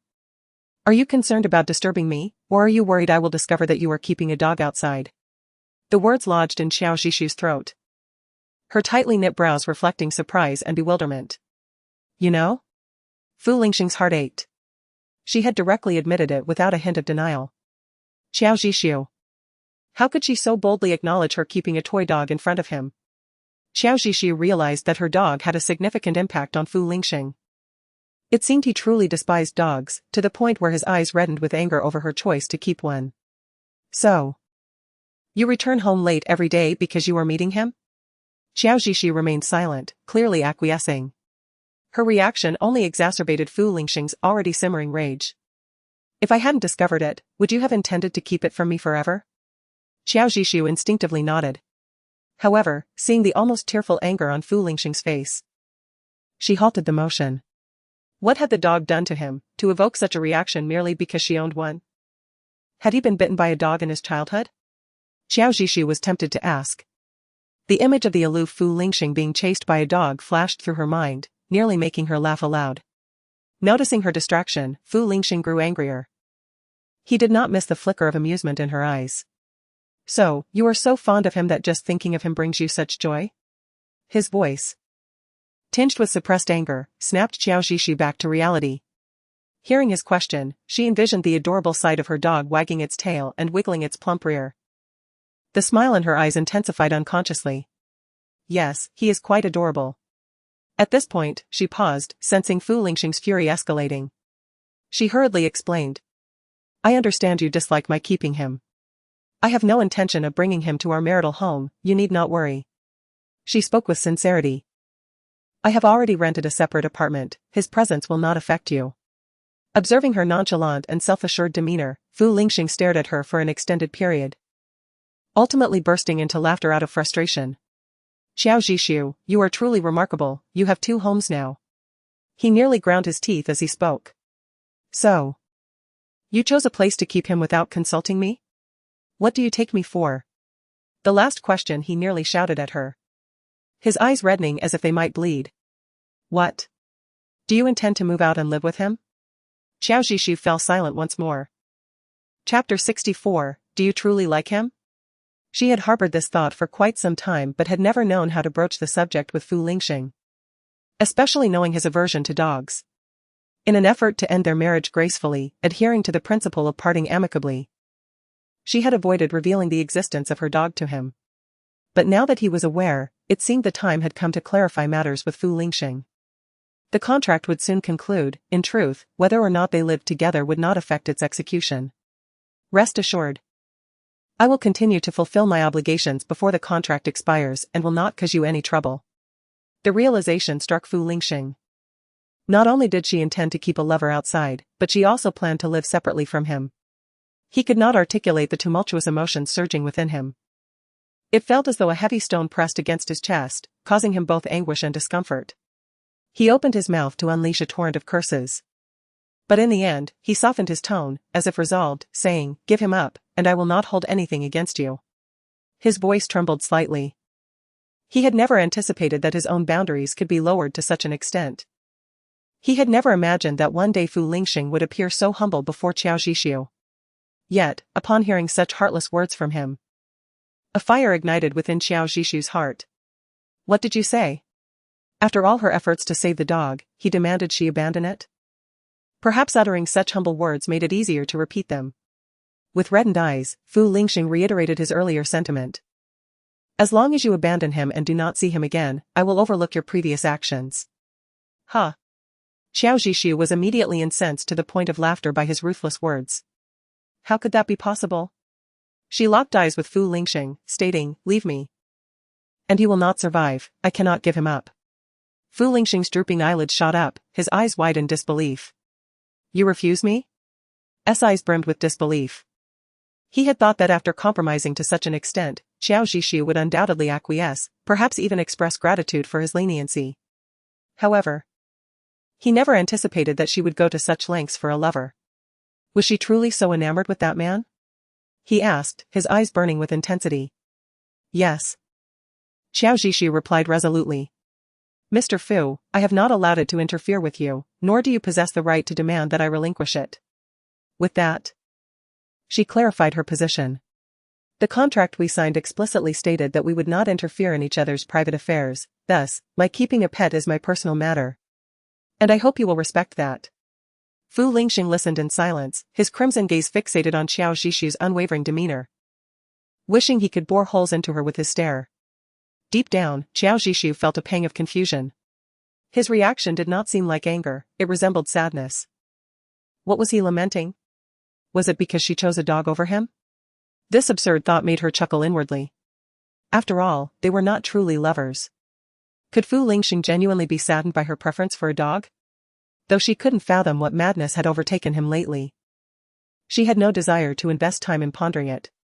Since you are already aware of my pet, I will be frank, Xiao Zhishu began. Listening to her tone, Fu Lingxing sensed he could predict her next words, and his heart sank.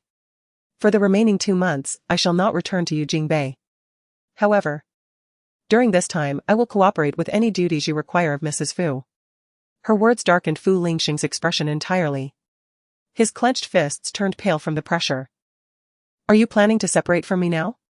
His voice trembled, and a glimmer of moisture threatened to surface in his eyes. Xiao Zhishu nodded. I do not agree. Fu Lingxing retorted vehemently. As long as we are not divorced, you cannot expect to separate from me. Are you concerned that our separation might tarnish the Fu Corporation's stock prices? Xiao Zhishu inquired, having heard such claims before. A major conglomerate's reputation could indeed be affected by the marital status of its owners. In severe cases, it could lead to the evaporation of billions overnight. However, their situation was vastly different. She believed that the impact on a massive corporation, where the couple were major shareholders, would involve stock division and leadership changes, thus affecting operations. Yet, without any stake in the Fu Corporation, what consequence could it possibly have for her? Furthermore, only a select few were aware of their marriage. She thought it unlikely to cause significant repercussions, so there was no need for concern. In contrast to Fu Lingxing's intense reaction, Qiao Zhishu remained remarkably composed. Yet, her calm and rational analysis of their marriage only deepened Fu Lingxing's despair. Qiao Zhishu, answer me, did you agree to marry me merely as a formality for appearances? His question momentarily froze Qiao Zhishu's expression. How had she initially consented?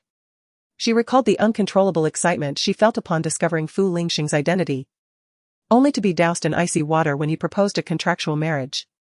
At that time, she had been naively filled with fantasies, thinking of it as an opportunity for her silent, unrequited love.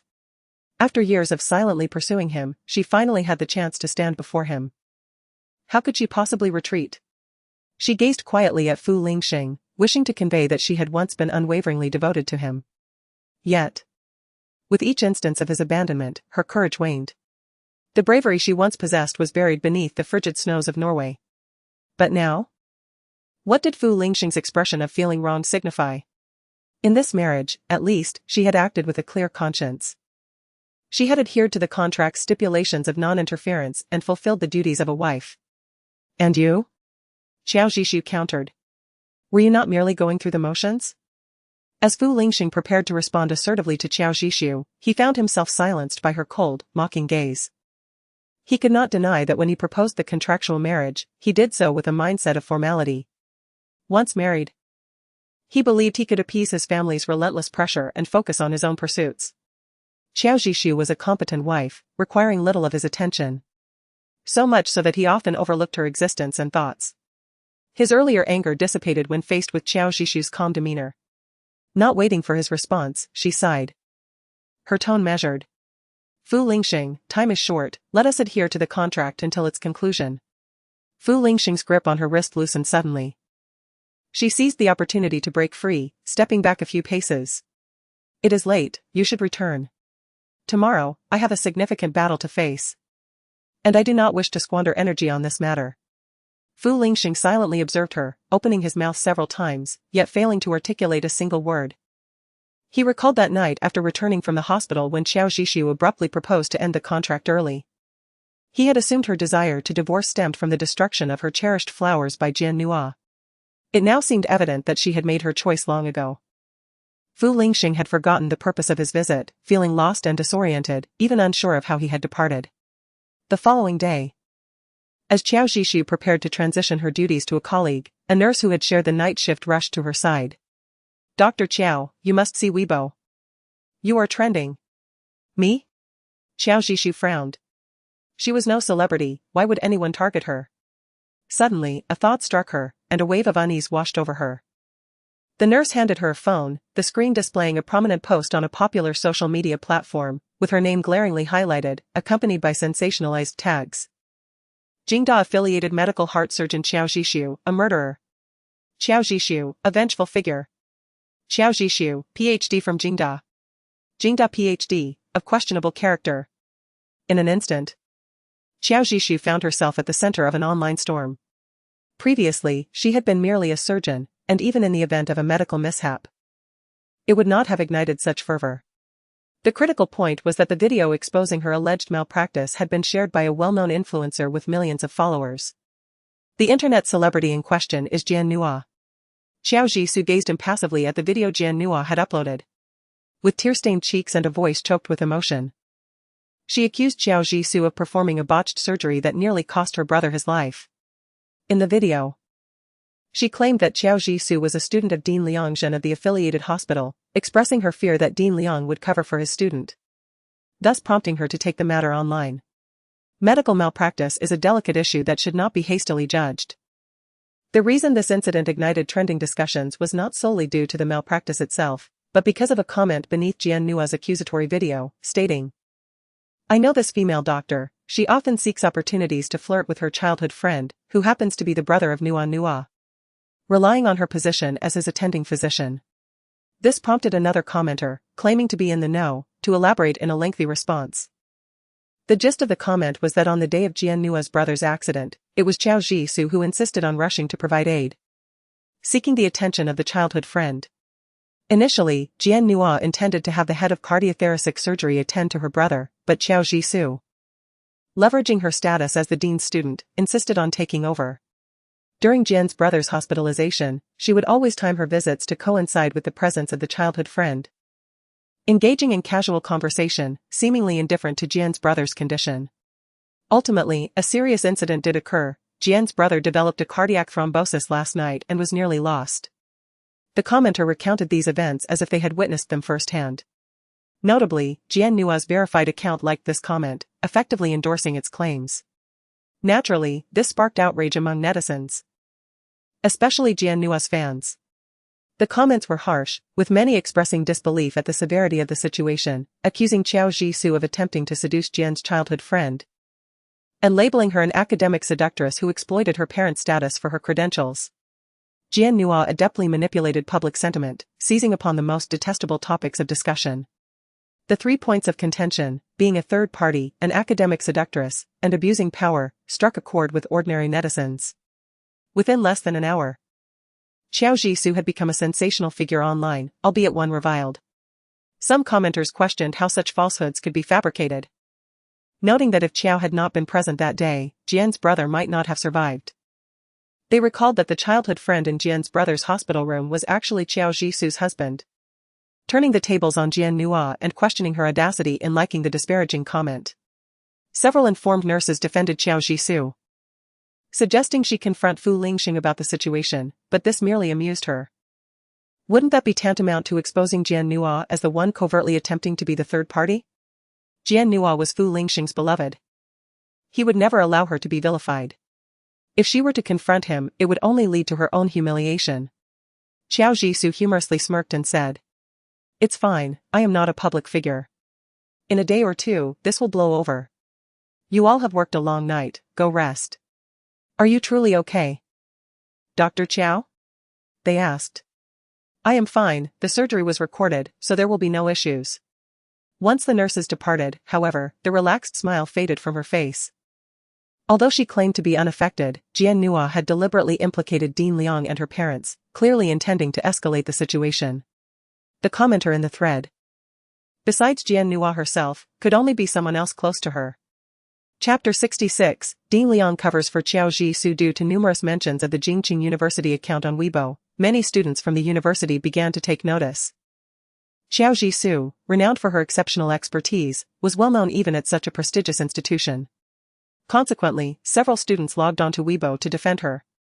However, their voices were overshadowed by the vitriolic comments from Jian Nua's fervent supporters. Some defended Qiao, stating, "Senior Qiao is a doctoral student who has advanced several levels at Jingqing University, calling her an academic seductress is ludicrous." Others pointed out that Professors Qiao and Shen treated their students well and did not exploit their positions, dismissing the accusations of favoritism as baseless slander. Yet, the attacks from Jian Nua's fans proved far more aggressive. One comment claimed, "If you have been coerced by Qiao's parents, blink twice." Another derided her as a third-party seductress, asserting the facts were evident. A particularly shocking revelation declared, "The childhood friend is the CEO of the Fu Corporation. I saw Nua Nua visiting him recently. By the way, Fu is secretly married to Nua Nua." This commenter had verified credentials as an employee of the Fu Corporation, leading many to believe the claim.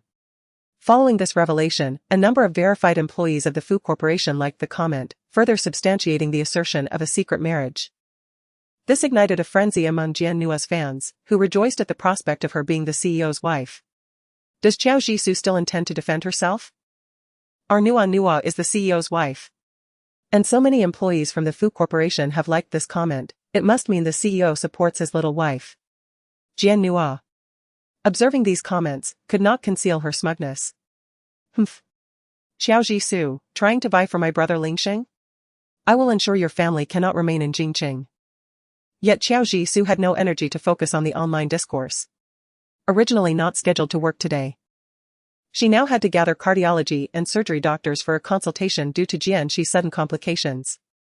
As she emerged from the office, holding Jianshi's medical records, a throng of individuals brandishing cameras and microphones suddenly surged toward her. Xiao Jisoo, caught off guard, collided with them, her elbow striking the doorframe behind her, causing a sharp pain and a tingling sensation. Dr. Qiao. Online rumors suggest that you deliberately monopolize patients to attract male attention but nearly endanger lives due to your lack of medical expertise. What do you have to say about that? Dr. Qiao, regarding the claims circulating online about your intentions to interfere in others' marriages, are they true? Is it because you are aware that your childhood friend, the CEO of the Fu Corporation, is involved that you seek to draw his attention?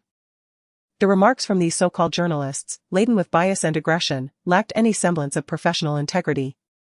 Upon glancing at the affiliations on their microphones, it became evident that they were from disreputable gossip outlets. Xiao Jisoo felt increasingly irritated by the encirclement. She realized that whenever matters became entangled with Fu Lingxing, her fortunes invariably soured. The agitation was palpable, compelling her to press her fingers against her temples. This is a hospital, please leave immediately and do not disrupt other patients' consultations, she stated coldly. She did not wish to involve innocent others due to her own troubles. However, her words only seemed to excite the unscrupulous media further. Dr. Qiao. Are you avoiding our questions out of guilt? Does that mean the rumors about your desire to meddle in marriages are indeed true? A flicker of impatience flashed in Xiao Jisoo's eyes. She raised her gaze to meet the malicious, smirking faces of the marketing outlets and declared, as for the patient's sudden complications, we will provide the family with a reasonable explanation. Any other allegations are utterly baseless. By this time, patients were arriving for consultations, halting in their tracks at the commotion. I insist you leave immediately, do not impede the doctor's normal duties. Yet, these unscrupulous media outlets refused to relent. Particularly, as they were being compensated for their efforts, they were determined to create a spectacle. The more Xiao Jisoo urged them to disperse, the more they resisted. Dr. Qiao. Your repeated avoidance of our questions suggests guilt, does it not? As a woman and an esteemed intellectual, do you not feel shame in engaging in such disgraceful conduct? Is what is said online true? Are you indeed an academic seductress who relied on backdoor dealings to attain your doctorate? Xiao Jisoo yearned to escape but found herself cornered at the consultation room door, unable to move. What are you all doing here? This is a hospital, not a marketplace. What do you wish to discuss in this noisy manner?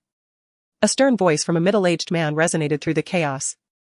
Xiao Jisoo looked up to see Dean Liang approaching, his face taut with anger amidst the complex gazes of the crowd. Where are the security personnel? Why have they not removed these unruly individuals? Dean Liang's expression radiated fury, his disdain for the unscrupulous media palpable. The marketing outlets, overhearing Dean Liang's derogatory description of them, wore displeased expressions. Unaware of Dean Liang's background, they viewed him merely as a hospital administrator and felt no fear. You must be the Dean Liang mentioned in the online allegations. Are you here to protect Dr. Qiao? Is it true, as stated online, that you intend to shield her? These individuals clearly had no intention of sparing Dean Liang either. The microphone was nearly thrust into his face. Medical issues will be assessed by our specialized medical team. We do not require ignorant fools to speculate here, Dean Liang retorted, unperturbed by the outcry of this unruly assembly. Moreover, even gossip journalists ought to read more, lest they find themselves speaking without the correct terminology. I will not shield my students, I will defend them. Dean Liang's words incited a flush of anger on the faces of the opportunistic media. Dean Liang, your words are quite harsh, one of them protested. My words may be harsh, but your faces are far more unsightly, Dean Liang raised his voice. I am well aware of my students' medical skills. And as for her character, it requires no scrutiny from you. He dismissed the microphone thrust toward him with a wave, instructing security to escort them out.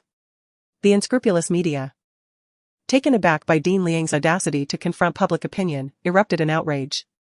Dean Liang, the public has the right to know the truth, you cannot simply expel us. Dean Liang's ire intensified. Just as he prepared to respond, Xiao Jisoo interjected. She approached the reporter who had spoken, stating, I have already mentioned that the hospital will provide a reasonable explanation to the family concerning the patient's postoperative complications. As for my personal matters, Xiao Jisoo's gaze hardened. Neither you nor the so-called public have any right to know. She added, and to those who have financially incentivized you to create this disturbance, I am well aware of the truth. I advise you not to overstep, as it will not bode well for you. Her words, laced with veiled implications, caused the expressions of the marketing outlets to shift. They exchanged nervous glances, the certainty in Qiao Jisu's tone instilling an instinctive unease among them. What nonsense are you spouting? We merely came to voice our discontent with your conduct. We have not received any payments, one of them retorted.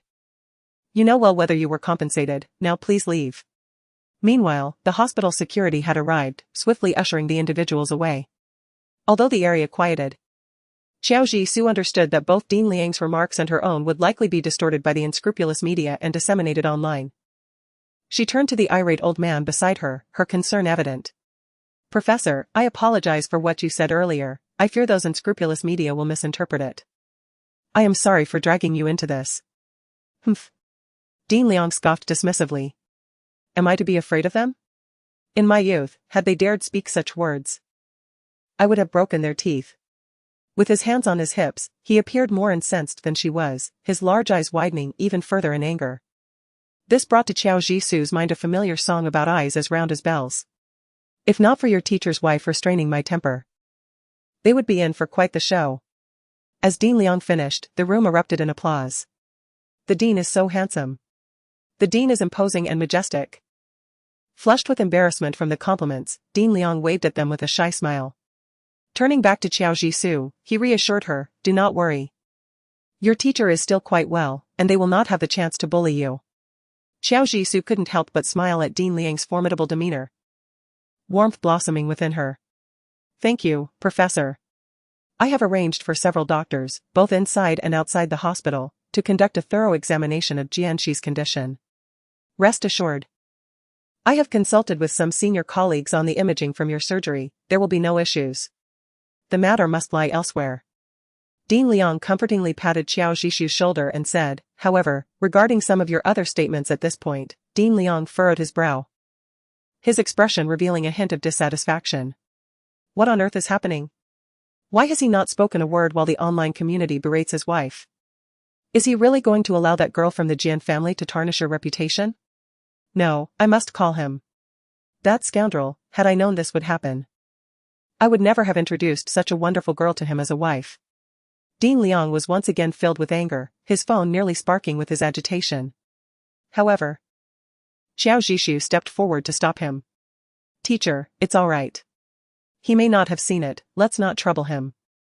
She had already clarified matters with Fu Lingxing yesterday, and asking him to address it again today seemed unnecessary. The online accusations of her being a third party could lead to only two outcomes. 1. Fu Lingxing publicly acknowledges their marital relationship, thus entangling Jian Nua in a storm of online controversy. The other, Fu Lingxing protects Jian Nua, allowing the negative sentiments online to fester. Neither outcome was what she desired. Even in the first scenario, she would only find herself further embroiled with Fu Lingxing. Even if the contract expired, it would bring her more troubles. What does he mean he hasn't seen it? Even an old man like me who doesn't go online knows about this uproar, how could he be unaware? The more Dean Liang pondered, the angrier he became. Indeed. With such a commotion, how could Fu Lingxing possibly be oblivious? The only explanation is that Fu Lingxing has tacitly permitted Jian Nua to guide public opinion online. He has allowed the employees of the Fu Group to recognize Jian Nua as their president's wife. If that is the case, she would have even less reason to seek clarification from Fu Lingxing. Having already humiliated herself once, she would not choose to do so again.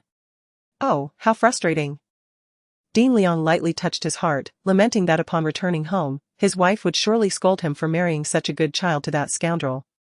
Qiao Jishu comfortingly patted the old gentleman's back, saying, Teacher, truly, it is of no concern.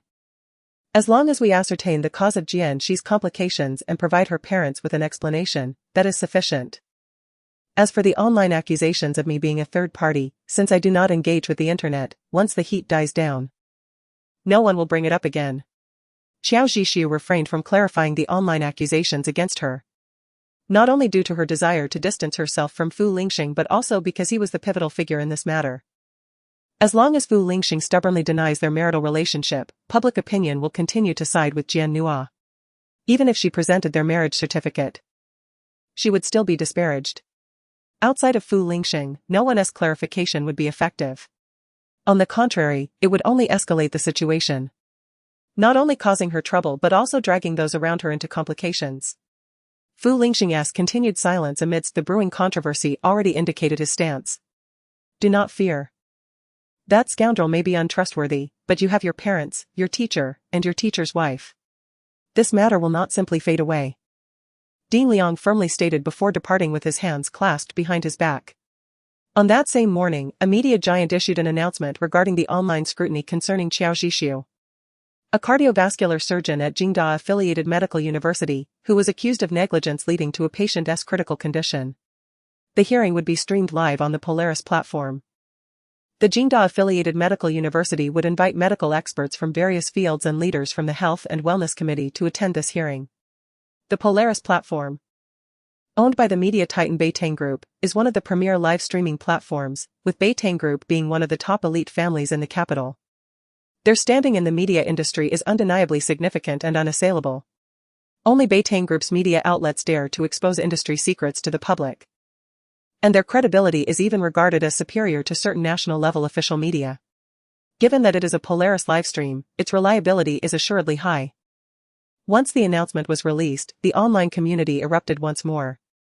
As Qiao Zhixiu had anticipated, Dean Liang's public confrontation with the marketing accounts was indeed sensationalized and circulated online. Through malicious editing, Dean Liang was portrayed as nearly a figure of organized crime. Now that this announcement had been made, the online sentiment began to subtly shift. Even Polaris has been invited. It seems that Dr. Qiao is quite confident and unafraid of scrutiny. Did you not see the names of those medical giants participating in the hearing? Any one of them could shake the medical field to its core. Now, I wonder how that Qiao will evade the situation. I advise him to recognize the gravity and apologize publicly to our Princess Nua. Indeed. Princess Nua is surely the apple of President Fu's eye. Getting such medical giants involved must be at President Fu's behest. President Fu is truly going to great lengths to support his precious wife. Hee hee. I can't wait to see Qiao San or get slapped in the face. Meanwhile, within the hospital, those aware of Qiao Zhixiu and Fu Lingxing's marital status scoffed at the ridiculous comments made by Jian Nua's fans online. How could Dr. Qiao refrain from clarifying and allow a third party to prance about? I truly cannot tolerate this.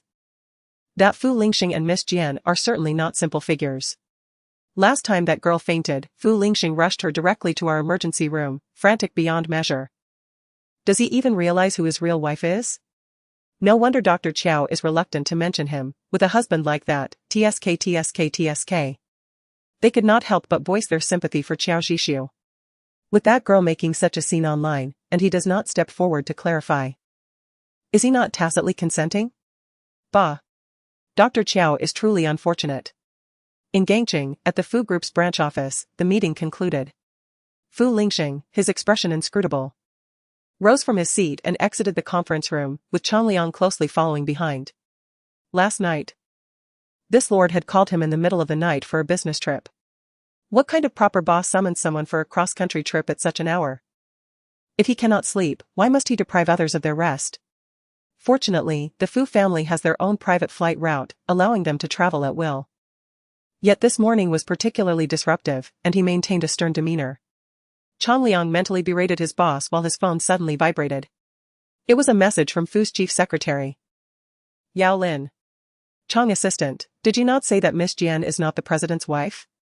Why is Dr. Qiao being so severely criticized? Just as Changliang was about to inquire further, Yao Lin sent a link. It was a live stream from the Polaris platform. Before he had a chance to click on it, his phone rang again. Hello? President Meng? As soon as Changliang answered, Meng Chuan's irate voice came through the line. Where's your president? What is going on? His wife is in serious trouble, and he is not answering his phone and has it turned off? Because of him. I have been scolded mercilessly by my wife. Does he even know? Changliang was taken aback by Meng Chuan's barrage of complaints, only vaguely understanding that it pertained to the lady. President Meng. The president came to the Gangqing branch last night to urgently handle a major project and just finished the meeting. What did you say? Meng Chuan paused, incredulous. He went to Gangqing in the middle of the night? Is he out of his mind? I remember telling him last night that Qiao Zhixiu was in trouble. Then he did nothing and even traveled all the way to Gangqing? Indeed, Changliang responded instinctively. He too felt that his boss was rather unwell, and seriously so. Mr. Meng. Has the president's wife encountered trouble? You should inform him that his wife is currently undergoing a medical hearing examination, and there is a possibility of her losing her job. So he needs to return promptly. After speaking, without waiting for Changliang to reply, Meng Chuan hung up the phone. Changliang was left bewildered. He recalled the WeChat message sent by Secretary Yao and hurriedly clicked on it. It was a link to a live streaming session. At that moment, the live stream was broadcasting the examination of Dr. Qiao Zhishu, showcasing the process of the aortic dissection surgery performed on Jian Shi that night. The camera focused directly on the surgical footage, while several experts provided analysis of the procedure. The atmosphere was exceedingly solemn. A crucial aspect of aortic dissection surgery is the urgency of the rescue, necessitating immediate identification of the bleeding point. Here, Dr. Qiao handled it flawlessly. The surgery posed significant challenges, leaving no room for delay. It was an exceedingly complex operation, and Dr. Qiao executed it with remarkable precision, making no errors throughout the entire procedure. The surgery flowed seamlessly, with the tissues being meticulously preserved. This attests to the surgeon's exceptional skill. I believe that the operation was executed without any flaws. Within the live stream, renowned figures from the medical community expressed their opinions, gasping at pivotal moments. Online discussions also ignited fervently. Is there anyone studying medicine who can explain if there were any issues with the surgical operation? As a medical student, I assure you. You may criticize her as a mistress, but you cannot question her medical skills. Regarding the surgical procedure, I can only say, esteemed doctor, please accept my reverence. Is this truly an operation performed by a attending physician with only 2 years of experience? Incredible. Impressive, impressive, impressive, naturally. Some fans of Jian Nua emerged to cast doubt. Pfft. If she were that extraordinary, could she still be just an attending physician? Are you suggesting that Qiao Saner has hired a legion of trolls? To the previous commenter, ignorant protagonists attract ignorant fans. The promotion system at Huahua Hospital has strict time requirements, you know? If you don't understand, please refrain from making foolish comments. I specifically researched the papers published by Qiao Zhishu. Do you know what an SCI is? For a medical student to publish even one would be a dream come true. Do you have any idea how many she has published? Ignorance should lead one to read more. Don't embarrass yourself here, Sister Wang. Jian Nua fixated on the online comments, her initially smug expression gradually darkening. Before the start of the live stream, public opinion had overwhelmingly favored her. Yet now, apart from her fans and the secretly hired trolls, the tide was shifting towards Qiao Zhishu. Chapter 69. He returned. She had done so much. How could she possibly be the one to facilitate Qiao Zhishu's success? She never anticipated that such a prominent media outlet as Beijing would personally host the live broadcast of this hearing. Even if she wanted to guide her fans to question the fairness of the live stream, she found no grounds to do so. Beijing was far too authoritative. A flash of malevolence crossed Jian Nua's face. Her secondary account began to fervently sway the narrative in the live stream. No matter how skilled she is. What does it matter? Can you trust a doctor devoid of medical ethics to treat you? Let us not forget. This one is attempting to break up a marriage and become a mistress. This is indefensible. I would never allow a mistress to treat me. What if she takes a liking to my husband and ends up harming me? Jian Nua's manipulation skewed public discourse. Besides the professional doctors and medical students still discussing the brilliant surgery, many began to criticize Qiao Zhishu's attempts to become a mistress.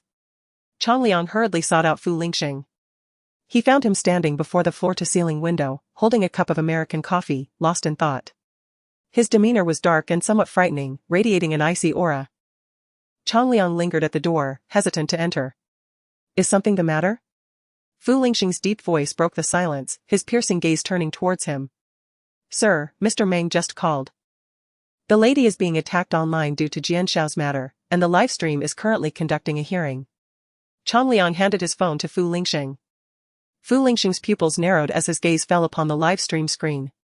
In order to allow his boss to see the content clearly, Changliang thoughtfully disabled the comments.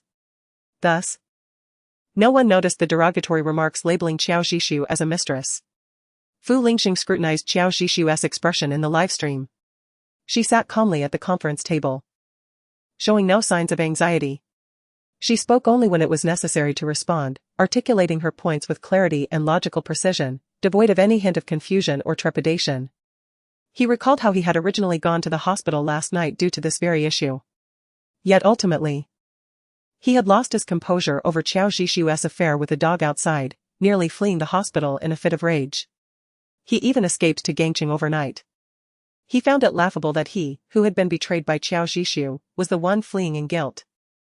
The expression in Qiao Zhishu's eyes when she mentioned separation last night was chillingly composed. It was a calm that had been reached after deep contemplation. A calm he dared not confront. Thus, he had fled. Huh. Why are you showing me this? Fu Lingxing tossed the phone back to Chang Liang.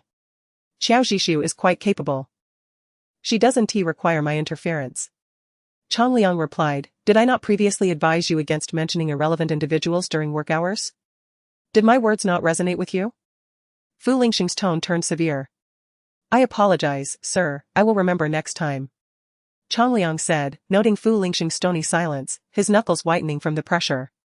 Sir. If there is nothing further, I shall take my leave. Fu Lingxing remained unresponsive, his gaze fixed outside the window, his expression growing increasingly grim.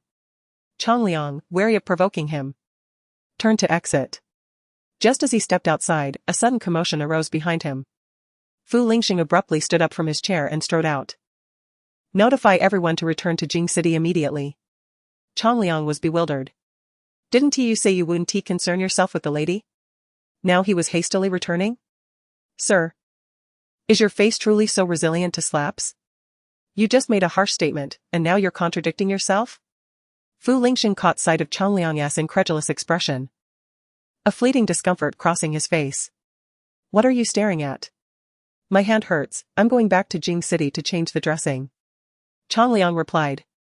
Is the hospital in Gangqing not worthy of treating your esteemed hand? Though he internally criticized, he still hurriedly stepped out to prepare. This medical incident hearing lasted over 3 hours before concluding. After a thorough analysis by several cardiology experts and an examination of Jian Shi's medical results, a conclusion was reached. Dr. Qiao's surgical procedure was flawless. In the absence of any other potential causes for Mr. Jian's postoperative complications, it was determined that the only explanation was an insufficient dosage of anticoagulant medication within his body, leading to a cardiac thrombus. However, wasn't it the attending physician who prescribed this medication? Finally, Jian's parents, present at the hearing, seized the opportunity to speak. Upon the announcement of the results by a prominent cardiologist, Jian Jun immediately interjected. The dosage of postoperative medication prescribed by Dr. Qiao in the hospital's computer system is entirely appropriate. The speaker was Dean Liang, who retrieved all medical records pertaining to Jian Shi from the computer. The treatment process was crystal clear. What did this mean? Wasn't it stated that the dosage was inadequate? Now they were claiming there was no issue with the dosage. Were they toying with us? Jian's mother, Su Rong, sharply voiced her concerns. The dosage prescribed by Dr. Qiao is indeed correct. As for why the patient received an insufficient dosage, the hospital will investigate, Dean Liang replied earnestly. Who knows if you are merely attempting to shirk responsibility? Fabricating the most ludicrous excuse to placate us? Su Rong retorted disdainfully. I warned Lingxing that my brother should not be entrusted to your care. If it weren't for you. Jian Nua's words trailed off, leaving ample room for speculation. Her gaze towards Qiao Zhisu, previously filled with veiled provocation, now brimmed with malice. Qiao Zhisu did not miss the peculiar self-satisfaction reflected in her eyes. Jian Nua appeared indifferent to Jian Shi's plight. Her main concern seemed to revolve around whether she would face any repercussions from this incident. Suddenly, Qiao Zhisu recalled Jian Nua's expression when she had turned back to meet her gaze before leaving Jian Shi's hospital room the previous night, and her heart sank. If Jian Shi's misfortune was indeed linked to Jian Nua, then Jian Nua was far more frightening and obsessive than she had pretended to be. Willing to disregard her own brother's life to frame her. Miss Jian, your brother's car accident resulted in an aortic dissection. I was the attending physician that night. Had I awaited another doctor to arrive for treatment, the time would have been lost, and Mr. Jian's life could not have been saved, Qiao Zhisu patiently explained. What do you mean by that? Are you cursing my son? Su Rong began to lose her composure. Last night, my son was on the brink of death. And I have yet to hold you accountable. How dare you curse my son now? Su Rong exclaimed, preparing to confront Xiao Jisoo. She seemed to have finally found a justifiable reason to confront her, her expression contorted with excessive excitement. Just then, the consultation room door swung open. And a tall figure stepped inside. What is going on here? Fu Lingxing's sharp gaze swept across the consultation room, landing on Su Rong's raised hand. Chapter 70, You wish to strike my wife? Under Fu Lingxing's piercing gaze, Su Rong's hand trembled violently. She let out a nervous laugh and withdrew her hand. Lingxing, you have arrived, Su Rong said awkwardly. Jian Nua's eyes sparkled at the sight of Fu Lingxing. Brother Lingxing, she sweetly called out, instantly shedding her previously aggressive demeanor. She hurried to his side, attempting to link her arm with his. Yet, Fu Lingxing's gaze instinctively flicked towards Xiao Jisoo. When their eyes met, he hurriedly evaded Jian Nua's gesture. Fu Lingxing's arrival was akin to a deep-water bomb, stirring the previously settled livestream into a frenzy. Especially among Jian Nua's fans, who began to scream in excitement. Ah! It's the Bamboo Horse brother from Nua's video, he has appeared. Bamboo Horse brother is so handsome, I want to swoon.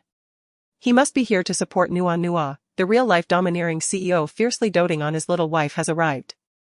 Bamboo Horse brother must have rushed over upon seeing the livestream, fearing for his little wife's safety. CEO, meeting adjourned. I'm here to pick up my wife. Wait. Did anyone else see that when Miss Jian tried to link arms with President Fu, he dodged her? Was President Fu's earlier nervousness due to fear of someone misunderstanding? Who was he looking at? From that angle, wasn't he at Dr. Chow? Those upstairs are talking nonsense. How could President Fu fear a third party's misunderstanding? Are you blind? The live stream erupted into chaos. Fu Lingxing's gaze turned cold as it landed on Su Rong's face. Aunt Jian, what were you just doing? His tone was even. Yet each word seemed to envelop Su Rong in a chilling aura. The moment Fu Lingxing spoke, the previously raucous audience in the live stream fell silent. Wait. What does this mean? Why is President Fu addressing his mother-in-law as Aunt Jian? Is President Fu's tone really directed at his mother-in-law? Not only the viewers in the live stream sensed something amiss, but Jian Nua also recognized Fu Lingxing's unusual demeanor. Panic surged within her, and she hastily interjected. Brother Lingxing, my brother was almost in an accident last night, and my mother was overly anxious about him, which is why she lost her composure. She looked at Fu Lingxing with innocent eyes. My mother didn't genuinely intend to harm Dr. Chow. Fu Lingxing did not regard Jian Nua but instead fixed his piercing gaze upon Su Rong. Is that so, Aunt Jian? With this? The audience in the live stream began to sense the tension. From President Fu's demeanor, it seems he is protecting Xiao Jisoo. Could it be that the rumors about Xiao Jisoo successfully ensnaring President Fu are true? Why is no one questioning whether Miss Jian is lying? President Fu has never acknowledged their marriage. Has everyone upstairs lost their memory? Many employees from the Fu Corporation have come forward to testify, it cannot be false. After all the commotion this morning, if it were fake, President Fu would have issued a clarification by now. Su Rong, under Fu Lingxing's penetrating gaze, managed to force a stiff smile and nodded. Yes, I was just overwhelmed with anger. Jian Nua recalled the online discourse and feared that if Fu Lingxing spoke further, her manipulations would be exposed. She quickly approached the television host overseeing the live stream. He, since the hearing has concluded, let us end the live stream. We shouldn't waste everyone's time over personal matters. He, the host, was a renowned figure under the Beitang Group, holding a significant position in the industry. As a prominent anchor of Beitang Film, he was not required to heed Jian Nua's words. He smiled and politely refused, didn't he, Mr. Jian and Mrs. Jian just expressed doubts about the expert's conclusions? This indicates that the matter remains unresolved, and the public deserves to know the final outcome. How can we end the live stream now? Upon hearing his refusal, Jian Nua grew anxious. Lowering her voice, she warned the host. Brother Lingxing despises personal matters being aired online. My suggestion to end the live stream is for your own good. Before He Juqi's arrival, she was already aware of what Miss Jian wanted to accomplish and naturally understood the urgency behind her desire to end the live broadcast. However, she was not easily swayed by her tactics. I observed that Miss Jian seemed quite jubilant while discussing Fu Zong online. Since Fu Zong had no objections, it was likely that he would not express any dissent now. As she spoke, she patted Jian Nua's shoulder reassuringly, saying, "Rest assured. Fu Zong is so handsome that we wouldn't make him look unappealing." Jian Nua, seeing that He Zhuqi was impervious to her threats, felt her face flush with a mix of anger and embarrassment. However, she was acutely aware of He Zhuqi's status and recognized that she could not intimidate her. Consequently, her anxiety intensified. "Are you going to end the broadcast or not?" "Not going to end it," He Zhuqi replied with a smile. Since taking on this live broadcasting task, she had been informed that stopping the broadcast was not an option. Not only was He Zhuqi unwilling to cease the live stream, but the audience in the chat room was equally resistant. Compared to a dull and serious hearing, the juicy gossip about wealthy families was far more captivating to these viewers. Especially the scandal surrounding Fu Lingxing, who embodied the archetype of a romantic novel's domineering CEO, was particularly enticing. Upon hearing Jian Nua request to stop the live stream, the audience erupted with fervor, bombarding the chat with comments insisting that it must continue. Fu Lingxing glanced down at his hand, which was wrapped in bandages, and remarked, "I thought my reputation in front of Jian Bomu wasn't significant enough to even protect my wife, which made me rush here without even changing my medication." His nonchalant words left Jian Nua pale with shock, while the chat room exploded with confusion. "Wait, what? Who is this wife?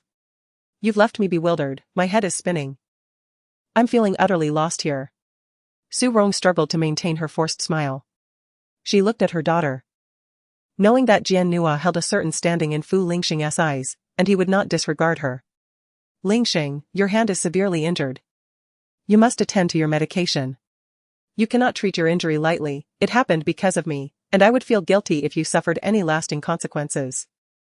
Jian Nua hurriedly interjected, attempting to redirect attention from Fu Lingxing's earlier statement.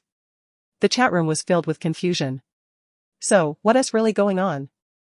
Chapter 71, Are you fabricating our relationship like this? The fans who had fallen silent at Fu Lingxing's comment erupted in excitement upon hearing Jian Nua's words. "You startled me, I almost thought Fu Zong was referring to Qiao Saner as his wife. Our little princess, Nua, has undeniable chemistry with Fu Zong. The image of a domineering CEO and his delicate wife is just too sweet, haha. I feel like the logic here is a bit off." "I concur. If the wife Fu Zong referred to is Jian Nua, then what was with his attitude towards his mother-in-law just now? Exactly, why say he cannot protect his wife? Was Jian Nua being bullied by someone?" Despite the glaring logical inconsistencies, Jian Nua's devoted fans were solely focused on shipping the couple, abandoning reason altogether. Meanwhile, in the consultation room, Jian Nua harbored an intense resentment towards He Zhuqi and her entire lineage. She was anxious, wishing for this live broadcast, potentially damaging to her reputation, to conclude swiftly. As she contemplated how to navigate this predicament, Fu Lingxing stepped away from her. In the astonished gaze of the audience, he approached Qiao Zhishu and stood before her. Qiao Zhishu was taken aback by Fu Lingxing's sudden arrival and his bold remarks in front of the entire live audience. When he stood before her, she merely lifted her eyelids to meet his gaze with a calm demeanor, showing no trace of joy. In fact, she felt he was meddling. Fu Lingxing's expression shifted to a more subdued demeanor as he greeted Director Liang beside him. "Uncle Liang. Oh, you decided to show up. I thought you were unaware that your wife was being criticized online." Director Liang retorted brusquely, glancing at Jian Nua, whose complexion had turned ashen once more. "Intentionally." He raised his voice, "The internet is abuzz with accusations against your wife for disrupting your childhood romance with Miss Jian, causing my dear student to be vilified. Fu De Zongkai. Why don't you enlighten us on how your wife disrupted your childhood love?" Fu Lingxing, who never paid attention to online gossip and lacked any entertainment apps, was only aware that Qiao Zhishu was under scrutiny due to Jian Xi's sudden complications, completely oblivious to the accusations labeling her a mistress. Upon hearing Director Liang's words, his brow furrowed, and a flicker of displeasure crossed his eyes. He directed his gaze at Jian Nua, who appeared flustered and pale. Jian Nua shook her head vigorously, trying to defend herself. "Jian Nua, is this how you casually fabricate our relationship online?" "No, that's not it, Lingxing. I didn't mean it that way. Those delusional fans misunderstood my intentions, I truly did not mean it." She attempted to grasp Fu Lingxing's hand, but he abruptly shook her off. Her panic intensified. It was the first time she heard him call her by her full name. And the first time she witnessed such a cold, piercing gaze directed at her. For the first time, she felt genuine fear, tears streaming down her face uncontrollably. Observing their daughter's distress, Jian Nua's parents felt a wave of sympathy. Jian Jun stepped forward, addressing Fu Lingxing. Lingxing, you've truly misunderstood Nua. She was merely worried about her brother's health when she posted that video criticizing Qiao for her lack of medical skills. There may have been some misunderstandings. But the comments calling Qiao a mistress were not her doing. Jian Jun was astute enough to recognize the gravity of the situation. In the past, they had relied on their daughter's connection with Fu Lingxing to obtain numerous favors from the Fu family. As long as they did not go too far. Leveraging Fu's name for the Jian family's benefit was not uncommon. Even if Fu Lingxing were to find out, he would likely turn a blind eye. However, he did not anticipate that the current situation regarding Qiao Zhishu would provoke Fu Lingxing's ire, disregarding even the bond with Nua. Jian Jun was not as foolish as Su Rong and immediately adopted a more conciliatory approach. But you know, Jian Shi is our son. We must clarify the reasons behind this unfortunate incident, right? Nua was just too anxious and used the wrong method, Jian Jun said, feigning a flattering smile. Attempting to sweep their daughter's online instigation of the public against Qiao Zhishu and her family under the rug.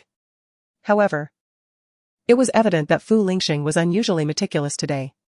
But from what I see, if I hadn't arrived in time, Jian Bomu would have slapped my wife. His eyes narrowed slightly, an air of danger radiating from him. Su Rong's face paled, instinctively retreating a couple of steps under his piercing gaze. Lingxing.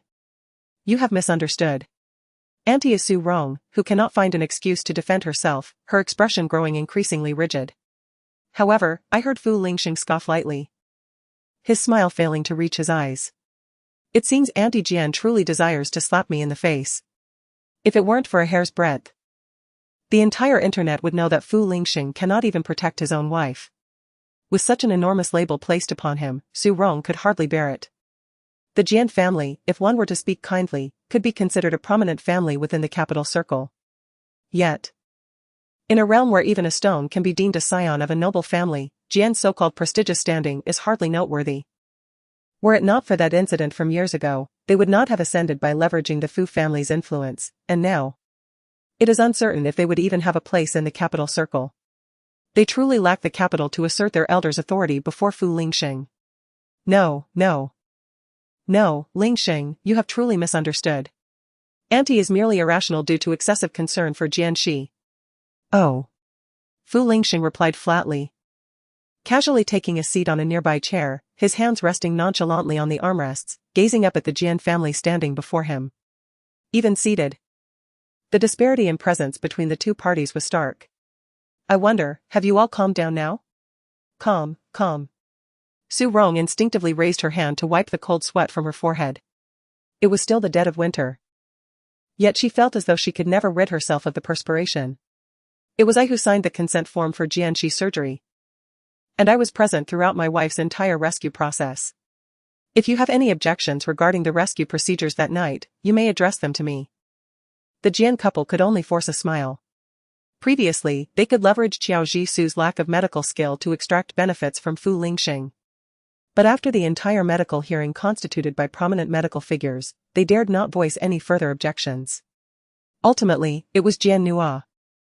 Relying on her past affection from Fu Lingxing, who approached him and said, Brother Lingxing, even if Qiao Zhishu's surgical process was flawless. Now these experts claim that my brother's post-operative dosage was insufficient, leading to a cardiac thrombosis. Shouldn't we question her? Before Fu Lingxing arrived, he had been watching the live broadcast closely and had indeed witnessed their results. Concerning why there was a dosage error, we shall provide an investigation result within 3 days. If it is the hospital's fault, we will certainly give you an explanation. At this moment, Dean Liang, who had secretly reveled in the proceedings, spoke earnestly. With Fu Lingxing present, the Jian family naturally could not direct their ire towards Qiao Zhishu. Even if they felt unwilling, they had to swallow their indignation for the time being. 3 days. Just wait for 3 days. After 3 days, she would crush Qiao Zhishu. Jian Nua thought viciously in her mind. As matters neared resolution, He Zhu initiated the concluding remarks. Dear viewers in the live broadcast, today's session comes to a close. Panicking will continue to monitor the developments of this incident and provide the public with an account. Farewell. Once the live broadcast ended, the netizens who had been following the matter were shocked by the stunning reversal of the original wife confronting the mistress. The heat of the broadcast surged, securing the top trending spot of the day. Jian Nua's fans were left bewildered, unable to type coherently. Some repeated Jian Nua's claims that they were brainless fans, their eyes filled with astonishment.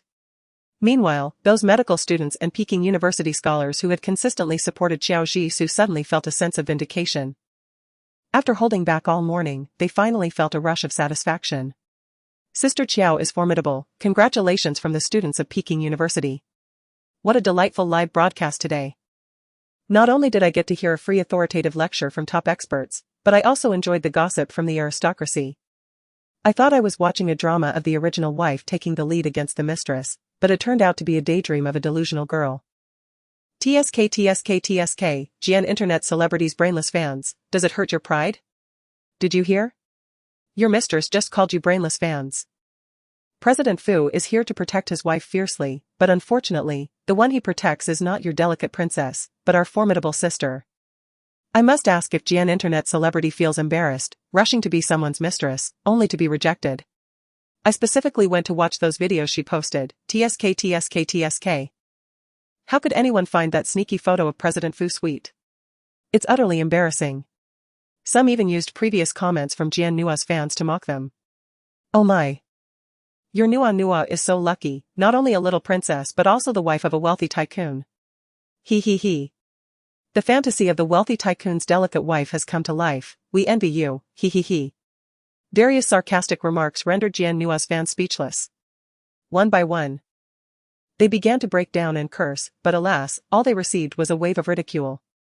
Public opinion is a double-edged sword. While it can harm others, when it turns against you, the consequences will be even more dire. At that moment, Jian Nua had already anticipated Fu Lingxing's declaration of Xiao Zhisu as his wife during the live broadcast. Now, her face turned pale, teetering as she approached Fu Lingxing, her eyes misty with tears as she asked, Brother Lingxing, did my reckless behavior today make you dislike me? I truly did not mean to. Please forgive me. Jian Nua cautiously reached for the hem of Fu Lingxing's clothing. Had it been before, Fu Lingxing would have softened at her plea. Yet now, witnessing Jian Nua's demeanor, he felt nothing but fatigue and annoyance. He pressed his fingers against his forehead in irritation and said, Since you recognize your actions were reckless, go apologize to your sister-in-law. A flicker of astonishment crossed Jian Nua's eyes. She had not anticipated that in her moment of vulnerability, Fu Lingxing would still insist she apologize to that wretched Xiao Zhisu. Biting her lip, her face contorted with reluctance, she approached Xiao Zhisu. It's unnecessary. Xiao Zhisu preempted her before she could speak. Jian Nua's eyes briefly gleamed with triumph. She knew Xiao Zhisu would not dare to demand an apology from her. Brother Lingxing has always doted on her, this was merely for show in front of outsiders due to the live broadcast. Xiao Zhisu was nothing but a shameless wretch, unworthy of an apology. She shot Xiao Zhisu a look that implied she was wise to recognize her place. However, before she could withdraw her self-satisfied expression, Xiao Zhisu continued, I do not accept your apology. Her gaze, icy as she regarded Jian Nua's suddenly contorted face, added. Miss Jian, you should know better than anyone why the dosage of the anticoagulant was insufficient. Xiao Zhisu's words caused Jian Nua's complexion to shift dramatically. Panic flickered in her eyes as she stammered, what do you mean? Xiao Zhisu's earlier statement was merely intended to bait Jian Nua. She recalled the unusual reaction of the nurse during Jian Shi's incident last night. Having ruled out the possibility of hospital negligence, it could only be a problem on the nursing side. That nurse bore no grudge against her and had no reason to jeopardize her life. Coupled with Jian Nua's hostility towards her, she could vaguely piece together some clues. Yet, it remained a mere supposition. Hence, she had spoken to bait Jian Nua. Inner turmoil was impossible to conceal, her casual deception was swiftly unveiled. Miss Jian, Jian Shi is your brother. Regardless of your hostility towards me, it is unwise to jest with your brother's life, Xiao Zhisu stated with a calm demeanor, leaving Jian Nua nearly stumbling in shock. What do you mean? Are you implying that I would joke about my brother's life to frame you? Jian Nua's voice unconsciously rose due to her guilt. With reddened eyes, she turned to Fu Lingxing, choking back her emotions. Brother Lingxing, did you hear that? Is this the explanation from their hospital? Are they putting the blame on me? Fu Lingxing remained silent, casting a complex glance at Qiao Jisoo. However, Qiao Jisoo did not return her gaze and remarked to Jian Nua, I hope Miss Jian can maintain her defiance. Xiao Qiao, you have gone too far. Jian Jun said with a stern expression, addressing Qiao Jisoo. You cannot simply shirk responsibility just because Lingxing is here. He then turned towards Fu Lingxing. Lingxing, Dean Liang just mentioned that he would provide an explanation in 3 days. Yet, amidst the uncertainty, Xiao Qiao is already attempting to tarnish Nua's reputation. This is unjust, is it not? Fu Lingxing continued to look at Qiao Jisoo in silence. After a pause, he finally said, Uncle Jian, rest assured. Since Dean Liang has promised 3 days, we shall adhere to that. If there is no conclusion by then, I will personally provide you with an explanation. Jian Jun decided to accept the situation. Since Lingxing has said so, I trust you, uncle. However, I have one request, we need to change doctors. Jian Jun glanced at Qiao Jisoo, although the investigation results are not yet out, we cannot in good conscience allow Shi to continue under Xiao Qiao's care. You must understand our feelings as parents. Fu Lingxing waved his hand impatiently, then let us change. As soon as he spoke, the others present all turned their eyes toward him in unison. Dean Liang's expression darkened. Lingxing, do you also believe there is an issue with Susu's treatment? Fu Lingxing's hand paused at his forehead, instinctively glancing at Qiao Jisoo. In stark contrast to Dean Liang's anger, Qiao Jisoo remained unfazed, particularly her calm, expressionless eyes, as if she had anticipated his decision. Chapter 73, Just divorce me soon. He could no longer recall how long it had been. Qiao Jisoo's demeanor toward him had always been this way. No matter what he did, it could not elicit even the slightest emotion from her. It was as though he was inconsequential to her. Reflecting on the previous night when he had urged Qiao Jisoo to leave that man, he noted a flicker of change in her eyes, igniting Fu Lingxing's simmering frustration once more. After casting a cold glance at Qiao Jisoo, he addressed Dean Liang. Uncle Liang, regardless of the circumstances, Jianxi's issues arose during Qiao Jisoo's treatment, it is only natural for her to seek a new doctor. Dean Liang, incensed, pointed at Fu Lingxing, ready to unleash his ire, but was halted by Qiao Jisoo, teacher. She glanced at Fu Lingxing before turning to Dean Liang. Since the investigation results are not yet available, I must avoid any conflict of interest. Let it be as such, once a new doctor is confirmed, I will transfer all of Jianxi's medical records. Dean Liang observed the composed expression on Qiao Jisoo's face and sighed deeply. Very well. You worked a long night yesterday and have been through quite a lot today, you should go home and rest. I will handle the remaining matters. Thank you, teacher. She nodded in acknowledgement. A sleepless night, coupled with the tension of the morning, had left her with a throbbing headache. After bidding farewell to the other invited cardiology experts and the medical team leaders, she departed. As she stepped out of the hospital building, she heard Fu Lingxing's voice behind her. Qiao Jisoo, where are you going? Fu Lingxing had followed her outside without her noticing. Qiao Jisoo turned to face him. Is there something else? Fu Lingxing's jaw tightened slightly, a sign of his agitation. Are you certain Jianxi's situation is related to Jian Nua? Qiao Jisoo paused, replying directly, I cannot be sure. However, there is a high probability. She did not share this thought with Fu Lingxing. Despite her suspicions regarding Jian Nua, she was still uncertain about her exact involvement. Upon hearing her response, Fu Lingxing furrowed his brow. If you are unsure, how can you assert such certainty in front of so many people? Do you realize this could lead to others believing it to be true? Nua might become a target for online harassment, exacerbating her depression? His questioning tone was resolute. His jaw clenched tightly, fists balled in frustration. His gaze bore into Qiao Jisoo's face, searching for any sign of a reaction. Yet, Qiao Jisoo continued to disappoint him. Apart from the previous night when he had asked her to leave that man, nothing he said or did stirred even a hint of emotion within her. Did she truly care so little for him? Fu Lingxing's expression darkened, fixating on Qiao Jisoo's unflinching countenance. Calmly and casually, she remarked, I have also been subjected to online harassment, I merely wish to emulate that. Fu Lingxing's anger surged further at her nonchalant tone. The next moment, he scoffed lightly, what? Do you wish to learn how to develop depression like Nua Nua? As soon as he spoke, Fu Lingxing froze, his brow furrowing in annoyance. Xiao Jishu recalled the malicious expression he had worn when he said those words. Reminiscent of the day she had been buried beneath the snow and had messaged him about it. At that time, he had scolded her in a tone of disdain, accusing her of lying to him to manipulate him into returning. Reflecting now, she realized that his demeanor in that moment was akin to the one before her now. She assessed her feelings. Thankfully, they did not hurt. Perhaps the pain from that day had dulled her senses. At that moment, Chang Liang arrived and fortuitously overheard Fu Lingxing's spiteful remark. He raised his hands, feebly covering his face. This is unbearable. How can such a wretched person be tolerated? Heaven seems to provide a measure of fairness. While bestowing the CEO with an impressive appearance and a distinguished family background, it also granted him a mouth that never speaks appropriately. He had been so concerned for his wife, yet when in public, he maintained a facade, only to reveal his true self in her presence.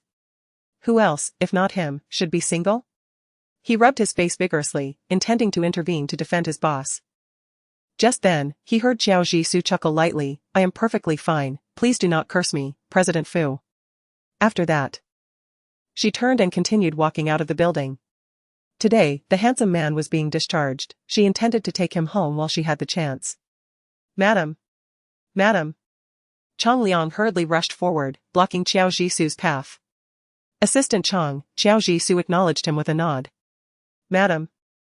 The president did not sleep all night and has been a bit irritable. He may have spoken in anger, so please do not take it to heart. Fu Lingxing frowned but remained silent. The president hurriedly traveled to Gangcheng last night to urgently address a significant project. This morning, as he emerged from a meeting, he learned of your troubles and promptly returned. He said this with a sheepish smile directed at Xiao Jishu. The president is genuinely concerned for you. He was too embarrassed to admit it. The pilot, noticing the president's dark expression, accelerated the plane as if it were a rocket. On the way from the airport to the hospital, the driver nearly made the accelerator smoke. Chang Liang, who asked for your unnecessary chatter here?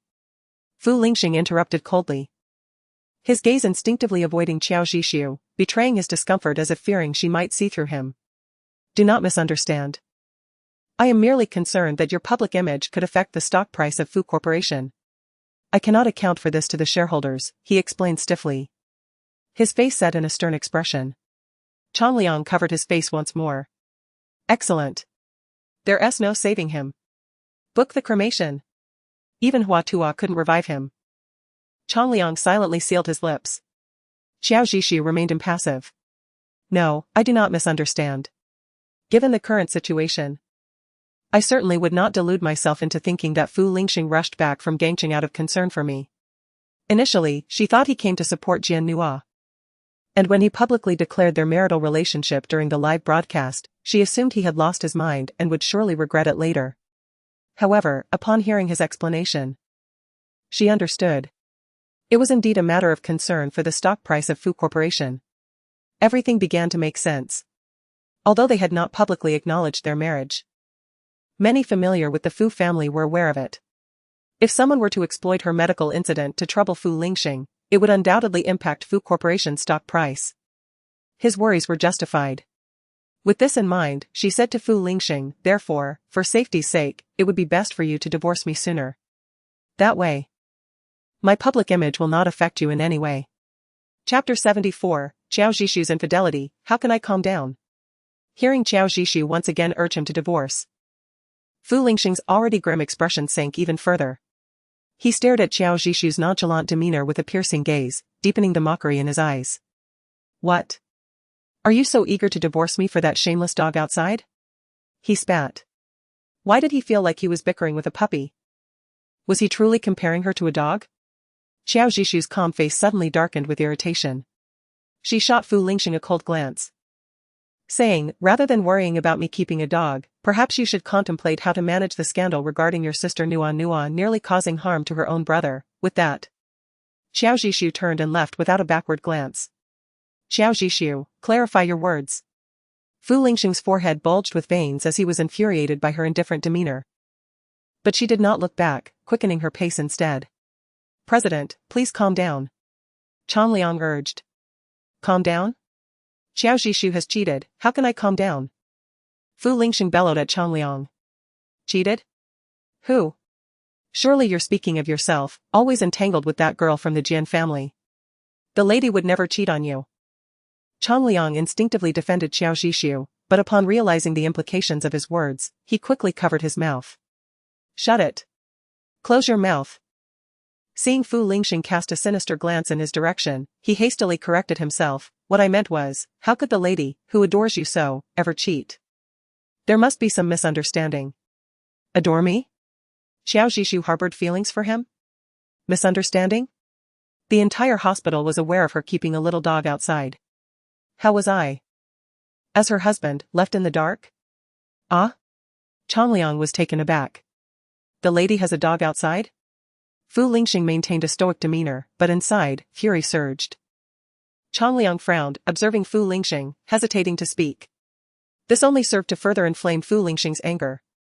He shouted at Changliang, if you have something to say, then say it instead of stammering. President, if the lady truly has a dog outside, it is somewhat understandable, who could be happy with you so absorbed in company affairs? Lacking any tenderness towards her? And with other women? Who could remain content? Changliang dared not voice this outright. Do you know what makes a little dog most endearing? It is their obedience, their warmth, and their ability to provide emotional value. Changliang earnestly stated. Look at how exhausting the work at the hospital is, after a long day. The lady returns home, only to face your icy demeanor. Who could stand that? Emma, I spoke too quickly. Noticing the cold gaze from the boss, Changliang quickly covered his mouth. What I meant was, she is a young woman, and young women naturally desire their partners to be gentle and caring. In this regard, little dogs surely excel. Fu Lingxing's eyes darkened as he scrutinized Changliang, then let out a cold laugh. Are you implying that I am not gentle and caring? Huh. Changliang rolled his eyes inwardly. You are gentle and caring, just not towards your own wife, who would be pleased by that. Changliang forced out a few awkward chuckles but offered no response. Yet Fu Lingxing understood the underlying meaning of his words.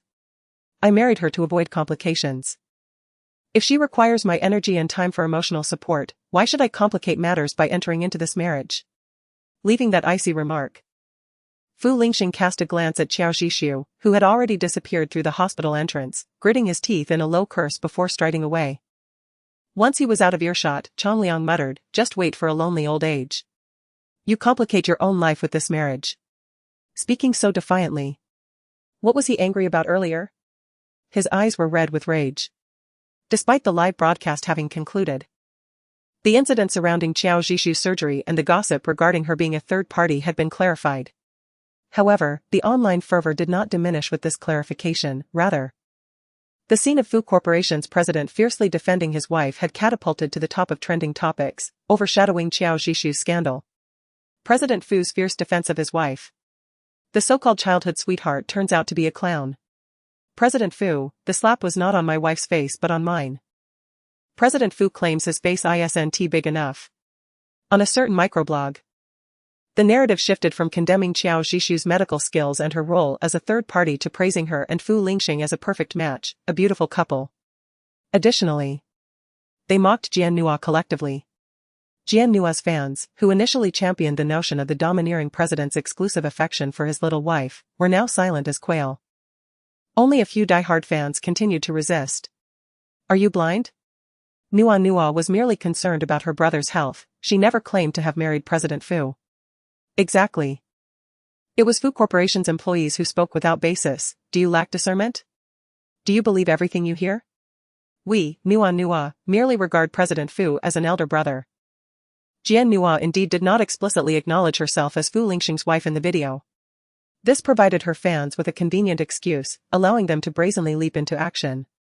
It seems that those who initially hurled accusations at Xiao Zhishu for being a mistress, lacking both medical ethics and character, are not unlike themselves. Oh dear. Surely this group of brainless fans, marked by their master, must realize that the internet has a memory? Jian Wanghong indeed did not claim to be Mrs. Fu. She merely liked to post revealing information as an employee of the Fu company. Hee. Having tacitly accepted the revelations, Jian Wanghong cannot claim it was merely a slip of the finger, can she? Is it enough to quietly unlike the post? I have screenshots, you know. Playing the innocent card, while your precious Jian Wanhong did not come forward to clarify when Dr. Chiao was being vilified as a mistress, implicitly admitting she is Mrs. Fu. What a ridiculous charade. If the truth about Qiao Zhishu being Mrs. Fu had been revealed and Jian Nua's fans had simply played the part of the quail, this matter might have passed. Yet, they insisted on erecting a facade, flailing about with a transparent shield of shame, inciting the online spectators to join the fray. Among them were notable figures from prestigious universities in the field of computer science. Who do you think the informant behind the revelations is? Step aside. The evidence is coming to light. As this comment surfaced, the IP addresses linked to Jian Nua's account and those that viciously insulted Qiao Zhishu were revealed to be identical. Chapter 75, Will Qiao Zhishu allow women to fill his side? It appears this lady not only covets another's husband but is also orchestrating a drama of her own. My goodness! Not even a large trash bag can contain her. How can she shamelessly accuse the legitimate wife of being a mistress? Is she perhaps dreaming and believing her own delusions? At this moment, Jian Nua, hiding in her room, turned pale upon seeing her various accounts exposed online. The internet was rife with insults and mockery directed at her. After the truth emerged, her follower count plummeted by over 100,000 within an hour. The extent of this decline filled her with dread and anxiety. She was not afraid of the online trolls seeking revenge, rather. She feared how Ling Xingij would react if he discovered her deliberate incitement of online violence against Qiao Zhishu. What to do? What to do? Holding her phone, Jian Nua appeared somewhat neurotic. Her eyes were bloodshot, filled with a menacing glare. Meanwhile, the revelry among the computer science elites continued unabated. In addition to the exposure of Jian Nua's IP addresses, someone also revealed her chat logs and transaction records with a trolling company. Truly a wealthy heiress. Able to afford online trolls for harassment, unlike us poor souls who can't even afford to play this game, ha ha ha. President Fu is indeed unfortunate. Entangled with a venomous dreamer who nearly dismantled his family. As the truth about Jian Nua's purchase of online trolls to attack Qiao Zhishu became public, the online sentiment turned overwhelmingly against her. Her once boisterous fans fell silent, utterly outmatched. Jian Nua, observing the revelations about herself online, grew increasingly fearful. She had never anticipated that her attempts to escalate the situation would ultimately serve to make a fool of herself. Qiao Zhishu, it's all your fault. You wretched woman for opposing me. Her eyes blazed with fury as she swept all the skincare products off her vanity, shattering glass across the floor. Nua Nua. Outside. Su Rong heard the commotion and hurriedly pushed the door open. Seeing the shattered glass, her expression turned alarmed, and she rushed over. Nua Nua, are you hurt? What happened? Be careful, don't cut yourself on the glass. Su Rong shouted outside, Wu Ma, quickly call someone to clean up the glass shards in Mrs. Room. Nua Nua. Su Rong intended to say something, but Jian Nua seized her wrist. Mom, please help me with something. What do you want Mom to do? Mom. Turn on the phone camera. Su Rong complied. Nua Nua, what are you doing? Su Rong watched as Jian Nua stepped barefoot onto the shards of glass. In an instant, the carpet was soaked with blood. Su Rong threw the phone onto the bed and rushed to pull Jian Nua away. Nua Nua, what are you doing? Husband, come quickly. Mom, Nua Nua feels so miserable, so guilty, I want to die. Mom, don't worry about me, let me die, I'm sorry, Sister Zhishu. Jian Nua's voice trembled, her gaze fixed on the phone thrown on the bed, a smile curling at her lips. Su Rong was taken aback, Nua Nua. Don't frighten me, is your depression acting up again? I'll take you to see a doctor. Yu Jingwan. After parting ways with Fu Lingxing, Qiao Zhishu returned directly to Yu Jingwan. In truth, there wasn't much left here, so she packed 2 small suitcases and left the room. Standing in the living room, she gazed at the place where she had once poured her heart and love. There was little sense of loss, rather, it was more of a bittersweet feeling. Her gaze fell upon the spacious terrace, which was now bare. The flowers and plants that Jian Nua had ruined had been cleared away. After a moment of quiet contemplation, she withdrew her gaze, opened the door, and stepped outside. Fu Group. President, your coffee. Just leave it. Ever since returning from the hospital, the agitation within Fu Lingxing remained unquenched. Since Xiao Zhishu returned from Norway, he felt she had changed significantly, becoming someone unfamiliar and uncontrollable. He even discovered that his usually steady emotions had repeatedly spiraled out of control because of her. Remembering the calm gaze she had cast upon him before leaving the hospital, a sudden pang of anxiety struck Fu Lingxing's heart. It felt as if a sharp object had pierced it, causing intense pain. The coffee he held splattered onto his white shirt, staining it with a large blotch. TSK. He clicked his tongue in annoyance, just as he reached for a tissue. A figure rushed in front of him. "President, are you all right? Did you burn yourself? Let me see." She reached to unbutton Fu Lingxing's shirt.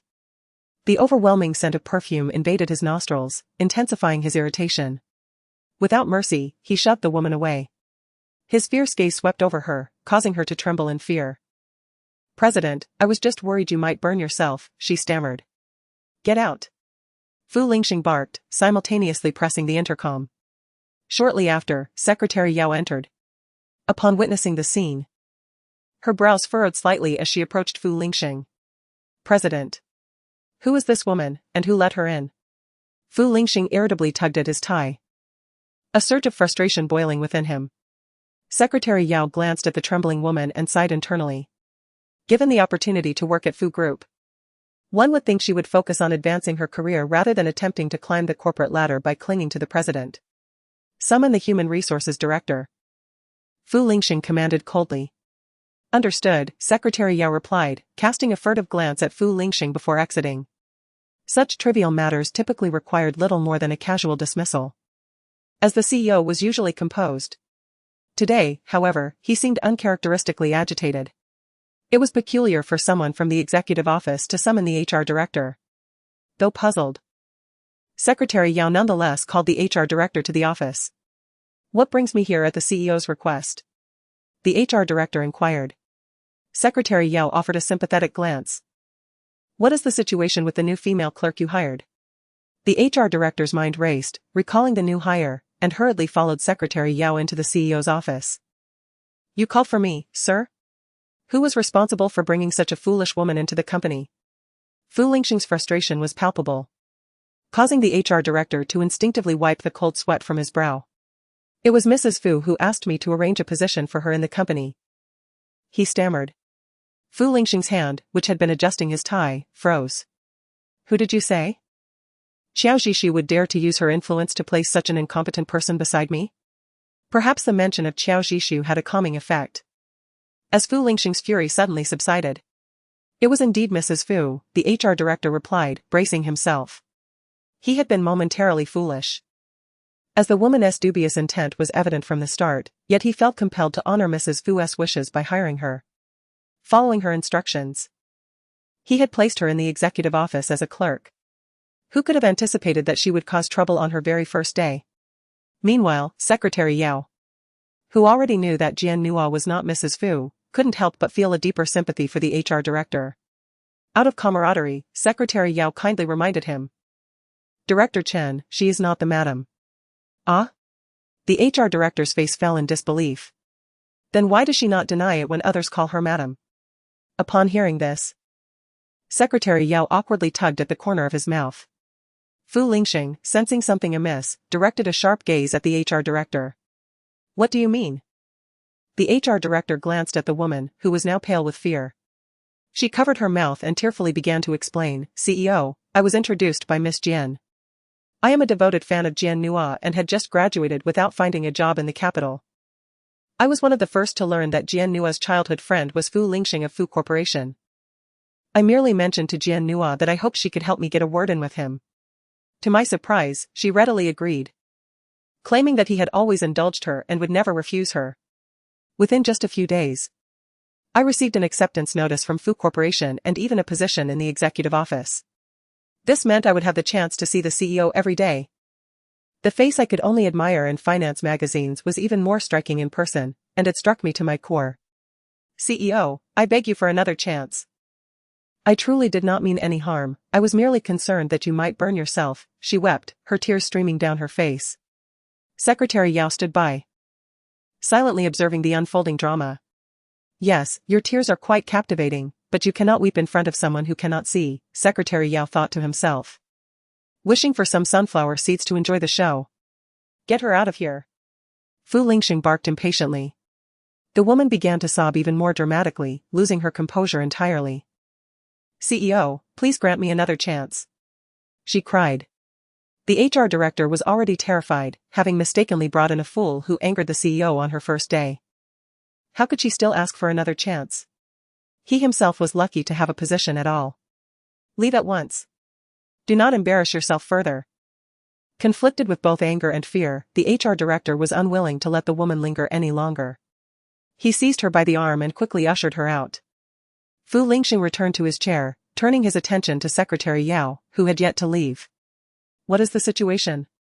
He inquired coldly. Secretary Yao understood the question and promptly recounted the events of Jian Nua's visit to Fu Corporation and how she was mistakenly regarded as the CEO's wife. He emphasized that Jian Nua had never denied the title, leading many employees to misinterpret her relationship with the CEO. This misunderstanding compelled Director Chen to hire the woman, fearing repercussions from the CEO's wife. By the time Secretary Yao finished, Fu Lingxing's expression had darkened considerably. Is there more? He asked sharply. He recalled what Dean Liang had said earlier that morning, that Qiao Zhishu had been criticized by Jian Nua's fans for disrupting the long-standing relationship between him and Jian Nua. What nonsense was this? Secretary Yao hesitated, unsure of how to proceed. It dawned on him that perhaps the CEO had not seen the online discussions. Indeed. As a busy executive, Fu Lingxing likely had no time for entertainment apps, which explained how Jian Nua had amassed a following without his awareness. No wonder people misunderstood the situation. It was not that he had tacitly approved, but rather that he had been completely oblivious. What a situation, Secretary Yao mused, shaking his head. Speak, Fu Lingxing's deep voice resonated with impatience. Secretary Yao jumped, taking a moment to gather his thoughts before continuing. Everyone assumes that Miss Jian is your wife, leading some to label Dr. Qiao as a homewrecker who is trying to intrude upon your relationship with Miss Jian, resulting in harsh criticisms of her professionalism. As he spoke, he discreetly observed the CEO's reaction, ultimately falling silent. Unless you have further instructions, I will excuse myself to attend to my duties, Secretary Yao said, noticing Fu Lingxing's silence. He quickly retreated, fearing that lingering would result in rebuke. The door to the CEO's office closed slowly. Fu Lingxing pinched the bridge of his nose, feeling the remnants of his coffee-stained white shirt clinging uncomfortably to him. Furrowing his brow, he grabbed his phone and downloaded several trending entertainment gossip apps. Upon opening one, the first article featured gossip about him. As he scrolled down, his expression darkened further. Finally, brimming with frustration, he exited the social media platform, contemplating Jian Nua's suggestive videos and the insinuations that had been made about their relationship. Fu Lingxing's frown deepened. Had Qiao Zhishu, over the years, also perceived an unbreakable flirtation between him and Jian Nua? For the first time, Fu Lingxing began to question whether he had been too lenient with Jian Nua all these years. After a brief moment, he pressed the intercom button again. Come to my office. Before long, the door to the CEO's office swung open, revealing a hurriedly entering figure. CEO, you call for me? Investigate the situation concerning Jian Shi and coordinate with the hospital, Fu Lingxing instructed. Should we also investigate? With a look of surprise, Chang Liang retorted, but we don't understand medicine. Then find a few who do, he replied. Understood, President, Chang Liang responded. Focus on investigating Jian Nua, as well as the caregiver we hired for Jian Shi. Chang Liang's eyes brightened. All right, President, I will attend to it immediately. Just as he was about to turn and leave, he was called back by Fu Lingxing. Wait, he said. President. Is there anything else you need? Fu Lingxing, with a furrowed brow, hesitated before asking, do you think I am insufficiently considerate towards Qiao Zhishu? He acknowledged that throughout the years of marriage, he had indeed devoted too much time to the company, unlike other husbands who prioritize their wives. He had known from the outset that he could not fulfill that role, which is why he had signed that agreement with Qiao Zhishu. Yet, he wondered. He had consistently given her gifts on holidays and had never skimped on expenses for her. Was that not enough? If she felt he was lacking, why did she not bring it up? If she did, he thought, he would not refuse her. While contemplating this, an inexplicable sense of guilt silently spread in his eyes. In Chapter 77, Chang Liang felt a twinge of surprise when Fu Lingxing broached this topic. How was he to respond? Changliang found himself at a loss. Is it so difficult to answer? Fu Lingxing narrowed his dangerously glinting eyes. Do you not realize how you appear? President, if I may speak frankly. You do not seem much like a husband, but rather like a superior? Changliang hesitated. The way you treat your wife should differ from how you treat your subordinates. With employees, it suffices to pay their wages on time, but with your wife, you must show genuine care and thoughtfulness. Even employers occasionally extend humanistic concern to their staff. Changliang's words caused Fu Lingxing's brows to furrow further, confusion evident in his gaze. But she never mentioned it to me. I believed she did not require such things. What do you think? Do you think? Changliang pressed. If you believe that, perhaps you should consider dismissing me. For a fleeting moment, he felt the urge to voice that sentiment. However, the high salary of the assistant to the president at Fu Corporation kept him tethered to his role. Have you never heard that the meaning changes when one takes the initiative to give? The bewilderment in Fu Lingxing's eyes deepened. After a long pause, he waved his hand dismissively. All right, you may leave now and handle the matters I assign to you. Changliang nodded, secretly exhaling a sigh of relief. He finally understood the feelings of a teacher toward a struggling student. Indeed, it was precisely that sentiment. After Changliang left, Fu Lingxing remained lost in thought. Staring at the towering stack of documents before him, the confusion in his eyes unyielding. What did Xiao Zhishu truly need? If that were the case, did it not alter the very purpose of their marriage? Initially, he had sought a sense of ease by having Xiao Zhishu sign that agreement. Yet now he felt he had erred. He realized that he was gradually pushing Xiao Zhishu away. The inexplicable dull pain in his heart resurfaced, and a wave of panic surged through him. He felt compelled to take action. Suddenly, he rose from his chair, not even pausing to change out of his soiled clothes, and hastily strode toward the exit. However, when his hand reached the doorknob, he halted. After pondering for a few seconds, he withdrew his hand and returned to his desk. He was unsure of what he feared. Ultimately, he did not wish to return to Yujing Bay. It seemed that as long as he did not go back, he could avoid confronting matters he preferred to evade. At that moment, his phone rang. It was a call from Jianjun. A flicker of involuntary distaste crossed Fu Lingxing's features, but he ultimately answered. Hello?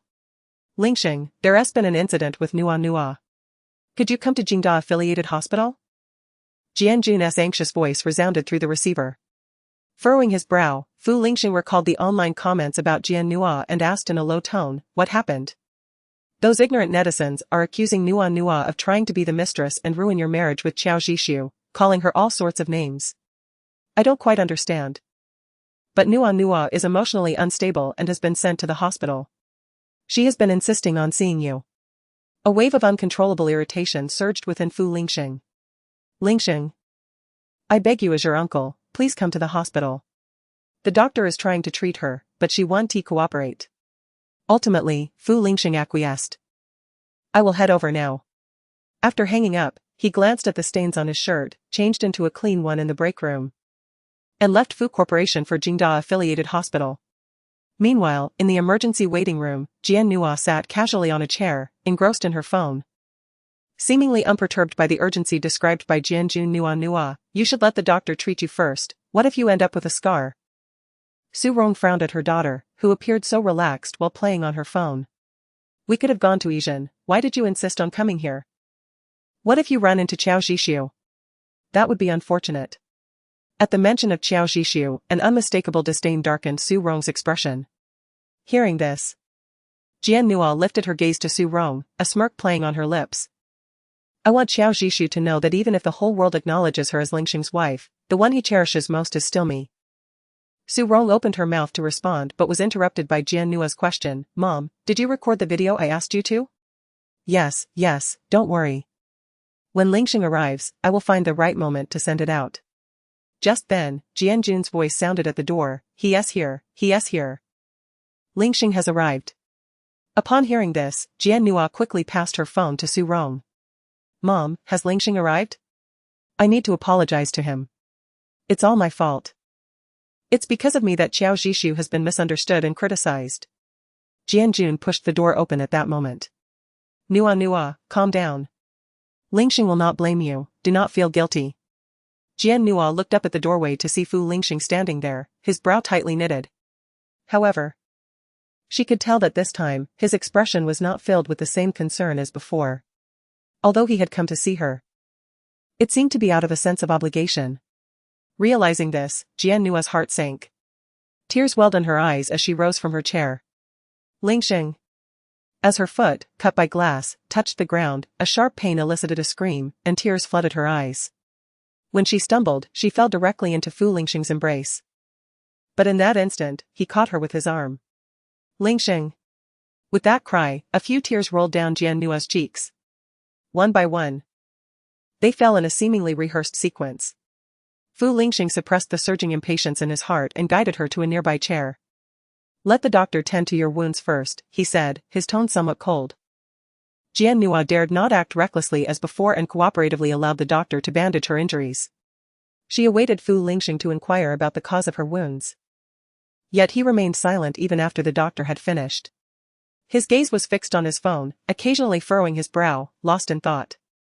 Unable to contain herself any longer, Jian Nua subtly gestured to Su Rong. Su Rong understood and wiped her eyes before addressing Fu Lingxing. Lingxing. The internet is currently criticizing Nua for allegedly inciting fans to attack Xiao Qiao. Nua feels guilty and has been insisting on apologizing to Xiao Qiao. No matter how we advise her, she refuses to listen. As she spoke, she affectionately patted Jian Nua's head. Nua has always had health issues. And after several emotional upheavals, I truly worry she might not be able to withstand it. With that, she began to weep in front of Fu Lingxing.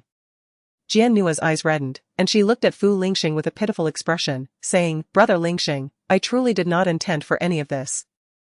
When I was seeing a psychologist, he suggested that I share more of my daily life online, as the blessings and feedback from netizens would aid in my recovery. It's only because I am happiest when I am with you that I accidentally included you in my posts. I never anticipated they would misunderstand our relationship and insult my sister-in-law. This time, Jian Nua had learned her lesson. She sensed Fu Lingxing's growing distance. Previously, she believed that Fu Lingxing was indifferent to Qiao Zhishu, which was why he repeatedly provoked her. However, after this incident, she realized she had gone too far. If she did not take corrective measures soon, Brother Lingxing would only drift further away from her, ultimately benefiting Qiao Zhishu. Brother Lingxing, I understand my mistake, Jian Nua said. Her lips pursed and her tear-streaked eyes appearing exceedingly forlorn. Yet, Fu Lingxing merely stood there quietly, his mind filled with the vulgar and venomous comments he had encountered online. He was not foolish enough to neglect his thoughts entirely, rather, it was his sense of responsibility towards Jian Nua that had initially led him to suppress his contemplations. But now, observing Jian Nua's expression and recalling Qiao Zhishu's words to her, he suddenly asked, Is Jianxi's matter related to you? At his words, Jian Nua's countenance changed dramatically. Jian Nua's parents also turned their gazes toward Fu Lingxing, their expressions collectively darkening. Brother Lingxing, do you also believe Nua is such a wicked person? How could I possibly harm my own brother? Indeed, Lingxing, even if you wish to defend your wife, you cannot unjustly label Nua with such a malicious accusation, Su Rong interjected discontentedly. Fu Lingxing did not glance at Su Rong or Jian Nua but directed his attention to Jian Jun Uncle Jian. Previously, considering that Nua saved my life, the Fu family has provided the Jian family with many benefits. However, I need to make one thing clear, Qiao Zhishu is my wife, and we are one. I will investigate this matter thoroughly. He paused deliberately, then turned his gaze back to Jian Nua, who was momentarily taken aback and had forgotten to manage her expression. He continued, Nua, I hope this matter has nothing to do with you. Jian Nua's face turned ashen, her hands clenched tightly at her sides. Biting her lip, tears welled in her eyes, revealing a genuine sincerity. So, Brother Lingxing believes my sister-in-law's words, correct? Fu Lingxing's impatience flickered in his eyes as he pressed his fingers against his weary brow, stating, Qiao Zhishu does not lie. At this, Jian Nua's complexion seemed to deteriorate further.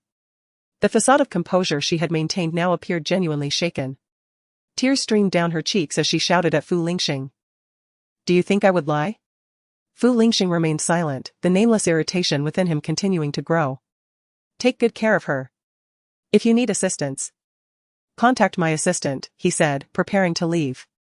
Jian Nua clung tightly to his shirt, her expression pitiful as she pleaded, "Brother Lingxing, won't you care for Nuan Nua?" Fear began to creep into her heart. Previously, Fu Lingxing's unyielding indulgence had emboldened her, leading her to forget that she had crossed his boundaries in dealing with Qiao Zhixiu. How had this come to be? When had things changed? He had always been so lenient with her. Even when she had deceived him with lies about being kidnapped to bring him back from Norway, he had never been angry. Why was it different this time? Fu Lingxing said nothing, leaving her with a simple wish for her to rest well before departing. Just as he exited the emergency building, he unexpectedly encountered Shin Zhuxin, who had appeared in the emergency department. Upon seeing him, a cold smile instantly crossed Shin Zhuxin's face. "Mr. Fu. What a coincidence to run into you in the emergency room again." As she spoke, she glanced behind Fu Lingxing, where Jian Nua was situated. "Mr. Fu. You truly are a devoted childhood friend. When your wife encounters trouble, you keep your distance, yet the moment this little sister enters the emergency room, you seem to rush to the front." The thought of Fu Lingxing having abandoned Qiao Zhixiu in Norway, nearly causing her demise, ignited a fire within her, making her view him with disdain. Shin Zhuxin's words sparked a flicker of coldness in Fu Lingxing's eyes. However, recalling that Shin Zhuxin was Qiao Zhixiu's close friend, he instinctively offered an explanation. "I came to the hospital for a different matter." Shin Zhuxin had initially intended to scold Fu Lingxing and leave, not expecting him to offer any worthwhile words. Yet, she was astonished to hear Fu Lingxing, typically aloof, actually giving her an explanation. How rare, she thought. "Your issues with Jian Nua have been ongoing, what is there to explain now? Why didn't you take action sooner? The child has passed away. And now you wish to come to her aid?" With that, Shin Zhuxin shot Fu Lingxing a look of disdain before turning to leave. "Shin Zhuxin." Fu Lingxing suddenly called out to her. Shin Zhuxin turned back, noticing Fu Lingxing's hesitance, as if he had something to ask. "What is it?" she replied, her tone unkind. After what seemed like a lengthy internal struggle, Fu Lingxing finally spoke. "How long has Qiao Zhixiu been involved with that man?" Shin Zhuxin's expression shifted to one of disbelief. "What did you say?" she exclaimed, her tone suddenly laced with fury. "Fu Lingxing, are you trying to tarnish Qiao Zhixiu's reputation while being entangled with another woman?" "Da Shui." Fu Lingxing nearly ground his teeth as he uttered the name. Shin Zhuxin's furious expression froze, quickly giving way to astonishment. The man known as Da Shui. Lingxing's countenance was dark as he repeated that antiquated name. After a moment of astonishment, Shin Zhuxian comprehended the implication. With her arms crossed before her, she regarded him with an expression akin to that of an onlooker and inquired, "Have you come to understand?" Chapter 79, she has moved out. Observing the tension in Lingxing's jaw, a flicker of malice crossed Shin Zhuxian's eyes. "Since you are already aware, what need is there for me to explain?" His fists gradually curled into tight knots, his icy gaze fixed intently on Shin Zhuxian's expression of amusement. Through gritted teeth, he demanded, "How long has it been? How long have they been together?" Shin Zhuxian merely rolled her eyes in response. "Curious to know? Why not ask Susu yourself?" After casting a cold glance at Lingxing, she turned to leave. Yet, after a few steps, she paused and looked back at him. "Lingxing, if you do not love Susu, then release her sooner rather than later." Her words fell short, caught in her throat. He pressed his lips tightly together, coldly regarding Shin Zhuxian. "This is a matter between Qiao Zhixiu and me, it is not your concern. Perhaps you should focus on Meng Chuan instead." With that venomous remark, he turned and departed without a backward glance, his retreat carrying an air of desperation. As if lingering any longer would compel him to hear Shin Zhuxian utter the words of divorce concerning Qiao Zhixiu. "Sir, shall we return to the office now?" the driver inquired quietly, glancing back at Lingxing. The sudden drop in the vehicle's atmosphere left the driver feeling uneasy. Leaning against the soft leather seat, Lingxing pressed against his throbbing temples and instructed, "Return to Yujingwan." Half an hour later, Lingxing stood before the entrance of the residence, the marital home he shared with Qiao Zhixiu. For the first time, he found himself lacking the courage to open the door, hesitating at the threshold, afraid even to input the passcode. Finally, summoning all his resolve, he entered the code. The sound of the lock clicking open reverberated through him, resonating in his chest. He pushed the door open, revealing a silence that was all too familiar. He could not recall how long it had been since the stillness of the house greeted him each day upon his return. Standing quietly in the foyer, he stared vacantly into the serene yet lifeless living room. The furnishings remained unchanged, yet Lingxing suddenly felt an emptiness within, akin to the barren patch of earth on the terrace ahead. He pressed a hand to his chest, feeling a twinge of pain. Suddenly, his gaze shifted toward the bedroom. And without bothering to change into slippers, he dashed inside. Qiao Jisoo had not occupied the master bedroom for some time. The wardrobe was already devoid of her clothes, leaving only his dark garments, hanging forlornly as if mocking him. A thought struck him, and he rushed to the bedside table, yanking open the drawer. There lay Qiao Jisoo's wedding ring, quietly resting. He recalled the excuse she had given when she claimed the surgeon forbade wearing jewelry. Yet she had worn it even when not in surgery. What had prompted this sudden change of heart? Taking up the ring, he clutched it tightly in his palm. Then, recalling something else, he swiftly made his way to the guest room. Upon opening the door, his steps faltered at the threshold. The guest room was meticulously arranged. Yet everything belonging to Qiao Jisoo was gone. In a frenzy, he searched for any trace of her presence, only to discover that he could find nothing related to her. Had she truly left? Standing in the empty living room, Lingxing murmured in confusion. A wave of pain surged through his heart, as if a vine laced with poison was spreading within him. Qiao Jisoo's existence was akin to a festering sore. When dormant, it was unnoticeable, yet when it flared, it rendered him incapacitated with agony. Dejected, he sank onto the sofa, feeling a weight on his chest. The overwhelming sense of confusion and helplessness deepened his disorientation. After a long pause, he retrieved his phone, trembling fingers navigating to Qiao Jisoo's number to dial. At that moment, Qiao Jisoo had just returned home with Deshu from the pet hospital. The rehabilitated Deshu was in high spirits, its golden fur gleaming. From today onward, you will live with me here, Deshu. Do you like it? Deshu seemed to comprehend, happily licking her palm and then rolling onto its back in delight, causing Qiao Jisoo to laugh. Suddenly, her phone rang, interrupting the moment. Glancing at the screen, her sunny smile vanished in an instant. Hello? Have you moved out? Lingxing's voice was hoarse, tinged with a barely perceptible tremor. Qiao Jisoo considered for a moment and replied, yes, I won't be returning to you, Jingwan. If you need me, just call. The silence on the other end was palpable. Qiao Jisoo, preoccupied with Deshu's antics, cautioned, don't eat too quickly, be careful not to choke. After saying this, she turned back to Lingxing, if there's nothing else, I'll hang up. A derisive sound came from the other end. Now you're living with your dog? Without denying it, she simply responded, of course, Deshu is much smarter than you, Mr. Fu. Without waiting for a reply, she ended the call.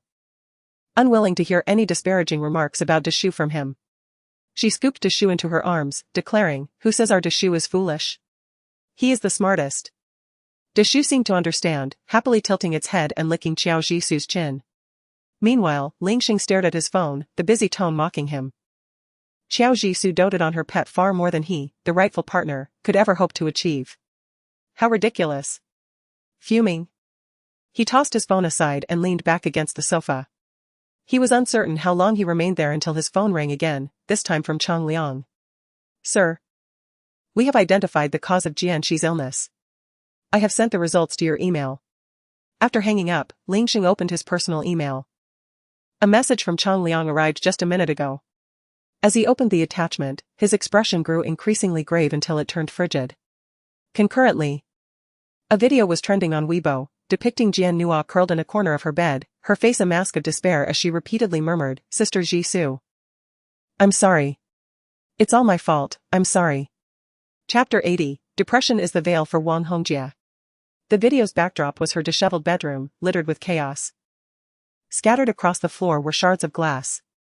In the latter half of the video, Jian Nua, barefoot, crawled down from her bed, her mouth murmuring her intent to apologize to Qiao Jisoo, heedlessly stepping on the glass fragments. In an instant, blood stained the pristine white carpet of the room. The video then shook, and the panicked voice of Su Rong echoed. This video was specifically shared by Su Rong after registering an account. The caption conveyed that Jian Nua's original intention in posting the previous video was due to her concern for her brother's health. Her naivety led her to underestimate the potential for misunderstanding, resulting in Qiao Jisoo being mischaracterized as a mistress. overwhelmed with guilt and mental distress. She hoped for a modicum of understanding from the public. She never intended for Qiao Zhishu to become a target of online harassment. Accompanying the video were Jian Nua's depression diagnosis and the doctor's signature. Once the video was released, the previously silent fans of Jian Nua sprang into action, eager to take the stage and express their sentiments. I advise some people online to know when to stop. Nua has already apologized, what more do you want? One should show mercy. Nua has been driven to a relapse of her depression. Do you intend to push her to the brink? Qiao Zhishu is the wife of a CEO, don't be so petty. She has apologized, so stop inciting your followers to further harass Nua. Currently, the cause of Nua's brother's illness has yet to be determined. Does Qiao intend to deflect the conflict to make herself look good? Is Mrs. Jian gifted with foresight? Did she know her daughter would step on glass and preemptively record it? Could this be another ploy by Wang Hongjie to clear her name? Skepticism arose regarding Su Rong's intentions in posting the video. Soon, passers-by began to grasp the situation, liking and commenting on the video. Su Rong, seemingly vigilant at her computer, promptly responded to the critical comment. It was Nua's psychologist who recommended we document her mental state daily for therapeutic assessment. Su Rong's words carried a hint of grievance. We do not seek to clear our name, we merely wish for some understanding for our Nua, who is just a patient suffering from depression. Yet, many dismissed Su Rong's comments. Of course. It must have been when Wang Hongjie's depression flared up that she enlisted trolls to defame our Qiao Zhishu. Wang Hongjie claims to be the wife of the Fu Corporation's CEO, it seems her mental state has left her disoriented. Sister. The community of those suffering from depression faces enough challenges, please do not further tarnish our reputation. When did depression become an embarrassing cloak that anyone can wear? Bah. Our Qiao Zhishu is truly unfortunate to be entangled with such filth. Let the students of Jingda unite and prevent Wang Hongjie from causing any more chaos. Jian Nua stared at the online comments, expecting that her calculated video would redeem her past actions. To her dismay, many remained unconvinced and even dared to mock her. A group of wretched individuals. Why don't they just vanish? Jian Nua's face contorted with rage as she cursed at her phone, startling her parents with her fierce expression. Nua, do not be so angry, be mindful of your injury, Su Rong reminded gently from the side.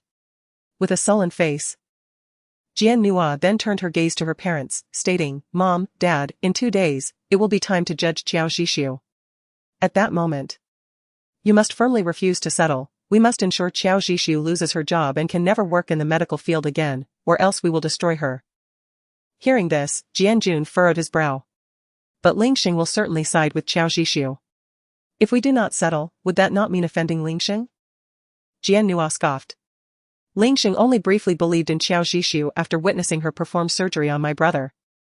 If he learns her skills are lacking and nearly cost my brother his life, he would have no reason to protect her indiscriminately. Moreover, Jian Nua continued.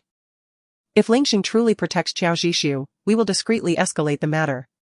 For the sake of the Fu Corporation's reputation, he would not shield her. Perhaps. A cunning smile spread across Jian Nua's face. To maintain the Fu family's reputation, Lingxing might even divorce Qiao Zhishu to sever ties. Is that truly feasible? Jian Jun's expression reflected doubt. Why are you hesitating? I believe Nua's plan is sound, Su Rong shot Jian Jun a disapproving glance. The Fu Corporation is a significant entity, they certainly value their reputation, especially Elder Fu. The Fu family agreed to marry Qiao Zhishu in part due to her esteemed education as a doctor from Jingda. However, if everyone were to discover that Qiao Zhishu was negligent and nearly caused a fatality, how would the Fu family save face? It is not our fault, after all. Lingxing was eager to announce to the world that Qiao Zhishu is his wife. Thus, all her actions and reputation are tied to the Fu Corporation. To preserve their image, the Fu family would have no choice but to divorce Qiao Zhishu. Then, Su Rong looked at her daughter. A triumphant smile gracing her features. Given the relationship between our Nua and Lingxing, the position of the Fu family's young mistress would surely fall to Nua. As Su Rong concluded, her eyes sparkled with ambition, as if the identity of the Fu Corporation's matriarch was beckoning to her. In contrast to the mother-daughter duo's fanciful aspirations, Jian Jun appeared more grounded. If Lingxing truly intended to marry Nua, he would have done so years ago. Why wait until now? If we escalate this matter, we risk losing the Fu family's support, and the bond between Nua and Lingxing could also dissipate. As Jianjun finished speaking, Su Rong shot him an exasperated glance. What kind of defeatist talk is that? A few years ago, Lingxing had no intention of marriage. It was Elder Fu who pressured him into it. Qiao Zhishu just happened to be fortunate enough to be in the right place at the right time. Being a student of Liangzhen, the Fu family had to show respect to the Liang family, right?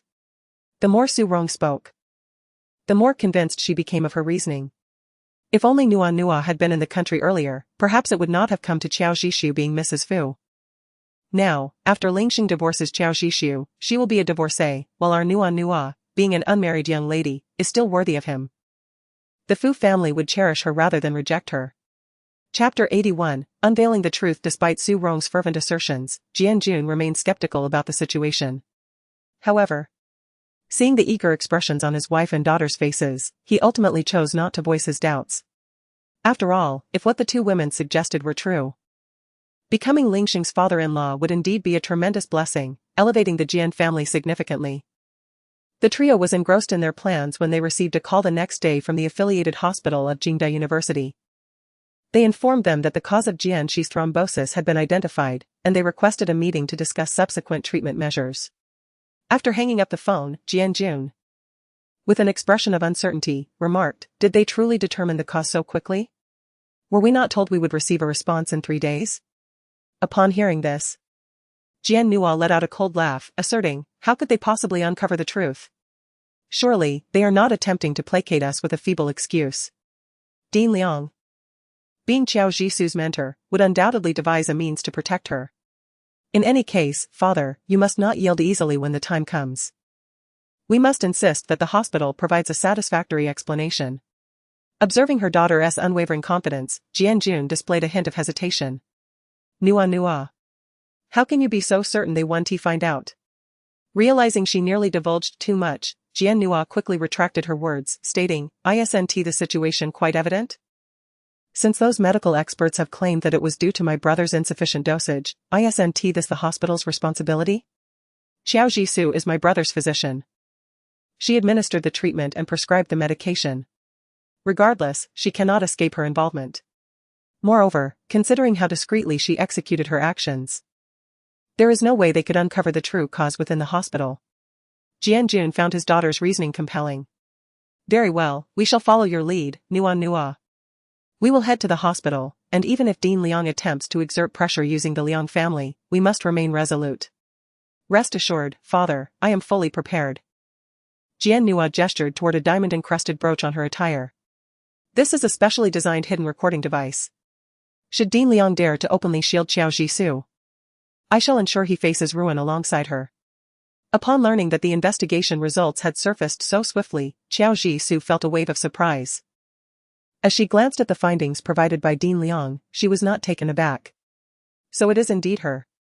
Jian Nua's ruthless cunning was evident. To combat her, she was willing to jeopardize her own brother's life. Meanwhile, Dean Liang appeared conflicted, hesitating to speak. Qiao Zhishu noticed this and inquired, "Teacher, do you have something to add?" With a heavy sigh, Dean Liang confessed, "I am uncertain if I should share this with you. But the rapid conclusion of this investigation owes much to your rather oblivious husband." Fu Lingxing? Qiao Zhishu was momentarily stunned, instinctively glancing at the investigation materials in her hands. How could it be Fu Lingxing? It was perplexing, knowing the connection to Jian Nua. Why would he not assist in erasing the evidence, yet deliver such incriminating findings to the dean? Furrowing her brow, a complex mix of confusion and suspicion clouded her gaze. Although that young man could be infuriating at times, he had indeed performed admirably this time. Dean Liang continued, his expression somewhat begrudging, Su. Do not hold it against me for defending him. I have heard that you two seem to be in conflict lately, and I merely wish to mediate. He must realize his mistakes and is silently attempting to apologize. Qiao Zhishu understood Dean Liang's perspective, as he was unaware that they were already separated and on the brink of divorce. Elders often wish for harmony in the relationships of their juniors. Furthermore, it was evident that Dean Liang held a certain admiration for Fu Lingxing. When he had initially introduced Fu Lingxing to her, his eyes had shone with enthusiasm. While Fu Lingxing may not excel as a husband, he certainly distinguished himself in other domains. Dean Liang genuinely wished to find her a perfect partner. Teacher, I comprehend. Xiao Jisoo nodded, choosing not to elaborate further. While she had been shocked upon receiving the investigation findings regarding Fu Lingxing's assistance, clarity dawned upon her afterward. Just as he had stated yesterday, he did not want her reputation to adversely affect the stock value of the Fu family. Though she was fully aware of this, she chose to acknowledge Dean Liang's goodwill. Dean, the Jian family has arrived. At that moment, the Dean's secretary entered and whispered a reminder. Let us proceed. Dean Liang instructed Xiao Jisoo. In the hospital's family reception room, Jian's parents and Jian Nua awaited.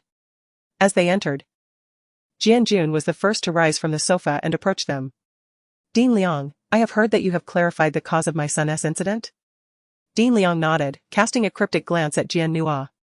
Perhaps feeling guilty, Jian Nua's complexion shifted slightly at the Dean's gaze. However, reassured by the secrecy of her actions, she straightened her posture confidently. Let us sit and discuss, Dean Liang suggested, taking a seat at the conference table in the reception room. Xiao Jisoo and the other hospital leaders followed suit. Once seated, Jian Jun spoke up, Dean Liang, since the investigation is complete, could you share the findings with us? Dean Liang nodded, gesturing to the assistant standing by the projector. Uncle Liang, I know you are an impartial person. Given the solid evidence, you would not cover for your own, would you? Jian Nua interjected, directing her gaze pointedly at Xiao Jisoo. Rest assured, I will not shield my own. Nor will I overlook those with ulterior motives, Dean Liang replied. Jian Nua's attempt to foster a closer relationship by addressing him as Uncle Liang was met with a cold response, as he referred to her as Miss Jian. It was evident that she understood the implication of his words. Before revealing the truth, I would like you all to watch a segment of footage, Dean Liang announced. At that moment, the assistant had already projected a video onto the screen. The expressions of Jian's parents turned to confusion as they focused on the projection. Only Jian Nua turned pale at the sight of the video. Dean Liang, who is this person, and why are you showing us this? Jian Jun inquired. This individual is Zhang Chang, the caretaker of Jianxi, and Zhang Jianhai is his father. So, what connection does Zhang Chang have to the medical incident involving Xiao Qiao? Jian Jun asked, glancing at Xiao Jisoo, brow furrowed. Dean Liang, are you suggesting that the caretaker is to blame? Su Rong chimed in, her tone laced with sarcasm and disdain. Dean Liang disregarded her interruption and continued, directing his attention to the pale-faced Jian Nua, offering a cold smile. Certainly, someone must take the blame, but let us hear what Miss Jian has to say about it. Dean Liang's words caused Jian's parents to visibly change their expressions.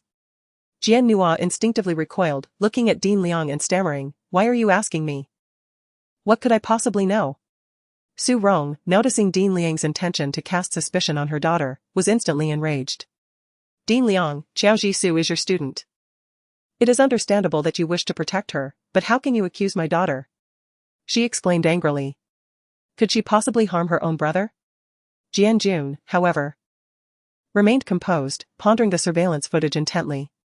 Dean Liang continued to present evidence, stating, this saline solution purchased by Zhang Chang at the pharmacy is documented in their sales records. These are the medical waste products retrieved from Jianxi's hospital room on that day, including the saline bag purchased by Zhang Chang from the pharmacy. At this point, Dean Liang let out a cold sneer, unable to conceal the anger simmering beneath the surface. We were indeed fortunate. The hospital's medical waste had not yet been transported from the temporary storage site when the incident occurred. Considering various factors, all medical waste used by Jianxi had to be intercepted. Upon hearing Dean Liang's words, Jian Nua's face drained of color. But what does that prove? Every medication provided by the pharmacy is meticulously recorded, and the entire process of the nurse administering medication into the saline solution is monitored and documented. Xiao Jisoo stepped forward to clarify their doubts. The nurse's station retains surveillance footage from the past 2 months, which reveals that the nurse did not err in the medication or dosage given to Jianxi. Furthermore, the barcode on the retrieved saline bag did not match that of the medication bag used during Jianxi's intravenous injection but corresponded with the one purchased by Zhang Chang. Pausing for effect, she continued, now, do you understand what this means? After Xiao Jisoo's explanation, Jianxi's parents grasped the implication. They remained silent. And Qiao Jisoo elucidated, this indicates that someone replaced Jianxi's saline solution, which was mixed with anticoagulants, with the saline purchased by Zhang Chang. This is why Jianxi suffered a cardiac thrombosis due to insufficient anticoagulant dosage. The hospital's explanation was logical and substantiated. Even if the Jian family wished to confront Qiao Jisoo, they found no reasonable grounds. The trio had even fantasized about becoming relatives with the Fu family prior to their arrival. Who would have imagined such a convoluted chain of evidence could be uncovered by the hospital? How could this be possible? The one least able to accept this was Jian Nua. She had initially conceived this method after extensive research. Cardiac thrombosis is an acute condition that even Qiao Jisoo, visiting daily, could not have detected with the naked eye. Moreover, Jianxi had just undergone heart surgery. And an incorrect dosage of anticoagulants significantly increases the risk of cardiac thrombosis or other postoperative complications. All she needed to do was replace the medicated saline with ordinary saline. The hospital's medical waste would not remain in temporary storage for more than 48 hours. Even if it were discovered that Jianxi's condition stemmed from the anticoagulant dosage, the evidence would have long been destroyed. At that point, it would merely imply that Qiao Jisoo had erred in prescribing medication. No one would suspect that someone had tampered with the drugs, nor would they go to the pharmacy to investigate. Furthermore, with so many pharmacies in Jing City, how could they pinpoint the exact one? Thus, Jian Nua could not fathom how they managed to trace Zhang Jianhai's son within such a short time frame. This Zhang Chang bore no grudge against her brother, why would he wish to harm him? Jian Nua cast a cold glance at Qiao Jisoo. How did you find Zhang Chang, and how did you so precisely identify that pharmacy? Are you a fortune teller? Jian Nua voiced her suspicions openly, questioning whether Zhang Chang had been under her direction all along, serving as a scapegoat to remove suspicion from her. Indeed, if you are not colluding with Zhang Chang, how did you so easily uncover his identity? Jianmu interjected, her disdainful gaze sweeping over Qiao Jisoo. Perhaps you resent Lingxing for treating our Nua too well and sought an opportunity to retaliate against Jianxi. My son was merely unfortunate to fall under your influence, nearly losing his life. As she spoke, Su Rong pouted, casting a malicious look at Qiao Jisoo. The hospital leaders and doctors present were incensed by Su Rong's baseless accusations. At that moment, the door to the reception room swung open. Fu Lingxing entered, accompanied by 2 bodyguards clad in black suits. Each bodyguard was holding one person, the caregiver Zhang Jianhai and his son Zhang Chang, who had been tending to Jianxi. Fu Lingxing's piercing gaze swept the room before landing on Jian Nua. Startled by his icy stare, Jian Nua instinctively averted her gaze, her heart racing. Curious as to how I traced them? Fu Lingxing inquired, casually pulling up a chair beside Qiao Jisoo and settling down with an air of nonchalance. If you have any questions, feel free to ask me. I will gladly provide answers. His demeanor was relaxed, with his right arm draped lazily over the armrest. Qiao Jisoo sat immediately to his right. In the crowded reception area, the chairs were situated closely together, and as Fu Lingxing rested his hand on the armrest, it inadvertently brushed against Qiao Jisoo's left hand. This seemingly accidental contact carried an undercurrent of intention. Qiao Jisoo slightly furrowed her brow, discreetly retracting her hand. Fu Lingxing appeared to notice, casting a brief, inscrutable glance at her calm profile. Hearing that everything had been uncovered by Fu Lingxing, the color drained completely from Jian Nua's face, especially upon seeing the 2 bodyguards still holding Zhang Jianhai and his son. Lingxing Ge, she murmured, her voice trembling noticeably. Chapter 83, I never expected Jian Nua to be such a terrifying person. The warmth and indulgence that once characterized Fu Lingxing's gaze towards Jian Nua had vanished. Jian Nua also felt stripped of her previous bravado in front of him. A wave of regret washed over her, not for attempting to frame Qiao Jisoo, but for the inadequacy of her plan, which had inadvertently provided Qiao Jisoo with an opportunity to retaliate and led Fu Lingxing to perceive her as a scheming woman. Jian Nua, will you answer your mother's inquiries, or shall I? The use of her full name sent a shiver through the Jian family trio. They understood that Fu Lingxing was thoroughly incensed this time. Lingxing Ge, why do you ask me like this? I have no idea why that caregiver would wish to harm my brother. Jian Nua attempted to resist. No, she must not easily concede in front of Fu Lingxing. Zhang Jianhai had not received the remaining payment, he would not readily betray her. Humph. Unrepentant. Dean Liang, who had been suppressing his anger, let out a cold snort. Fu Lingxing shifted his position, his right arm now resting casually against the back of Qiao Jisu's chair. Although there was no physical contact, the posture appeared as if he was embracing her shoulder, suggesting a degree of intimacy. Qiao Jisu sensed this shift, her brow furrowing even deeper. However, with everyone seated closely, standing up to change seats would seem abrupt and deliberate. She could only endure the discomfort. Fu Lingxing spoke slowly. The evidence was gathered by my subordinates at my request. According to Aunt Jian's earlier logic, does that mean I instructed Zhang Chang to switch Jianxi's medication with the intent to harm him? No, I could never think such a thing. Su Rong and Jian Nua initially considered placing the blame for Zhang Chang's actions on Qiao Jisu. However, they never anticipated that the evidence was uncovered by Fu Lingxing. If that were the case, using the same logic to frame someone else would no longer hold water. With this escape route eliminated, Jian Nua became increasingly anxious. She realized that her brother Lingxing had recently made her feel embarrassed on several occasions for Qiao Jisu. No longer the indulgent brother who had previously entertained her every whim. Jian Jun swiftly grasped the unfavorable implications of the situation for their family and stepped forward to mediate. Now that we have clarified that this caregiver was the culprit and that it has nothing to do with Xiao Qiao, we can rest assured. He approached Qiao Jisu and apologetically stated, Xiao Qiao, Jian Bofu would like to extend an apology. We acted out of concern for Jian Shi and mistakenly misjudged you.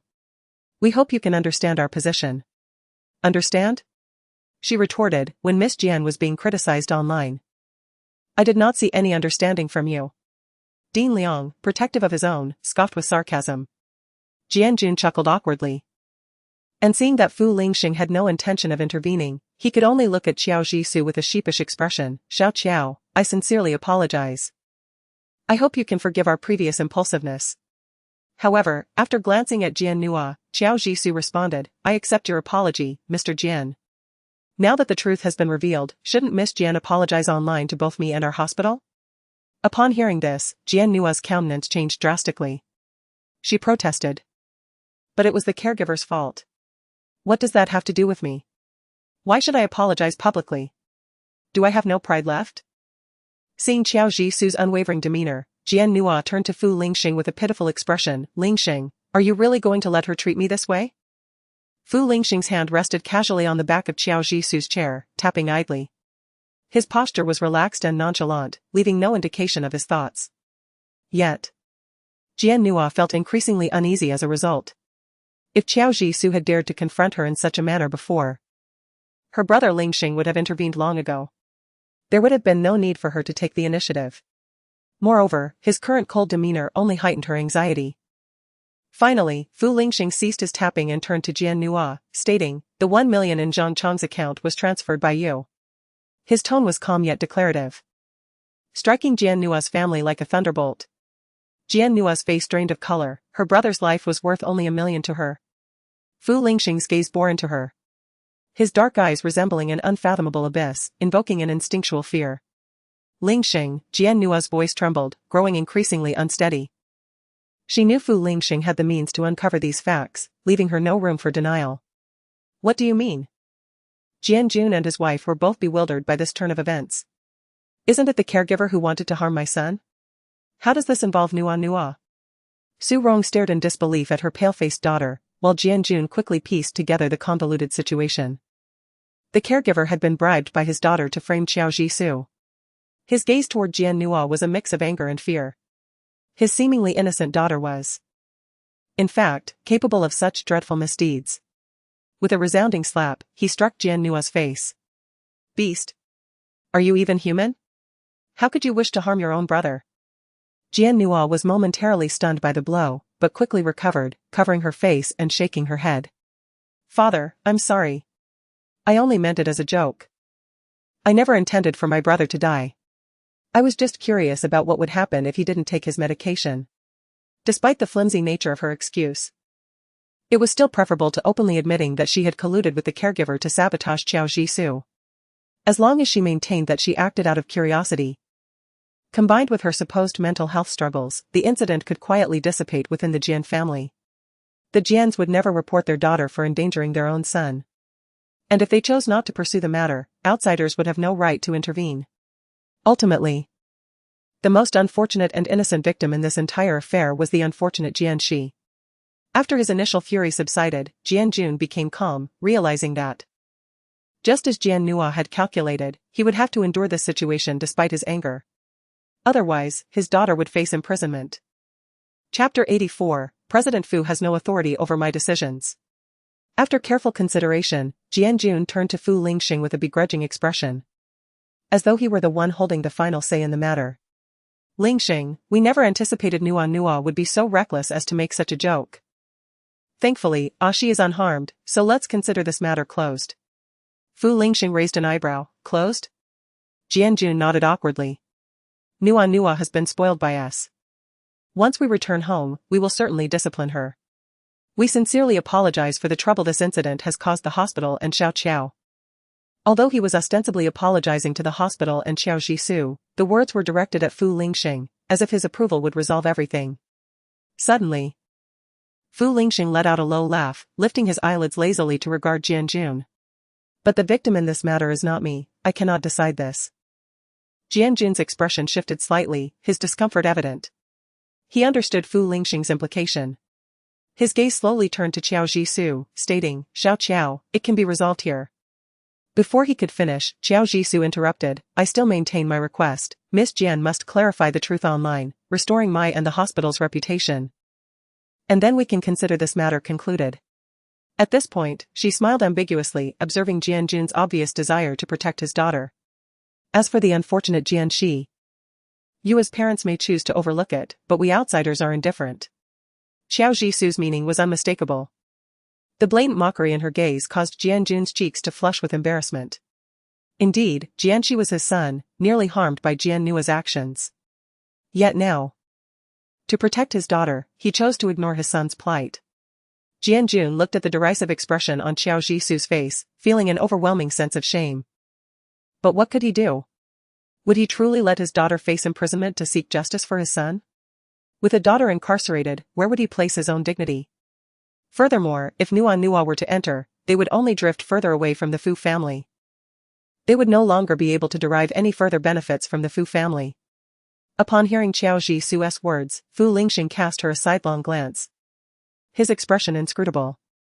Indeed, he still did not fully comprehend his wife of nearly 3 years. He had initially perceived her as a delicate, soft cotton ball, light and gentle. At all times, there seemed to be no trace of malice within Xiao Jisoo. However, he now realized that this woman also possessed a temper. She had begun to grow thorns, not only directed towards outsiders but also towards him. The sharpness of these thorns pierced deeply. He lowered his gaze, his lips curving into a silent arc. No. I will not clarify anything online. Now that we are no longer pursuing the hospital, why do you still cling to this? Without waiting for Jianjun to speak, Jian Nua promptly rejected Xiao Jisoo's suggestion. Her eyes were filled with hostility, almost betraying an uncontainable resentment. In response, Xiao Jisoo turned her gaze towards her with indifference, stating, your decision not to pursue this is because it was never related to us. However, your actions have tarnished my reputation and that of the hospital. Your refusal to pursue does not imply that I will remain silent. With these words, Xiao Jisoo stood up from her chair. Miss Jian, I have offered you an opportunity. If you are unsure how to clarify, I shall assist you in doing so. A resolute expression adorned Xiao Jisoo's face, each word resonating with conviction. It was evident that she would not easily let Jian Nua off the hook this time. At this moment, Su Rong grew anxious. Though she was infuriated with her daughter for her reckless behavior, disregarding her brother's life, the incident had already occurred. And further anger would serve no purpose. The pressing concern was to mitigate the impact of this situation on Nua as much as possible. With this in mind, she anxiously turned to Fu Lingxing, saying, Lingxing, we cannot allow Nua to reveal the truth. You know how horrifying and malicious those ignorant netizens can be. Once they learn that Nua harmed her brother, they will surely subject her to a brutal online attack. Su Rong's words carried an air of self-evidence, even audaciously placing the blame on those netizens. As she uttered the term ignorant commoners, the expressions of everyone in the reception room became somewhat difficult to decipher. Ignorant commoners? Huh. Aren't we all ordinary people here? Is she perhaps a royal aristocrat? Just yesterday, Nua had been overwhelmed by online harassment to the point of emotional collapse, nearly resorting to suicide. If it were to happen again, the thought was unbearable. Su Rong's voice trailed off as she covered her face, sobbing softly, appearing even more like a victim than Xiao Jisoo. Fu Lingxing remained silent, his eyes downcast, lost in thought. However, to Xiao Jisoo, this demeanor suggested that Fu Lingxing was contemplating Su Rong's words. He was so concerned about Jian Nua's depression that he would lose his rationality whenever she had an episode. Now that Su Rong had spoken so, it was likely he would wish to appease Jian Nua. Thus, she seized the opportunity to speak before Fu Lingxing could interject, asserting, "I am the victim, Mr. Fu has no authority to make this decision on my behalf." Her tone was icy, and to Fu Lingxing's ears, it sounded even more piercing. Seeing Xiao Jisoo's unyielding demeanor infuriated Su Rong, who looked at her with a fierce intensity reminiscent of Jian Nua. "Xiao Qiao, what do you mean? Are you intentionally trying to drive Nua to her death?" In contrast to Su Rong's unreasonable obstinacy, Xiao Jisoo maintained her composure and dignity. "I am merely defending my legal rights and my reputation. If Miss Jian's condition worsens as a result, I happen to know a psychological expert I can recommend to her." Each word from Xiao Jisoo fell with conviction. She stood tall, showing no sign of retreat. As she spoke, her gaze fell upon the currently sullen Jian Nua, offering her a gentle smile. Depression is a serious matter that can cost lives. Since the previous psychologist has failed to provide effective treatment after such a long time, it indicates that the doctor may not be competent. I suggest Miss Jian consider changing her doctor and not shy away from seeking proper treatment. Jian Nua was infuriated by Xiao Jisoo's seemingly casual yet skillful remarks, her jaw clenched tightly. What angered her more was the familiarity of Xiao Jisoo's words. Indeed, that day in Lingxing's office, Lingxing had expressed something quite similar. What was this? Was she trying to imply that the couple shared such a deep understanding that even their words were so in sync? The more Jian Nua thought, the angrier she became. Her gaze involuntarily drifting towards Fu Lingxing, only to find him suppressing a smile, the corners of his mouth gradually lifting despite his best efforts to conceal it. "Brother Lingxing," Jian Nua cried out with a quiver in her voice, "does Jisoo really want to drive Nua to death?" The smile that had just begun to form on Fu Lingxing's lips faded away.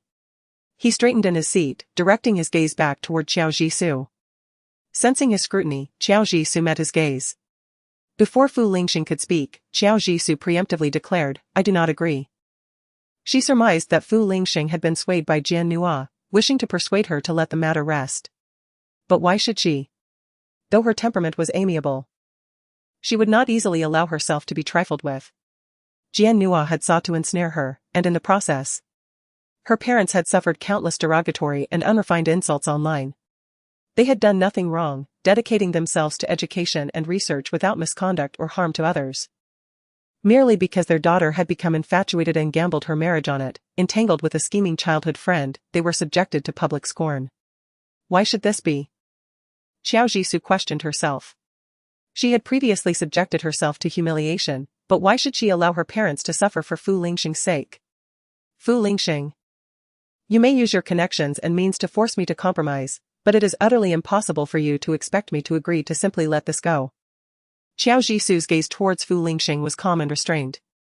Though he could not detect any anger in her eyes, in that moment, he felt suppressed by her unyielding stance.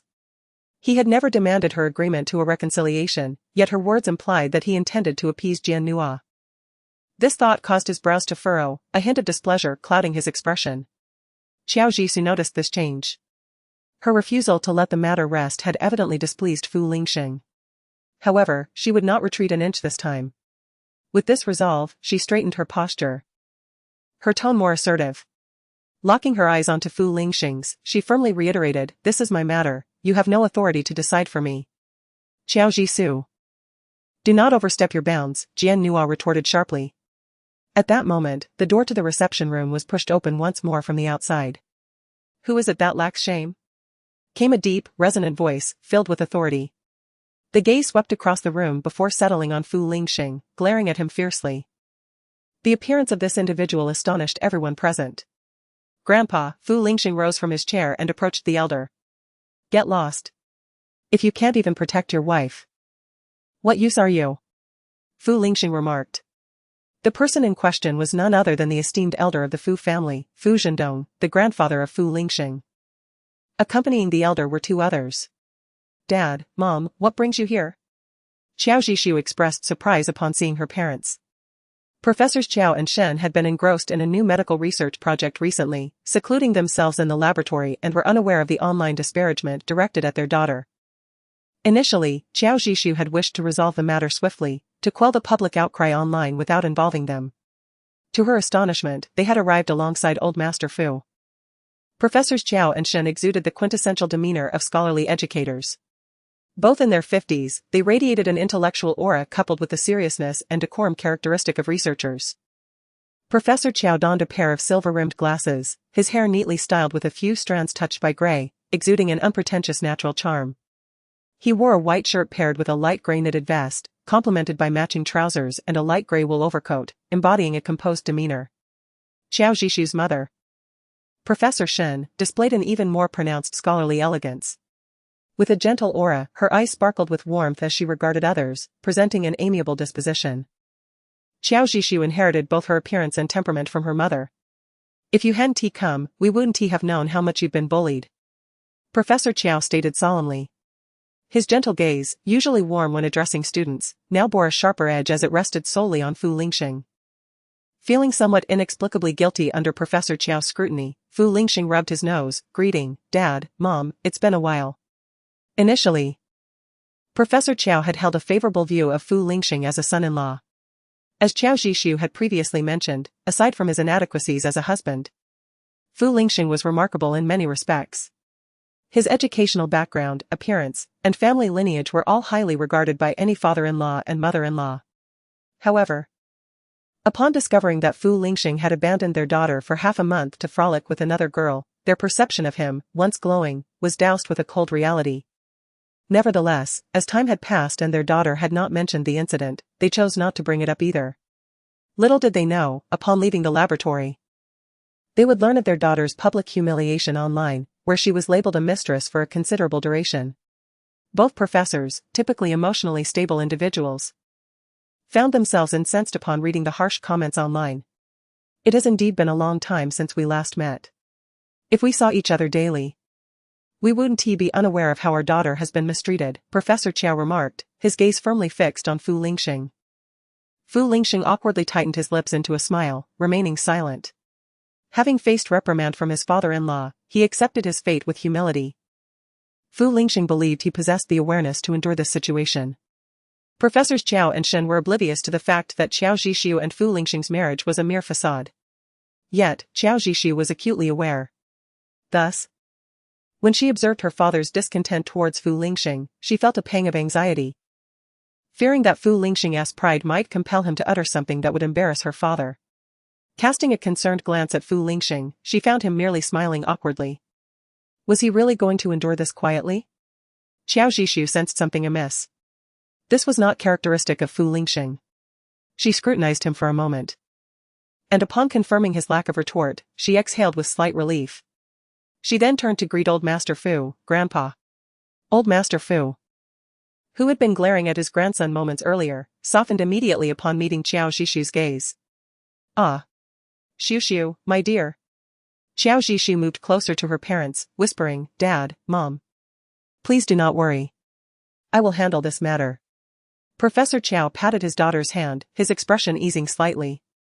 He then scanned the faces of the Jian family, ultimately fixing his gaze on Jian Nua. Miss Jian, whom were you suggesting should lose their dignity just now? Chapter 86, It turns out there is a superiority in being a mistress. Professor Qiao was a remarkably gentle instructor. Although he maintained high expectations for his students academically, he did not appear overly stern in daily life. However, when he adopted a serious demeanor, his austere expression could be quite intimidating. Jian Nua felt a wave of anxiety wash over her, momentarily at a loss for words in response. What? Do you think my Xiu is easy to bully? And thus you can trample on her? Professor Qiao stated. Though my wife and I may not possess significant influence, we will not allow our daughter to be treated so disgracefully. When Professor Qiao claimed modesty, it was indeed an understatement. Although the Qiao family might not rival the Fu family in wealth, or even the Jian family, which was backed by the Fu family. They were far from lacking in connections. The Chiao family was a true scholarly lineage, with Jingqing University being one of the nation's top institutions. It would not be difficult to find several influential individuals emerging from the students they had mentored. Moreover, there were also students who had been taught by Qiao Zhishu's grandparents. Jian Jun, more perceptive than Su Rong and Jian Nua, dared not assert his superiority before Professor Qiao, especially since Fu Lingxing had visibly chosen not to defend Jian Nua. Continuing to persist would only bring embarrassment upon the Jian family. With this in mind, Jian Jun forced a smile and said, "Professor Qiao, please do not be upset. This is merely a misunderstanding, it's just a minor dispute among children, not as serious as you imply." Professor Shen, who had remained silent until now, let out a cold laugh and remarked, "Oh really? Is this what you consider a minor dispute, Mr. Jian, when it concerns life and death?" Upon uttering this, Professor Shen nodded knowingly. No wonder Miss Jian could brazenly occupy another's husband for half a month. It seems this is inconsequential in her eyes. Initially baffled by how a young woman could be so oblivious to propriety, it now appeared to stem from her upbringing. It was evident that Professor Shen was quite agitated, leading her to express such caustic remarks. Jian Jun had not anticipated Professor Shen to be so unyielding, her words trampling down the dignity of his family. His expression shifted dramatically, reflecting his discomfort. Fu Lingxing was equally taken aback by Professor Shen's mention of the incident, feeling a mix of astonishment and embarrassment. Reflecting on abandoning Qiao Zhishu for half a month in Norway, he acknowledged that he had indeed acted excessively. At that time, his sole focus was on Jian Nua. Concerned that her depression would worsen, oblivious to Qiao Zhishu's feelings. Now, hearing his mother-in-law bring it up intentionally, he felt both guilt and unease.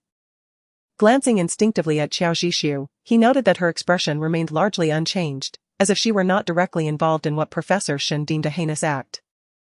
Upon hearing Professor Shen's sharp and piercing mockery directed at her daughter, Su Rong was instantly infuriated. "How can you speak like that? Lingxing has treated our Nua well, that is a bond cultivated since childhood. If your own daughter cannot manage her husband, why should you blame mine?" The onlookers in the reception room were taken aback, realizing that someone could take pride in being a mistress. The fact that a mother could utter such words hinted at a troubling familial background. Most of the hospital's leadership and chief doctors present, originating from Jing University, were either classmates or alumni of Professor Shen and her husband. Thus, they naturally sided with the couple. Su Rong's utter lack of moral grounding rendered everyone speechless, and the gazes directed at her were laden with unspoken sentiments. As one of the involved parties, Fu Lingxing frowned deeply. A wave of humiliation washed over him, feeling as if he were being treated like a spectacle. Professor Shen, however, maintained her composure, unlike Su Rong's uncouth outburst, and was left momentarily silent by Su Rong's remarks. At that moment, a deep and powerful scoff cut through the tension, instantly quelling Su Rong's haughty demeanor. "If Susu cannot control her husband, it is my failing as a grandfather for not educating my grandson properly," declared Elder Fu in a solemn tone. His gaze, though veiled by the passage of time, exuded an undeniable authority. The sharpness of his stare, akin to a blade tempered in ice, bore down on Su Rong. "You might as well blame me for being inept and for not raising my descendants better." Upon hearing his words, the Jian family turned pale with fear. "Elder, your words are too severe, how could this possibly be your fault?" Su Rong's expression was one of reluctant compliance, forcing a stiff smile. Yet, the intensity of Elder Fu's gaze left her frozen in place. Jian Jun quickly intervened, pulling Su Rong back while stepping forward to offer his apologies to Elder Fu. "Elder, this foolish woman lacks the ability to express herself, I apologize on her behalf. Please, show mercy and do not take her words to heart." Elder Fu shot Jian Jun a cold glare, remaining silent. Understanding the unspoken message, Jian Jun's face betrayed a hint of embarrassment and discomfort. However, he soon turned to Professor Shen and her husband to extend another apology. "Professor Shen, you were absolutely right, it is we who have failed to educate our daughter properly, causing her to act without discretion. We sincerely apologize for the distress caused to Xiao Qiao." Professor Shen regarded Jian Jun, stating, "Since Mr. Jian has apologized on behalf of your daughter, we shall not dwell on past grievances. However, how does Mr. Jian propose to resolve today's situation?" Jian Jun, recognizing the necessity for resolution, understood that without accountability, matters would not settle. More importantly, Elder Fu's presence clearly indicated support for Xiao Jisoo. We will clarify online that this incident has no connection to Xiao Qiao or the affiliated medical staff, he stated. Husband. Father. Upon hearing Jian Jun's declaration, Su Rong and Jian Nua exclaimed in unison. Silence. Jian Jun turned and barked, casting a sharp glance at them, which compelled the mother and daughter to fall silent. With Jian Jun's statement, Xiao Jisoo and the hospital representatives no longer pressed the issue. For the moment, the matter seemed resolved. Feeling embarrassed, Jian Jun sought a reason to leave. Elder, we shall take our leave now, we still need to check on Ashi. With that, he gestured for Su Rong and Jian Nua to follow. Jian Nua, her eyes glistening, reluctantly trailed behind Jian Jun, her heart brimming with dissatisfaction. As she passed by Fu Lingxing, she could not help but call out, Lingxing Gugu, her eyes misty with unspoken affection. Fu Lingxing regarded her coolly, replying, return home and tend to your responsibilities. Jian Nua's face paled at his words, ultimately being pulled away by Jian Jun. In the reception room, the remaining hospital leaders took their leave, leaving only Professor Qiao and his wife, Xiao Jisoo, Elder Fu, Fu Lingxing, and Dean Liang. Elder. I thought you were vacationing in New Zealand, what brings you back so suddenly? Dean Liang inquired. The winter chill in Jing City often drove Elder Fu to the southern hemisphere for warmth. Casting a glance at his disappointing grandson, he responded. It was due to a certain individual's lack of clarity that I returned in frustration. The certain individual was Fu Lingxing, who sheepishly rubbed his nose, opting for silence. Elder Fu then turned to Xiao Jisoo with a smile, Su. Upon hearing her name, Xiao Jisoo hurriedly approached, Grandfather. I am sorry for any distress you have faced. Xiao Jisoo was taken aback and quickly shook her head, No, I have not faced any distress. While others may be unaware, she understood her own situation. Fu Lingxing had no obligation to offer her anything beyond their agreement. Even if she felt wronged within the confines of their marriage, it was her burden to bear. This was why. Despite Fu Lingxing's seemingly excessive actions that might provoke others, she never complained or reproached him or anyone else. Because she lacked the standing to do so. Yet, when Fu Lingxing heard her speak, he turned his gaze toward her, his expression unreadable. His eyes slightly lowered, lost in thought. Are you still defending this foolish boy? He has let that girl from the Jian family walk all over him, and yet he feels no shame? With that, Elder Fu shot Fu Lingxing an admonishing glare. Had it not been for this boy's unrestrained indulgence of that girl, would she dare to act so brazenly in your presence? Grandfather, Fu Lingxing instinctively began to defend himself but was silenced by a single glare from Elder Fu. Lingxing, regardless of the kindness shown, the Jian family has reaped enough from our Fu family over the years. If you wish to repay them, that is your prerogative. However, do ensure you understand who your true wife is. Elder Fu's expression turned serious. You owe Jian Nua, but Susu is not indebted to you. She has no obligation to endure discomfort to repay your kindness.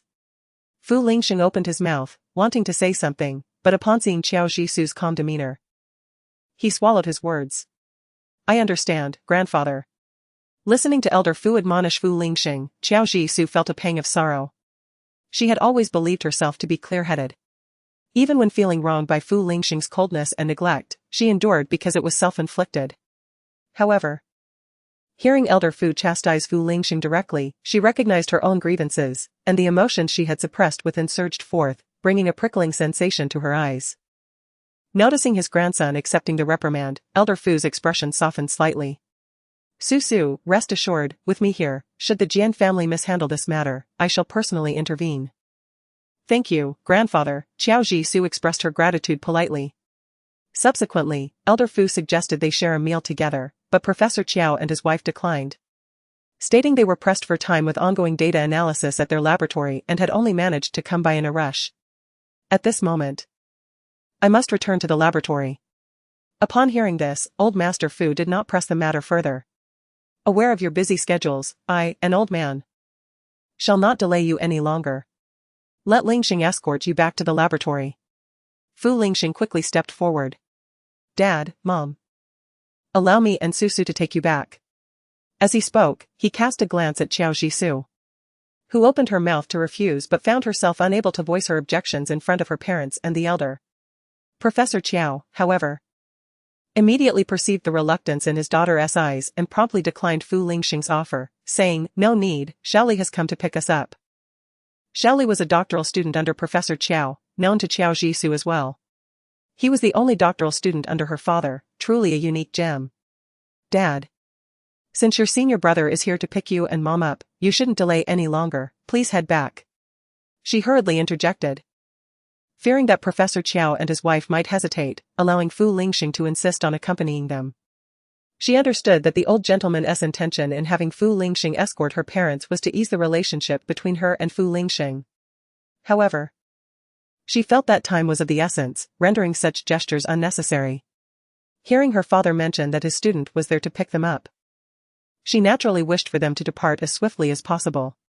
Fu Lingxing detected the urgency in Qiao Jisoo's tone and quickly surmised her thoughts. He cast a silent glance at her, and the brightness in his eyes dimmed a fraction. After Professor Qiao and his wife left, Dean Liang also found an excuse to depart, leaving only Qiao Jisoo and Old Master Fu in the reception room. "Grandfather." Qiao Jisoo was about to find an excuse to leave when Fu Lingxing preempted her, exclaiming, "Qiao Jisoo." The three emphatic words effectively silenced her impending response.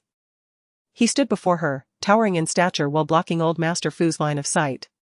"Your grandfather traveled all the way from the southern hemisphere to support you. You don't plan to abandon him, do you?" As he spoke, his hands instinctively clenched at his sides. Old Master Fu raised an eyebrow, casting a disapproving glance at his disappointing grandson. "You little rascal, you've grown bold enough to use your grandfather as a pawn." Though he expressed disdain for his grandson, he acknowledged him as family, even if he was merely a tool. Qiao Jisoo met Fu Lingxing's assertive gaze, a smirk gracing her lips as she retorted, "If it weren't for your desire to protect Jian Nua, there would be no need for grandfather to make such a long journey." Fu Lingxing's expression abruptly soured. "When did I ever want to shield Jian Nua?" "That's debatable," Qiao Jisoo quipped with a slight smile. If it had not been for grandfather and her parents arriving in time. His contemplative demeanor at that moment surely suggested he was contemplating how to assist Jian Nua in glossing over this incident. Fu Lingxing was infuriated by Qiao Jisoo's mocking expression, feeling as though a lump of frustration lodged in his throat. Once again, he read her thoughts through her eyes. Thus, his early morning endeavor, bringing bodyguards to apprehend the Zhang father and son, was perceived by her as an act of covering for Jian Nua? His face darkened with anger as he glared at Qiao Jisoo, wishing he could devour her whole. Yet ultimately, he found himself laughing in exasperation. "Qiao Jisoo, how did I never realize how infuriating you could be?" Qiao Jisoo wanted to retort. "I used to love you, hence I could tolerate you. Now, you are nothing." Chapter 88, You Should Know My Taste. However, her good upbringing prevented her from uttering such words in front of Old Master Fu. Although she harbored disdain for Fu Lingxing, she could not disregard the old gentleman's presence. Thus, she approached Old Master Fu and said, "Grandfather, it's time for a meal. Let me accompany you." Old Master Fu smiled and nodded, "All right."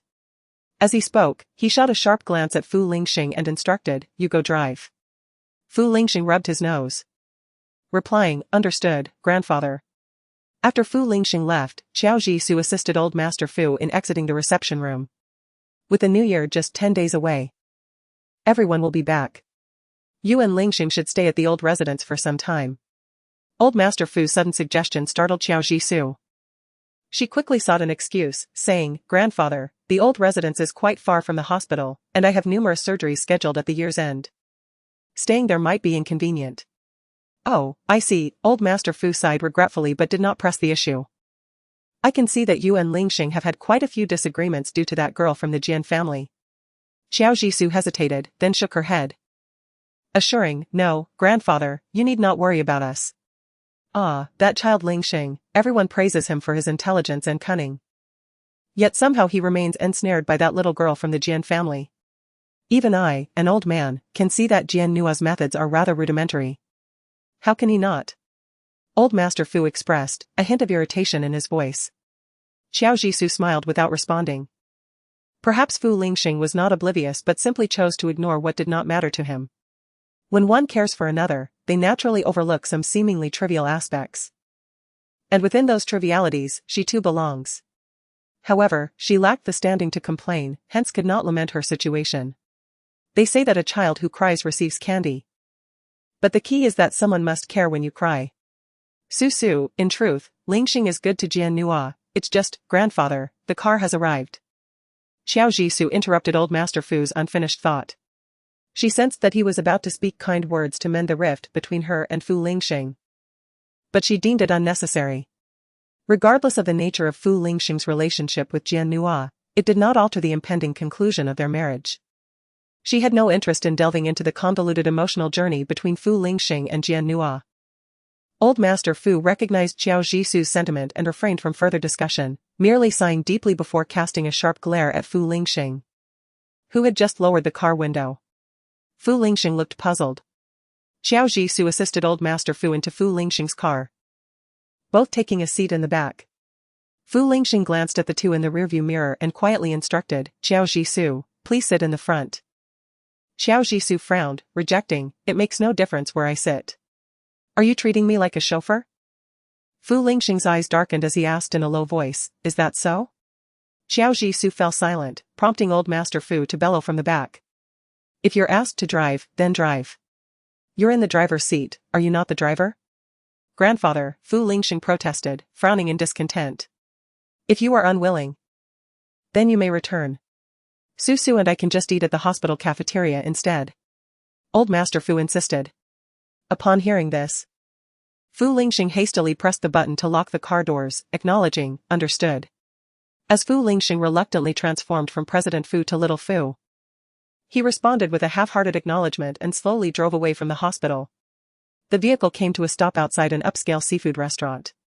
Upon entering the private room, Fu Lingxing addressed his grandfather, Grandfather, please wait here, I will take Su to order. This seafood establishment boasted fresh ingredients flown in daily from various regions across the nation, all kept alive in the ordering area. Guests could select their preferred seafood and request the chefs to prepare it according to their taste. Once again, Xiao Jisoo attempted to decline. Yet Fu Lingxing grasped her arm and forcibly led her out of the room. Let go, don't be so hands-on, Xiao Jisoo frowned and spoke sternly. Hearing this, Fu Lingxing let out a light chuckle, his gaze appraising her while still holding her arm firmly. Hands-on? Just now, I am only being hands-on. I haven't yet moved to being hands-off. With that remark, he intentionally stepped closer to Xiao Jisoo, cornering her against the wall of the corridor outside the private room. If you refuse me one more time, not only will I be hands-on but... He leaned down, whispering in her ear, his voice soft yet filled with warmth, wrapping around her like a gentle caress. Xiao Jisoo instinctively recoiled, but the cold, hard wall behind her left her with nowhere to escape. Gritting her teeth, she met Fu Lingxing's wicked gaze, devoid of any embarrassment or anxiety. On the contrary, her gentle eyes, usually warm towards others, now sparkled with clarity. Looking at Fu Lingxing, she unveiled a sardonic smile and retorted, President Fu, where did you learn such a greasy way of flirting?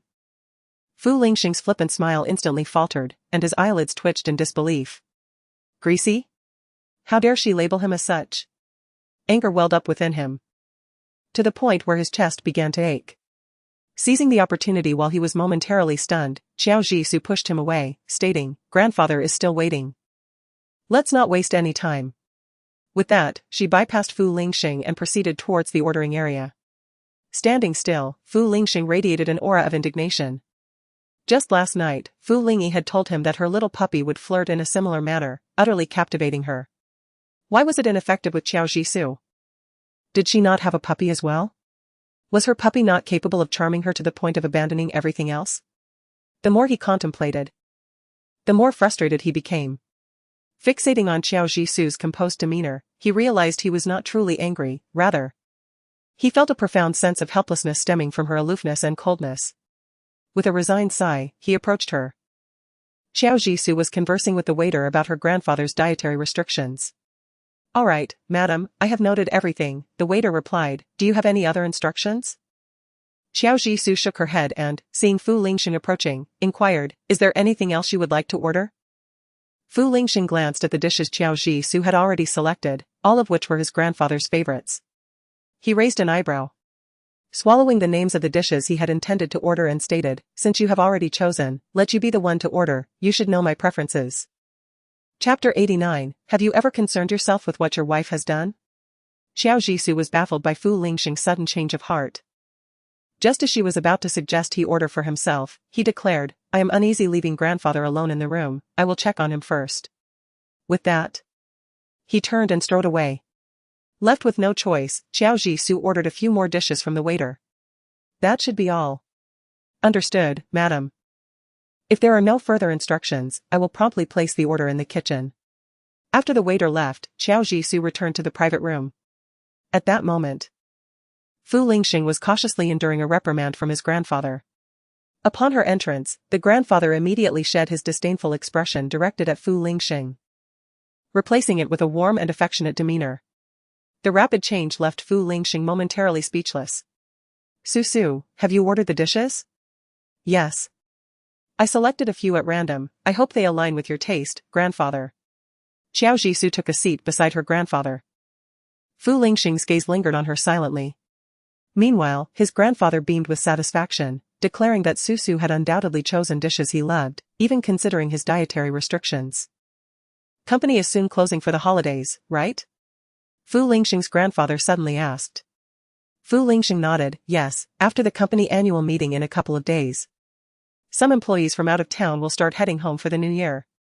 As he spoke, he cast a glance at Xiao Jisoo, his eyes slightly lowered. Lost in thought. The two elders discussed company matters, and Xiao Jisoo remained quiet, sitting peacefully by their side. Soon, the dishes she had ordered began to arrive one after another. Please enjoy your meal. After the waiter departed, Fu Lingxing's grandfather gazed at the table filled with dishes, a flicker of joy illuminating his eyes. Su truly understood his palate, having ordered all his favorites while also being mindful of his dietary restrictions. Grandfather, I am glad you are satisfied. Both Fu Lingxing's grandfather and Xiao Jisoo were in high spirits. Yet Fu Lingxing's expression remained inscrutable as he surveyed the delectable array of dishes before him. His deep-set eyes dimmed slightly. Observing how Xiao Jisoo was entirely engrossed in conversing with her grandfather, paying him no attention whatsoever. Grandfather, while seafood is delicious, the cholesterol in crab roe is quite high, please consume it sparingly, just to satisfy your craving, Xiao Jisoo gently cautioned, as she placed the prepared crab in front of her grandfather.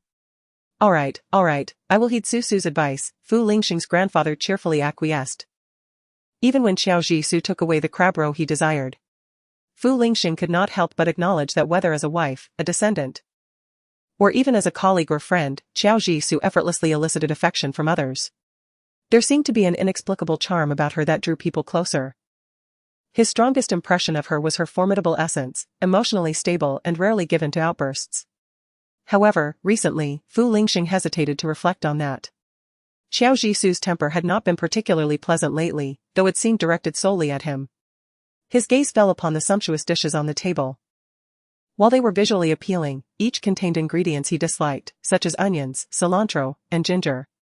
Previously, Xiao Jisoo had diligently remembered his aversions. Whenever they dined together, she had never erred. Yet now, Fu Lingxing closed his eyes, feeling his appetite vanish entirely. He was uncertain whether Xiao Jisoo had intentionally chosen to disregard these matters or if she had truly forgotten everything concerning him. Regardless of which was the case, he felt a profound discomfort within. Sullenly, he sat silently to the side, scarcely touching his meal. Both Old Master Fu and Xiao Jisoo were engrossed in their own conversation, discussing topics ranging from history to geography, politics, and their experiences from domestic and international travels. Xiao Jisoo was akin to a living encyclopedia, effortlessly keeping pace with Old Master Fu's discourse, never allowing a single word to fall to the ground. The meal was a source of immense joy for Old Master Fu. The gathering concluded with a cheerful atmosphere, though the grandson referred to as Xiao Jisoo, not Fu Lingxing. For Xiao Jisoo, this visit from her grandfather was indeed worthwhile. As they exited the dining room, Old Master Fu appeared reluctant to leave. When will you have time to play a few games with me again? This time, I made a friend, a Go Master in New Zealand. After practicing for a few months, you mustn't let me win again in our next match. Xiao Jisoo paused, then smiled. You've caught me. Hearing this, the old man burst into hearty laughter. I am not so forgetful that I couldn't see you letting me win. Fu Lingxing, who had been entirely ignored throughout the meal, now felt an urge to interject, looking at Xiao Jisoo and saying, when did you play chess with Grandpa again? He is a terrible player yet insists on playing. He can ponder over each move for ages. No one wants to play with him, nor do they have the patience. Fu Lingxing had only intended to insert himself into the conversation casually. However, as soon as he spoke, Old Master Fu snorted in irritation and remarked. You have dedicated your time and energy to Jian Nua, yet have you ever shown concern for your wife? While she accompanies this old man.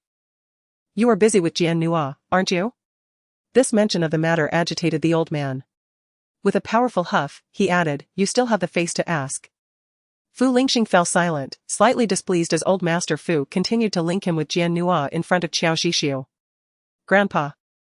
I've told you many times that my feelings for Jian Nua are purely a sense of responsibility. The old man dismissively retorted, all right, I understand. Just take care of your responsibilities. When Susu gets angry and decides to divorce you, I will provide her with a substantial dowry and help her find someone better. Grandpa. Fu Lingxing seemed infuriated by the old man's words, his expression darkening. Just then, a middle-aged man pulled up in a car and approached them. Old master, young mistress. The newcomer was Uncle Zhou, Old Master Fu's dedicated driver. All right, Xiao Zhou is here to pick me up. I've arranged to play go with Old Master Ji. So I must be off. Old Master Fu, disregarding Fu Lingxing's displeased demeanor, instructed, you needn't worry about me. Just take Susu back to the hospital. Chapter 90, Am I allowed to regret? Susu, I'm leaving now. Remember to visit me at the old house when you have a break this weekend. All right. Take care, Grandpa. After watching Old Master Fu depart, Qiao Zhishu shifted her gaze to Fu Lingxing. The subway entrance is just over there. I can get to Fu Yi directly, so you needn't trouble yourself. With that, she waved at Fu Lingxing and attempted to cross the street towards the subway entrance. However, before she could take a step, Fu Lingxing's long arm blocked her path.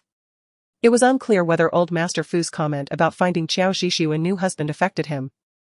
But Fu Lingxing now felt inexplicably restless. He stood with his hands on his hips, burdened with a multitude of things he wished to convey. Yet unsure of where to begin. Particularly, seeing the calm and indifferent look in Qiao Zhishu's eyes made him choke on his words. At that moment, his agitation reached a boiling point. Taking a deep breath, he attempted to suppress the surging irritation within him and shifted his gaze elsewhere. Now that Grandpa is gone. Are you too indifferent to even acknowledge me? Qiao Zhishu asked, puzzled. Was he truly irritable for the entire day just to say this? Fu Lingxing noticed the unspoken complexity in Qiao Zhishu's eyes, which only heightened his frustration. Just as she expected him to unleash his fury, he suddenly lowered his head, softening his tone. Did you not notice that I barely touched my lunch? Qiao Zhishu asked, bewildered. Aren't you hungry? What should I do? If I were to hit this jerk, would it be considered domestic violence? This is infuriating, he thought, tightening his jaw and fixing his gaze upon her. Those dishes contained many items I do not favor.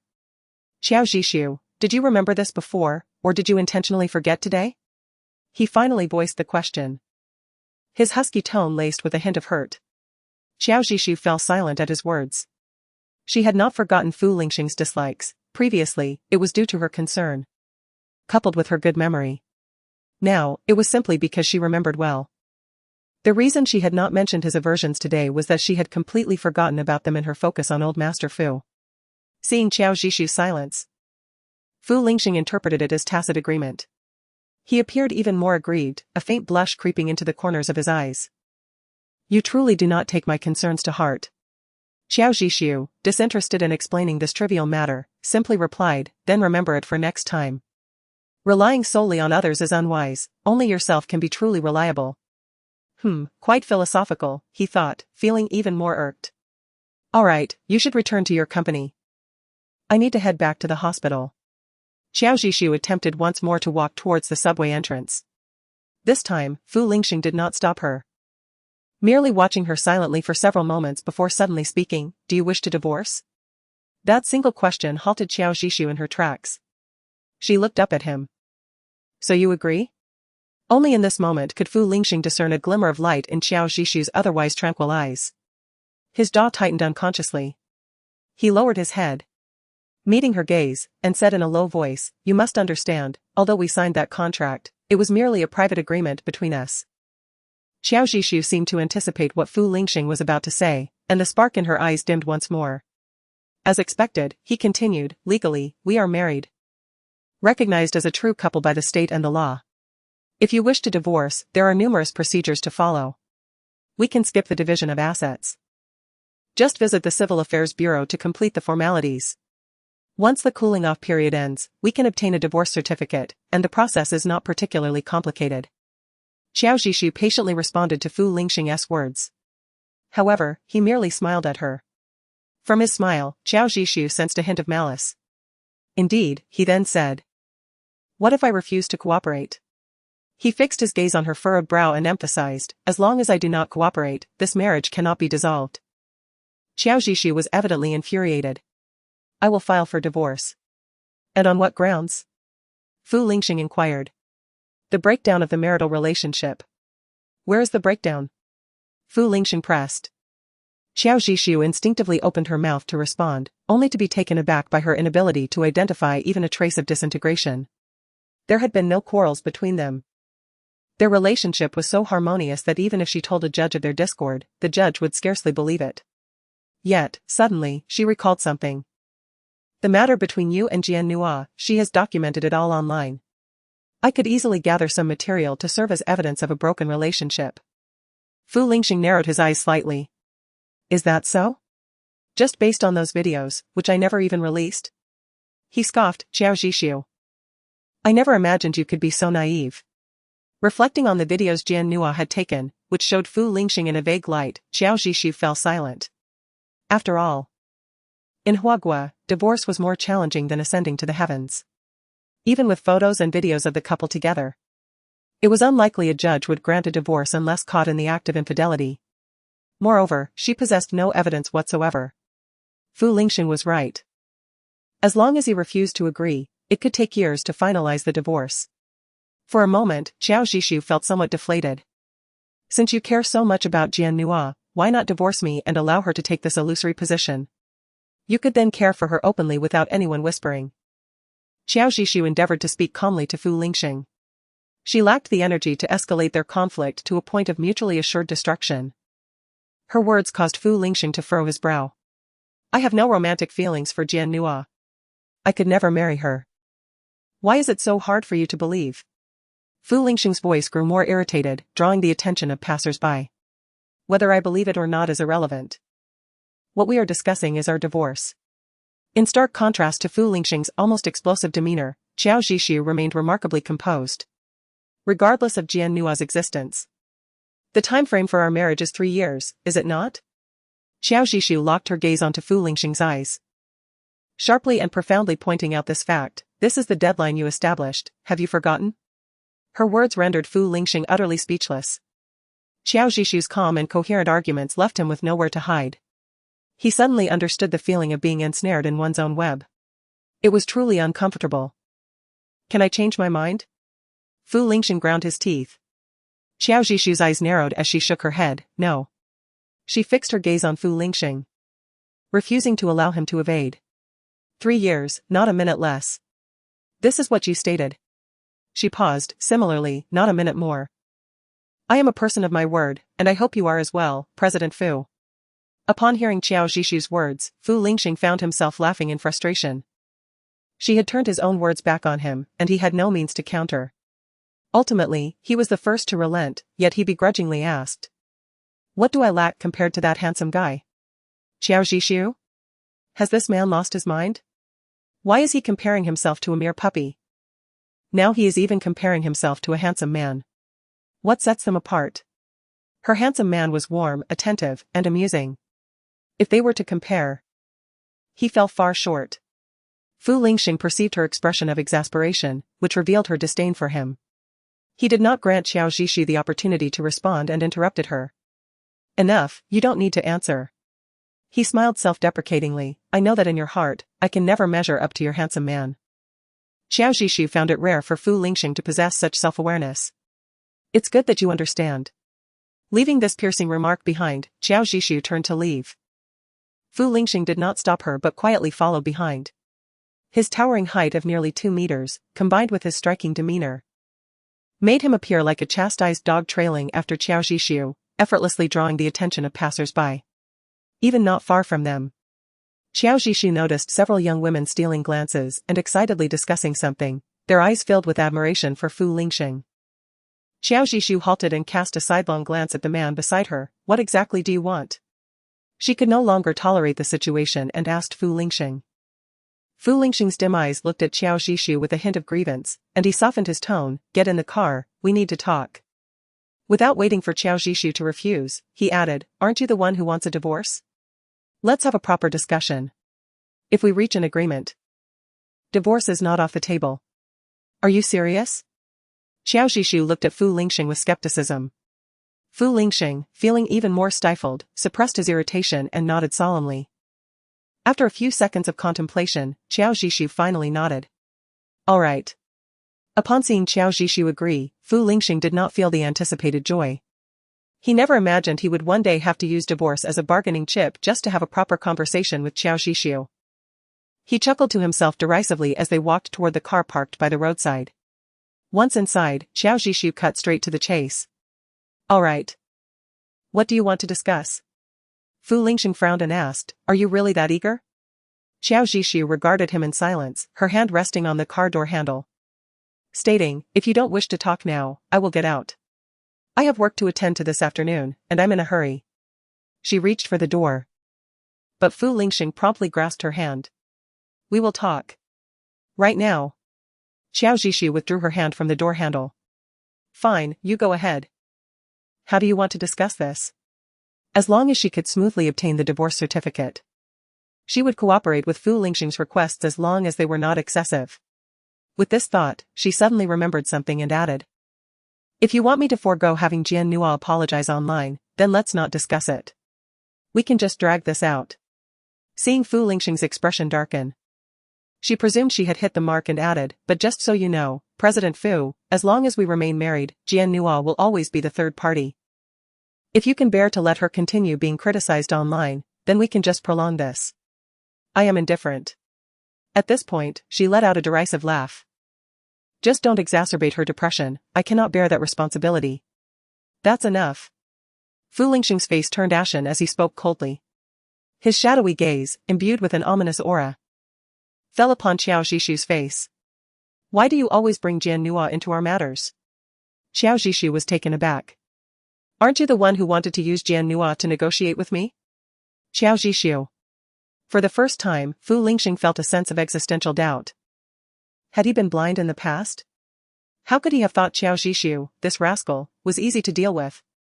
Her talent for infuriating others surpassed anyone's. When have I ever wanted to discuss Jian Nua with you? Can you stop dragging her into everything?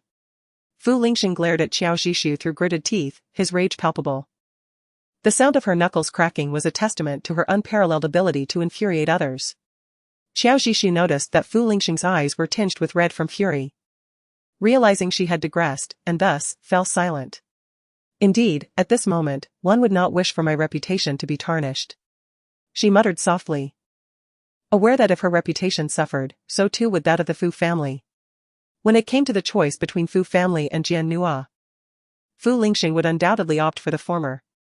After all, he was a businessman, and the bond of childhood friends paled in comparison to the interests of a conglomerate. Qiao Zhishu quietly scoffed at this notion. Fu Lingxing understood the unspoken implication behind her words. It hurt. Her heart ached with frustration. Just then, Qiao Zhishu's phone chimed. The familiar WeChat notification sound ringing in her ears. Ding. Ding. Ding. The repetitive nature of the messages sent a jolt through Fu Lingxing's brow. Surely. It was that individual known as De Shui again. The sound was grating to his ears. Upon glancing at her phone, Qiao Zhishu saw that it was a message from Fu Yu. Since that day, their communication had dwindled significantly. How have you been feeling lately? Are you feeling better? Have you been taking your medication on time? This week, a highly contagious intestinal virus has emerged in Norway, and the hospitals are overwhelmed, leaving them with no time to inquire about your condition. Qiao Zhishu had grown accustomed to Fu Yu's style of messaging. She felt indifferent and opened the chat box to respond. After replying, she looked back at Fu Lingxing, whose smile had evaporated. The stark contrast in her demeanor pierced Fu Lingxing's heart. Truly, he excelled at charming others, just like a loyal dog. Fu Lingxing wore a stern expression and spoke with a sarcastic tone. Clearly, in his mind, this man who sent fragmented messages was Qiao Zhishu's secret little pet, De Shui. Fu Lingxing's animosity toward him intensified. However, Qiao Zhishu momentarily failed to comprehend the insinuation behind Fu Lingxing's sudden remark. After a brief pause, she furrowed her brows and retorted. Do you take such pleasure in calling others dogs? Fu Lingxing, an arrogant man perched high above, clearly lacked an understanding of respect. The last time he had insulted her by calling her a foolish dog, she had chosen not to retaliate, yet now he dared to insult her friend? Qiao Zhishu questioned him coldly, leaving Fu Lingxing utterly perplexed.